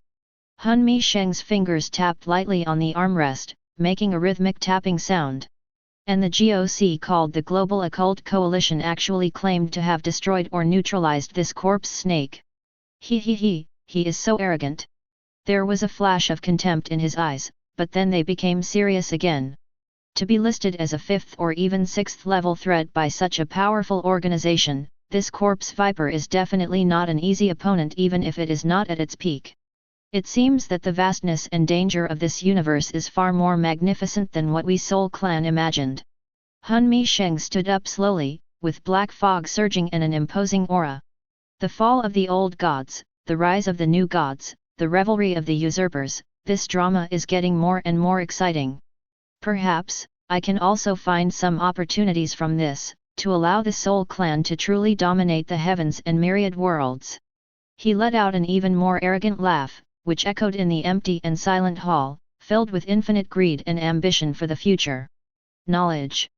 Humph, when power reaches its peak, so-called knowledge is just a decoration. But if this knowledge itself represents an incomprehensible power? He looked up at the sky again, his eyes becoming even deeper and more fanatical. Corpse Viper, Serpent's Hand, GOC, wait for me. Above the sky, the cold GOC file text and emblem seemed to be wiped away by an invisible giant hand and naturally dissipated. The screen fell into dead silence and darkness again. But this darkness did not last long. A soul-stirring omen of terror began to spread in the minds of all observers. Boom! It was as if the universe was wailing, or as if some indescribable existence was trying to tear apart the film of reality. Above the sky, the deep void was suddenly pierced by an indescribable crack. Then, a huge monster began to slowly seep out from the crack. No, that's not seepage. That is Advent. It is an existence beyond the dimension of understanding, projecting its insignificant corner into this real universe. Just the tip of the iceberg revealed by the projection has already obscured the countless stars at the end of the field of vision. Countless limbs, like twisted mountains, sparkle with a cold, sticky luster. The indescribable compound eye is larger than a star, reflecting the illusion of birth and death of countless worlds. That is, the corpse viper. Snake of the stars. It's coming. As its projection descended, a torrent of knowledge that could not be described in words. Like a bursting dam of the cosmic sea, it violently washes away the cognition of all observers. It is a metaphysical plague. It is the forbidden whisper of the universe. Countless weird symbols, twisted logic, and crazy geometry combine and evolve in my mind. Some weak-willed creatures had blood flowing from their eyes, their minds collapsed, and they let out meaningless screams. The structure of reality, under the pressure of the corpse snake projection, began to groan under the heavy burden. Ripples appeared in space, and the flow of time was disrupted. Countless other figures, along with the torrent of knowledge, were born from nothingness, looming in various worlds, making greedy roars. Alert! Alert! High energy response. Reality stability is rapidly decreasing. Multiple Keter-level anomalies detected simultaneously. From within the sky, there were faint and chaotic shouts coming from within the Foundation and GOC Command Center. Chapter 97. At this moment, the sky scene changed. It is no longer the emblem of a certain faction, but a display of breathtaking cooperation. The Foundation's deepness and the GOC's iron-bloodedness seemed to have reached some kind of terrifying tacit understanding at this moment. Commands were transmitted through the sky curtain at a speed faster than the speed of light. Initiate Scorched Earth Protocol. Authorize the highest authority for the Pizzicato Plan. Target, LTE 4444 projection, stop further intrusion into reality at all costs. Then, a scarlet light that was more primitive, violent, and disgusting than the arrival of the corpse snake began to condense at the other end of the sky. That light was filled with sacrifice, hatred, and the purest desire for destruction. Faintly, one could see 7 blood-colored chains, binding an indescribable, roaring, terrifying silhouette. The Crimson King. It's the power of the Crimson King. The Foundation and the GOC actually used this taboo of taboos to deal with the projection of the corpse viper. Fighting poison with poison, an ancient being exclaimed in shock. Crazy. They are all crazy. Above the sky, the crimson power symbolizing primitive ignorance and brutality. It turned into a blood-colored torrent, roaring towards the projection of the venomous snake that obscured the starry sky. The universe seemed to be torn into two at this moment. On one side is the cold, deadly power of the snake, which contains infinite knowledge and the possibility of mutation. On the other side is the wrath of the king, who is violent, bloodthirsty, and devours all reason and order. There was no earth-shattering sound transmitted to the various realms, only silent destruction was madly played out on a cosmic scale. The stars were like dust, easily wiped out by the aftermath of the energy. The galaxy twisted and deformed in the collision of the two divine forces, turning into a chaotic energy vortex. The huge explosion of light was billions of times brighter than any supernova explosion, but it was also extremely cold and despairing. Wherever that light passed, all matter and all laws were annihilated. At the center of this cosmic disaster, the corpse viper's projection, as huge as a group of asteroids, had its countless limbs twitching violently. For the first time, its compound eyes, which were larger than stars, revealed an emotion similar to pain. Then, in a silent sound that seemed to penetrate the dimension and directly affect the soul, Yuanming-zhong-tu. Boom! The projection of the venomous corpse snake collapsed with a loud bang.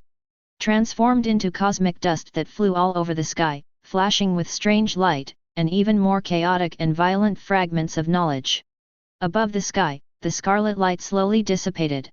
All that was left was a devastated cosmic background and countless space cracks that were slowly repairing themselves. A majestic and vast voice of narration sounded at the right time, with a hint of solemnity after surviving a disaster. Faced with the projection of the skeleton serpent entering reality, the Global Occult Coalition and the Foundation took extreme measures. They mobilized the power of another powerful divine being, the Crimson King, and successfully destroyed it.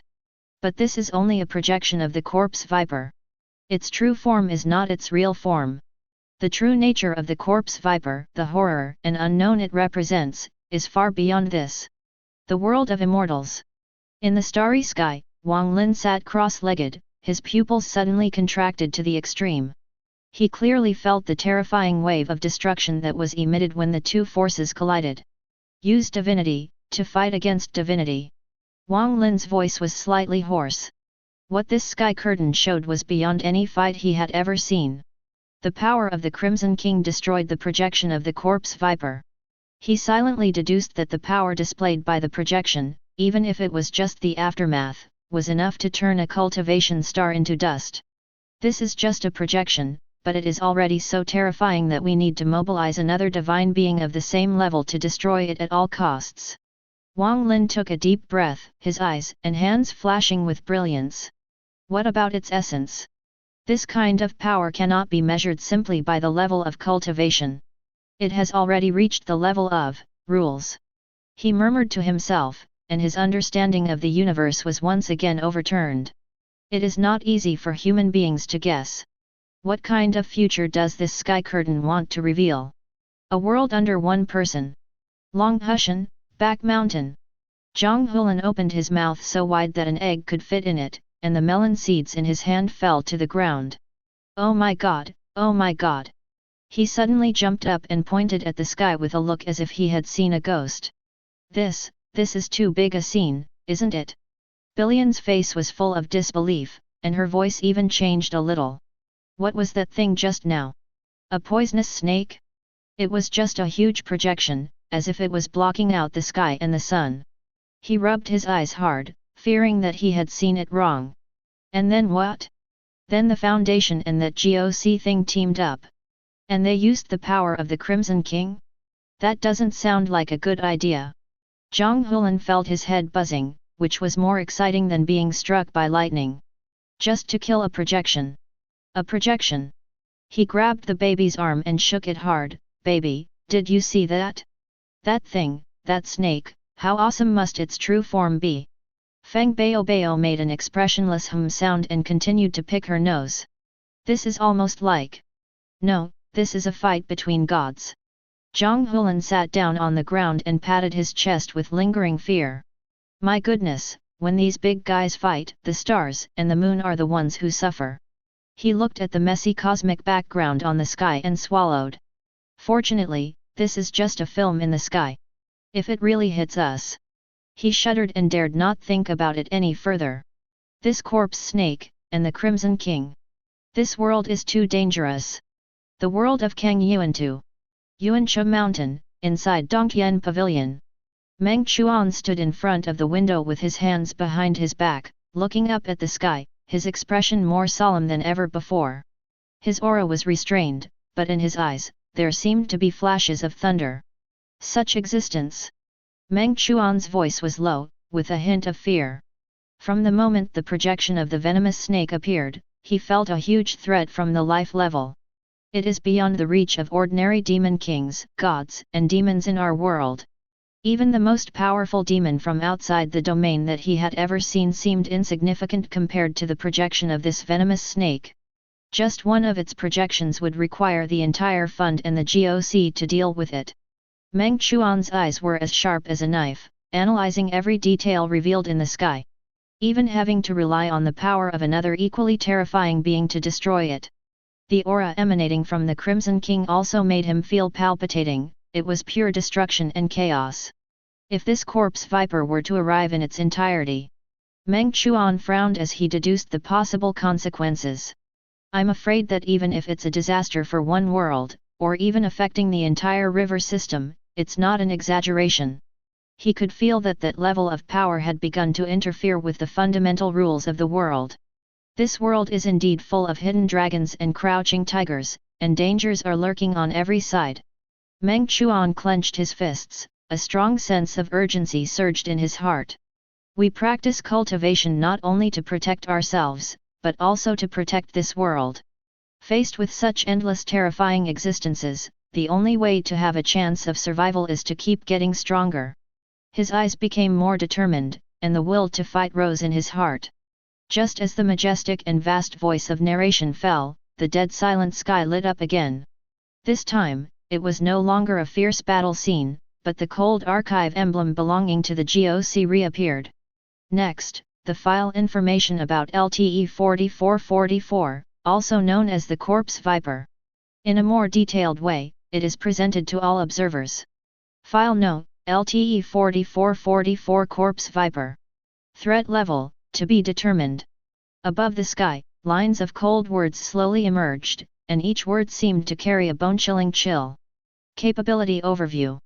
Reality distortion, ability to actively or passively change the physical laws and reality structures on a local or even cosmic scale. Space-time distortion, its existence itself can cause space-time ripples, and can manipulate the flow of time and space dimensions. Mind influence, the knowledge it emits can directly invade the cognition of intelligent life, causing mental pollution, meme effects, and even permanently changing thinking patterns. Supermateriality, its constituent materials surpass any elements and particles in the known universe, and conventional physical attacks have extremely limited effects on it. Superreplicability, even tiny fragments can grow or infect other substances and energy again under suitable conditions and transform into part of themselves. Immortality, all attacks observed so far have failed to confirm that they cause permanent damage to its body, and it is suspected to have the immortality characteristic that goes beyond the definition of ordinary life. Transmission of supernatural properties, matter and life within its range of influence will gradually exhibit abnormal characteristics similar to LTE 4444, triggering a chain of disasters. Looking at these heart-pounding descriptions of abilities, the creatures of countless worlds felt a chill running from the soles of their feet straight up to their heads. Any one of these abilities, taken alone, is enough to create a huge wave in the world. And this corpse snake actually possesses so many terrifying abilities. The words on the sky continued to scroll relentlessly. Warning: if LTE 4444 enters this dimension and successfully reaches a densely populated area such as the solar system, the following chain disaster scenarios are expected to occur. QK-unveiling the curtain scenario, all secrets about supernatural and abnormal existence will be completely revealed, causing global panic and the collapse of the existing social order. XK-thaumatological proliferation scenario, abnormal power and knowledge spread on a large scale, leading to an exponential growth of uncontrollable superpowers and abnormal phenomena. Please give me flowers. CK-war in heaven scenario, multiple divine entities or higher dimensional beings may be attracted or angered by it, resulting in a war of unpredictable scale breaking out in this universe. YK-physics rewrite scenario, the basic physical constants and laws of the universe are distorted by its will, causing matter to disintegrate and the structure of galaxies to collapse. ZK-reality collapse.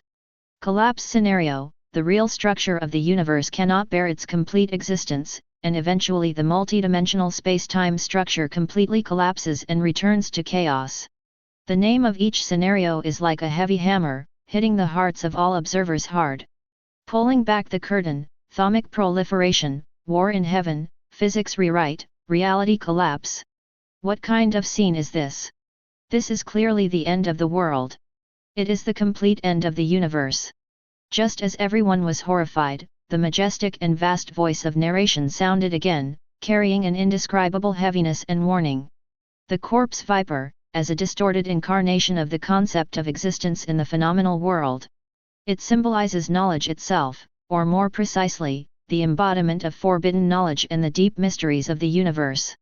Its power is enough to distort reality, rewrite the laws of physics, erode cognition, and spread mutation. The Global Occult Coalition, GOC, has classified it as a LTE, or Transcendental Threat Entity. This means that once its true form arrives intact, it will bring about a complete subversion of the existing order of the universe and an immeasurable destructive disaster. Just now, the Foundation and GOC joined forces to use the power of the Crimson King to destroy its projection.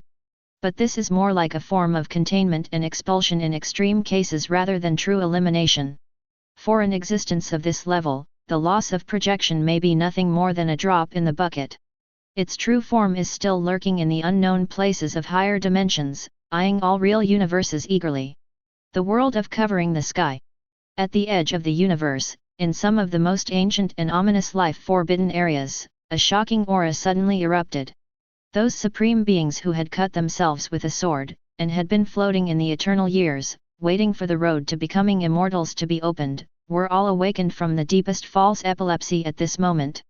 The god who symbolizes knowledge itself. The voice of a restricted area master echoed in the starry sky, with unprecedented solemnity. Is its existence the Tao or the Dharma? In another restricted area, there was a fairy light rising into the sky. When a supreme being opened and closed his eyes, the universe and the galaxy were trembling. If this kind of existence were to descend upon us, I'm afraid the laws of the entire universe would be forcibly distorted and rewritten by it. Humph, even the heaven's heart seal would be as fragile as a child in front of it. This is no longer the dark turmoil we have faced before, nor is it simply about protecting the path to immortality. This is to counter the will of the universe, or even to transcend the will of the universe. The Supreme said in a cold tone. The so-called Crimson King is also a monster of the same level. Fighting poison with poison is really a great move. What exactly does this sky curtain want to tell us? To warn us that there is such a terrifying existence in this vast universe. The true form of this venomous corpse snake, even if we were to reach our highest level and restore our former status as emperors, I'm afraid we would still find it difficult to truly contend with it. You need to be cautious. No, you must be extremely cautious with this information. These people once dominated an era and launched dark turmoil. The Forbidden Zone supreme beings who regarded all living things as straw dogs now felt the long-lost chill. Perfect world. 9 heavens and 10 earths, fairyland, the other side of the sea. All the immortal kings and giants had solemn expressions at this moment, their eyes fixed on the sky. A stellar, extra-dimensional entity. An immortal king who had lived through countless epochs muttered to himself, with a hint of confusion and shock in his tone. This description has already surpassed the limits of our understanding of the forms of living beings. That so-called ability, reality distortion, time and space distortion, this is simply the power to create and destroy the world. Another immortal king giant, with chaotic energy all around him, said in a deep voice. War in heaven. Reality collapse. This is the true doomsday. Compared to the dark turmoil at the other end of the sea boundary in the past, the threat posed by this venomous snake is more fundamental and more thorough. There is an immortal king with cold eyes. In times of darkness and chaos, there are still living beings that can struggle and escape disaster. But if this kind of existence were to come in its true form, it would corrode and rewrite the entire world from a conceptual level. The power of the Crimson King before was violent and bloodthirsty, and seemed to represent destruction and the end. However, this poisonous snake of bones represents another form of terror, the pollution of knowledge and the spread of mutation. Foundation, GOC, what kind of secrets do these two forces possess that they can actually contact and attempt to fight against beings of this level? Chapter 98. A world where mortals cultivate to become immortals. In the spirit world, inside a secret cave somewhere. Han Li sat cross-legged with his eyes slightly closed, but his deep gaze had already penetrated the restrictions of the cave and was staring at the sky above. There was not much expression on his face, but his heart was already turbulent.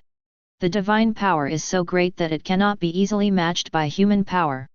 Han Li silently evaluated in his mind that the corpse snake showed only the tip of the iceberg.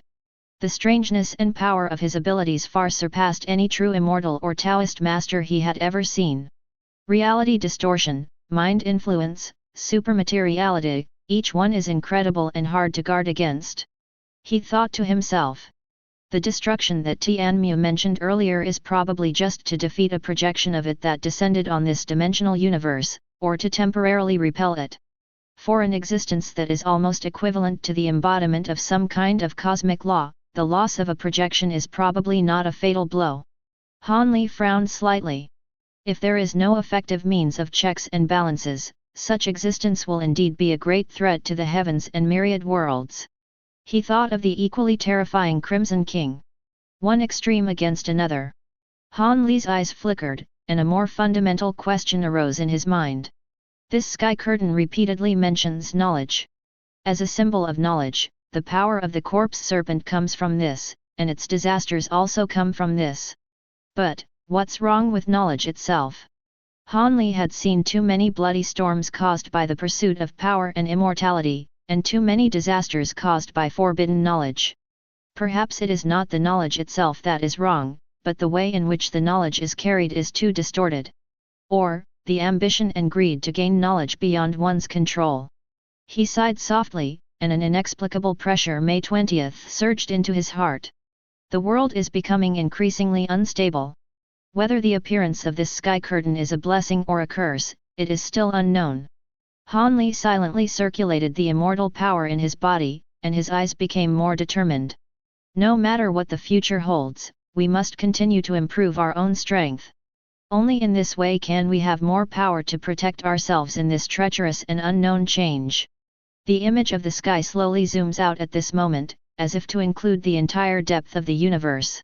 Against the backdrop of the boundless sea of stars. LTE 4444, the huge and indescribable outline of the corpse viper. It appears and disappears, with a kind of blur and distortion that transcends dimensions. However, in sharp contrast to the ambiguity of its main body is the magnificent library in the middle. It is always clear, every detail seems unchanged. It exudes an indescribable ancient and mysterious atmosphere. It stands quietly in the center of the sea of stars, as if it is the final destination of all knowledge in the universe.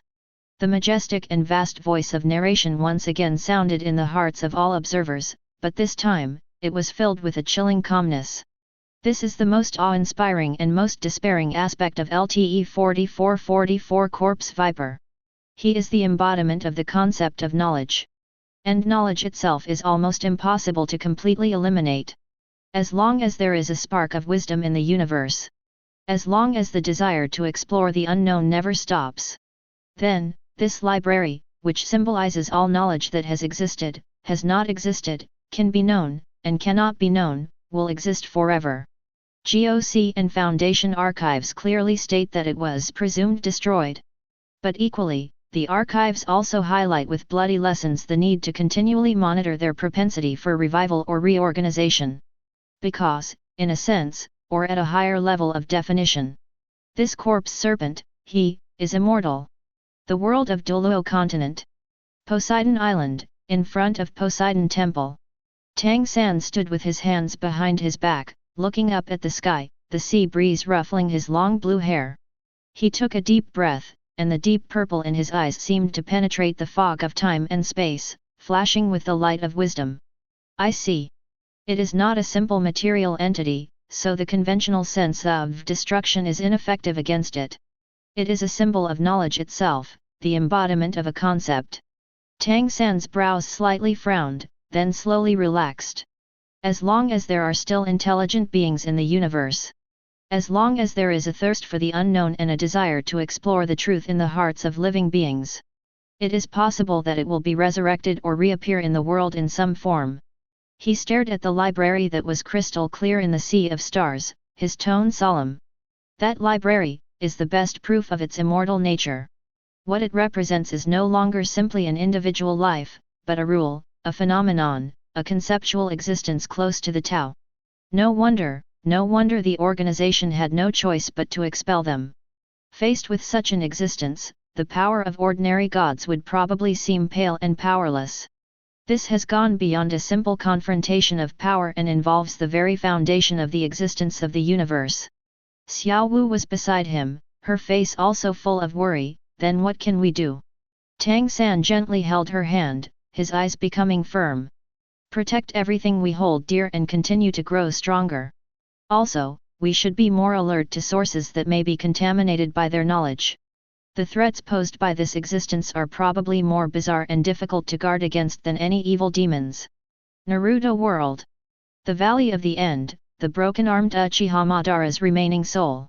At this moment, he was using some forbidden technique to maintain his existence, staring at the sky.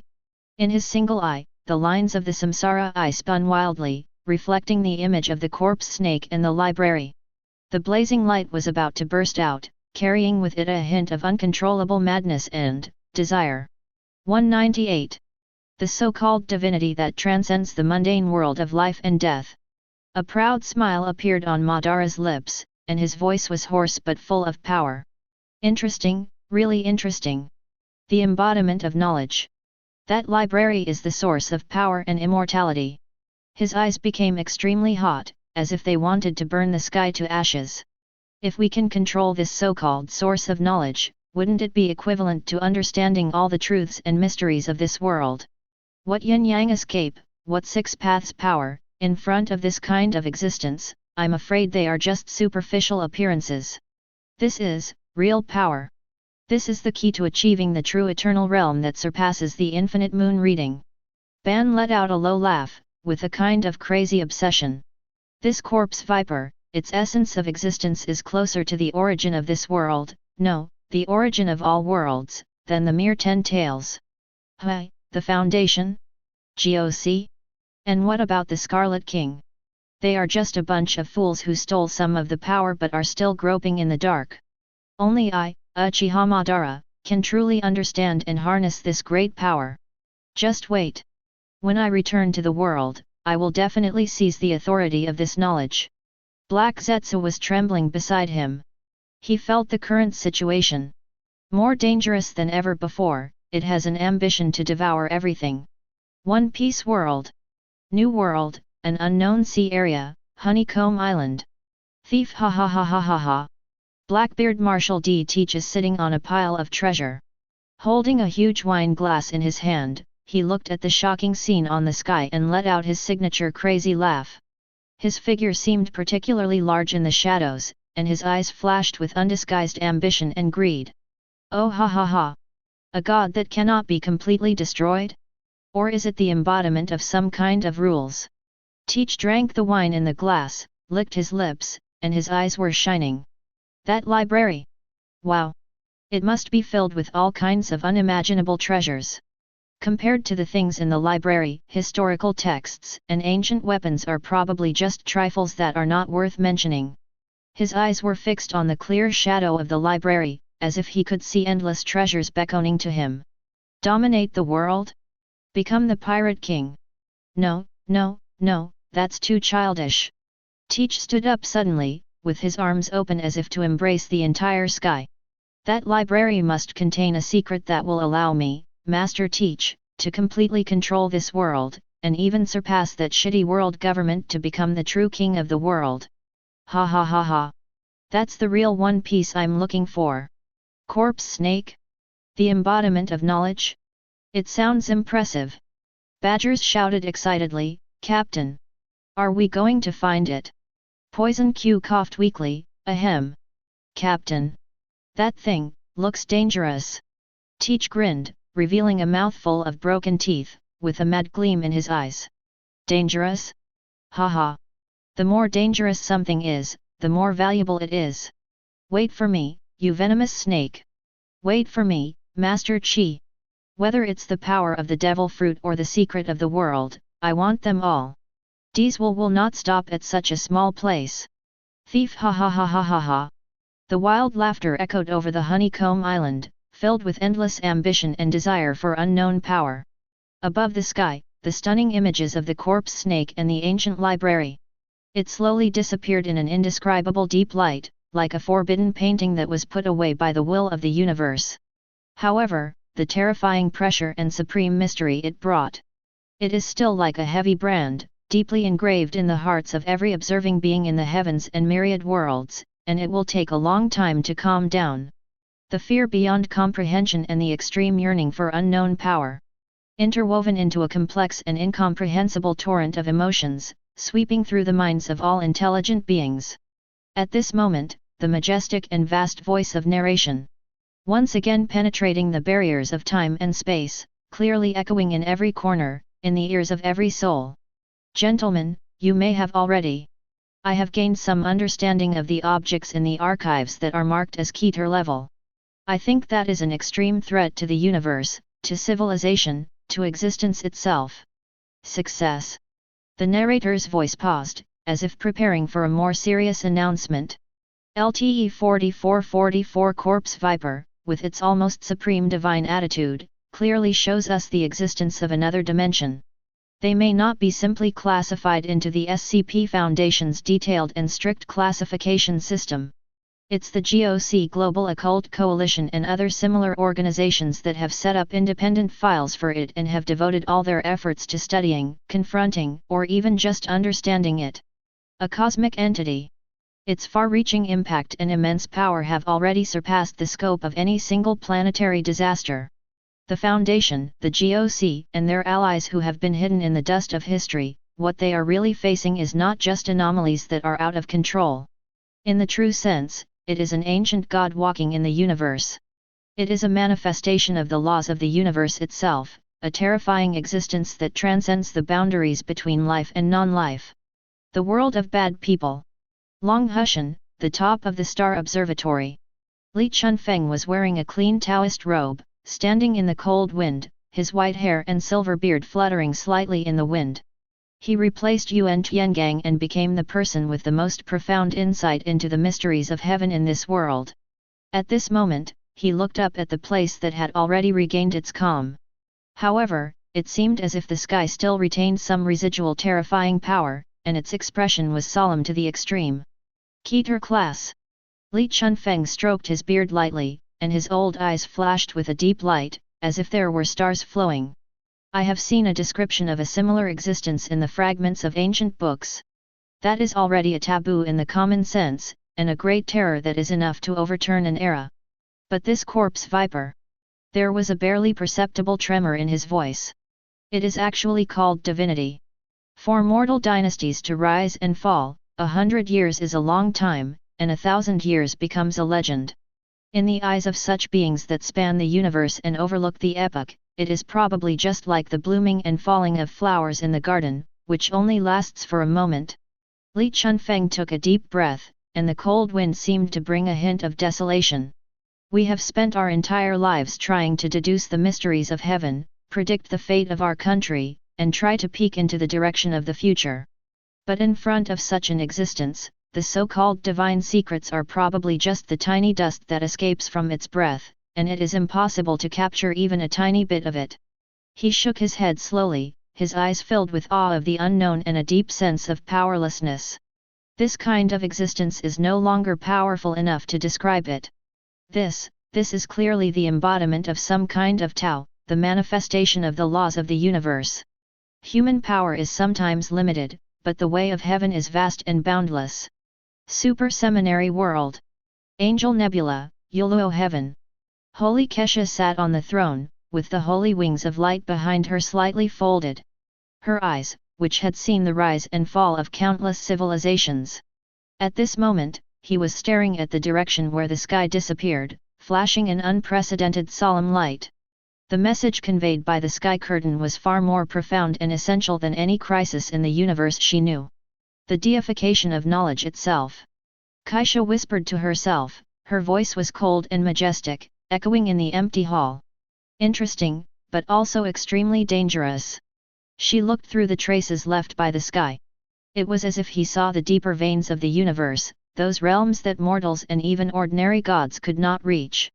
Its existence is essential to the existing order of the universe as we know it. This may be an unprecedented opportunity for us to peek into higher-level mysteries. But it is also a potential catastrophe that could overturn everything. She stood beside her, frowning. The destruction mentioned in the GOC files, Keisha, do you think that was actually destroyed? Keisha shook her head slightly, her eyes deep. It is more like a limited intervention using some authority or power without understanding its essence. In other words, expel it from the current dimension so that it cannot have a direct impact on the real universe for the time being.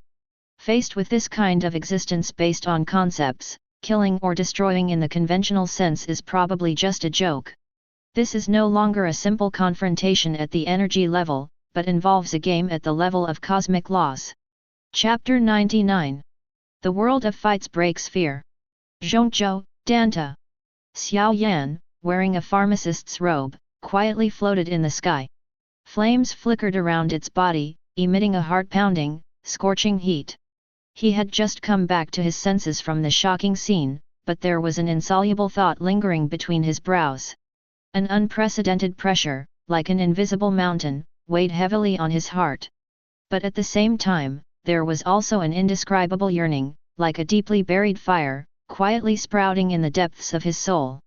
When one's fighting spirit is cultivated to the Emperor realm, one can break free from the constraints of the plane, command all fires, and be honored as the Emperor of Flame. One is already the most powerful person in this world. Xiao Yan muttered to himself, with mixed emotions in his voice. I once thought that was the pinnacle of cultivation and the peak of strength. But this corpse venomous snake. He recalled the vague and majestic outline in the sky, and the ancient library on the back with its frightening clarity. If you don't cultivate fighting spirit, don't refine your soul, you may not even have the life form we understand. With just the concept of knowledge, one can become an immortal divinity, carrying the mysteries and taboos of the entire universe. There was a strange light in Xiao Yan's eyes, which was a desire for a higher realm and curiosity about the unknown. The universe is so vast, and there are so many wonders in it, far beyond my imagination. The path to becoming strong is definitely not just about fighting spirit. He clenched his fists, feeling the strange power surging in his body. It seems that even if you become the Flame Emperor, you can't slack off in the slightest. In this universe, there are still too many areas that I have not touched, and too many beings that I need to respect. That library, if I have the chance, I really want to see it with my own eyes. What kind of earth-shattering secrets does it contain? An even stronger desire to become stronger burned in his heart. Above the sky, the ancient library symbolizes infinite knowledge and forbidden mysteries. Its outline appears even more majestic and elusive against the backdrop of the universe. The corpse snakes entwined on it, though only a vague silhouette.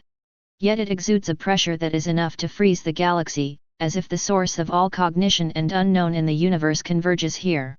The light and shadows flowed, and finally, the scene that shocked the heavens and the world slowly solidified. Then, a line of cold and eye-catching golden words appeared in the vision of all living beings like an oracle.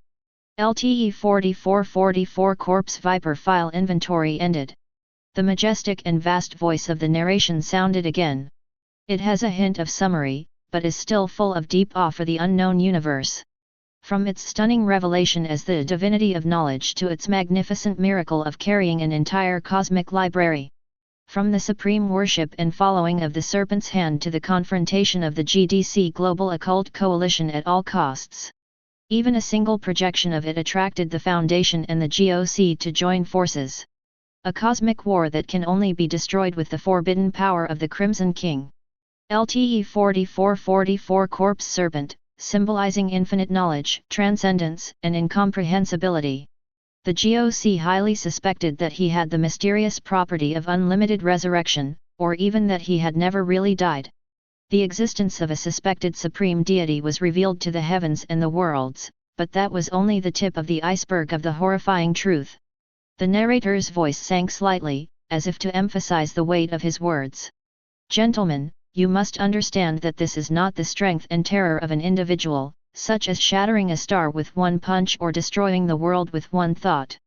This is the ultimate game and invisible confrontation between concepts and cosmic laws. The recognition, understanding, and response to the existence of corpse venomous snakes. It is an endless exploration, a continuous pilgrimage to the insignificance of oneself and the vastness of the universe. The process must be filled with awe of the unknown itself and trembling with the existence of higher dimensions. The file review of LTE 4444 Corpse Viper ends here. However, this is just a glimpse into the depths of the multiverse. It is just a tiny glimpse of the countless divine beings and endless deep secrets. The road ahead is long, the exploration is endless, and the unknown is ever present. As soon as the words fell, the images and words on the sky were wiped away as if by an invisible giant hand. The original starry sky or sky of each world was restored. But the aftermath was like a huge rock thrown into a calm lake, causing even more turbulent waves in the heavens and all realms. The world of immortals. On a desolate cultivation planet, inside a hidden cave somewhere. Situnan was sitting cross-legged on a cushion, with a few empty wine gourds scattered around him. He burped loudly. His face looked a little drunk, but his eyes were unusually bright. Hey! He slapped his thigh and laughed, his voice filled with a fearless and uninhibited attitude. This damn corpse viper and that exile library are quite interesting, really damn interesting. Situnan grabbed another wine gourd, tilted his head back and took a big gulp. The spicy wine flowed down the corners of his mouth, but he didn't care. Ordinary cultivators fight to the death for miraculous elixirs and blessed caves. Occasionally, a magical weapon that defies the heavens will stir up a storm in a region. But this thing doesn't play those empty games with you. It directly turns knowledge itself into the supreme existence, into God, into the Tao. He smacked his lips, his eyes sparkling with excitement and curiosity. I have never heard of it, I have never seen it before. And the Foundation, the GOC, a bunch of mortal ants. How dare you spy on a god of this level? And you even went to great lengths to compile files for him, and conduct some kind of inventory. Situnan grinned, revealing a mouthful of white teeth, and his laughter echoed in the cave. You're really brave. You're really FG brave. You. He changed the subject, and a hint of admiration and enthusiasm flashed across his eyes. I like it. This kind of heaven-defying behavior, this kind of crazy enthusiasm for exploring the mysteries of the unknown universe, the Butcher likes it more and more. It's much more interesting than those old monsters who only know how to practice in seclusion or engage in intrigue. A world under one person. Longhu Mountain, the back mountain of Tianqi Mansion, is located in a quiet bamboo forest. Feng Baobao was still wearing the ill-fitting sportswear and cloth shoes. He was squatting on a big rock, holding a piece of dogtail grass in his hand and moving around for a while. She tilted her head, and her eyes, which should have been weathered by time but were still as clear as a newborn baby's, looked blankly at the sky. The sky had long disappeared, but she seemed to still be thinking about what she had just seen. Snake. She mumbled something indistinctly, as if talking to herself. It also seemed like he was asking Zhang Hulan, who was standing next to him with a serious look on his face, wondering what he was thinking. What a big one! Zhang Hulan's mouth twitched, and he thought to himself, isn't this focus a bit biased? That is a divine being, a cosmic entity. Feng Baobao continued to shake the dogtail grass, her eyes still unfocused. A library? Are there a lot of books in there? God! She scratched her messy hair with her fingers that were slightly stained with dirt, and her tone was flat and no emotion could be heard. It sounds really fierce. Zhang Hulan was about to explain the extent of this ferocity when Feng Baobao continued. But, there are so many books in that library. Her eyes seemed to brighten a little, and she looked towards Zhang Hulan with a barely perceptible expectation. Zhang Pi, do you think there is a book in there that teaches people how to regain their memories? It would be great if there was. She lowered her head, watched the ants moving under her feet, and sighed softly. Buried. What a pity. When she said buried, she was naturally referring to the projections that were destroyed by the power of the Crimson King, as well as the possible impact on the library. In her simple mind, it would be such a waste if so many books were just gone. Zhang Hulan was overwhelmed with emotions when he heard this, and for a moment he didn't know how to respond. Yes, for Sister Bauer, any cosmic god or doomsday crisis may not be as important as finding her own past. 463. The world of Kang Yuan-tu. The East Daxia Sea is home to a majestic offshore magic replenishing base. Lu Qiu, dressed in a green dress with long hair draped over her shoulders, stood quietly on the top floor of the Guanhai Tower, leaning on the railing and gazing into the distance. The sea breeze blew her hair and clothes, making her look more ethereal. Her eyes turned to the direction where the sky disappeared. In those bright eyes, there flashed a deep yearning and contemplation for a higher level of power. The words in the narration on the sky screen, the ultimate game at the level of concepts and cosmic laws, aroused a huge resonance in her heart. Knowledge is God. Lu Qiu sighed softly, her voice was ethereal, as if she had merged with the waves of the sea. The very existence of this corpse viper is a cosmic miracle that transcends our current cognition and is an ultimate manifestation of Tao. She recalled the legendary demon saints, emperors, and even higher realms recorded in the classics, and even those that existed only in imagination. We humans cultivate the divine and demonic bodies, slay demons, and exorcise monsters. What we pursue is the strength of our physical body and soul, and the control of the rules. But this kind of existence, its power, seems to be completely different from what we understand. Lu Qiu frowned slightly and fell into deep thought. even if its projection is destroyed by the power of the so-called Crimson King. But the knowledge it represents, this Tao, has probably already been integrated into the foundation of this universe, or even the broader multiverse. Unless all concepts of knowledge are completely wiped out from the universe, it is immortal and difficult to be truly erased. Her eyes became brighter and brighter, which was an understanding of a new power system and also a revelation of her future path. Meng Chuan often said that the outer domain is vast and full of powerful people. After seeing it today, I know that this is true, and even, it is still insufficient. There are many hidden dragons and crouching tigers in the heavens and myriad worlds. We practitioners should be respectful and diligent. Only in this way can we seek a glimmer of hope and a glimpse of higher prospects in this great era. An invisible fighting spirit and desire for the future quietly rose from her. Chapter 100. The picture on the sky remained calm for only a few breaths after the breathtaking file review of Let 4444 Corpse Viper was completed. This kind of calmness was like the final silence before the storm, so oppressive that all living beings in the heavens and the worlds felt an inexplicable palpitation. Suddenly, the entire sky suddenly changed. No longer any specific image, no longer any understandable scene. It was an indescribable depth, boundless. It seems to run through the universe from beginning to end, connecting the source and destination of all things. All the colors that existed before melted away at this moment, transformed into a pure nothingness that transcends black and white. All previously audible sounds were completely annihilated at this moment, transformed into an absolute emptiness that transcends quiet and noise. Even the sense of the passage of time becomes distorted and blurred before this depth, until it completely loses its meaning. A kind of thing that cannot be described in any known language, and cannot be defined by any existing concept. The supreme sense of existence that cannot be touched by any living being's imagination. Like an invisible and intangible yet omnipresent tide, it instantly enveloped the heavens and the worlds. Every living being, regardless of their level of cultivation or where they were, felt at this moment 10 kinds of insignificance that came from the deepest part of their souls, beyond fear and awe. Then, in this ultimate nothingness and voidness, several lines of text that also transcended ordinary understanding slowly condensed into shape. It does not belong to any known writing system, but it can allow all living beings who see it to understand its meaning in an instant.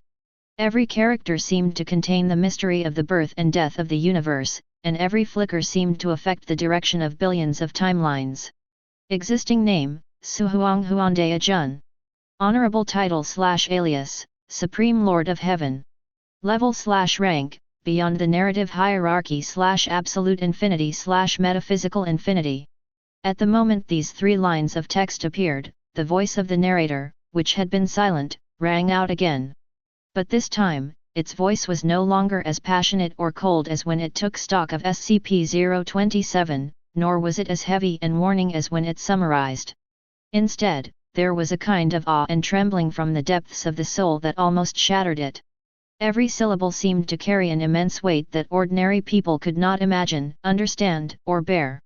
On top of all the anomalies and contained objects recorded, contained, and faced by the Foundation, there is a certain taboo that even the Foundation itself cannot understand, cannot measure, and cannot even imagine touch it. There was an imperceptible pause in the narrator's voice, as if just saying the name had exhausted all of its courage and strength. He is the ultimate origin of all things known and unknown. He is the final end of all that exists and all that does not exist. All reality, all fantasy, all stories, all legends. All logic, all laws, all concepts, all definitions. All possibilities, and all impossibilities. All began with him and all shall return to him. He is the absolute, the only, good, the ultimate, background. Its existence and rank have already surpassed all standard object levels that the Foundation can define. Beyond the time and space we can perceive. Beyond the narrative itself that we can understand. Even beyond the concept of transcendence itself. Before him, all struggles, all glory, all resistance, all obedience. It's all meaningless. Chapter 101. The World of Covering the Sky. By De Starfield, deep in the ancient Forbidden Land. The peerless ruthless Emperor in white, with eyes that seemed to be able to reflect the death of the heavens, showed violent fluctuations for the first time at this moment. There was a trace of disbelief and bewilderment on her eternally cold jade-like face. Is this, the source of, the Tao? Her voice trembled, carrying an unprecedented sense of loss and emptiness. The immortal I pursue, the law I create, the obsession I protect. In front of this Emperor of Illusion, is it just a story that is not worth mentioning? Beyond narrative? Is even existence itself written? At the edge of the universe, in the ruins of gods. The majestic back of the Wuxi Great Emperor shook slightly, and the invincible aura that had suppressed the ages and looked down on the world was shaken slightly at this moment. Who is the peak at the end of the immortal road? It turns out that there is something beyond the peak. There was a hint of bitterness and relief in his low voice. The so-called Emperor and Immortality, the so-called Immortality and Eternity, in front of such beings, are nothing but the ravings of a child. In my life, I have swept across the 9 heavens and 10 earths, suppressed the dark turmoil, and reached the pinnacle. Today I know what true infinity is. In the human world, above the ruins of heaven. Ye Fan stood alone, the golden light of his holy body dimmed, his fists clenched unconsciously, and then loosened without any reason. I have lived through 9 generations as a descendant, creating the heavenly palace, and wanting to create a bright and peaceful world. But if this Emperor of Illusion, if he has a thought, will the entire universe and all eras be destroyed in an instant like a dream? Is this true despair? I don't even have the qualifications to resist. Another ancient time and space, beside the sea boundary dam. Shi Hao, the eternal and arbitrary emperor of the desolate sky, had a look of extreme solemnity in his eyes, and billions of stars behind him were trembling. Beyond the narrative level. What kind of power is this? What kind of realm is this? I used to think that above heaven is the ultimate. Now it seems that the so-called heaven is not even a speck of dust in the eyes of this void Emperor Illusionary Day. O Lord, right? Everything we have experienced and everything we have fought for is just a game or a story in a higher dimension. He felt an unprecedented insignificance and deeply questioned the meaning of his own existence. Perfect world.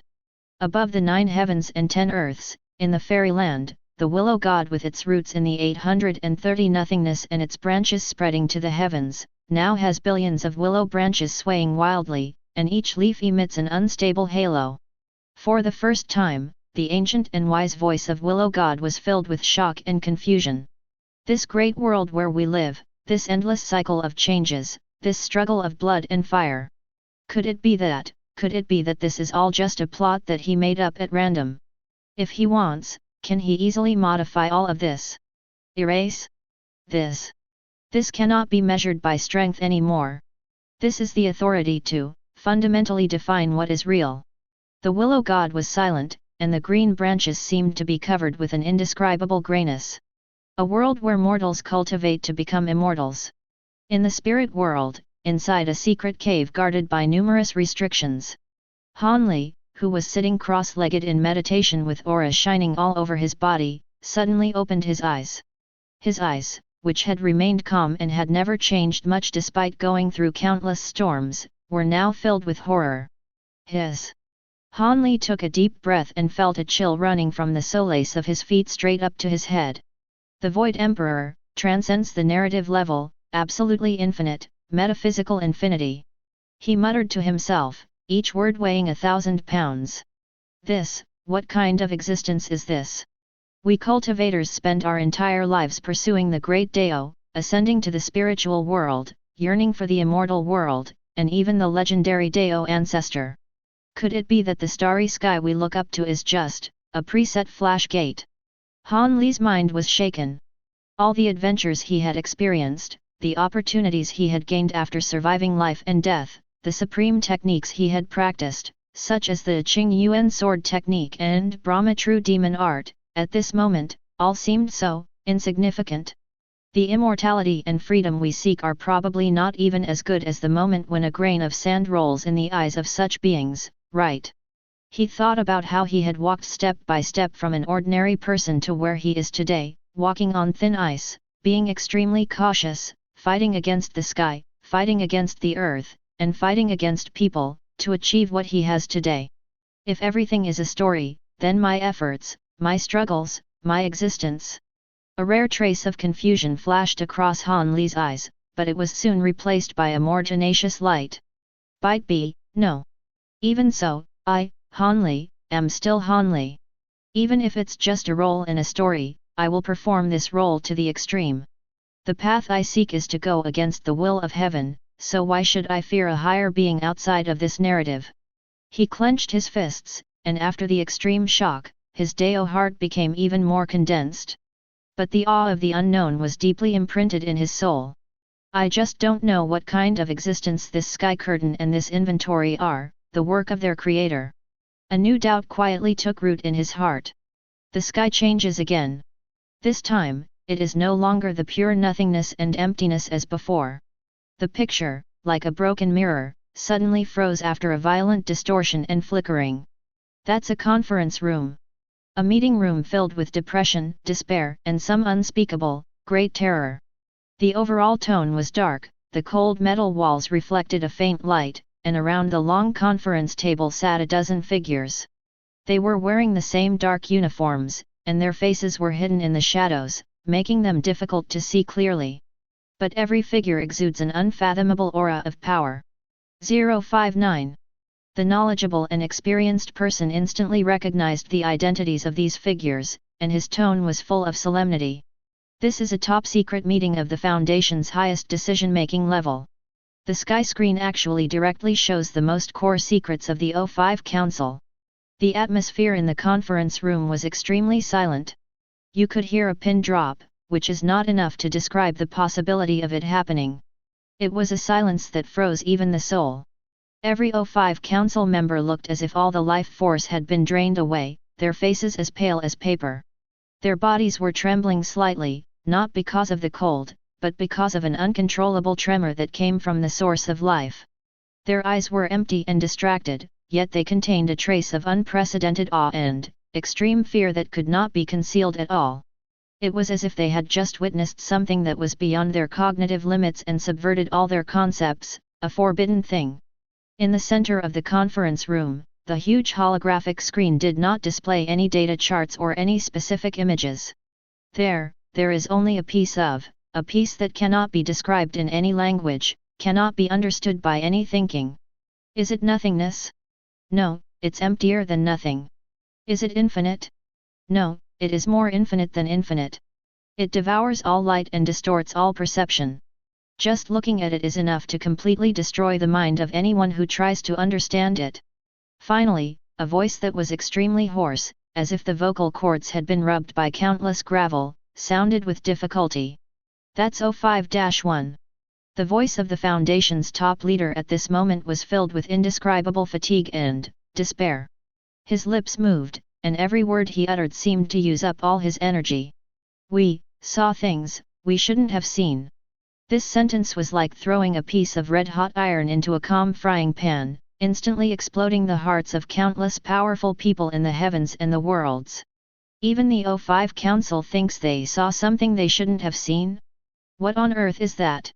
O51's body trembled violently, as if he recalled some horror that he would never forget. That's not an SCP. His voice became increasingly hoarse, with a hint of trembling as if he were crying. That's not even a being. BB. O5-1 raised his head suddenly, and his eyes hidden in the shadows seemed to want to penetrate the screen and look towards an indescribable place. Is itself. Countless experts cried out in shock, totally unable to understand the meaning of these three words. What does this mean? This was beyond their understanding. At this moment, the scene on the sky changed. A fragment of an O5 encrypted log, marked with layers of scarlet absolute taboo and Q symbols, slowly emerged. Every character exudes a chilling chill that can make one's heart tremble. File number 00002. Observation record date, data expunged. Observed object, data deleted, has exceeded the current limit of the universe's describability. Any attempt to understand may lead to the observer's conceptual annihilation. Nature assessment, the source of all things, the beginning of the method. The foundation of all existence and existence. The giver of all meaning and meaninglessness. Event summary, while tracing the source of the data expunged level narrative disaster event, through the extreme means of data expunged, I accidentally glimpsed a trace of background. In conclusion, everything we know, including the existence and mission of the Foundation itself. All the enemies we face, no matter how powerful and strange they are. Even the narrative layer we are in, this reality, and even the concept of narrative itself. All. They are all just illusions in his mind. It has no purpose, no will, no good or evil. It is, so everything is. Contain. At the end of the diary, the cold words seemed to carry a hint of self-mockery and despair. We don't even have the qualifications to look up to its existence. Any attempt to understand, analyze, confront, or even worship is meaningless and extremely dangerous. Suggestion: forget it. Forget it completely. List this knowledge as the highest taboo of the Foundation. Never touch it, never mention it. Because ignorance is our only barrier. End of log. The entire sky, along with all the heavens and the myriad worlds, fell into a dead silence even deeper than before. If we say that the name and rank of Suhuanghuandea-jun bring a kind of awe for the supreme existence and an awareness of one's own insignificance, then, in this top-secret log from the Foundation's O5 Council, Lu nakedly revealed an even more suffocating truth. An absolute, insurmountable chasm that makes even struggle seem ridiculous. The world of Doluo Continent. Divine Realm Committee. There was deathly silence in the magnificent meeting hall. The emerald green eyes of the God of Life were filled with dullness. The scepter of life in her hand gently slipped and made a light sound, which was like thunder in the silence. The purple pupils of the God of Destruction shrank violently, and the violent aura of destruction around him was completely restrained at this moment, and even a little unstable. The God King of Goodness and the God King of Evil stood side by side. The beautiful faces of the two goddesses were pale and absent-minded at this moment. Azura God, the most powerful law enforcer in the God realm, the God King who wields the power of killing, is now tightly gripping the hilt of the Azura blood sword, his knuckles turning white from excessive force. I broke out in a cold sweat. 059. The Shura God's voice was extremely dry, and trembled with a hint of disbelief. They actually gave up understanding. You're not even qualified to look up, how is this possible? The Life God King murmured to himself, the rules we control, the divine power we are proud of, in front of this Suhuanghuandea-jun. The God of Destruction took over the conversation, his tone full of bitterness, as fragile as a piece of paper in a child's hand. What kind of horrifying existence did they glimpse? The evil God King's voice was sharp. The kind God King shook his head slightly, his eyes full of confusion. Who exactly is this Void Emperor Illusionary Deo Lord? The five great gods, collective voice. For the first time, they began to have deep doubts about the divine world they lived in and the divine power and rules they possessed. Naruto World. In the Pure Land. The Sage of Six Paths, Atsutsuki Hago Romo, and his brother, Atsutsuki Hamura, stand side by side. The two founders of Chakra both looked extremely solemn at this moment. Brother. Hamura's voice was a little difficult. That diary, ignorance, is the barrier. Yuyi nodded slowly, his eyes of reincarnation flashing with unprecedented horror. Yes. Ignorance is the barrier. He repeated this sentence in a low voice, his tone filled with complex and incomprehensible emotions. We have spent our entire lives spreading the ninja cult, guiding the world, trying to quell wars, and pursuing true peace and understanding. We are trying to explore the essence of Chakra and the truth of the world. Yuyi looked into the void, as if he wanted to see through the layers of the world. But now it seems, the truth we are pursuing is in front of that Suhuanghuandea-jun. Hamura's eyes were also filled with fear. I'm afraid, it's not even dust. Even, every time we try to get closer to the truth, we may be drawing fire upon ourselves. That sentence, any attempt to understand may lead to conceptual annihilation of the observer, is so scary. Chapter 102. One Piece World. In the Holy Land of Marijoa, deep in Pangu City. On top of the void throne that symbolizes the pinnacle of world power, Lord Yim sat quietly. His figure was still shrouded in a huge shadow, with only his cold and indifferent eyes, overlooking the entire world, occasionally flashing a heart-pounding light. All along, in these eyes, there was only indifference, only the confidence that everything was in control, only vigilance towards the D clan, and disgust. But now, after seeing the despairing lock of the O5 Council in the sky, especially the sentence "We don't even have the qualifications to look up." For the first time, the pair of calm eyes of Lord Yim shrank violently for a dozen seconds. A very faint, yet very real emotion called fear flashed across the depths of those eyes like a wave of water. Although it was only a moment, it was enough to freeze the air around the void throne. An almost inaudible sigh-like sound came from the shadows. Everything I have planned, the history I want to erase, the order I want to protect.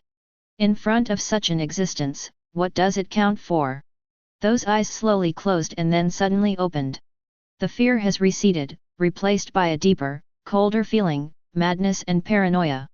No matter what, the script of this world can only be written by me. The D clan must be wiped out. The blank 100 must never appear again. However, the absolute sense of oppression from Su Huanghuande Ajun was like a leech on his tarsal bone, deeply imprinted in the deepest part of his consciousness. The sky changes again. This time, it is no longer the nothingness and emptiness of Su Huanghuande Ajun that is pure to the extreme. Nor is it the suffocating blackness of despair of the O5 Council meeting room. The picture is like a kaleidoscope being moved by an invisible giant hand. Countless bizarre paintings, countless twisted and changing symbols, countless world lines that are born and die, pouring down like a waterfall and spinning like a revolving lantern. Layer upon layer, endless. Each ray of light seemed to represent a story, a universe, and a complete narrative structure.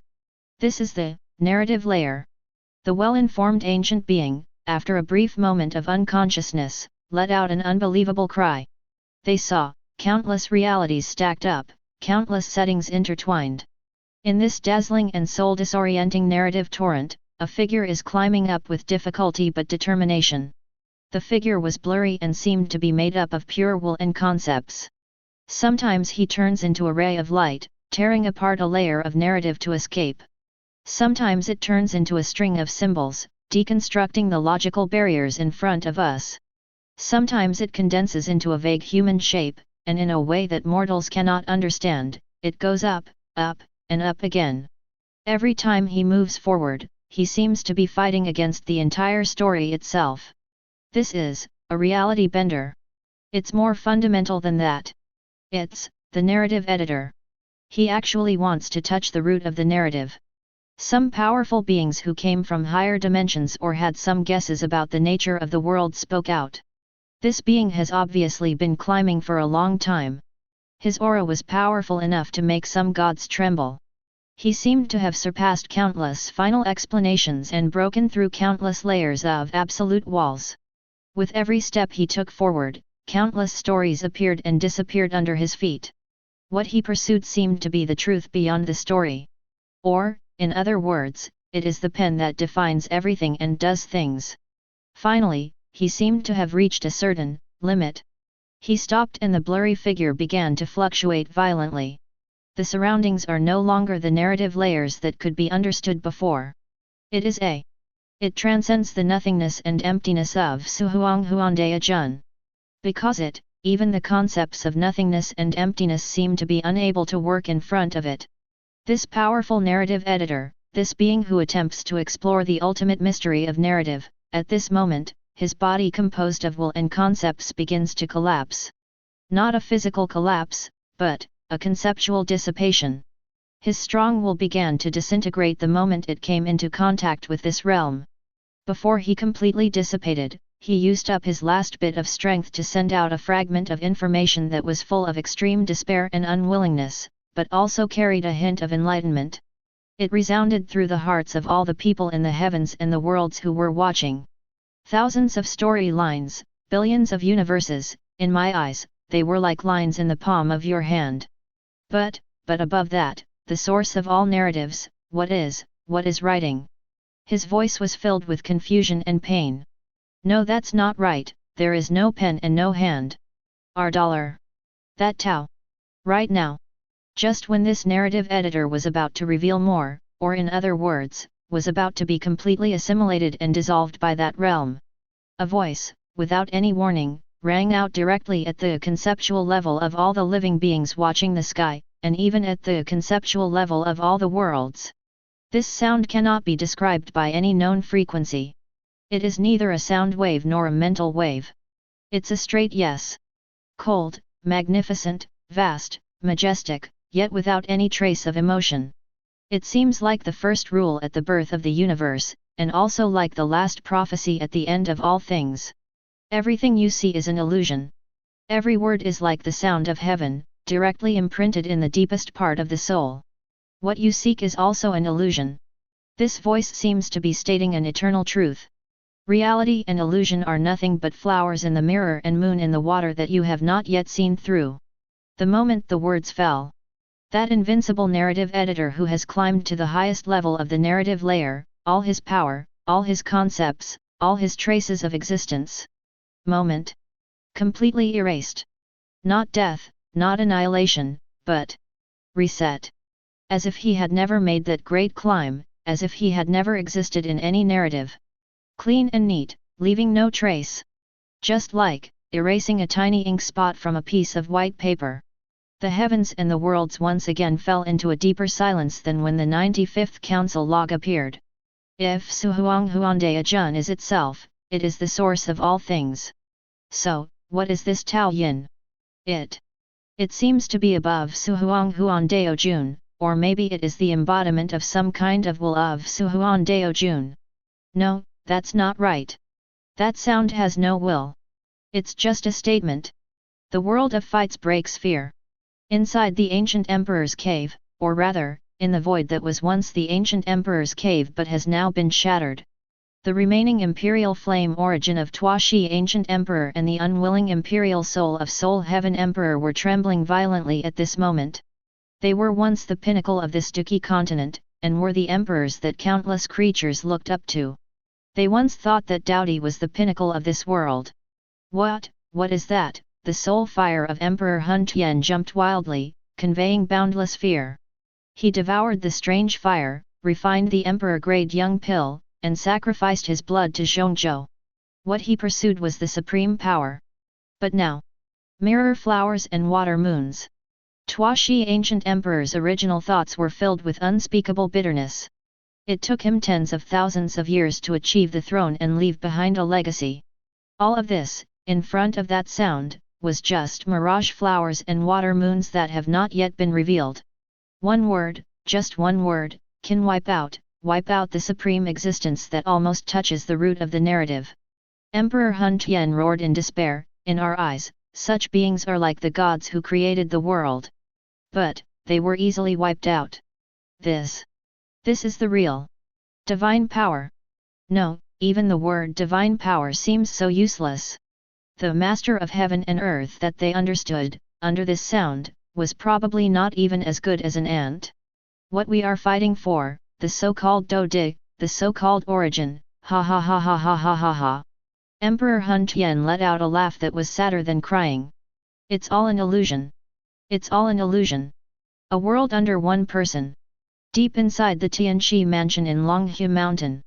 Old Taoist priest Zhang Zhiwei, who was praised as the superb master of defining the sea with his divine needle, was sitting cross-legged at this moment.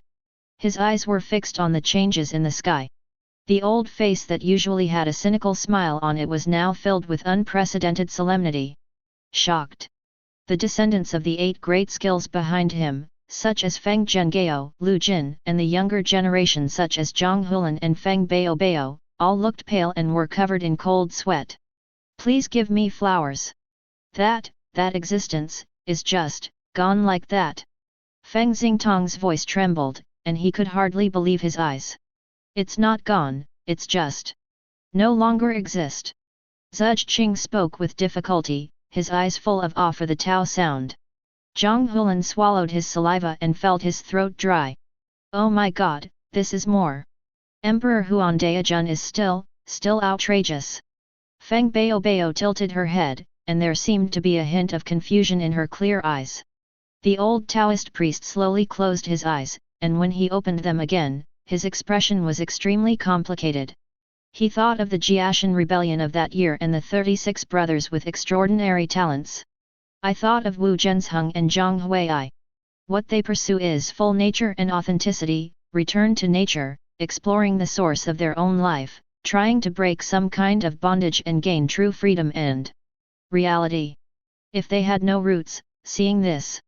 The old Taoist's voice contained an imperceptible sigh. What we have been seeking all our lives is retaining our true nature, what we are pursuing is returning to the original nature. In front of that Dayan. What does it count as, what is true? Mirror flowers and water moons, are we also just living in a certain layer of illusion without knowing it? This question, like a heavy hammer, struck every Yuxin teacher present. The Tao they uphold, the Qi they cultivate, the roots they seek. At this moment, everything that seemed ordinary became not so real anymore. The sky is turning again. The scene is no longer the suffocating narrative layer, nor the cold and desperate O5 Council. An indescribable feeling of the end warmly permeates the hearts of all viewers. It was a future so far away that it could not be measured by any known scale.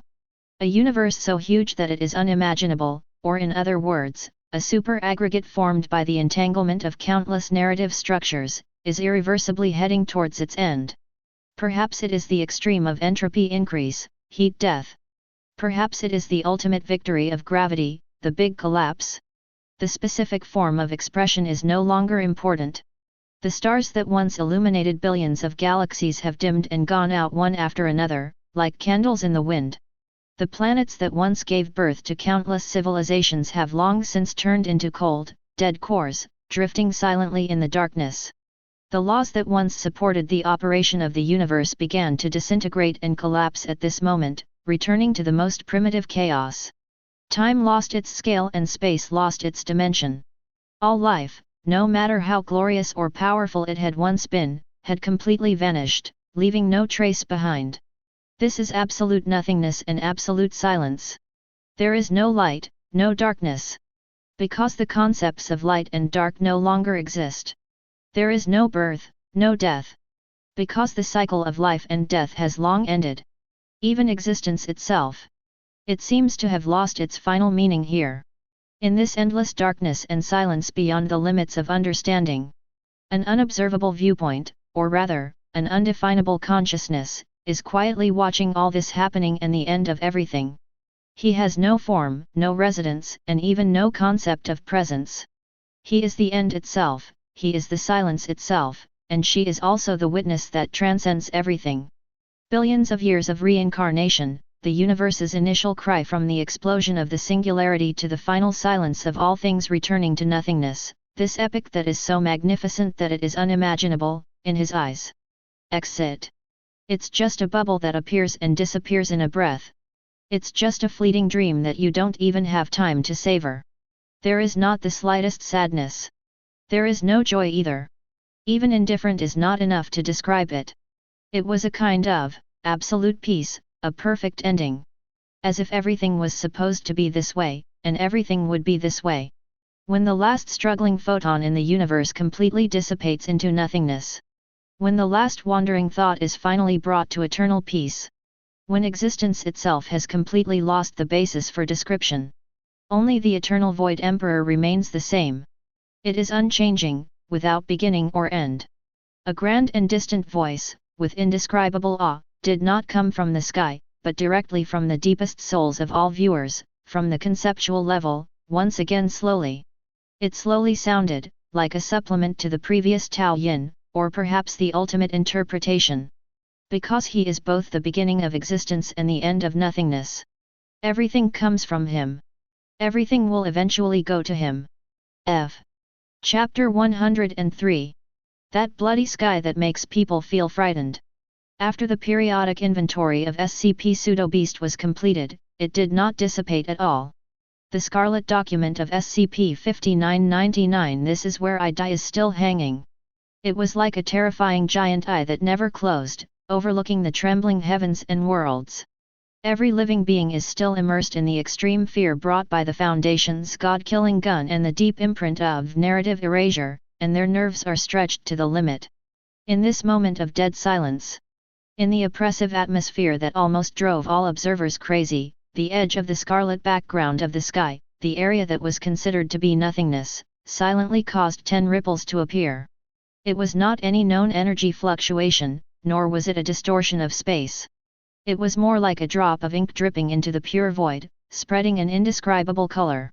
Next. Just when all the readers thought that the pseudo-beast was going to attack again, or that the Foundation had some new moves. One after another, extremely mysterious array patterns, as if compressed and woven from the complete trajectory of countless universes from birth to extinction, quietly emerged from the edge of nothingness and quickly spread towards the center of the sky. These array patterns are not golden. They are not silver, nor are they any known color. Instead, they present a texture of existence itself, as if they are the most basic lines that constitute reality.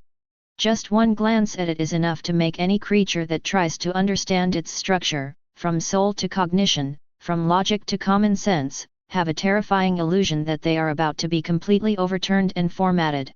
It is more blasphemous than looking directly at the gods, and more dangerous than understanding taboos.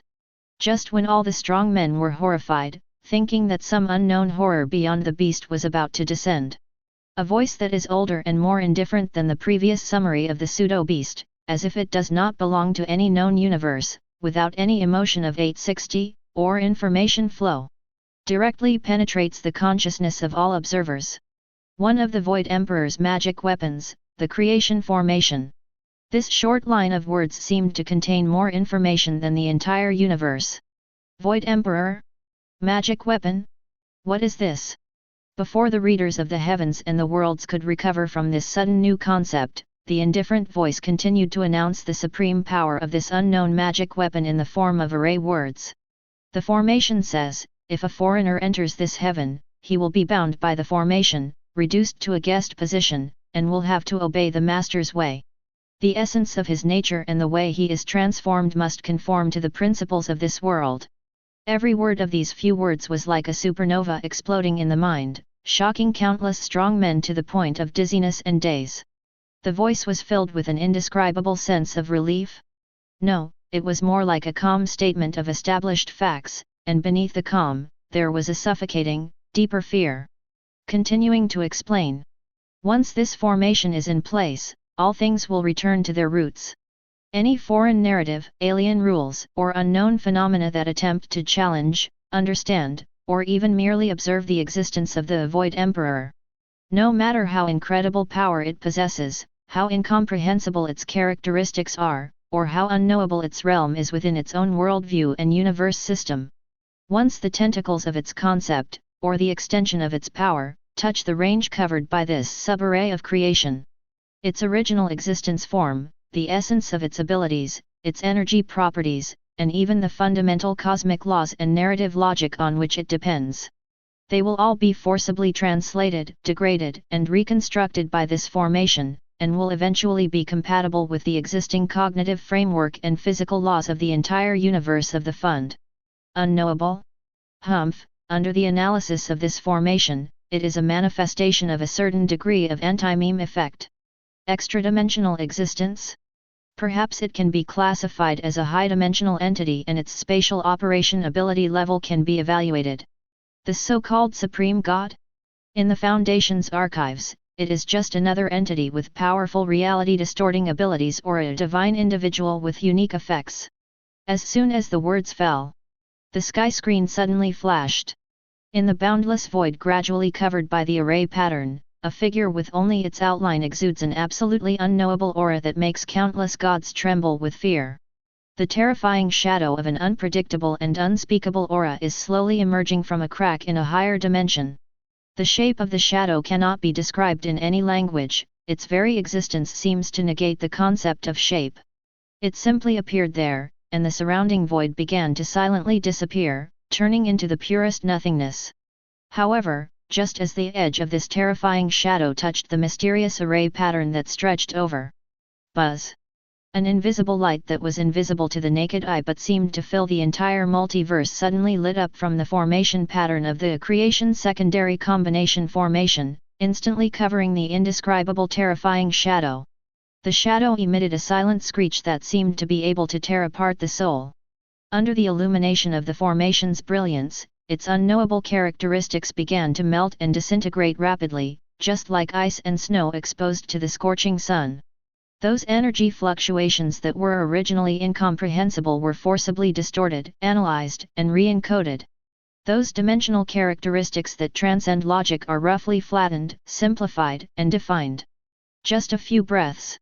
That terrifying existence that made even Keter-level SCPs seem gentle, all its transcendence and unknowability, were quickly translated in the light of the formation. Final. Above the sky, the threat assessment information about this existence clearly emerged. Ren. High-risk antimimetic effect detected, threat level determined, Keter. It is recommended to immediately initiate targeted antimimetic containment protocol Cinder Alpha. All its transcendence, all its unknownness, all its horror, was forcibly incorporated into the Foundation's cold, rigid yet ineffective understandable, definable. How can it be contained? Dead. Not a physical death, but a transcendent death. It went from an incomprehensible horror to a can-be-labeled Keter. The world of shrouding the sky, the edge of the universe, deep in the forbidden area. Ye Fan's pupils suddenly contracted, and the hairs on his body stood on end. Even the Mother Chi cauldron of all things in his hand let out a low whine. What the hell is this? It's 10,000 times more domineering than the immortal Emperor's decree. Shi Hao's expression also changed drastically. For the first time, the eyes of Emperor Huang Tian, which had never been shocked, showed such strong shock and a trace of fear that came from instinct. It's not suppression at the level of power. This is forced tampering at the level of Tao and principle. Forced assimilation. His voice was dry, and he said word by word, no matter what method you practice, or what Tao you realize, as long as you are affected by this formation, your Tao is no longer your Tao. Your law will also be twisted to conform to the principles of their Foundation universe. Ye Fan took a deep breath, feeling that his knowledge had been pushed to a new level once again. This means that any powerful outsider, no matter how powerful he is in his own world, once he enters the range of this good fortune subarray, his extraordinary cultivation may be directly translated into superpower levels that they can understand? And then they will use their containment measures to deal with you. How the hell can we fight this? All your trump cards, all your understanding of the Dao, have become a joke in front of it. It simply refuses to acknowledge your Dao and forcibly drags you into its rules. Shi Hao took a deep breath, looked up at the sky with an extremely solemn look, and murmured, "That Su Huang, what kind of existence is it? This good fortune subcombination formation is just one of its magic weapons, it's hard to imagine what it would be like if it was its real body. The Foundation is already perverted enough, and now there's another Su Huang. The waters of the universe are even more unfathomable than I thought. The world of swallowed stars, the original universe, and the human territory." The towering figure of the Great Axe founder shook violently, and the great axe in his hand almost flew out. Luo Feng, Hong, and Lei Shen were stunned, like three petrified statues, forgetting even to breathe. Damn it! Luo Feng squeezed out these two words from between his teeth after a long while, his voice trembling, "This? What kind of formation is this? No, this is not a formation at all, this is a formatted weapon at the level of cosmic rules." Hong's face was as pale as paper, and his eyes were full of disbelief. Forced assimilation. It is not to destroy you, nor to defeat you, it is to define you fundamentally. It will forcibly lower all unknown forces and alien laws that are beyond its comprehension to the level of its own universe, and then use its familiar methods to deal with you. Thor rubbed his eyes vigorously and pinched his thigh hard. The severe pain made him believe that he was not dreaming. Crazy. Really crazy. Doesn't that mean that even the strongest being in the universe or even those legendary god kings, once enveloped by this subarray of creation, will be analyzed by it as some Keter-level anomaly and then contained by that foundation? This is no longer a fight, this is hooliganism. This is a rogue behavior that breaks the rules. Luo Feng's face looked extremely ugly. He thought of his golden-horned giant beast clone and his various trump cards. In front of such a formation, our proud comprehension of laws, inheritance of secrets, and even the power of will, may all become meaningless. It directly denies your strength from the source, and turns you into something it can understand as weakness, or in other words, controllable. The Keter-level SCP-001 document, the terrifying pseudo-beast, and the god-killing spear that the Foundation has spent countless efforts to forge. Hong's voice was filled with confusion and deeper fear. In front of this creation sub-array, one of the Void Emperor magical treasures, it seems not so. The ultimate. Thor shuddered and said in a weak voice, why do I feel that this Su Huang is even more unfathomable than that Foundation? Is it the controller behind the Foundation? Or, is it a more terrifying enemy that the Foundation has to face? Luo Feng clenched his fists, his nails digging deep into his palms, and an unprecedented feeling of powerlessness surged into his heart. The threat of the false beast has not yet been resolved, and now a virtual emperor has appeared. How many terrifying existences that we cannot imagine are hidden in this world. With our limited strength, we may not be able to survive in this chess game. I'm afraid I'm not even qualified to be a chess piece. Above the blood-red sky, the mysterious array pattern was still spreading slowly, emitting the light of reason that made the soul throbbing. The creation secondary combination formation, one of the Void Emperor's magic weapon sequences, has been activated. It is not for attacking or defending, but for the embodiment of the authority of reason and the extension of the foundation of the future. Any foreign narrative, any alien law, under the translation and reconstruction of this array, must be naturalized into the principle of this world. The reality of the Foundation universe has been able to maintain its uniqueness and stability under countless external shocks because of this formation, but it has also made it appear more isolated, and even more bizarre and unpredictable. The god-killing spear hanging high above all narratives has already made the heavens and the worlds feel like they are falling into an ice cellar, and this quietly emerging Emperor's magical treasure that only reveals the tip of the iceberg will also bring more changes to this world. What a chilling footnote this adds to the desperate cosmic landscape.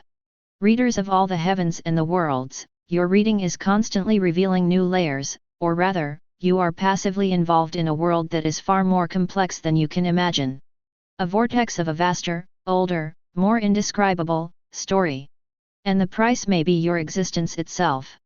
The words on the sky slowly faded away, leaving only the ever-expanding creation sub-combination array pattern and the SCP-5999 document in the center that still emitted an ominous bloody glow. The heavens and myriad worlds once again fell into a deathly silence that was even deeper and more desperate than before. If the Foundation's god-killing gun is the ultimate resistance and crazy gamble of mortals against God, so what does this Emperor Void magical treasure represent? Is it a god of a higher level? Or, another containment procedure that cannot be understood? The god-killing spear is still hanging high, and now there is an even more ancient and domineering creation secondary array. A double shadow hangs over the heart of every living being. The real terror seems to have no end. And the story. The terrifying power of the creation array had not yet dissipated. The array pattern, which seemed to be woven from reality itself, was still slowly expanding against the empty background of the sky. Every ray of light was shining brightly. It exudes the majesty of reason and the coldness of order. The strong men in the heavens and the myriad worlds had not yet completely recovered from the absolute tyranny of all things returned to one principle. The shock and powerlessness in their hearts were like maggots on their tarsal bones, lingering. 5.0 The existence named Su Huang has overturned the upper limit of their understanding of power and rules just by showing a magic weapon. In this brief moment of dead silence that almost froze all thoughts, the edge of the void above the sky, which was occupied by the second combination formation of good fortune, began to move again. It was not the previous array pattern of existence itself, but the phantoms of two objects, which seemed to be there and not there, but slowly emerged with a strange aura that went straight to the origin of the soul. First, it is a tower.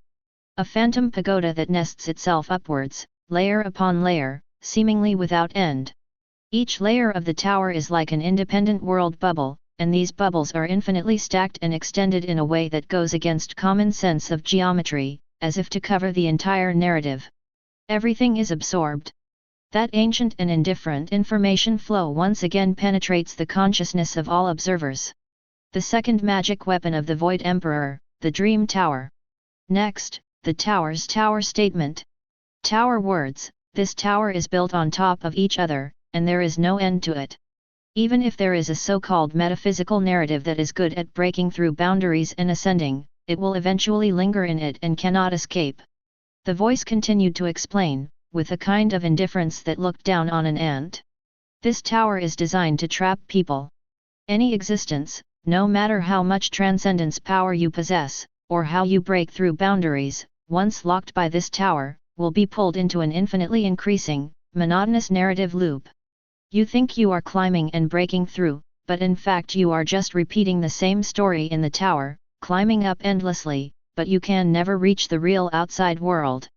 Eventually, your true soul will be completely lost in this eternal repetition and seemingly endless ascent. All will and spirituality will be worn away, and it will become part of the illusion in this tower. It means there is no possibility of escape for one. Chapter 104. 104 What is the Supreme Godhood? Dream Tower, ruler of all things. Words go against fate. Emperor Huangtian is stunned. A perfect world, above God. Shi Hao's eyes narrowed, and an indescribable chill arose in his heart. Infinitely nested narrative loops? This is much more terrifying than a simple maze or illusion array. He thought of the countless Jedi he had fought through, those hopeless walls, those so-called eternal cages. It's not to kill you, but to keep you alive. Lose yourself forever and repeat yesterday's despair forever. Once you are trapped, what is the so-called firm heart and undying will? In the face of this endless, essentially unchanging repetition, is there any meaning? Beside him, Huo Linger, Yun Shi and others had already turned pale. This method of completely destroying a living being from a spiritual level is simply unheard of. Does this Su Huang really want to completely block all possibilities? Even concepts like transcendence and ascension are going to be trapped. Willow God's voice was also a little solemn. Before people could digest the horror brought by this Kyangdi fantasy tower, the shadow of another object also became clearer. That is a ruler. A jade ruler that looked plain and even a little rough. It had no gorgeous patterns and no earth-shaking energy fluctuations. But it quietly floats there, giving people a feeling of being able to see the beginning and end of all things in the universe. The terrifying illusion that measures all existence and nothingness. The ancient voice proclaims again. The third magic weapon of the Void Emperor, all things are equal and always 1 foot long. The words are even more mysterious and difficult to understand, but they reveal an absolute will. The ruler said, infinite kalpas are just a snap of the fingers, and a snap of the fingers is infinite kalpas. There is no distinction between big and small, and objects and self are not separated. All dharmas are close, and the measurements are mixed. Everything returns to one, and all things converge. The voice was filled with a barely perceptible hint of. This ruler is even more terrifying. It doesn't make sense, it only talks about squeezing. It can forcibly change and confuse the measure and scale of everything. In front of it, what you call infinity is no different from dust particles. What you call eternity in an instant is no different from birth and death in an instant. Once locked by this ruler, both the enemy and us, no matter how big the gap is, will be forcibly pulled to the same level, same starting point. You have the power to destroy the heavens and the earth? Well, under this ruler, I also have the same destructive power as you. You have the speed to surpass time? Wonderful, under this ruler, my moment is also equal to your moment. All differences will be wiped out, all advantages will cease to exist, and everything will return to the most primitive state of one, where chaos and things were not separated. The world of shrouding the sky, the edge of the universe, the former site of the heavenly palace. The veins on Ye Fan's hands popped up. Even with a strong mind like him, he felt a chill rushing from the solace of his feet to the top of his head. How can we fight this? Force them to be on the same level. He suddenly thought of the various secret techniques he had cultivated through great difficulty. That realm of cultivation that was far ahead of his peers, that brilliant record that was invincible for an era. I worked so hard to cultivate to the realm of Immortal Emperor, and I have a lot of skills, but this broken ruler flashed and directly knocked me back to Immortal, and then it turned into Immortal to fight me? Or it directly elevates the opponent to the same level as me. The shadow of the Emperor Wu Shi was silent, his eyes deep, as if he was deducing the unsolvable problem of all things are equal and 1 foot long. The ruthless Emperor also frowned slightly. This method of fundamentally changing the comparison benchmark was beyond any fighting method she knew. This is no longer overbearing, this is absolutely unfair. It directly defines the standard of fairness. Ye Fan gritted his teeth. What realm of suppression, what magic weapon restraint, in front of this all things are equal, 1 foot long, they are all just jokes. It's not to weaken you, it's to completely negate the meaning of your efforts. Turn your strength into the same strength as your opponent. Or rather, the same thing. Just when the powerful men in the heavens were feeling numbed by the unsolvable characteristic of all things are always 1 foot long, strange changes occurred again above the sky. The shadow of the Third Void Emperor magic weapon quietly condensed. That's a flag. An invisible and intangible flag that seems to be waving in the hearts of every living being. There are no words or patterns on the flag. But it seems to have written the entire destiny of all living things in the universe from birth to death. The ancient voice read without any wavering. The fourth of the Void Emperor's magic weapons, the flag of life and death. Its flag carries a chilling sense of fatalism. The flag says, if these people really want to destroy the cause and effect and indulge in lewdness and evil, then the spiritual flag will rise quickly, turn around and bend, follow the steps and take the position, and cover them from behind, so that they will be in a dead end, go against their words and spirits, and lead them back to their destiny. This time, the voice of explanation carried a hint of teasing, as well as a deep coldness. Once this flag is raised, destiny has changed.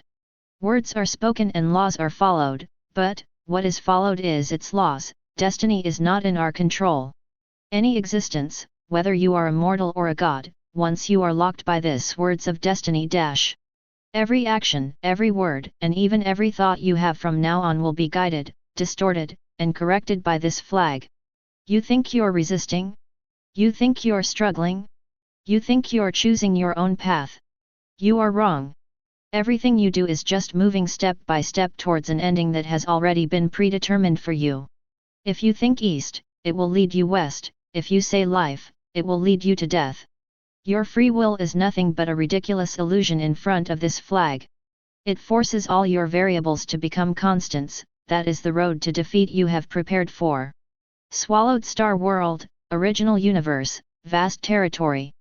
Luo Feng only felt a chill rising from the depths of his soul, causing this strong man whose will had long been indestructible to waver a little. Predetermined ending? Manipulating fate? This is more terrifying than killing directly. His golden horned giant beast clone, his world beast clone. His proud will and countless life and death choices seemed so pale and powerless under the description of words speak louder than words. Hong's face was extremely solemn. If the good fortune array defines your ability, the Qi Dai Huan Meng Tower imprisons your spirit, and the equal all things are 1 foot erases your advantage. The Thunder God continued in a hoarse voice, then this speaking against one's will is to directly deprive you of your future and your possibilities. Let you go to destruction with your own hands, and you thought it was your own choice. The founder of the Great Axe was silent for a long time before he let out a heavy sigh. Free will, is it really so fragile in the face of the true constant? Even my fate is in my own hands has become an empty phrase. What kind of desperate world picture does this Su Huang want to construct? Luo Feng clenched his fists, and a deep feeling of powerlessness surged up again. It is not to be your enemy, it is to fundamentally deny the legitimacy of your existence and the meaning of all your resistance. The appearance of 3 Void Emperor magic weapons in succession, with their bizarre power and extreme concept, completely shattered the remaining fluke mentality of the readers in all the heavens and worlds. The forced definition of the creation array, the infinite imprisonment of the dream tower, the absolute leveling of Kai Wo Henjiichi, and the fate manipulation of the words of life and death. Each one represents a kind of despair that is almost unsolvable. The god-killing spear hanging high in the sky. In front of these endless virtual emperor magic weapons, it seems, they are no longer the only source of fear. The terrifying thing about the Foundation lies in its ruthless containment of the unknown and its merciless suppression of the abnormal. And this virtual emperor seems to completely subvert even the known, normal and reasonable itself, and put it under 10 more indescribable controls. This bloody sky, this scarlet SCP-5999 document, this ever-appearing Void Emperor magic weapon. Is it the final trump card of the Foundation universe itself, or, the Foundation cannot resist it either? Even a higher level of terror that needs to be looked up to? All the living beings in the heavens and the world felt that their cognition and souls were on the verge of being shattered under these continuous shocks. The story continues to be told in a breathtaking way. And what kind of reading price will they pay this time? On the sky, the shadows of the 4 Void Emperor magic weapons and the array pattern of the creation secondary combination array complement each other. It exudes a desperate majesty, quietly waiting for the next moment of being read. The barrier of despair constructed by the 4 Void Emperor magic weapons and the second formation of creation had already broken the minds of the observers in the heavens and myriad worlds, nearly to the point of collapse. However, the bloody sky did not remain silent. Instead, it seemed to be infused with a deeper will, brewing the next round of more thorough declaration. In the sky, the deep void background occupied by the 5 terrifying beings swayed lightly without any warning. It was as if there was an invisible and intangible yet omnipresent whisk, gently sweeping across that incredible level. This sweep did not have earth-shattering power or the energy to destroy the heavens and the earth. But it brings a sense of nothingness that is more extreme than destruction itself. The ancient and indifferent information flow once again penetrates the cognition of all observers. The 5th magic weapon of the Void Emperor, Infinite returned to mysterious brush. His words then appeared, and every word seemed to be carved out of non-existence itself, cold and absolute. The whisk said, if his sins are absolutely unforgivable, you can wave this whisk to wipe away the remaining traces of his evil deeds on every inch of empty land, and wipe away the ashes of countless kalpas on the line of cause and effect. There will not be even a mustard seed that can prove that he has ever been in the world. This time, the voice of the explanation became extremely solemn, even with a hint of final judgment. Once this whisk comes out, it is not a simple annihilation, nor is it an ordinary annihilation. But from the root of existence, from the context of cause and effect, from the level of information. Carry out a thorough, irreversible, and absolute elimination. No matter how powerful an existence is, no matter how deep a trace it leaves in its own universe or narrative level, no matter how complex the cause and effect it weaves.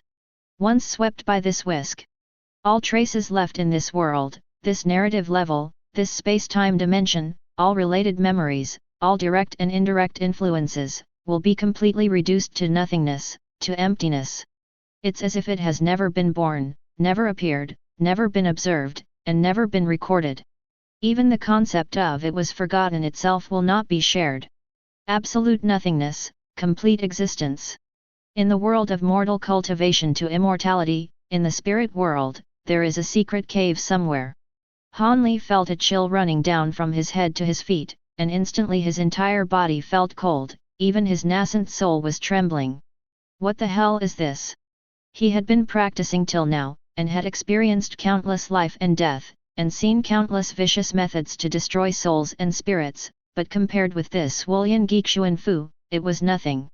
Erase all traces? Not even the concept of once forgotten. Han Li suddenly thought of his Palm Heaven bottle, his countless secrets, and his entanglement with Nangongwan, Ziling, and others along the way. If I, or someone around me, were swept by this whisk. He didn't dare to think about it any further. That kind of method of fundamentally denying an existence.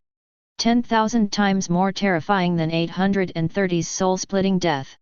This means that all your efforts, all your love and hate, all your memories and being remembered.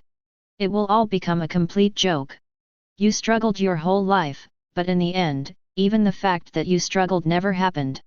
Nangongwan, who was somewhere in Xylingtian, was chatting with Lin Ye. At this moment, she also felt the throbbing from the depths of her soul and her face turned pale. Junior brother Han. How could there be such an unreasonable magic weapon in this world? The demon light and the soul-crying beast were trembling even more. Beings based on spirits and souls, their fear of the whisk was almost instinctive. It's over, it's over. If we get swept away, boss, we won't even have the right to exist. The soul-crying beast thought in fear. The snow swordsman travels around the world, Beijing Palace. Su Fengnian held the Bailiang sword in his hand, his knuckles turned white, and an indescribable sense of absurdity and powerlessness surged into his heart. Erase everything? Even the memories and influences. He thought of the 300,000 heroes who died fighting for Bailiang, the characters who were highlighted or downplayed in history books, and everything he had tried to protect and change. If we can't even prove that we once existed, then what's the point of everything we do? Historical books can be tampered with, and memories can be blurred, but this whisk can make history itself disappear. At the side, Jian Zhuhuang's shadow sighed softly, Prince, this has gone beyond the scope of force, this is the life and death of existence itself.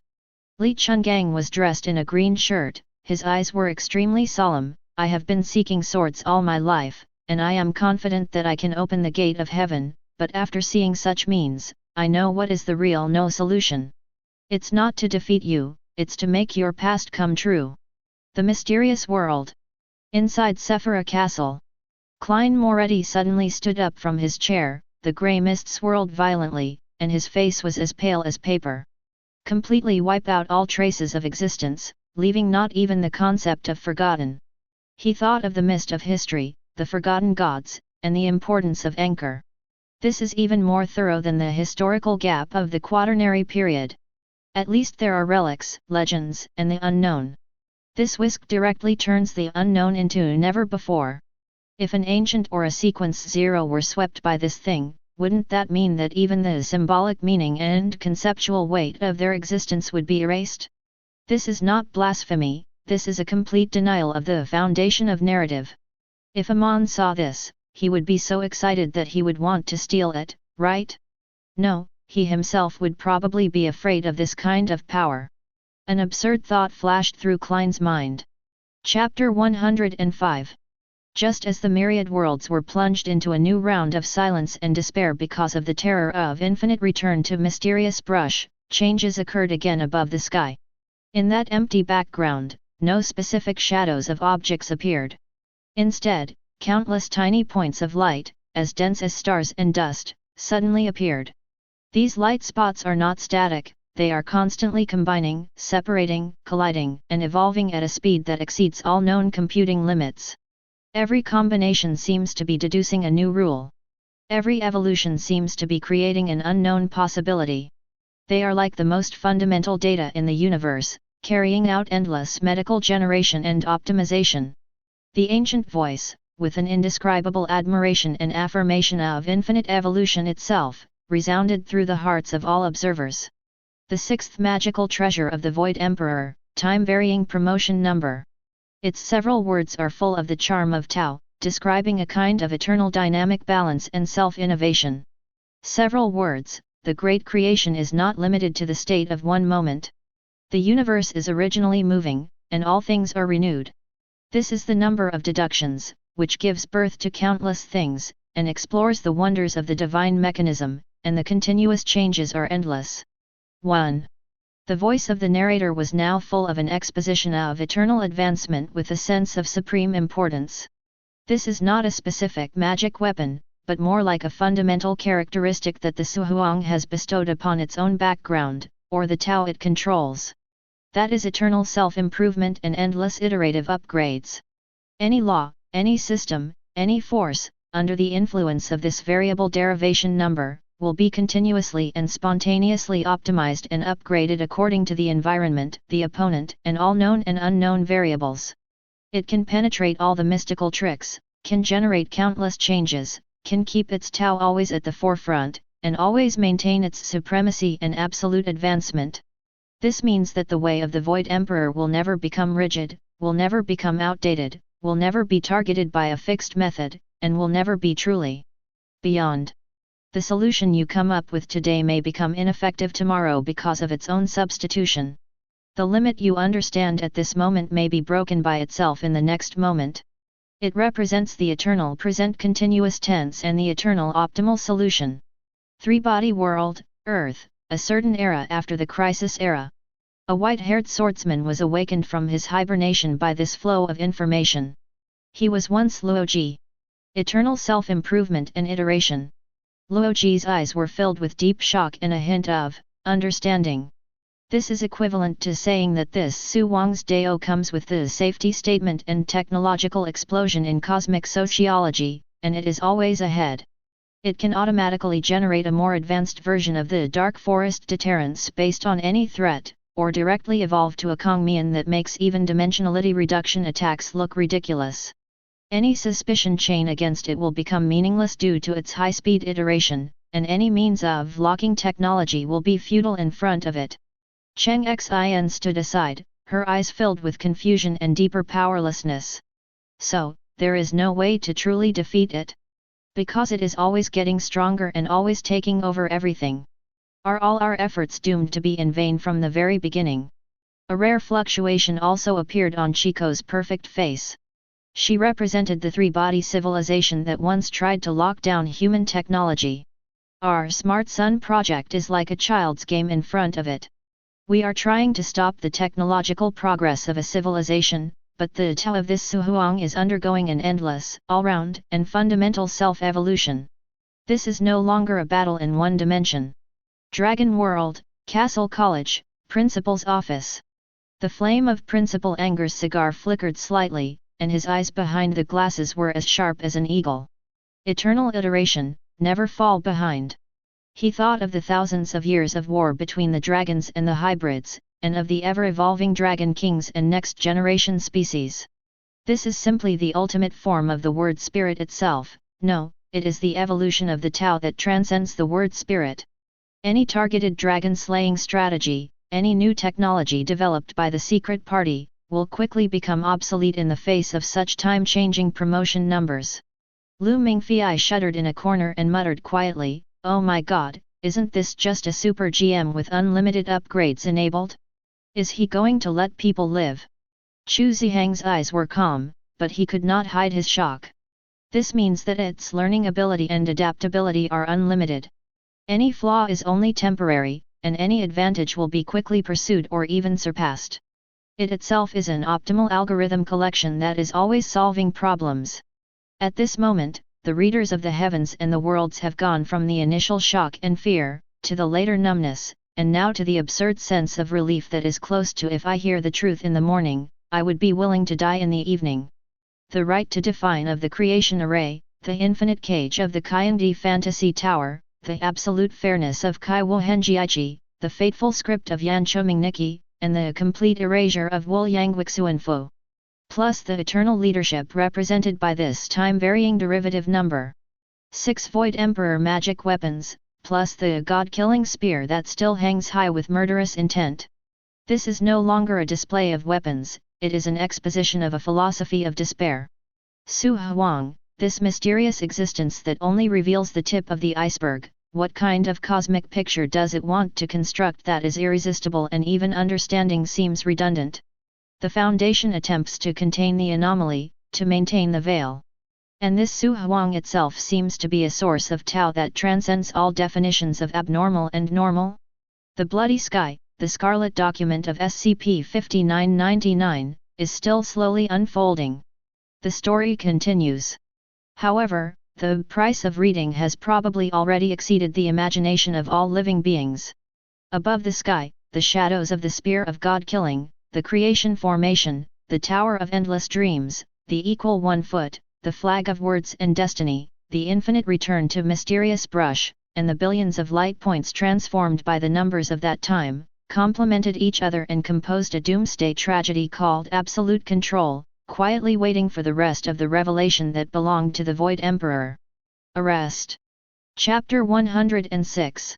All the lost glory, all the shattered dreams, all the unwilling embers.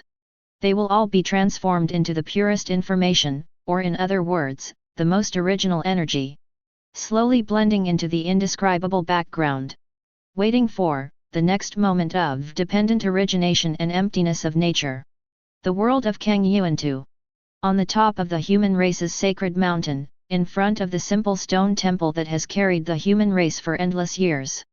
3 figures, dressed in simple linen clothes, exuded an ancient aura as deep as the sea, resonating with heaven and earth. It was the 3 founding ancestors who were the original guardians of the human race and who worked hard to create the era of cultivation for the human race, Li Guan, Qin Wu, and Luo Tang. At this moment, the 3 of them, the strongest god and devil in human history, all had indescribable solemnity on their faces, deep awe. Li Guan's gaze seemed to penetrate endless time and space, falling on the final nothingness of the sky, and his voice was a little dry. The universe, the birth and death of the universe, can actually, really be like this. He thought of the martial arts he had spent so much effort to deduce, the 10,000 years of bloody battles between humans and demons, and the difficult decisions Ren Jing had to make every time he faced danger. That's the real ultimate.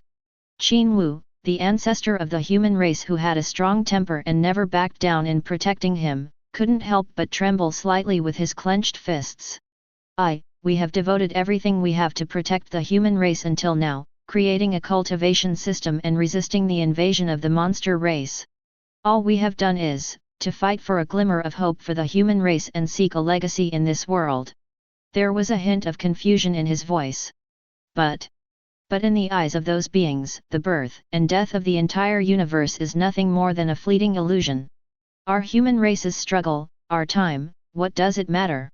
Luo Tang, the only female among the 3 ancestors, was the most delicate in mind. She sighed softly, and that sigh was filled with endless yearning for Tao and a sense of insignificance that came naturally. The Dongtian realm, the immortal realm, and even the legendary primordial spirit realm that we pursue, are probably not even a speck of dust in front of the eternal Void Emperor. She shook her head bitterly. The so-called eternal immortality, in the face of true eternity and immortality, how ridiculous and childish it is. Li Guan spoke again, his voice full of a re-examination of 170's own path. The human race we protect and the civilization we created are as small as dust in front of such an existence, a breeze can blow them away. Is the true meaning of the Tao that we are so desperately pursuing, just a tiny ripple in his endless avenue? Even, what we think is real, the world we live in, is it just a fragment of his dream? This question caused the 3 human ancestors to fall into deep silence. In their hearts, they developed an unprecedented yearning for the ultimate Tao, but at the same time, they also developed a kind of, almost desperate awe. Perfect world. Deep in the sea of boundaries, on top of the ancient dam built from countless broken universes and the corpses of powerful men. Or perhaps, it is in the burial ground where the mysterious taboos have buried secrets for countless epochs. Or maybe, it is in that mysterious place that is isolated from the world but always pays attention to the developments in the outside world. Several figures, once upon a time, their every move could stir up the eternal situation, make the immortal kings and giants change color, and make countless creatures crawl and tremble. Undertaker, butcher, chicken farmer, fake medicine seller, and many more supreme giants who hide behind the scenes or have left shocking marks in the long river of history. At this moment, without exception, they fell into a long silence. The scene of the end of the universe displayed by the sky and the Void Emperor who was eternally watching over everything brought them a shock far beyond anything that had happened before. The figure of the Undertaker, shrouded in mist, seemed even more illusory. His deep voice, carrying the vicissitudes of time, rang out at a level that only he could hear. The end. Is this the real end? We lie dormant in the darkness, waiting for the rotation and destruction of one era after another. The universes we have seen wither and the realms collapse are nothing compared to what the sky shows. For the first time, a hint of self-mockery appeared in his voice. It's just a child's sand castle. Once the tide goes out, there will be no trace left. The butcher, the peerless being who proved his truth by killing, whose hands were stained with the blood of supreme beings, had a pair of eyes that were always filled with violence and madness, but now there was a rare hollowness in his eyes. He subconsciously touched the butcher knife at his waist that seemed to be dripping with blood forever. My sword has slashed immortals, drunk the blood of emperors, and frightened immortal kings. But facing this ultimate nothingness, the destination of all something. His voice was hoarse, with a tone that he himself had not noticed. What can I do? I can just cut it with my sword, there won't even be a ripple, right? The chicken farmer, the seemingly ordinary old man whose chickens in the yard could easily peck at a real dragon, put down his straw hat at this moment and looked up at the sky with a distant look, as if he wanted to penetrate the sky and see the indescribable Xian Huang. Haha! I have been raising chickens for my whole life, watching flowers bloom and wither, life and death. He smiled gently, but his smile was filled with endless desolation. I always thought I had seen through the reincarnation of this world, but I never thought that all these reincarnations were just a moment in a bigger reincarnation. Even the story itself will come to an end, so how can we, the characters in the story, truly transcend it? An unknown veteran who had once set foot on the end of the dam and fought a bloody battle with the source of darkness, now had a look of deep fatigue and relief in his cloudy eyes. We, generation after generation, have shed our last drop of blood on the dam to resist the so-called Great Terror and protect the realm behind us. All I want is a glimmer of hope. But in the end, even the entire picture of existence will be gently wiped away. His withered fingers trembled slightly. Our struggle, our unwillingness, our persistence, our sacrifice. In the eyes of him, is it just a play, with a predetermined ending and even the process being irrelevant? This question, like eternal ice, froze the hearts of all the giants. They thought they were chess players, or at least important chess pieces. But now it seems they may not even be considered as the dust on the chessboard.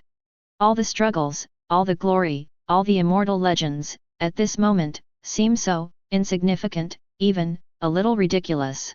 The sky curtain evolved once again, presenting a hypothesis. A bold deduction based on the essence of Suhuang Huandea Jun that transcends all understanding. Asterisk. Just if the Supreme Lord of Heaven, for some unpredictable reason, which may even be just inspiration, is willing to have some form of interaction with these low-dimensional beings that are not even as good as dust in his eyes.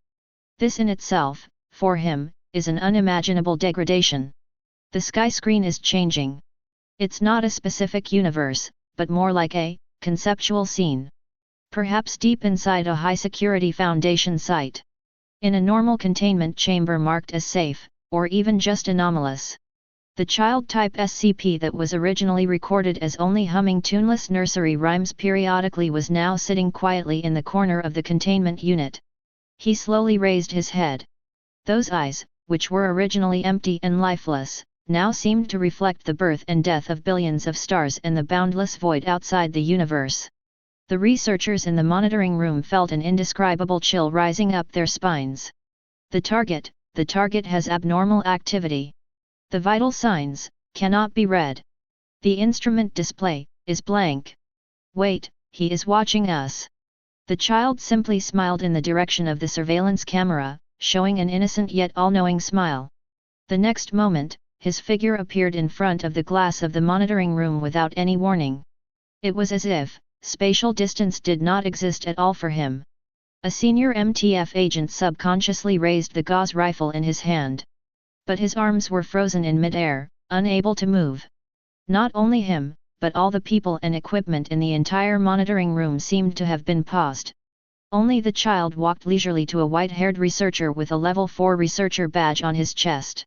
The old researcher's lips trembled, but he could not make any sound. The child stretched out his tender little hand and gently touched the old researcher's forehead. "What are you guys looking for?" The tender child's voice seems to contain the antiquity and vicissitudes of the universe. Significance. He tilted his head, as if thinking about the word. "In my eyes, the meaning you are pursuing is nothing more than a rather interesting dream. When the dream is over, it will be over." As soon as he finished speaking, Tian Yan suddenly disappeared. The old researcher collapsed to the ground with a thump, gasping for breath, his eyes filled with extreme fear and confusion. The child turned around and looked at the huge observation window. Outside the window was the Foundation's heavily guarded underground facility. He stretched out his tender little hands towards the void, clenching and releasing them casually. In an instant, in everyone's sight, above the child's palm, there was a miniature galaxy. No, it is a microcosm of stars and life possibilities. It is being born, evolving, and reaching its peak at a speed visible to the naked eye, and then, declining, collapsing, and returning to nothingness. From the explosion of the singularity to the end of heat death, the complete life cycle of the universe was casually demonstrated within these few short seconds. There was dead silence all around. Whether they were battle-hardened agents or knowledgeable researchers, they were like petrified sculptures at this moment, with their brains going blank. The child, or rather, the insignificant incarnation of the Su Huang, once again showed them that innocent and playful smile. Look, life and death, that's all. Why should we cling to birth and death? Birth is death, and death is birth. Everything is cyclical, in a single thought. After saying this, his figure gradually faded and disappeared without a trace, as if he had never appeared. Only those words, which were spoken lightly but with a weight that lasted for eternity, were left, echoing in the depths of everyone's soul. 05 Council Emergency Meeting Room. 051's face was even paler than when he saw the true form of the Void Emperor before. He can, come. Q54's voice was shaking uncontrollably. That was not his advent. That was just his 1 billionth, no, 1 infiniteth of his thought, the two. The sun's path, shadow. 05-7 stood up from his seat, his tone filled with despair. How can we control this? How can we contain it? How can we protect it? What we are facing? What the hell?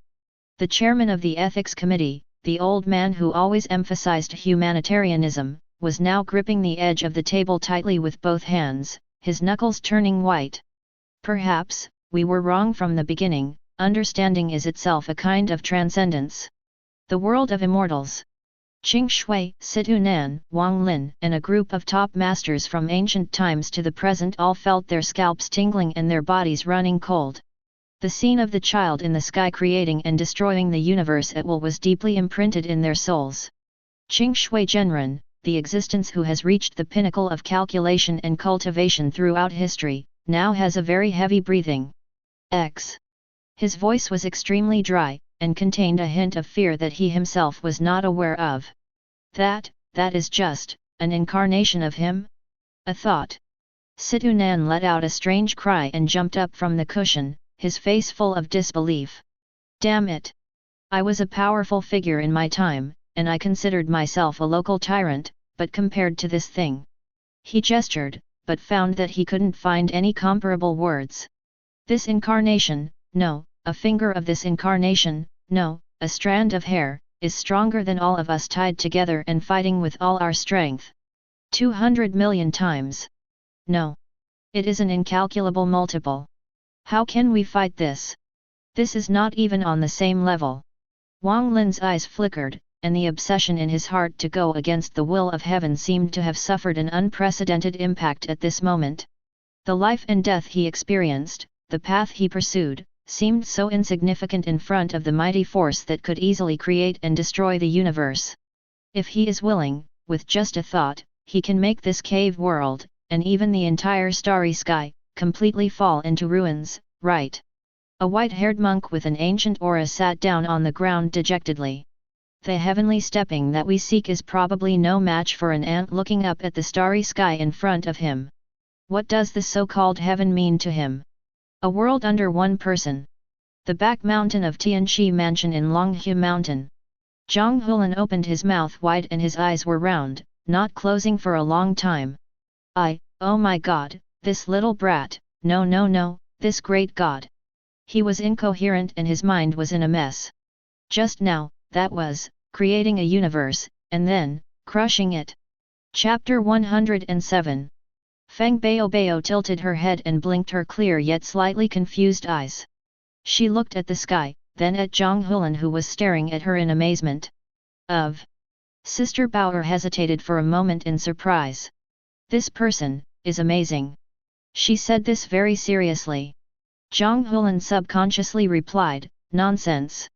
This is more than amazing. This is simply..." He couldn't think of an adjective. Feng Baobao continued in her characteristic calm tone, "Even more powerful than the old Taoist priest." After a pause, she added, with a hint of confusion that only she had. "It's so amazing." Then, she looked at Zhang Hulan with eyes that were free of any emotion but seemed to get to the heart of the matter. "Is he playing tricks? SK?"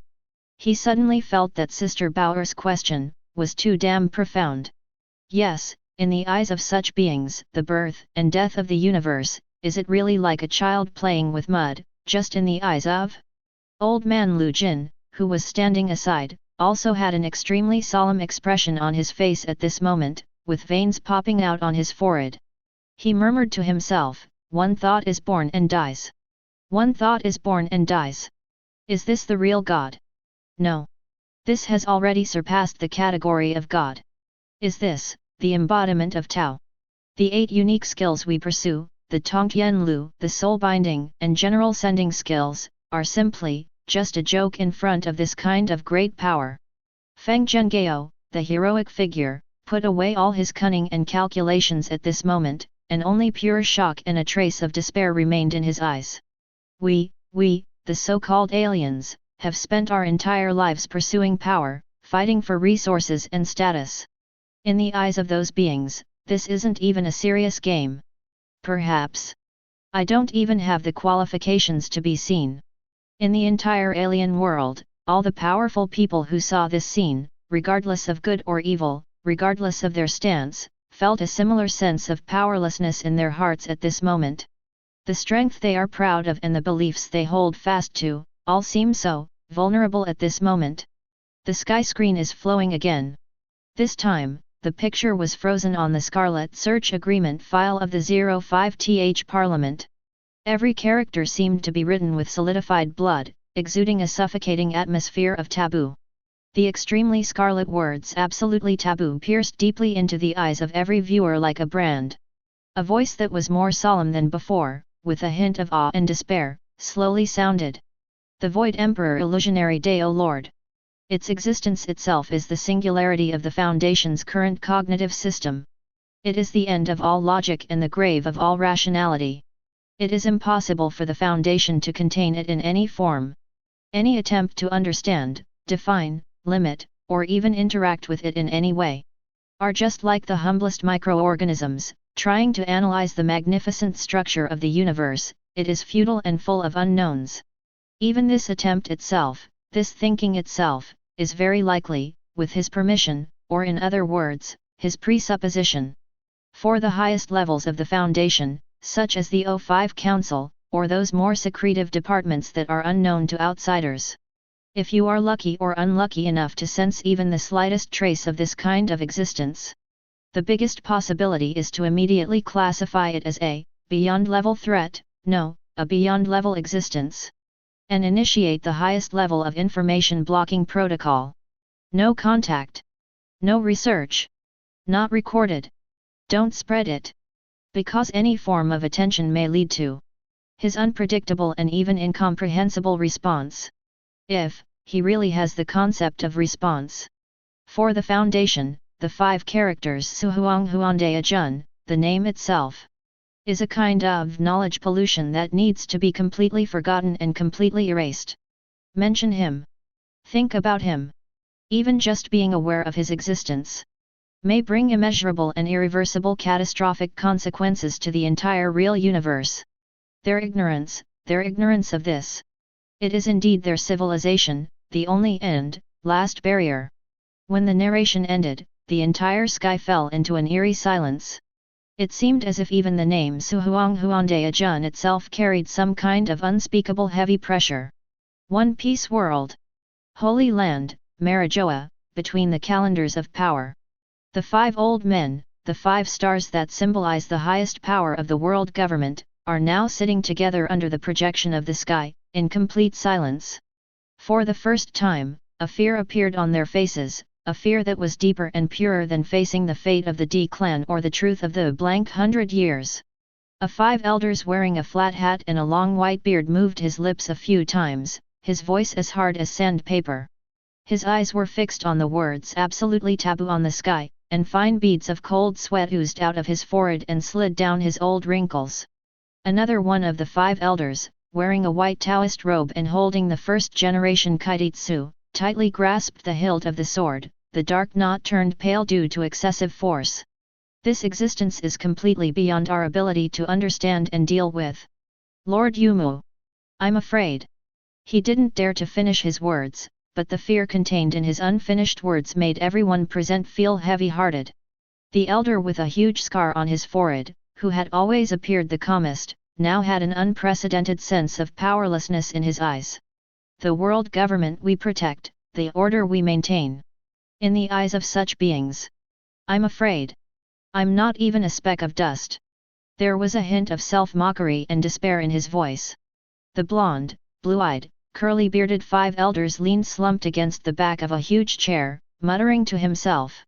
The blank 100. The will of D. The ancient weapon. The secret of Raftel. Everything we have spent hundreds of years fearing, pursuing, and trying to cover up.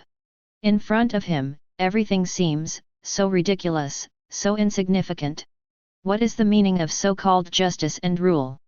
The 5 elders with a mustache took a deep breath and tried to remain calm as the apex of world power, but his voice still couldn't hide the trembling from the depths of his soul. Immediately, classify all records of this sky curtain as top secret. No, it's beyond confidentiality. It's absolutely forbidden. Any department or any person is absolutely prohibited from discussing, researching, or disseminating any information about the Void Emperor Illusionary Deo Lord in any form. Violators. No, we don't even need violators, as long as there is a sign of leakage. All relevant personnel and those who know about it will be erased. He knew that this order was ridiculously insignificant in front of a being like the Xian Huang, but it was the only thing they could and had to do as rulers. Because what they want to protect is not only the authority of the world government, but also the existence of this world itself.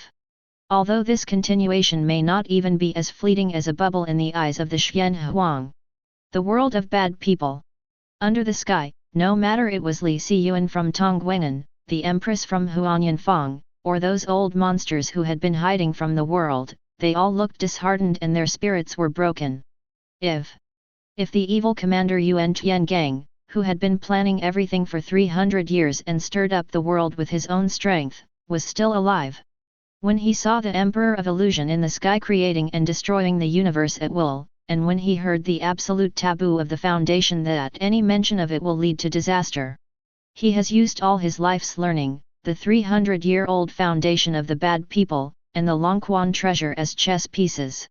He claims to have insight into the laws of nature and the confidence and pride to manipulate the world. At this moment, all of them will be crushed to pieces. His deep eyes that seemed to be able to see through everyone's heart and calculate all the changes in the world, after truly glimpsing the horror of this outside the universe. I'm afraid that even the courage to think about the future again and to use Phoenix TNG will be completely lost. What would he think? What kind of storm will this old monster who has lived for more than 300 years stir up in his heart? I have spent 300 years observing, exploiting, and even trying to control the way of heaven. So, in front of such a being, I am not even as good as the dust under the feet of an ant. No, this is no longer some bullshit heavenly law. In front of him, the heavenly Deo is probably not even a toy. This is the source of the Tao. It is the Tao itself. It is the master of the Tao. We mortals, know, even if we are practicing Qi, in the state of transformation, in the divine sky, or even in the heavenly realm. Please give me flowers. You are not even worthy of being looked at in front of him. I have spent 300 years absorbing dragon energy and taking the elixir of immortality. What I have been seeking and what I have been planning. So, it's just the imagination and arrogance of a frog in a well about a small piece of sky. How ridiculous! How sad! How lamentable! Li Chunfeng, you claim to see through everything and have every plan in mind, but in the end, you are the most ignorant and insignificant person in this world.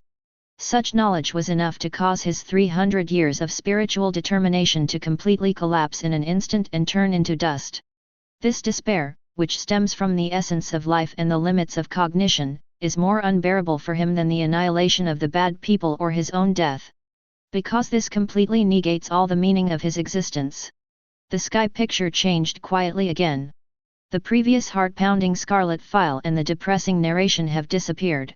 Instead, there is a deep and profound space that cannot be described by any known color. Yes, deep. It seems that all the light, all the matter, and all the concepts in the universe, once falling into it, will sink into eternal damnation and cease to exist. It was an absolute nothingness. But deep in that empty background, there are faint traces of certain trajectories flowing. It's indescribable. Can't understand. Unable to observe. They seem to be the embodiment of Tao, and yet seem to transcend Tao itself. Just that vague glimpse was enough to tremble the hearts of the top beings in countless worlds and make their souls tremble. 0. Just then, a new narration sounded. It is no longer the solemnity and awe of the past. This time the sound was ethereal, majestic, and vast, as if it descended from an infinite height, and as if it sounded directly in the heart of every living being. The Void Emperor Illusionary Day, O Lord! He is omniscient and omnipotent, knowing everything and being able to do everything that people want. Because, the category of everything, the universe, and time and space are all included in it. To him, everything is just a small part that he has arbitrarily defined. The knowledge is the definition. He knows that everything is constructed in this way and the rules operate in this way. Its ability is cause. He wants it to happen, and everything has to happen, and reality has to be as it is. Time and space are cages for mortals, but laws for gods. But in his eyes, it is nothing more than an unconscious, insignificant projection of his will, or his existence itself, in the lower dimensional universe. He has no form or appearance. Because any form is a limitation, a definition, an incomplete. He can also manifest into thousands. If its mind moves, all phenomena in the universe and all living things are its temporary manifestations. Or not manifest in any way that can be perceived, understood, or imagined. Because perception itself is also given by him and allowed by him. His thoughts, his will, even a tiny thought, is the supreme and absolute law. Able to create universes at will, modify logic, define truth, and annihilate all rules, reality, and even existence itself. He is the unity of absolute emptiness and existence. It is because he is the origin of all things, the first cause, the source of all that is. It is emptiness, because it is also the ultimate destination of all non-existence and the foundation of all non-existence. His existence is the very concept of existence. His nothingness is also the cornerstone of the concept of nothingness. It also, transcendent Tao. As the narration ended, the deep, empty picture and the vague tracks within it became even deeper and more unbearable to look at directly. The world of covering the sky. Above the 9 heavens, at the edge of the universe, several majestic figures stood side by side, gazing into the distance at the sky. That was Ye Fan, the ruthless emperor, the beginningless emperor, and even the desolate emperor Shi Hao, who was reflected from the upper reaches of the long river of time. At this moment, these most powerful beings who have ever been known before and are invincible in the 9 heavens and 10 earths all have unprecedented shock on their faces. Ye Fan's golden blood surged in his body, almost unable to control it from escaping. He took a deep breath and spoke with a hint of difficulty. It turns out, the end of the immortal road we are pursuing, the supreme path we are comprehending. In the eyes of such beings, is it really just some low-level Wiccan projection of his will? He thought of the hardships he had gone through and the pursuits of countless predecessors. At this moment, they all seemed insignificant. Chapter 108. The ruthless emperor was dressed in white, and the mask on his face, which seemed to show both sadness and joy, seemed to be frozen at this moment. Not subject to reincarnation, not subject to cause and effect, immortal and indestructible.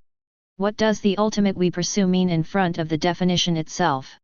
His knowledge is the definition. How terrifying!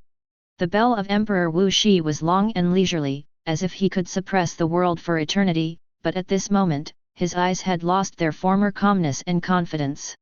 The peak of the immortals, proud of the world, there has been heaven since the beginning of time as long as I have existed.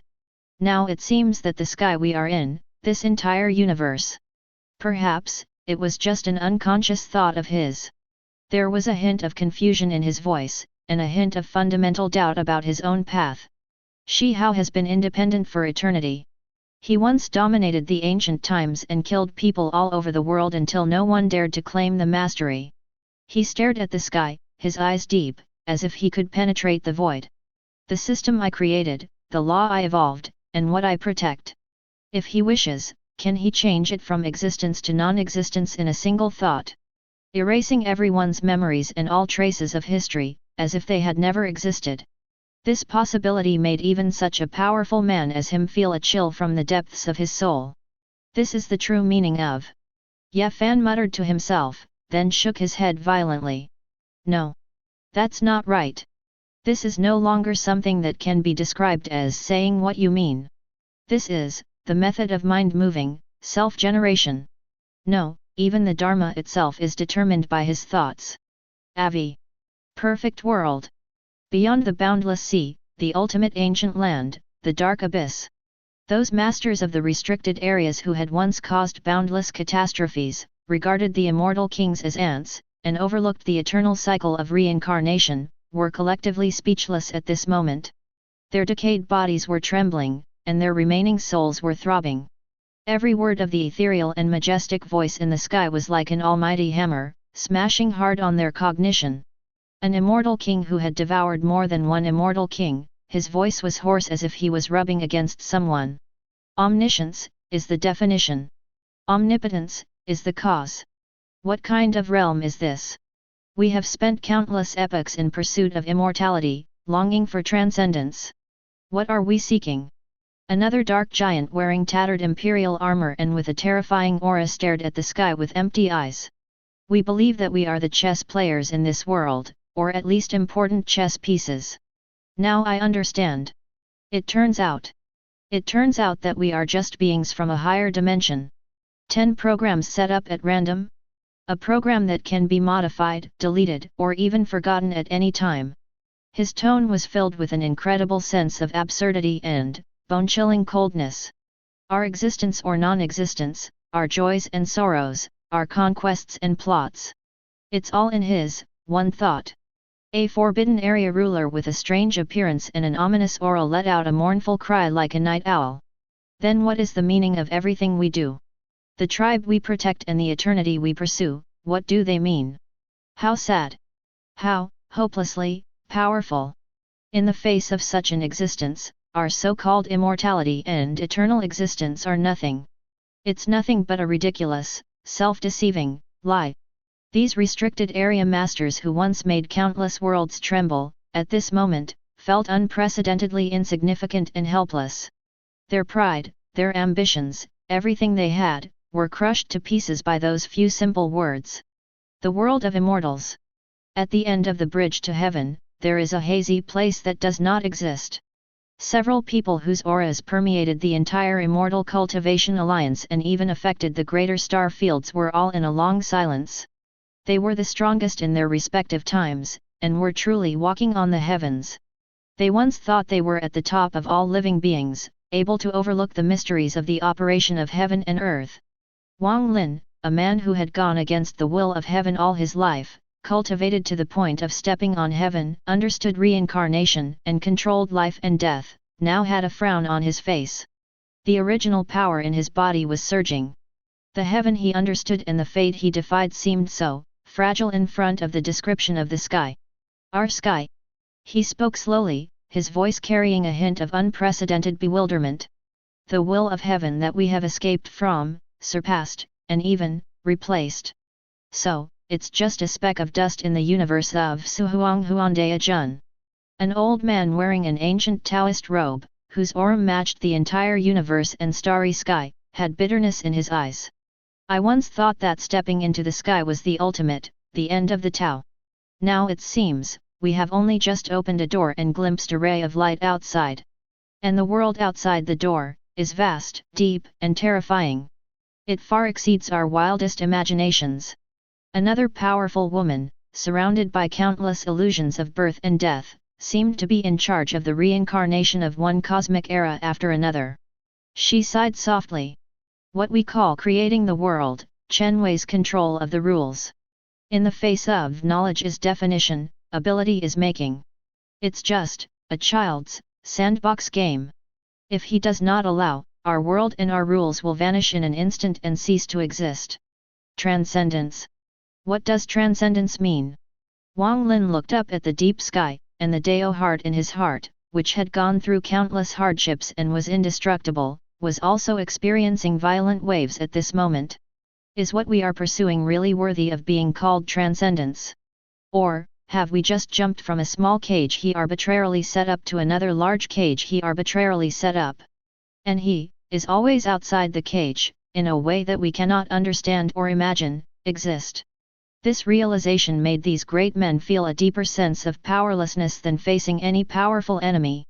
Because this is no longer a difference in strength. This is the essence of life, the absolute crushing of the existence. It is the gap between a frog in a well and the sky itself. No, even the metaphor of the sky is not enough to describe the what if of Suhuanghuandea Jun. Above the sky, the deep and terrifying nothingness, as well as the indescribable track of Tao flowing faintly in it, began to slowly recede like the tide. They did not dissipate, but rather hid. It was as if it had returned to some unknown higher dimension and no longer revealed itself to the creatures in these low-dimensional worlds. Finally, the entire sky became clear, and then, a line of magnificent and simple golden words slowly emerged, occupying the entire field of vision. Suhuanghuandea Jun, Supreme Suhuang Tianzuzu, file inventory completed. The words are suspended quietly, and every stroke seems to contain infinite mysteries, yet seems so final. Then, the ethereal, magnificent and vast narration voice sounded again. This time, there seemed to be a hint of, no, it cannot be called calmness, but perhaps, after the extreme awe, a kind of deep concentration that had to accept reality.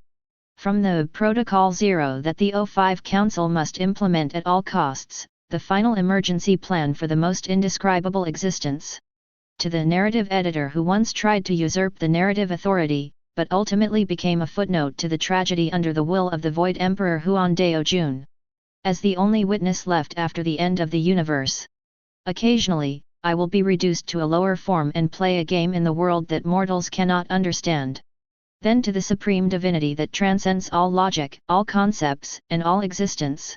The existence of Void Emperor Illusionary Dao Lord has far exceeded the limits of what can be described in any language. It is beyond the comprehension of any rational mind. He is the most unfathomable, most fundamental taboo among the countless secret files of the Foundation.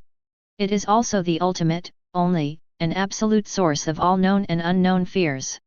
Therefore, the inventory is not so much a reveal as a certain degree of. Rather, it is a profound realization by all observers of the smallness and illusory of themselves and the universe they live in. This is the end of the review by Void Emperor Illusionary Dao Lord on Tuesday. Cito. The narrator's voice paused slightly, as if leaving a hint of suspense, a hint of foreshadowing that made the hearts of countless powerful people in the world, which had just relaxed, suddenly rise again. In the bottomless archives of the Foundation, which seem to be connected to the mysteries of the infinite universe, there must be more different levels and properties hidden. Terror and climbing level 2F. The revelation of the sky will continue. As the words fell, the golden words slowly disappeared, and the sky returned to its previous darkness, but it was no longer empty, but a kind of waiting for the next revelation of darkness. Doluo Continent, God Realm. The Divine Committee. The purple-black power of destruction surrounding the God of Destruction seemed a little dim at this moment. He looked at the Goddess of Life with a gentle breath beside him, and an indescribable bitter smile appeared on his face. /JV. The God of Destruction's voice was a little dry. The divine power we wield, the rules we make, the order we protect. Compared with the Suhuanghuandea Jun that was just shown on the sky curtain. It's just like dust, not worth mentioning. The green eyes of the goddess of life were also filled with shock and complexity. She sighed softly and said softly, "Yes, Uncle Zi. Knowledge is the definition, ability is the making. We cannot even imagine this realm. Our divine position, our divine power, perhaps, are really just a tiny glimmer of light unconsciously cast by some higher being." The god of goodness and the god of evil, the two first-level gods, looked at each other at this moment, and saw the same horror in each other's eyes. 7. The god of destruction took a deep breath, as if trying to dispel the feeling of powerlessness in his heart. Fortunately, that Suhuanghuandea Jun, his gaze, doesn't seem to really be directed at us low-dimensional beings. Otherwise, our so-called divine world and order would probably cease to exist in a single thought. The goddess of life nodded slightly, but there was a hint of worry in her eyes. I hope so. But, the revelation of the sky seems not to have ended yet. The Foundation. What kind of terrifying organization is this? In their archives, there are records of such incredible beings, and, it seems there is more than one. The gods were silent, and the eternal glory of the divine world seemed to dim a little at this moment. Naruto World, Konoha Village. On top of the Hokage Rock. Uzumaki Naruto opened his mouth wide, his golden hair messy in the wind. I'm telling you. What on earth was that Suhuanghuandea Jun just now? He scratched his head vigorously, a blank look on his face. Although I never quite understood what was said on the sky curtain. What definition, what is the cause, what is the projection? But it feels so amazing. Uchiha Sasuke stood aside, with one hand on his chest, the light of his Rinnegan and Eternal Mangekyo Sharingan flickering slightly. His expression was more solemn than ever before. Naruto, it's normal that you don't understand. Sasuke's voice was deep. 1.2. Because that kind of existence has surpassed everything we can understand. Ninjutsu, chakra, bloodline limit, and even, the power of the six paths, yin-yang escape. He paused, his tone full of difficulty. In front of that Void Emperor illusionary Deo Lord, I'm afraid. I don't even have the qualifications to be called power. Harano Sakura stood behind the two of them, her hands clenched so tightly that her knuckles turned white. Sasuke-kun is right. Kaguya, we once thought that was an invincible enemy, the ancestor of Chuck. Now that I think about it, even Princess Kaguya is probably as insignificant as the difference between a firefly and the bright moon in front of that empty emperor. Hey, take Kakashi leaned against a tree trunk nearby, his Sharingan under his forehead guard already closed, as if he couldn't bear to watch any more. He sighed deeply, his heart in turmoil. His knowledge is the definition, that is, whatever he thinks is right is the absolute truth. He believes that the world should be what it is, and the world can only be what it is. This kind of power can no longer be described by the word powerful. This is simply the Creator himself, above the God of creation. Shikamaru frowned and muttered to himself, this is getting more and more troublesome. This level of existence has been counted. What will the sky curtain reveal next? What is our world in the eyes of these beings? Are they just a few chess pieces on their sand table? The young men, no, the young ninjas, for the first time, felt the fear and confusion of the unknown and absolute power from the depths of their souls. Chapter 109. Above the sky, the worlds of heaven had just returned to peace. Suddenly, not by any known physical force, but in a more fundamental and more unbelievable way. It exploded. Yes, it exploded. A kind of severe pain and sense of collapse that comes from cognition itself, like the sharpest blade, gouging through the soul of every living being. Then, a line of huge, twisted, blood-red text emitting an ominous and crazy aura appeared. Like a curse gushing out from the wound of the universe, it is branded deep in the minds of all viewers. Supreme Divinity SCP False Beast. The next moment, an even more chilling proclamation came crashing down with a kind of blasphemous madness. Warning, this is not a physical monster. This is a pataphysical concept erasure zone for upper-level narrators forged by the Foundation. Its existence is a declaration of war against the pen of creation. In the world of mortal cultivation, there is a secret cave somewhere in the Chaos Star Sea. Han Li sat cross-legged. His originally calm face was now filled with a rare solemnity, and his eyes flickered. It was obvious that he was conducting an intense deduction in his mind. The spear of God killing. So that's how it is. This God is not that God. He took a deep breath and exhaled slowly. The God it targets is not the immortals, true immortals, or even the Taoist ancestors that we cultivators know, but the illusory, yet possibly real, higher dimensional narrative existence? The so-called upper-level narrator. Han Li frowned and tapped his knees unconsciously with his fingers. The strangeness and viciousness of the methods used by this foundation have completely exceeded the comprehension of ordinary immortal cultivators. Even those high and mighty immortals have probably never come into contact with such a game. A trace of deep fear flashed in his eyes.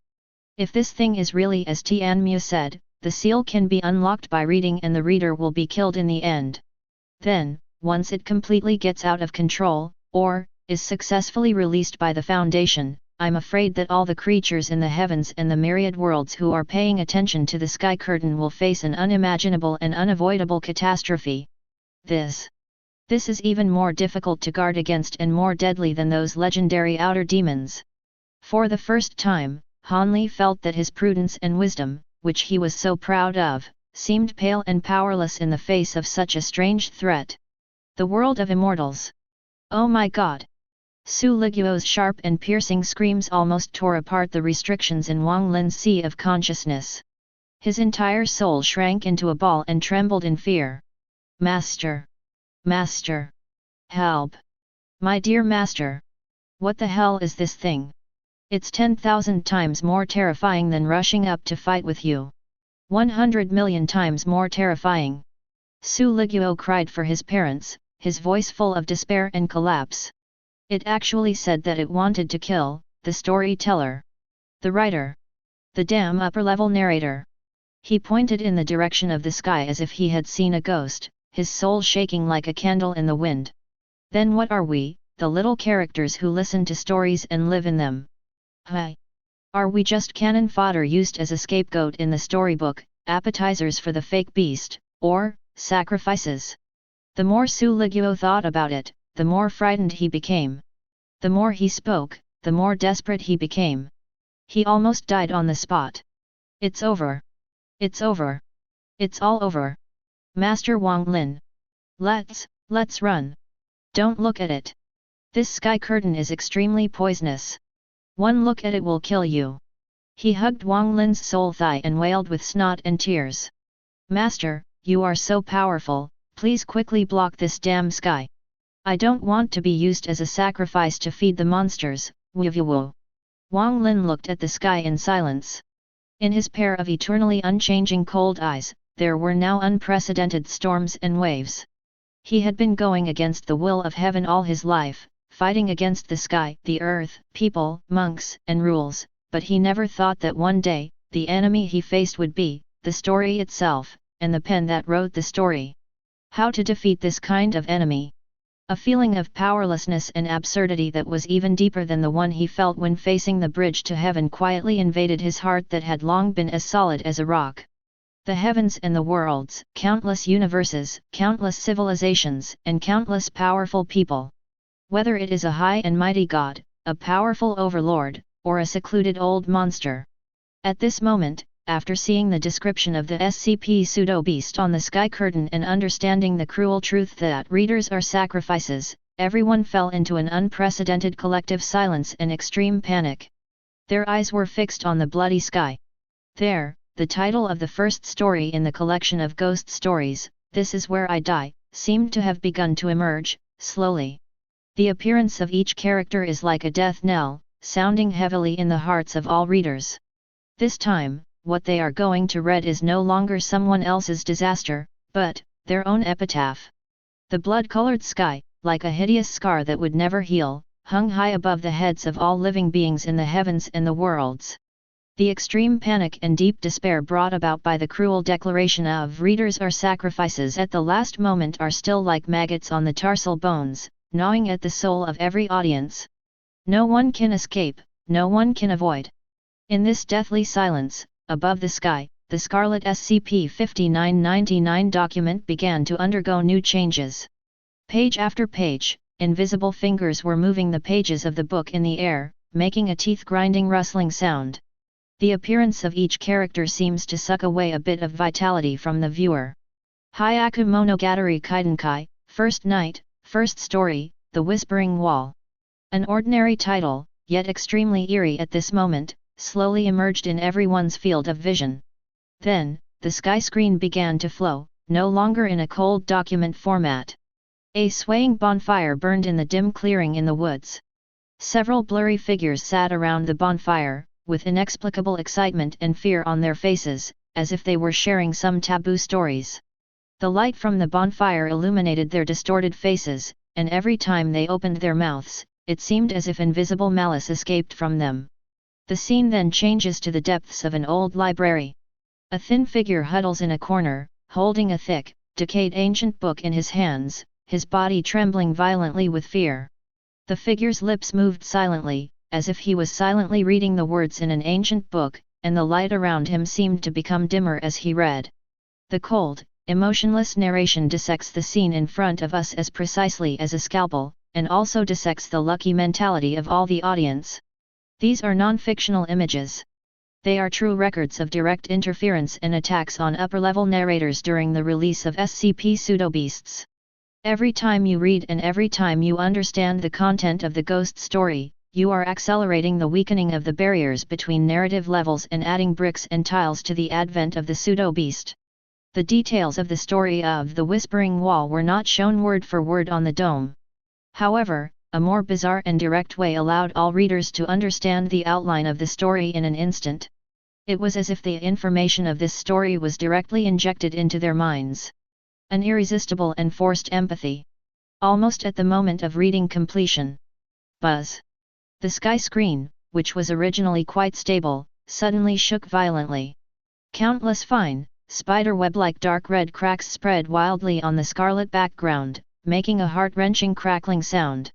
The creatures in the heavens and the myriad worlds who were watching the sky felt a sharp pain in their heads, and the scene before their eyes began to blur and double, and the whole world seemed to be spinning. An indescribable feeling of dizziness and detachment surged from the depths of their souls, making them feel that their existence was becoming illusory. My head hurts so much. It feels like it's going to split open. What happened? What happened? The sky, it seems like it's really going to break. My consciousness is being pulled by something. Before all living beings in the heavens and the world could recover from this sudden incident, the cold and merciless narration of the sky sounded again, declaring an even more terrifying future. Warning: the gradual release of SCP pseudo-beasts will directly lead to the blurring and confusion of the boundaries between the universe where the Foundation is located in the lower narrative universe and the universe where the observers are located in the upper narrative universe. The ultimate result will be an irreversible storm of logical paradoxes and a collapse of the structure of reality that affects all narrative levels. Doluo Continent, God Realm Committee. Oscar's handsome face was now as pale as paper, completely bloodless. He pointed at the sky that was shaking violently and covered with cracks. His voice trembled and he could not stand steadily. Oh my God! Oh my God! It's starting already. Is it really starting? He swallowed hard and felt his throat was extremely dry, as if it was burning. Reading a crappy story, can you really lose yourself to it? How can this be justified? Oscar felt that his worldview, along with his soul, was being pressed to the ground and rubbed wildly by an invisible giant hand, and was about to be shattered. This is even more unreasonable than Third Brother's Shura power. It's 10,000 times more overbearing. At least Shura power can be used to dodge and resist, but how can this thing be dodge? He was almost about to cry, and subconsciously grabbed Ning Rongrong's sleeve beside him, seeking a tiny sense of security. Rongrong, my wife, this thing, it's not a fight at all. It's wiping us out from the root. This is it's rule killing. It's a pure rule-based killing. We don't even have a chance to resist. Ning Rongrong's face was equally pale. She forced herself to remain calm and supported Oscar. Little Oscar, stay calm. Especially at times like this, the more you must not panic. But her trembling voice revealed her inner fear. Tang San frowned. the sea god power and Shura power circulated frantically in his body, trying to resist the strange erosion from the sky, but found that it had little effect. That force directly acted on his cognition. Naruto World, Konoha Village, on top of the Hokage building. Kakashi Hate's exposed eye was wide open, with 3 hooks. The Jade Sharingan even spun wildly and uncontrollably at that moment, with a tendency to transform into a kaleidoscope pattern. It was also severely stung by the overload of information and was forced to retreat. Ugh! He growled in pain and suddenly covered his left eye. Veins popped out on his forehead and beads of sweat the size of beans kept rolling down like raindrops. I can't explain it. I can't explain it at all. This phenomenon is beyond my understanding. Kakashi's voice was filled with a hint of incredible pain and deep frustration. His Sharingan, which he was so proud of, had now become an amplifier that received the pain. This attack method, it surpasses all known ninjutsu. It surpasses all known illusions. It even surpasses the scope of the legendary Six Paths Sage's Yin-Yang escape technique. He staggered and almost fell off the roof, but was caught by Uzumaki Naruto beside him. Kakashi-sensei, what's wrong with you? Are you okay? Naruto asked anxiously. He also felt palpitations and inexplicable uneasiness, as if something was wrong. What you see is eroding yourself. This is not an energy attack at all. Kakashi panted, his lips turned pale, and he said with difficulty, it attacks 357 hours. Cognition is the concept itself. We can't even find out how it works. We can't defend against it either. Harano Sakura stood by, the light of medical ninjutsu flickered in her palm, but she couldn't find any injury that could be treated. Mouth.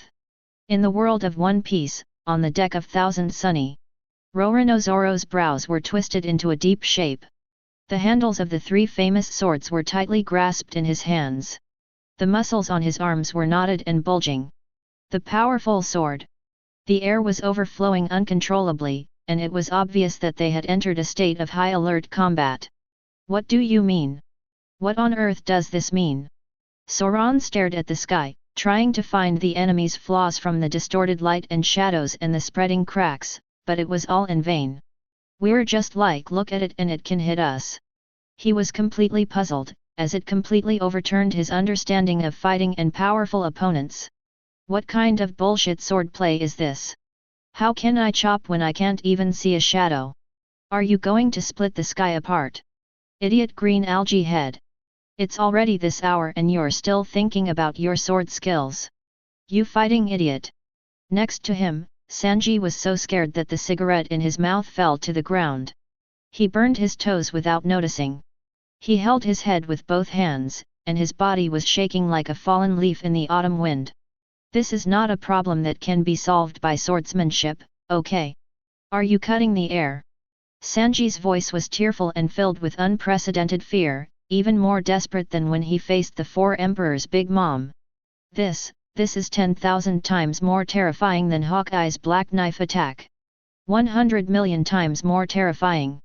That attack could split the ocean in 2, but this thing, it's going to split our brains, our very existence.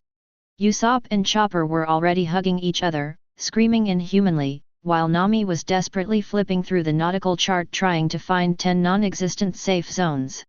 Luffy also put away his smile, frowned, and clenched his fists, but he didn't know where to punch. Dragon Ball World, Earth, Western Capital, Capsule Corporation Courtyard. W.A. Yamcha huddled up into a ball, covering his ears with his hands and closing his eyes tightly, as if this could block out the horrific messages and devastating pictures that kept appearing on the sky. Noodle. What the hell is this monster? It's 10,000 times scarier than King Frieza, Cell, and Majin Buu combined. At least those guys can still work part-time. Work. He suddenly raised his head, his eyes were full of tears and his nose was almost running. He looked at Son Goku and Vegeta not far away, and his voice was filled with tears. Did you hear that? It said these stories would attack the upper storytellers. They would attack the people who wrote the books. They must be gods, right? Why should we mortals suffer? Chapter 110. Yamcha's voice was filled with despair and incoherence. Then, if our author, the guy who wrote our story, was destroyed by this fake beast, will we also disappear with a bang? There won't even be a chance to revive. The more he thought about it, the more scared he became. His legs went weak and he almost collapsed to the ground. Clin, who was standing behind him, barely held him up. Clin himself was sweating profusely. Gaku. Vegeta. You two must think of a solution. Gaku. Aren't you the strongest in the universe? Quickly knock that fake beast away. Use your spirit bomb. Sun Wukong's face was more solemn than ever before. He scratched his head, feeling the strange pressure coming from the sky, which made him feel uncomfortable all over and even frightened his fighting instinct. This feeling is so strange, Yamcha. Wukong frowned, his eyes full of confusion and a rare sense of powerlessness. I can't feel its breath. It seems, not here, but it seems to be everywhere, just like air, but more terrifying than air. He looked at Vegeta, who also had a gloomy expression on his face. Vegeta, do you have any ideas? Can this thing be destroyed with an energy wave? Vegeta snorted coldly, veins on his forehead exposed, and gritted his teeth and said, Kakarot. You fighting idiot. This is not an enemy that can be solved with fists and energy. It is on another level. A level we have never touched. Bulma was frantically operating various high-tech instruments, but all the detector screens showed a chaotic stream of meaningless data and glaring red warning lights. No. It is totally impossible to analyze. Its form of existence is beyond all our current knowledge of physics, energetics, and even theology. This is simply a metaphysical disaster. And just as the powerful people in all the heavens and worlds fell into chaos and panic because of the reading of this first story. Above the sky, the scarlet pages of the document were flipping mercilessly again, making a terrifying sound. Hyaku Monogatari Kaidenkai, Night 1, Episode 2, Non-Existent Neighbors. Another horrifying title appeared, accompanied by an even stronger shock to the soul. Hyaku Monogatari Kaidenkai, Night 1, Episode 3, The Stranger in the Mirror. The crack in the sky became even bigger, almost extending to the entire light screen. Hyaku Monogatari Kaidenkai, Night 1, Episode 4, Someone Under the Bed. One after another, strange and ominous titles keep appearing. Every time it appeared, the sky was shaking and cracking more violently. The colors on the light screen also began to become chaotic. Every time it emerges, all the readers feel waves of unbearable tearing pain in their souls, as if their cognition is being forcibly tampered with and distorted. The invisible barrier separating the story from the reality and the observed from the observer is becoming thinner and more transparent at a speed visible to the naked eye. Even tiny holes are beginning to appear, from which a disturbing atmosphere of nothingness is seeping out. The collapse of the narrative layer has already opened the bloody prelude. And all the readers and audiences became the first victims of this collapse, passively and desperately walking step by step towards the abyss called the end of the story. Their existence, their cognition, and even the entire world they live in are being ruthlessly eaten and digested by the act of reading itself. Darkness is slowly seeping out from the cracks of every story, attempting to devour everything. The blood-colored sky, the cosmic-level terrifying display screen, was still operating mercilessly, without a moment's pause because of the wailing and despair of the creatures in all realms. The teeth-grinding rustling sound of turning pages seemed to become clearer and more rapid, as if the footsteps of the god of death were stepping on the hearts of all the audience. Hyaku Monogatari Kaidenkai, Night 1, Episode 5, The Street Light That Never Turns On. A new title, like a brand of weeping blood, slowly emerged on the scarlet document, and every word exuded an ominous and cold aura. The sky screen then changes. A deserted street shrouded in heavy rain, with dim street lamps sparsely arranged on both sides of the street. Only the one at the end of the corner, as if cursed, stubbornly refused to light up. A lonely and thin figure huddled under a street lamp that never turned on. The rain soaked his clothes, making him shiver, his face full of confusion and fear. There was deathly silence all around, with only the crackling sound of raindrops hitting the ground and the whimpering of the wind blowing through the aisle. However, at this moment, a subtle and creepy noise came faintly from inside the dark street lamp post. It was as if countless tiny insects were crawling among the dry leaves, or as if someone was gently scraping rusty iron sheets with his fingernails. That was a whispering sound. The figure under the streetlight suddenly froze, as if his body was frozen. He slowly raised his head in horror and looked towards the source of the sound, the cold, dark lamppost. His eyes instantly widened to the limit, and his pupils shrank violently due to extreme fear. At the same time, in the myriad worlds, those strong men who could still barely maintain a clear mind felt their hearts twitch. Wait! That sound! That whispering feeling!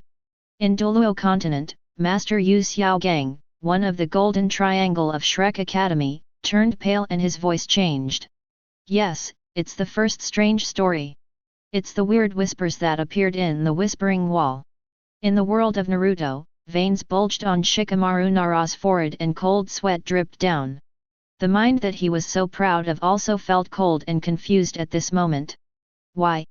Why do the elements of the first story appear in the fifth story? This doesn't make sense. Could it be that these strange stories are interrelated and interpenetrating? In the One Piece world, Blackfoot Sanji was so scared that his cigarette fell to the ground. He screamed, "These stories, they are stirring up. It's like a pot of badly cooked horror stew." A deeper, indescribable fear spread like a plague in the hearts of all readers. These stories are not just independent horror units, there is some kind of terrible contamination going on between them. It seemed to confirm their conjecture, but also seemed to mercilessly mock their newly emerging understanding. Above the sky, the scene of the fifth strange story suddenly froze, and then, lines of scarlet and more shocking words, like a weeping bloody blade, covered the entire screen. The cold, emotionless narration once again resounded through the heavens and the worlds, and every syllable was like a death knell to the soul. Warning: narrative level pollution is happening. Each chapter of SCP-5999's This Is Where I Die does not exist in isolation. They are the narrative shackles that bind the SCP pseudobeasts. It is also a narrative poison that is carefully prepared and penetrates layer by layer for the upper-level narrators. Every time you read, every time you understand the content of the ghost story, it not only weakens the narrative barrier, but also actively absorbs this poison, actively removes the shackles of the pseudo-beast.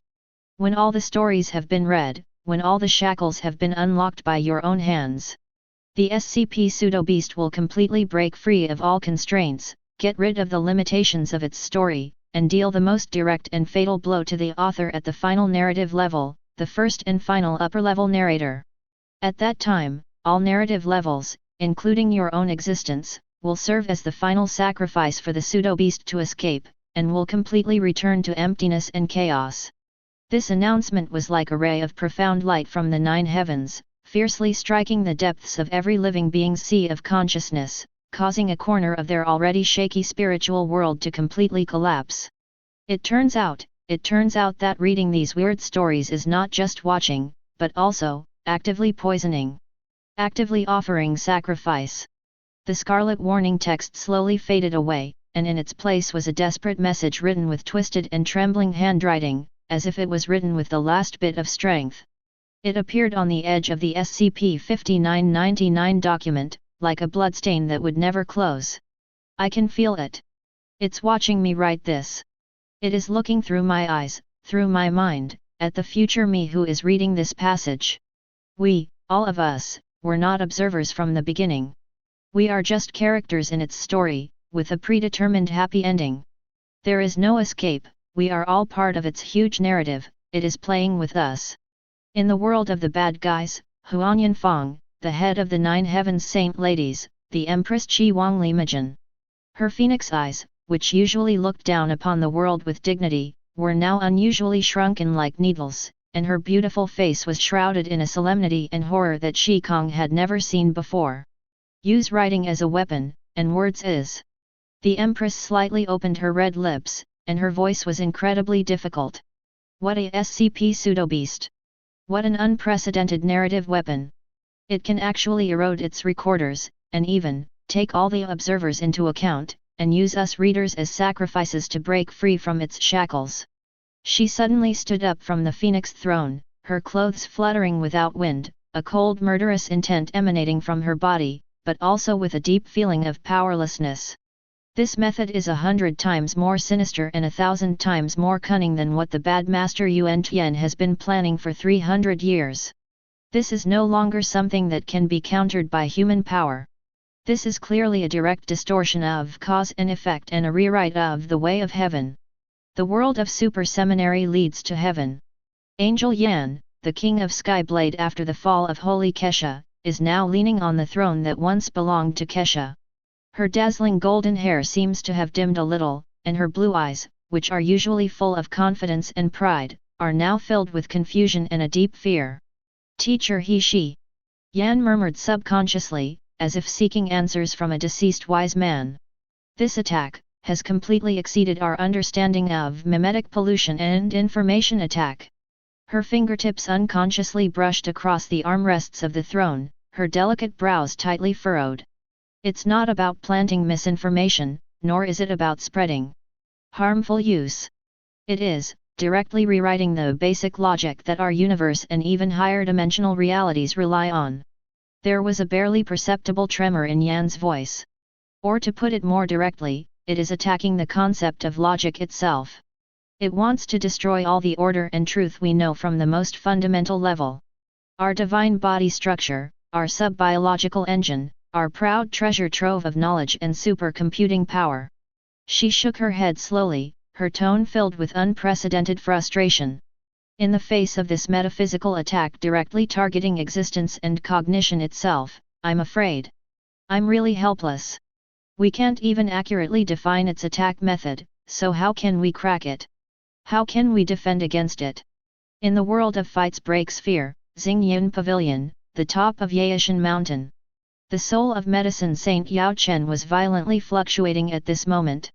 On his old face, the deep eyes that had seen all the strange fires in the world and refined all the magic pills in the world were staring at him. The sky was filled with horror and unbelievable things. How terrible! What a terrible narrative weapon! What a vicious SCP pseudo-beast! Yao Lao couldn't help but gasp, and his soul and body were almost unstable because of it. This is not some weird story at all. This is clearly a living, self-evolving, self-propagating, the most bizarre and unsolvable narrative poison in the world. His voice was hoarse and contained a hint of despair.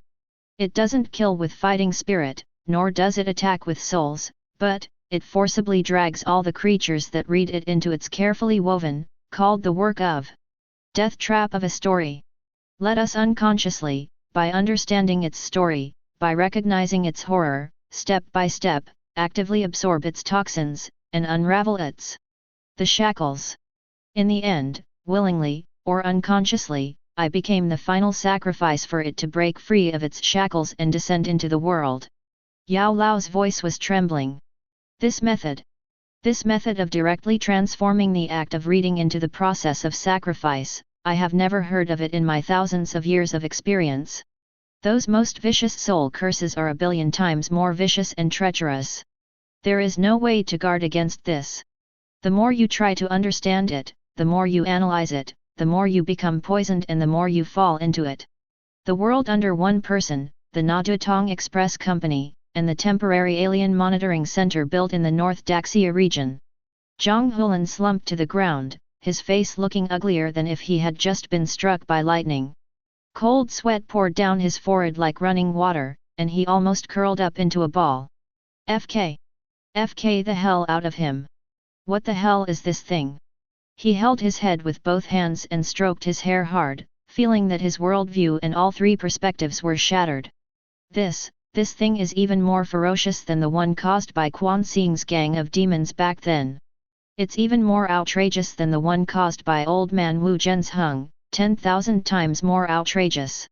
At most, Wu Zhensheng will turn the alien world upside down, but this damn SCP pseudo-beast wants to eat all the heavens and the world, including those of us who just want to watch the fun and enjoy the trouble. The melon-mongering people, pack them all up and cremate them. Zhang Hulan raised his head suddenly, his eyes full of bloodshot and extreme fear.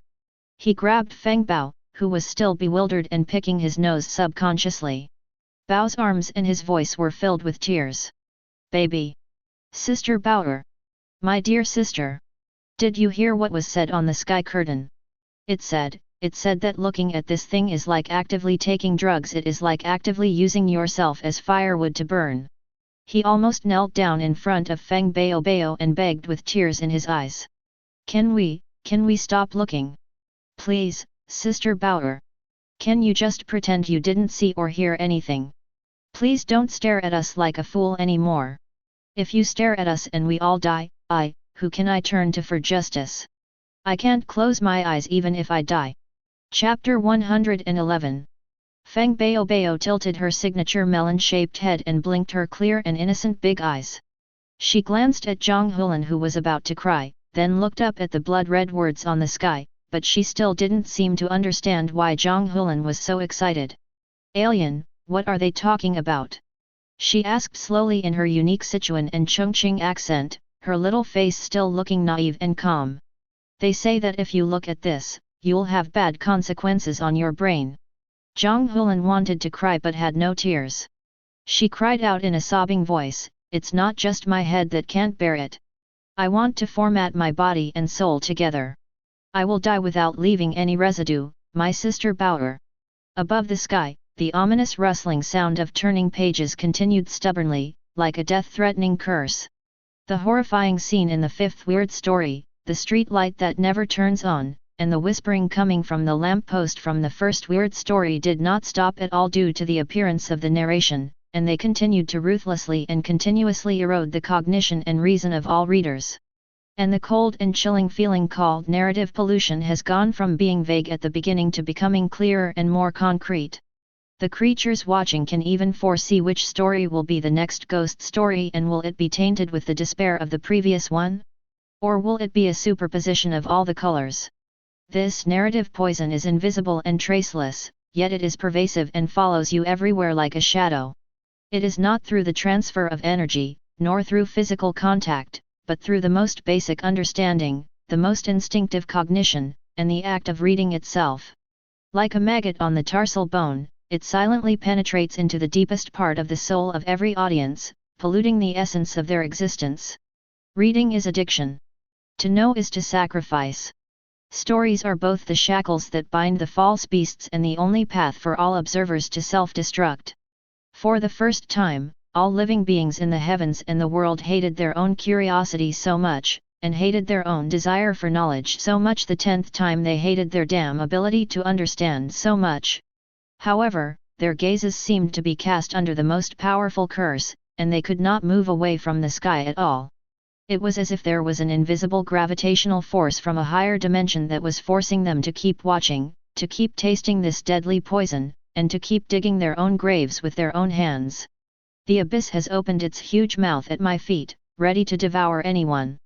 And they are being pushed step by step and irresistibly into the indescribable eternal darkness that symbolizes the ultimate nothingness by their own reading behavior. On the blood-colored SCP-5999 document, the first stroke of the title of the sixth strange story has begun to slowly condense and take shape in the scarlet ink. The suffocating despair became even stronger. Above the bloody sky, the first twisted stroke of the title of the sixth ghost story had just taken shape, emitting a strong and indelible smell of blood and ominousness.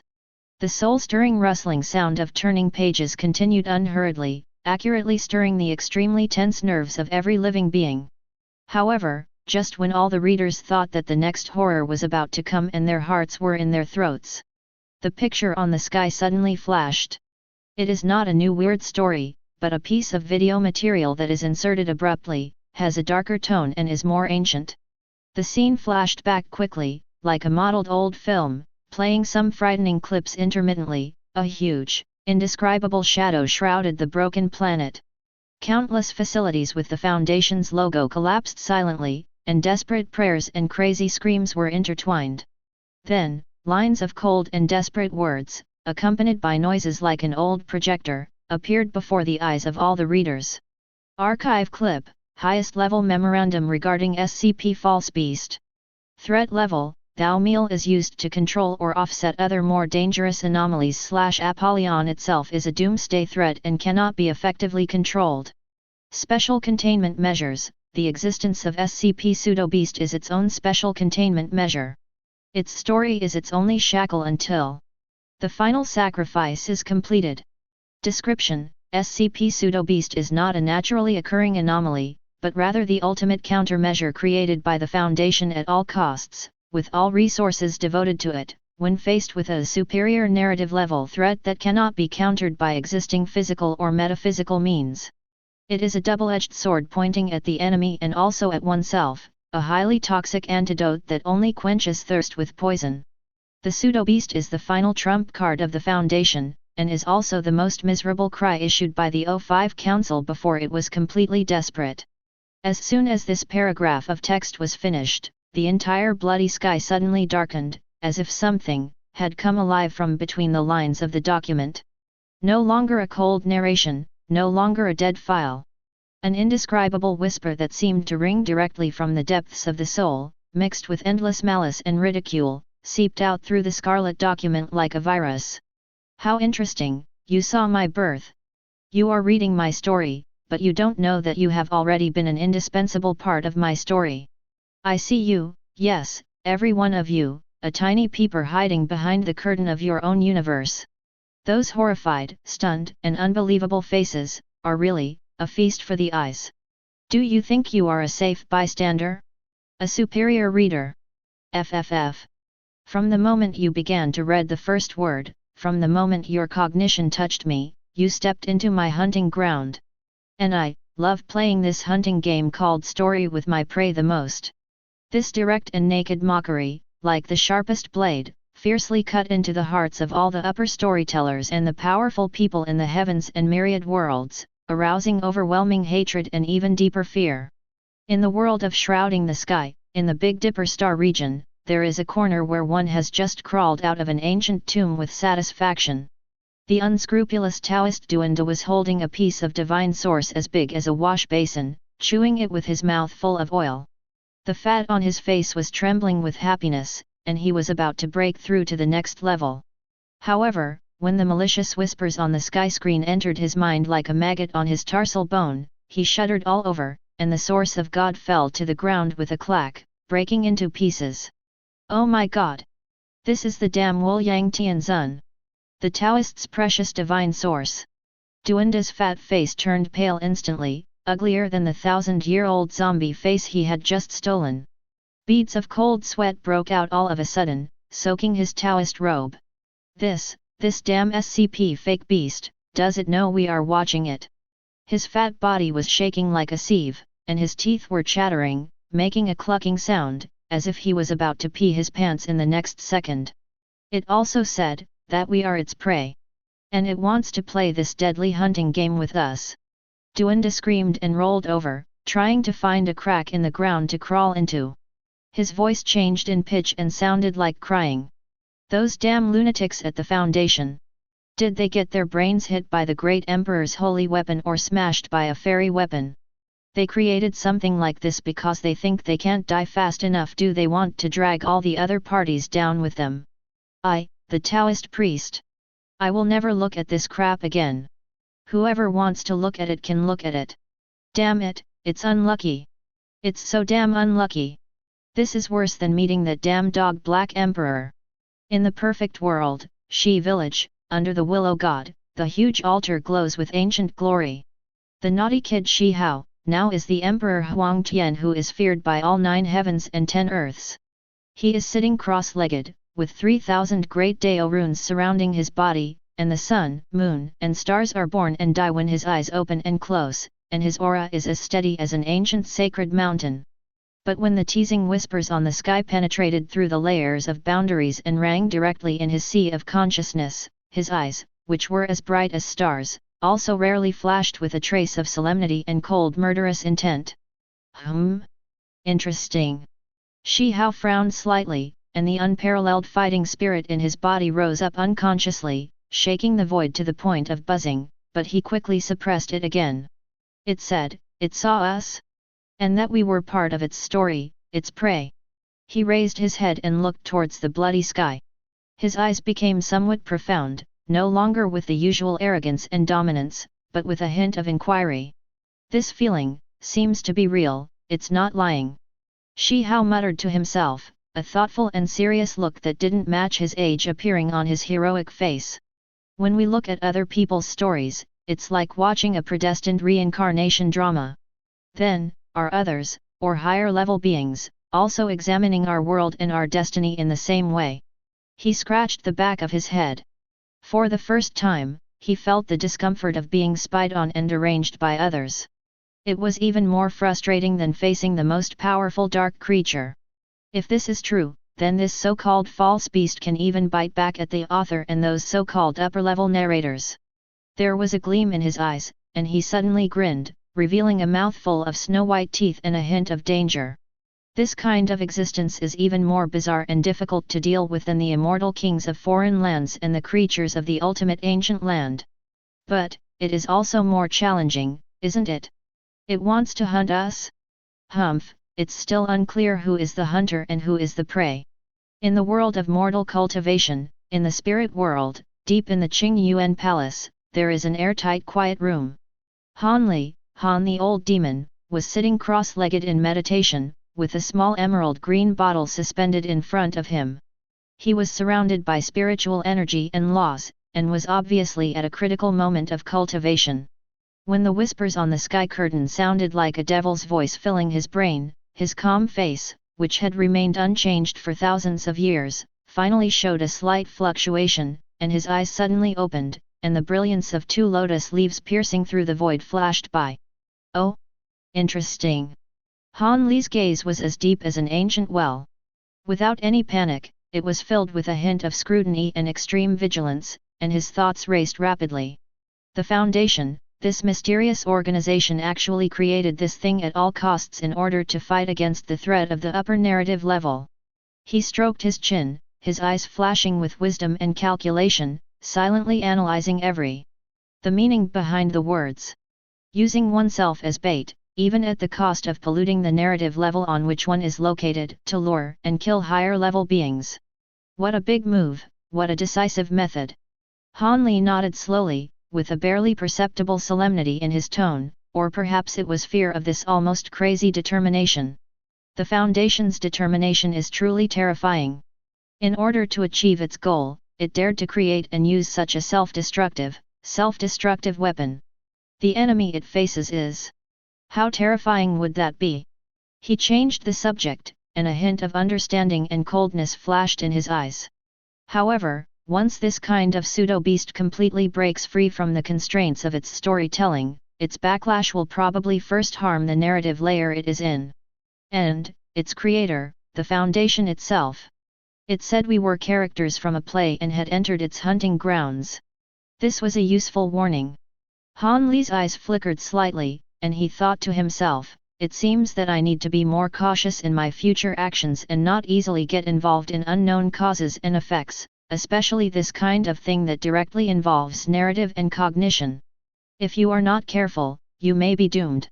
However, if we can get a glimpse of a higher level of mystery from it.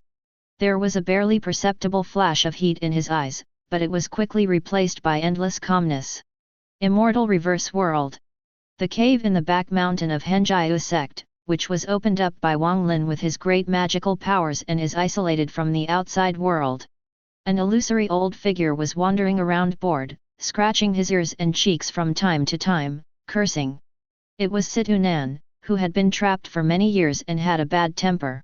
When the malicious voice on the sky screen exploded directly in his soul like a cold wind from the underworld, Situ Nan suddenly froze, his illusory body almost disintegrated, and his soul fire swayed violently.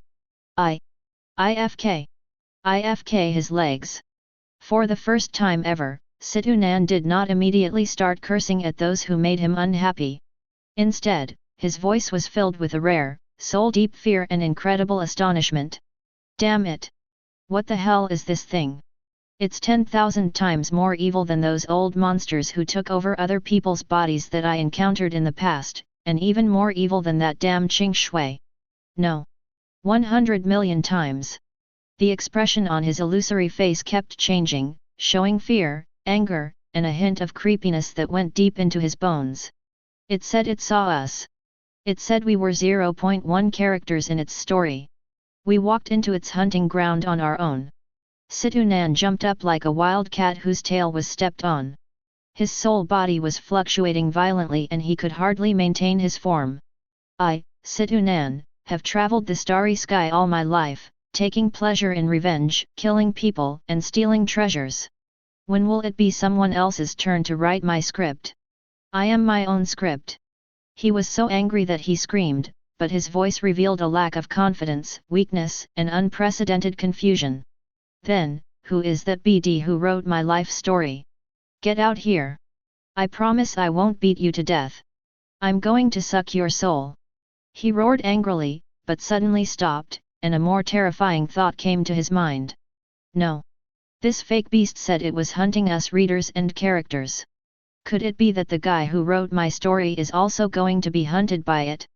Hunt? Then won't I be unlucky too? Thinking of this, Situnan suddenly shuddered. A strange feeling of grief for the loss of a rabbit or a loss of teeth came over him, making him realize for the first time the reality of his own existence. There was a slight doubt about its authenticity. Damn it, this world is getting more and more incomprehensible. I just want to practice in peace and quiet. Why is it so heavy?